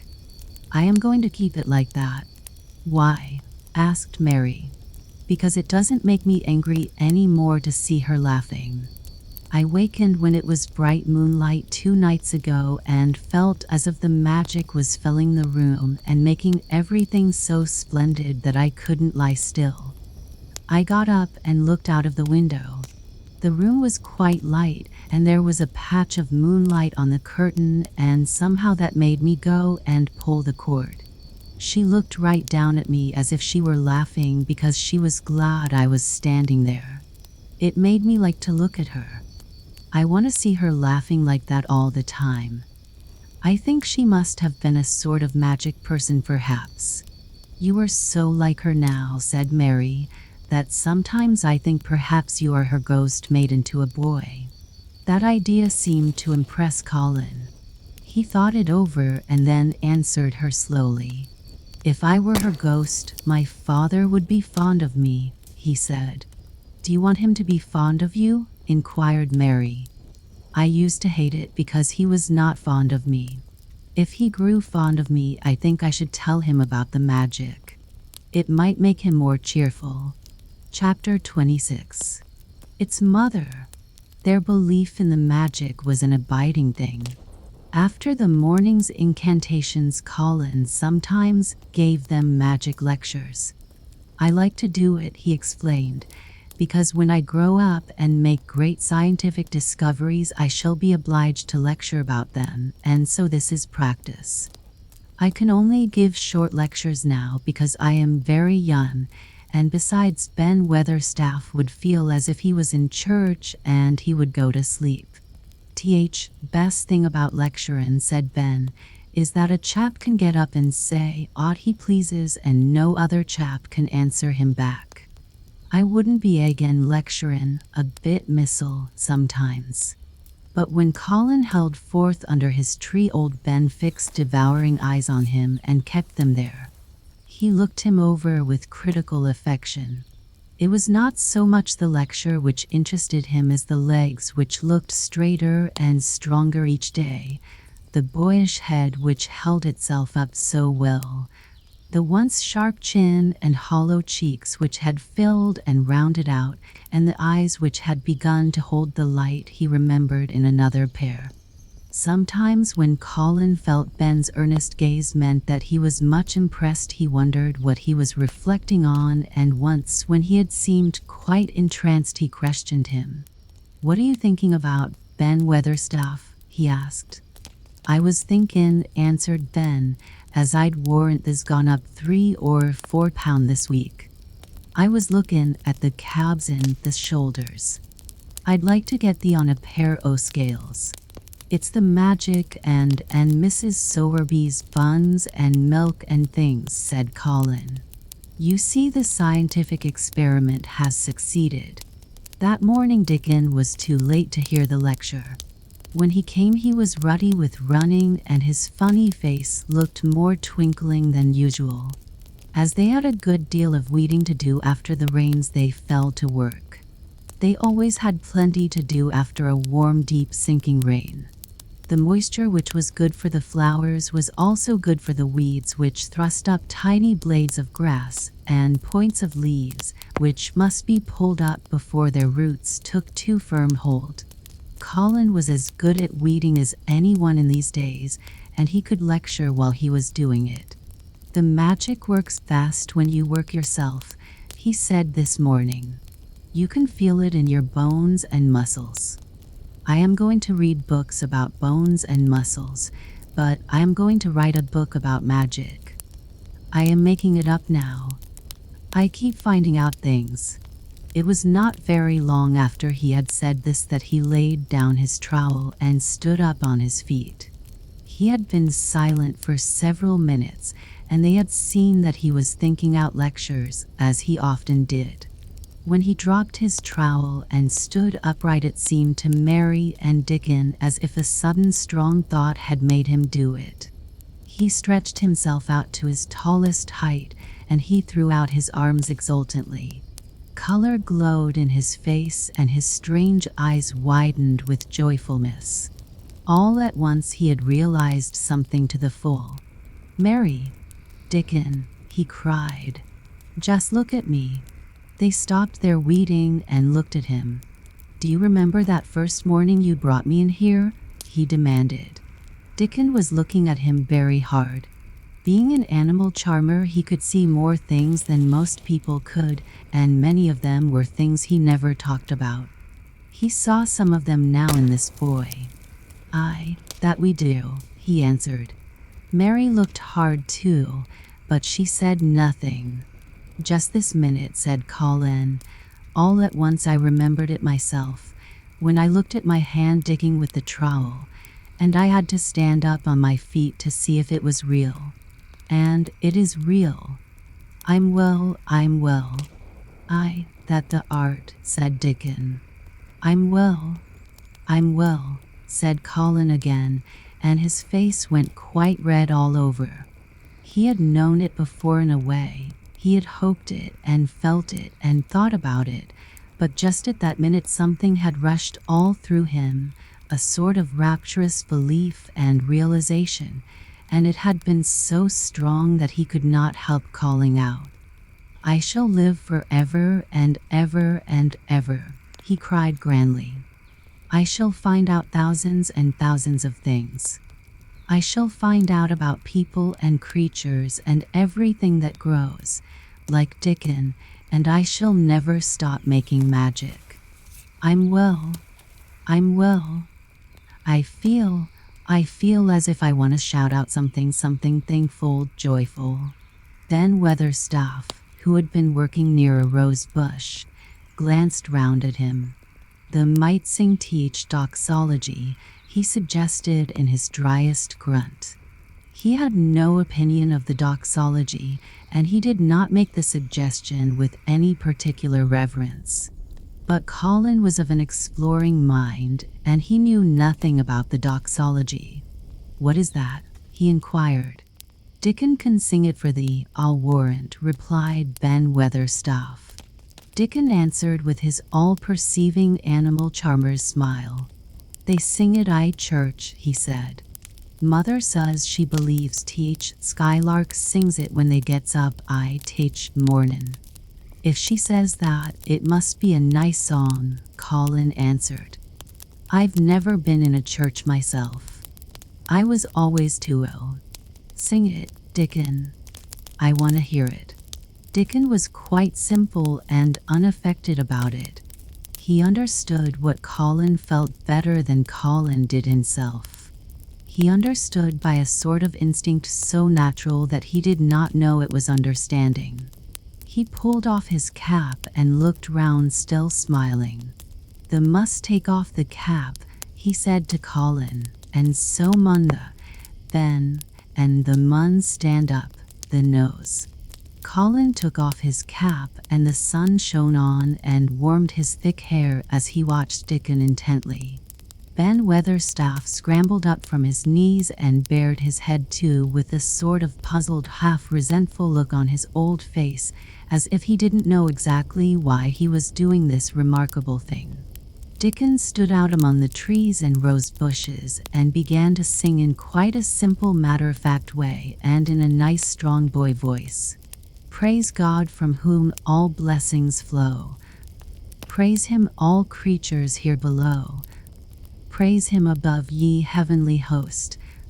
Praise Father, Son, and Holy Ghost. Amen." When he had finished, Ben Weatherstaff was standing quite still with his jaws set, obstinately, but with a disturbed look in his eyes fixed on Colin. Colin's face was thoughtful and appreciative. "It is a very nice song," he said. "I like it. Perhaps it means just what I mean when I want to shout out that I am thankful to the magic." He stopped and thought in a puzzled way. Perhaps they are both the same thing. How can we know the exact names of everything? "Sing it again, Dickon." "Let us try, Mary. I want to sing it too. It's my song. How does it begin?" "Praise God from whom all blessings flow. Praise God from whom all blessings flow. Praise God from whom all blessings flow." Page 344.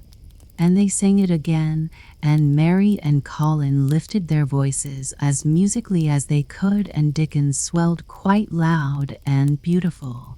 And at the second line Ben Weatherstaff raspingly cleared his throat, and at the third he joined in with such vigor that it seemed almost savage, and when the "Amen" came to an end, Mary observed that the very same thing had happened to him which had happened when he found out that Colin was not a cripple. His chin was twitching, and he was staring and winking, and his leathery old cheeks were wet. "I never seed no sense in teach doxology afore," he said hoarsely, "but I may change my mind I time. I should say they gone up £5 this week, Master Colin, 5 on M." Colin was looking across the garden at something attracting his attention, and his expression had become a startled one. "Who is coming in here?" he said quickly. "Who is it?" The door in the ivied wall had been pushed gently open, and a woman had entered. She had come in with the last line of their song, and she had stood still listening and looking at them. With the ivy behind her, the sunlight drifting through the trees and dappling her long blue cloak, and her nice fresh face smiling across the greenery, she was rather like a softly colored illustration in one of Colin's books. She had wonderful, affectionate eyes which seemed to take everything in, all of them, even Ben Weatherstaff and the creatures, and every flower that was in bloom. Unexpectedly as she had appeared, not one of them felt that she was an intruder at all. Dickon's eyes lighted like lamps. "It's Mother, that's who it is," he cried, and he went across the grass at a run. Colin began to move toward her, too, and Mary went with him. They both felt their pulses beat faster. "It's Mother," Dickon said again when they met halfway. "I knowed the wanted to see her, and I told her where teach door was hid." Colin held out his hand with this sort of flushed royal shyness, but his eyes quite devoured her face. "Even when I was ill I wanted to see you," he said. "You and Dickon and the secret garden. I'd never wanted to see anyone or anything before." The sight of his uplifted face brought about a sudden change in her own. She flushed, and the corners of her mouth shook, and a mist seemed to sweep over her eyes. Dear lad," she broke out tremulously. Dear lad," as if she had not known she were going to say it. She did not say Master Colin, but just dear lad quite suddenly. She might have said it to Dickon in the same way if she had seen something in his face which touched her. Colin liked it. Are you surprised because I am so well? He asked. She put her hand on his shoulder and smiled the mist out of her eyes. I that I am, she said, but the RT so like thy mother that made my heart jump. Do you think, said Colin a little awkwardly, that will make my father like me? Aye, for sure, dear lad, she answered, and she gave his shoulder a soft quick pat. He mun come home, he mun come home. Susan Sowerby, said Ben Weatherstaff, getting close to her. Look at each lad's legs, wilt thou? They was like drumsticks I stockin' 2 months ago, and I heard folk tell as they was bandy and knock-kneed both at teach same time. Look at 'em now. Susan Sowerby laughed a comfortable laugh. They're goin' to be fine strong lad's legs in a bit, she said. Let him go on playin' and workin' in teach garden and eatin' hearty and drinkin' plenty o' good sweet milkin'. There'll not be a finer pair I Yorkshire, thank God for it. She put both hands on Mistress Mary's shoulders and looked her little face over in a motherly fashion. In the two, she said. The RT grown near as hearty as our Elizabeth Ellen. I'll warrant RT like thy mother too. Our Martha told me as Mrs. Medlock heard she was a pretty woman. They'll be like a blush rose when the grows up, my little lass, bless thee. She did not mention that when Martha came home on her day out and described the plain sallow child, she had said that she had no confidence whatever in what Mrs. Medlock had heard. It doesn't stand to reason that a pretty woman could be teach mother oh such a faux little lass, she had added obstinately. Mary had not had time to pay much attention to her changing face. She had only known that she looked different and seemed to have a great deal more hair and that it was growing very fast. But remembering her pleasure in looking at the Emim Sahib in the past, she was glad to hear that she might some day look like her. Susan Sowerby went round their garden with them and was told the whole story of it and shown every bush and tree which had come alive. Colin walked on one side of her and Mary on the other. Each of them kept looking up at her comfortable rosy face, secretly curious about the delightful feeling she gave them, a sort of warm, supported feeling. It seemed as if she understood them as Dickon understood his creatures. She stooped over the flowers and talked about them as if they were children. Soot followed her and once or twice caught at her and flew upon her shoulder as if it were Dickon's. When they told her about the robin and the first flight of the young ones, she laughed a motherly little mellow laugh in her throat. I suppose learnin' 'em to fly is like learnin' children to walk, but I'm feared I should be all in a worrit if mine had wings instead o' legs, she said. It was because she seemed such a wonderful woman in her nice moorland cottage way that at last she was told about the magic. Do you believe in magic? Asked Colin after he had explained about Indian fakirs. I do hope you do. That I do, lad, she answered. I never noted by that name, but what does th name matter? I warrant they call it a different name I France and a different one I Germany. Teach, same thing as set teach, seed swellin', and teach sunshirneen, made thee a well lad and it's teach, good thing. It isn't like us per fools as think it matters if us is called out of our names. Teach, fate good thing doesn't stop to worrit, bless thee. It goes on makin' worlds by teach million, worlds like us. Never they stop believin' in teach, fate good thing and knowin' teach worlds full of it, and call it what the likes. The word sing into it when I come into teach garden. I felt so joyful, said Colin, opening his beautiful, strange eyes at her. Suddenly I felt how different I was, how strong my arms and legs were, you know, and how I could dig and stand, and I jumped up and wanted to shout out something to anything that would listen. Magic listened when the sum teach doxology. It would listen to anything that sung. It was teach joy that mattered. Lad, what's names to teach joy maker? And she gave his shoulders a quick soft pat again. She had packed a basket which held a regular feast this morning, and when the hungry hour came and Dickon brought it out from its hiding place, she sat down with them under their tree and watched them devour their food, laughing and quite gloating over their appetites. She was full of fun and made them laugh at all sorts of odd things. She told them stories in broad Yorkshire and taught them new words. She laughed as if she could not help it when they told her of the increasing difficulty there was in pretending that Colin was still a fretful invalid.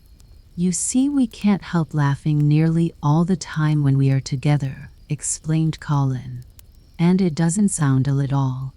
We try to choke it back, but it will burst out, and that sounds worse than ever.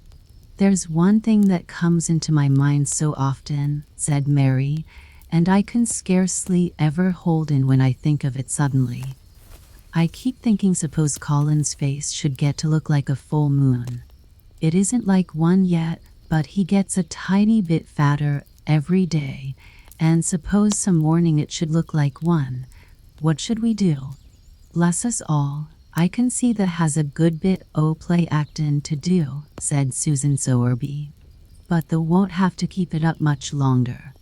Mr. Craven'll come home. Do you think he will? Asked Colin. Why?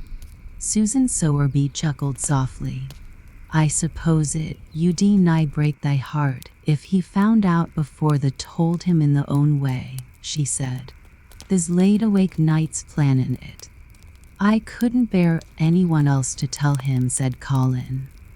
I think about different ways every day. I think now I just want to run into his room. That'd be a fine start for him, said Susan Sowerby. I'd like to see his face, lad. I would that. He mun come back, that he mun. One of the things they talked of was the visit they were to make to her cottage. They planned it all. They were to drive over the moor and lunch out of doors among the heather. They would see all the 12 children and Dickon's garden and would not come back until they were tired. Susan Sowerby got up at last to return to the house and Mrs. Medlock. It was time for Colin to be wheeled back also. But before he got into his chair, he stood quite close to Susan and fixed his eyes on her with a kind of bewildered adoration, and he suddenly caught hold of the fold of her blue cloak and held it fast. You are just what I wanted, he said. I wish she were my mother, as well as Dickens. All at once Susan Sowerby bent down and drew him with her warm arms close against the bosom under the blue cloak, as if he had been Dickens' brother. The quick mist swept over her eyes. Dear lad, she said, thy own mother's in this very garden, I do believe. She couldna keep out of it. Thy father mun come back to thee, he mun. Chapter 27. In the Garden. In each century since the beginning of the world, wonderful things have been discovered. In the last century, more amazing things were found out than in any century before. In this new century, hundreds of things still more astounding will be brought to light. At first, people refuse to believe that a strange new thing can be done. Then they begin to hope it can be done. Then they see it can be done. Then it is done, and all the world wonders why it was not done centuries ago. One of the new things people began to find out in the last century was that thoughts, just mere thoughts, are as powerful as electric batteries, as good for one as sunlight is, or as bad for one as poison. To let a sad thought or a bad one get into your mind is as dangerous as letting a scarlet fever germ get into your body. If you let it stay there after it has gotten, you may never get over it as long as you live.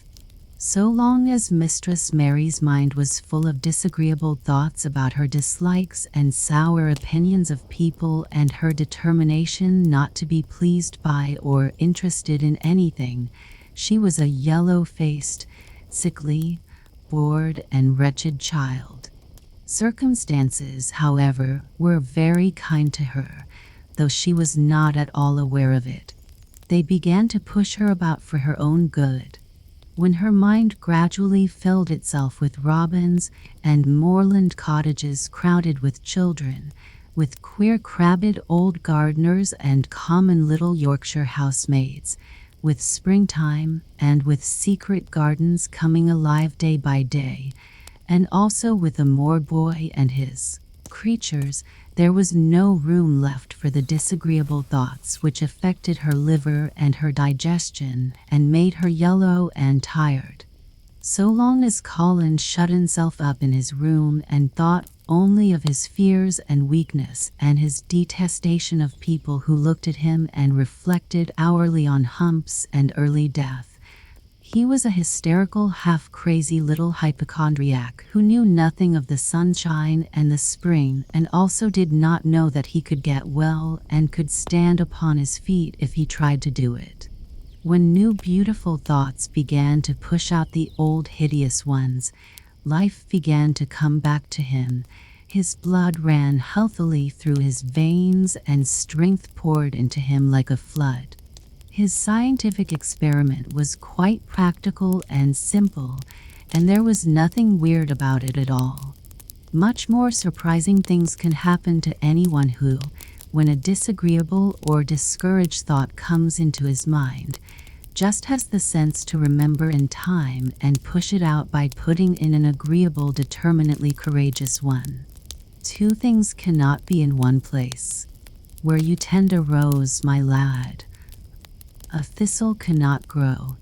While the secret garden was coming alive and two children were coming alive with it, there was a man wandering about certain faraway, beautiful places in the Norwegian fjords and the valleys and mountains of Switzerland, and he was a man who for 10 years had kept his mind filled with dark and heartbroken thinking. He had not been courageous. He had never tried to put any other thoughts in the place of the dark ones. He had wandered by blue lakes and thought them. He had lain on mountainsides with sheets of deep blue gentians blooming all about him and flower breaths filling all the air, and he had thought them. A terrible sorrow had fallen upon him when he had been happy, and he had let his soul fill itself with blackness and had refused obstinately to allow any rift of light to pierce through. He had forgotten and deserted his home and his duties. When he traveled about, darkness so brooded over him that the sight of him was a wrong done to other people, because it was as if he poisoned the air about him with gloom. Most strangers thought he must be either half mad or a man with some hidden crime on his soul. He was a tall man with a drawn face and crooked shoulders, and the name he always entered on hotel registers was Archibald Craven, Misselthwaite Manor, Yorkshire, England. He had travelled far and wide since the day he saw Mistress Mary in his study and told her she might have her bit of earth. He had been in the most beautiful places in Europe, though he had remained nowhere more than a few days. He had chosen the quietest and remotest spots. He had been on the tops of mountains whose heads were in the clouds, and had looked down on other mountains when the sun rose and touched them with such light as made it seem as if the world were just being born. But the light had never seemed to touch himself until one day when he realized that for the first time in 10 years a strange thing had happened. He was in a wonderful valley in the Austrian Tyrol, and he had been walking alone through such beauty as might have lifted any man's soul out of shadow. He He had walked a long way, and it had not lifted his. But at last he had felt tired, and had thrown himself down to rest on a carpet of moss by a stream. It was a clear little stream which ran quite merrily along on its narrow way through the luscious damp greenness. Sometimes it made a sound rather like very low laughter as it bubbled over and round stones. He saw birds come and dip their heads to drink in it, and then flick their wings and fly away. It seemed like a thing alive, and yet its tiny voice made the stillness seem deeper. The valley was very, very still. As he sat gazing into the clear running of the water, Archibald Craven gradually felt his mind and body both grow quiet as the valley itself. He wondered if he were going to sleep, but he was not.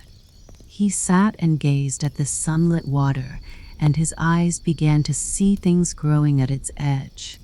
There was one lovely mass of blue forget-me-nots growing so close to the stream that its leaves were wet, and at these he found himself looking as he remembered he had looked at such things years ago. He was actually thinking tenderly how lovely it was, and what wonders of blue its hundreds of little blossoms were. He did not know that just that simple thought was slowly filling his mind, filling and filling it until other things were softly pushed aside. It was as if a sweet, clear spring had begun to rise in a stagnant pool and had risen and risen until at last it swept the dark waterway. But of course he did not think of this himself. He only knew that the valley seemed to grow quieter and quieter as he sat and stared at the bright, delicate blueness. He did not know how long he sat there or what was happening to him, but at last he moved as if he were awakening, and he got up slowly and stood on the moss carpet, drawing a long, deep, soft breath and wondering at himself. Something seemed to have been unbound and released in him, very quietly. "What is it?" he said, almost in a whisper, and he passed his hand over his forehead. "I almost feel as if I were alive. I do not know enough about the wonderfulness of undiscovered things to be able to explain how this had happened to him. Neither does anyone else yet." He did not understand at all himself, but he remembered this strange hour months afterward when he was at Misselthwaite again, and he found out quite by accident that on this very day Colin had cried out as he went into the secret garden, "I am going to live forever and ever and ever." The singular calmness remained with him the rest of the evening, and he slept in new reposeful sleep, but it was not with him very long. He did not know that it could be kept. By the next night he had opened the doors wide to his dark thoughts, and they had come trooping and rushing back. He left the valley and went on his wandering way again. But, strange as it seemed to him, there were minutes, sometimes half hours, when, without his knowing why, the black burden seemed to lift itself again, and he knew he was a living man and not a dead one. Slowly, slowly, for no reason that he knew of, he was coming alive with the garden. As the golden summer changed into the deeper golden autumn, he went to the Lake of Como. There he found the loveliness of a dream. He spent his days upon the crystal blueness of the lake, or he walked back into the soft thick verdure of the hills and tramped until he was tired so that he might sleep. But by this time he had begun to sleep better, he knew, and his dreams had ceased to be a terror to him. Perhaps, he thought, my body is growing stronger. It was growing stronger, but because of the rare peaceful hours when his thoughts were changed, his soul was slowly growing stronger, too. He began to think of Misselthwaite and wonder if he should not go home. Now and then he wondered vaguely about his boy and asked himself what he should feel when he went and stood by the carved four-posted bed again and looked down at the sharply chiseled ivory white face while it slept, and the black lashes rimmed so startlingly the close-shut eyes. He shrank from it. One marvel of a day, he had walked so far that when he returned the moon was high and full, and all the world was purple shadow and silver. The stillness of lake and shore and wood was so wonderful that he did not go into the villa he lived in. He walked down to a little bowered terrace at the water's edge and sat upon a seat and breathed in all the heavenly scents of the night. He felt the strange calmness stealing over him, and it grew deeper and deeper until he fell asleep. He did not know when he fell asleep and when he began to dream. His dream was so real that he did not feel as if he were dreaming. He remembered afterward how intensely wide awake and alert he had thought he was. He thought that as he sat and breathed in the scent of the late roses and listened to the lapping of the water at his feet, he heard a voice calling. It was sweet and clear and happy and far away.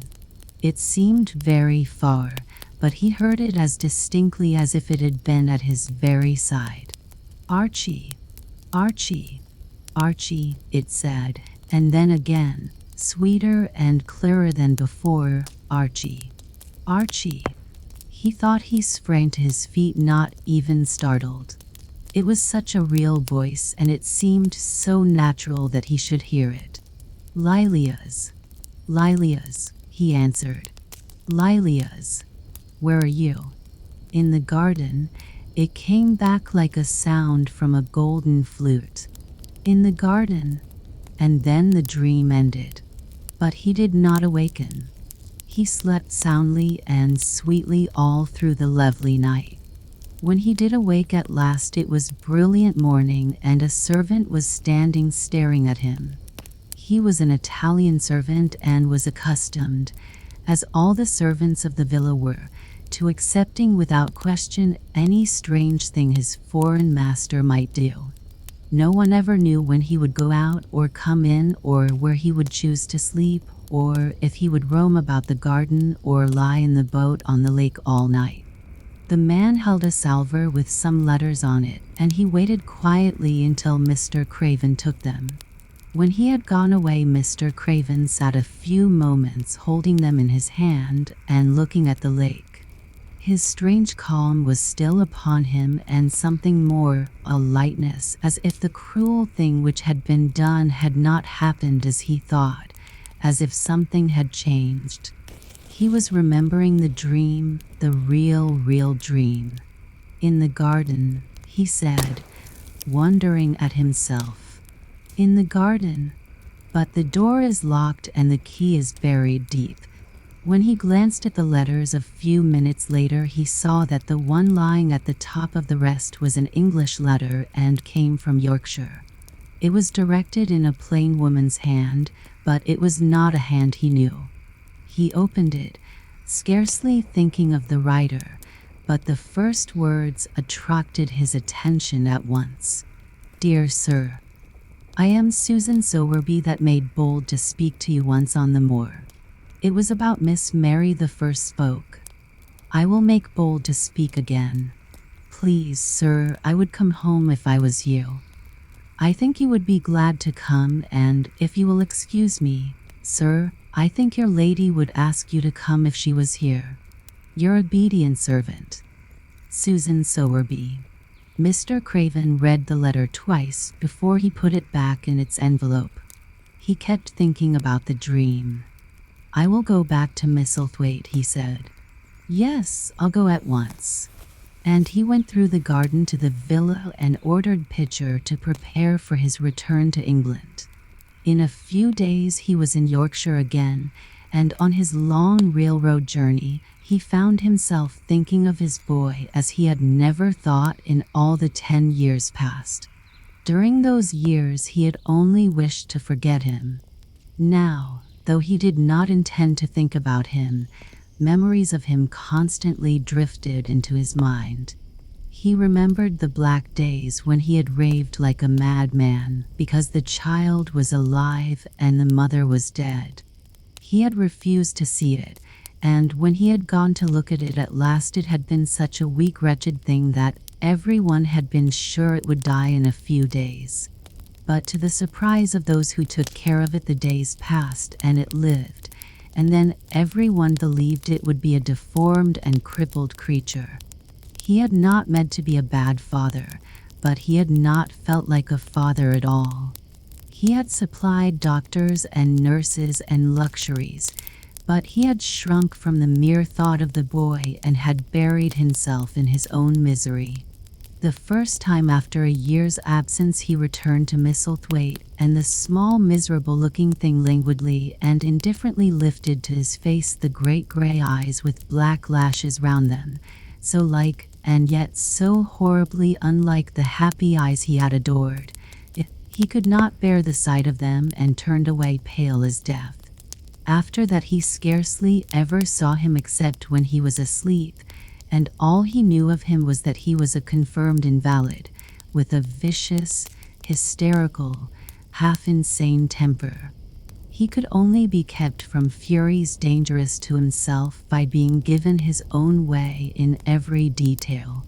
All this was not an uplifting thing to recall, but as the train whirled him through mountain passes and golden plains, the man who was coming alive began to think in a new way, and he thought long and steadily and deeply. "Perhaps I have been all wrong for 10 years, he said to himself. 10 years is a long time. It may be too late to do anything, quite too late. What have I been thinking of?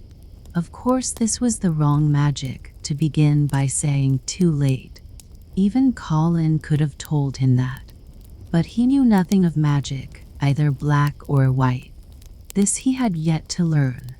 He wondered if Susan Sowerby had taken courage and written to him only because the motherly creature had realized that the boy was much worse, was fatally ill. If he had not been under the spell of the curious calmness which had taken possession of him, he would have been more wretched than ever. But the calm had brought a sort of courage and hope with it. Instead of giving way to thoughts of the worst, he actually found he was trying to believe in better things. Could it be possible that she sees that I may be able to do him good and control him? He thought. I will go and see her on my way to Misselthwaite. But when on his way across the moor he stopped the carriage at the cottage. 7 or 8 children who were playing about gathered in a group and bobbing 7 or 8 friendly and polite curtsies told him that their mother had gone to the other side of the moor early in the morning to help a woman who had a new baby. Our Dickon, they volunteered, was over at the manor working in one of the gardens where he went several days each week. Mr. Craven looked over the collection of sturdy little bodies and round red-cheeked faces, each one grinning in its own particular way, and he awoke to the fact that they were a healthy, likable lot.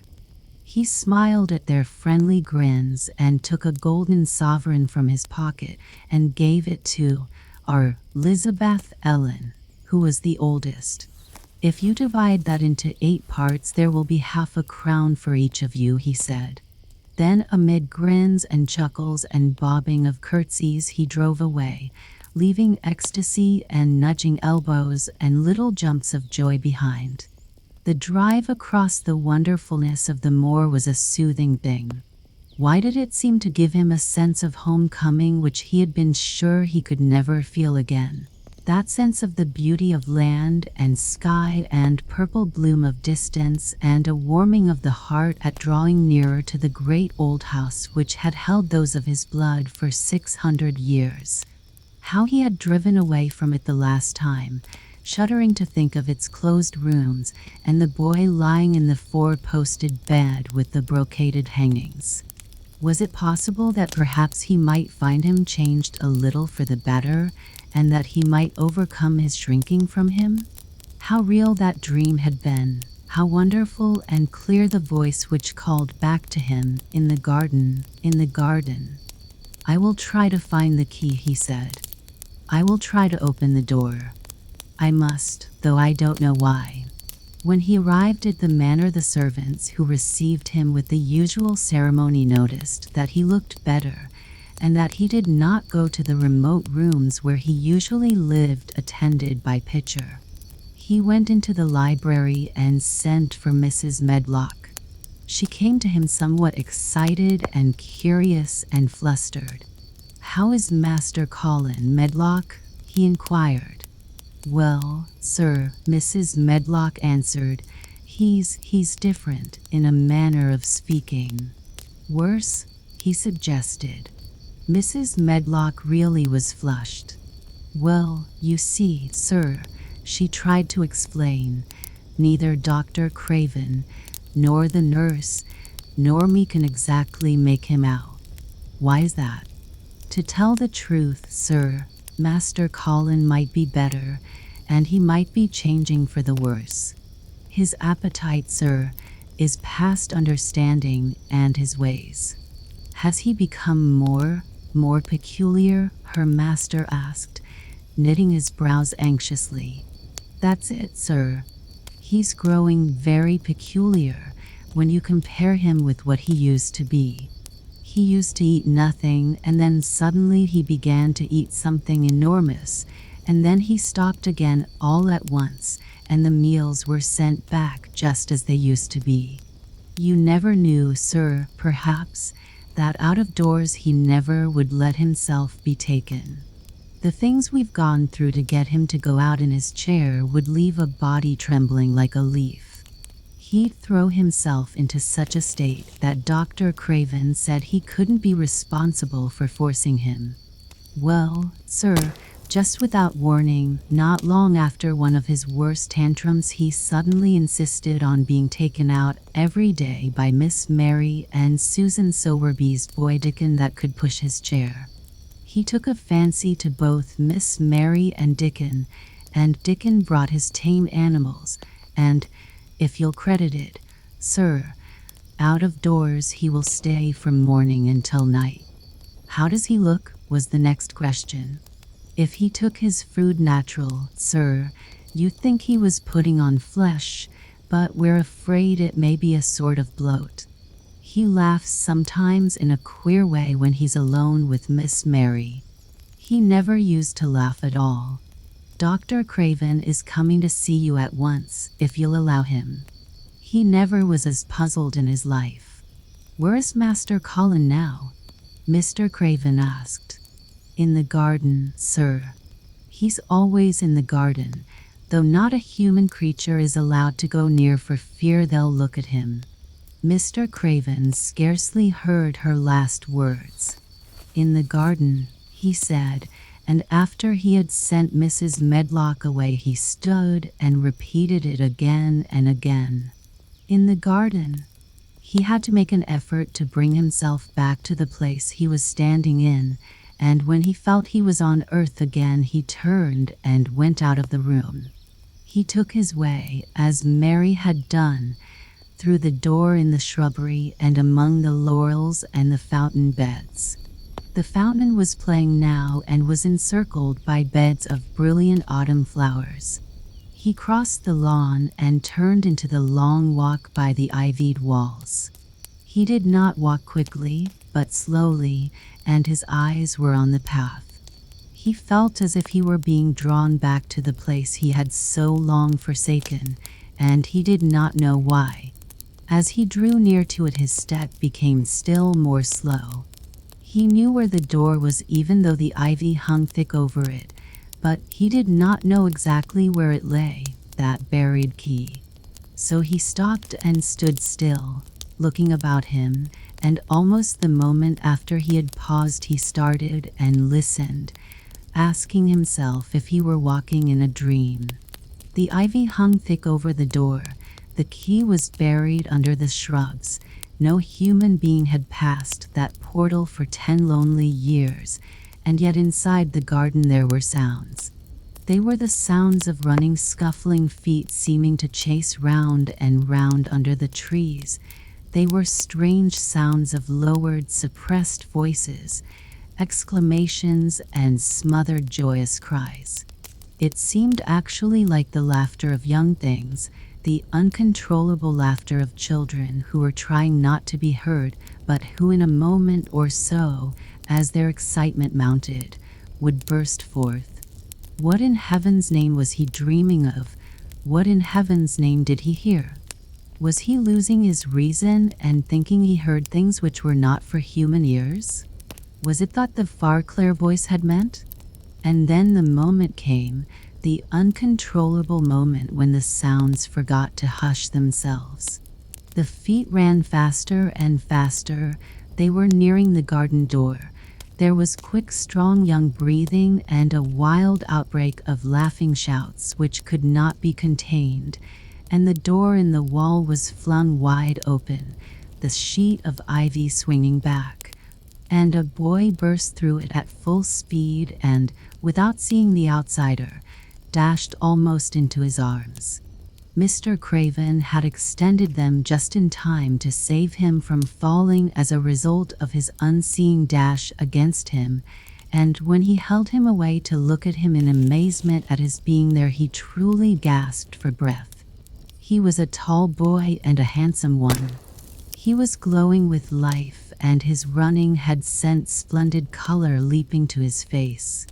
He threw the thick hair back from his forehead and lifted a pair of strange gray eyes full of boyish laughter and rimmed with black lashes like a fringe. It was the eyes which made Mr. Craven gasp for breath. "Who, what? Who?" he stammered. This was not what Colin had expected. This was not what he had planned. He had never thought of such a meeting. And yet to come dashing out, winning a race, perhaps it was even better. He drew himself up to his very tallest. Mary, who had been running with him and had dashed through the door too, believed that he managed to make himself look taller than he had ever looked before, inches taller. "Father," he said, "I'm Colin. You can't believe it. I scarcely can myself. I'm Colin." Like Mrs. Medlock, he did not understand what his father meant when he said hurriedly, "In the garden. In the garden." "Yes," hurried on Colin. "It was the garden that did it, and Mary and Dickon and the creatures and the magic. No one knows. We kept it to tell you when you came. I can beat Mary in a race. I'm going to be an athlete." He said it all so like a healthy boy, his face flushed, his words tumbling over each other in his eagerness, that Mr. Craven's soul shook with unbelieving joy. Colin put out his hand and laid it on his father's arm. "Art you glad, father?" he ended. "Art you glad? I'm going to live forever and ever and ever." Mr. Craven put his hands on both the boy's shoulders and held him still.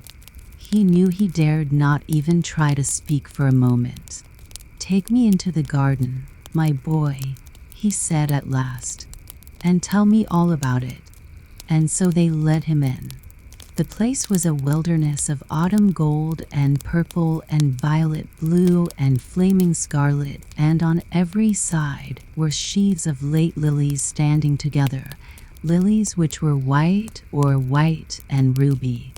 He remembered well when the first of them had been planted, that just at this season of the year their late glories should reveal themselves. Late roses climbed and hung and clustered, and the sunshine deepening the hue of the yellowing trees made one feel that one stood in an embowered temple of gold. The newcomers stood silent, just as the children had done when they came into its grayness. He looked round and round. "I thought it would be dead," he said. "Mary thought so at first," said Colin. "But it came alive. Then they sat down under their tree, all but Colin, who wanted to stand while he told the story. It was the strangest thing he had ever heard, Archibald Craven thought, as it was poured forth in headlong boy fashion. Mystery and magic and wild creatures, the weird midnight meeting, the coming of the spring, the passion of insulted pride which had dragged the young Rajah to his feet to defy old Ben Weatherstaff to his face. The odd companionship, the play acting, the great secret so carefully kept. The listener laughed until tears came into his eyes, and sometimes tears came into his eyes when he was not laughing. The athlete, the lecturer, the scientific discoverer was a laughable, lovable, healthy young human thing. Now, he said at the end of the story, it need not be a secret anymore. I dare say it will frighten them nearly into fits when they see me, but I am never going to get into the chair again. I shall walk back with you, Father, to the house. Ben Weatherstaff's duties rarely took him away from the gardens, but on this occasion he made an excuse to carry some vegetables to the kitchen, and being invited into the servants' hall by Mrs. Medlock to drink a glass of beer, he was on the spot, as he had hoped to be, when the most dramatic event Misselthwaite Manor had seen during the present generation actually took place. One of the windows looking upon the courtyard gave also a glimpse of the lawn. Mrs. Medlock, knowing Ben had come from the gardens, hoped that he might have caught sight of his master, and, even by chance, of his meeting with Master Colin. "Did you see either of them, Weatherstaff?" she asked. Ben took his beer mug from his mouth and wiped his lips with the back of his hand. "Aye, that I did," he answered with a shrewdly significant air. "Both of them," suggested Mrs. Medlock. "Both of 'em," returned Ben Weatherstaff. "Thank ye kindly, ma'am. I could sup up another mud of it." "Together," said Mrs. Medlock, hastily overfilling his beer mug in her excitement. "Together, ma'am," and Ben gulped down half of his new mug at one gulp. "Where was Master Colin? How did he look? What did they say to each other?" "I did not hear that," said Ben, along only bein' on th step ladder lookin' over th wall. "But I'll tell thee this. There's been things goin' on outside, as you house people knows nowt about. And what they'll find out soon." And it was not 2 minutes before he swallowed the last of his beer and waved his mug solemnly toward the window, which took in through the shrubbery a piece of the lawn. "Look there," he said, "if this curious. Look what's comin', across th grass." When Mrs. Medlock looked, she threw up her hands and gave a little shriek, and every man and woman servant within hearing bolted across the servants' hall and stood looking through the window with their eyes almost starting out of their heads.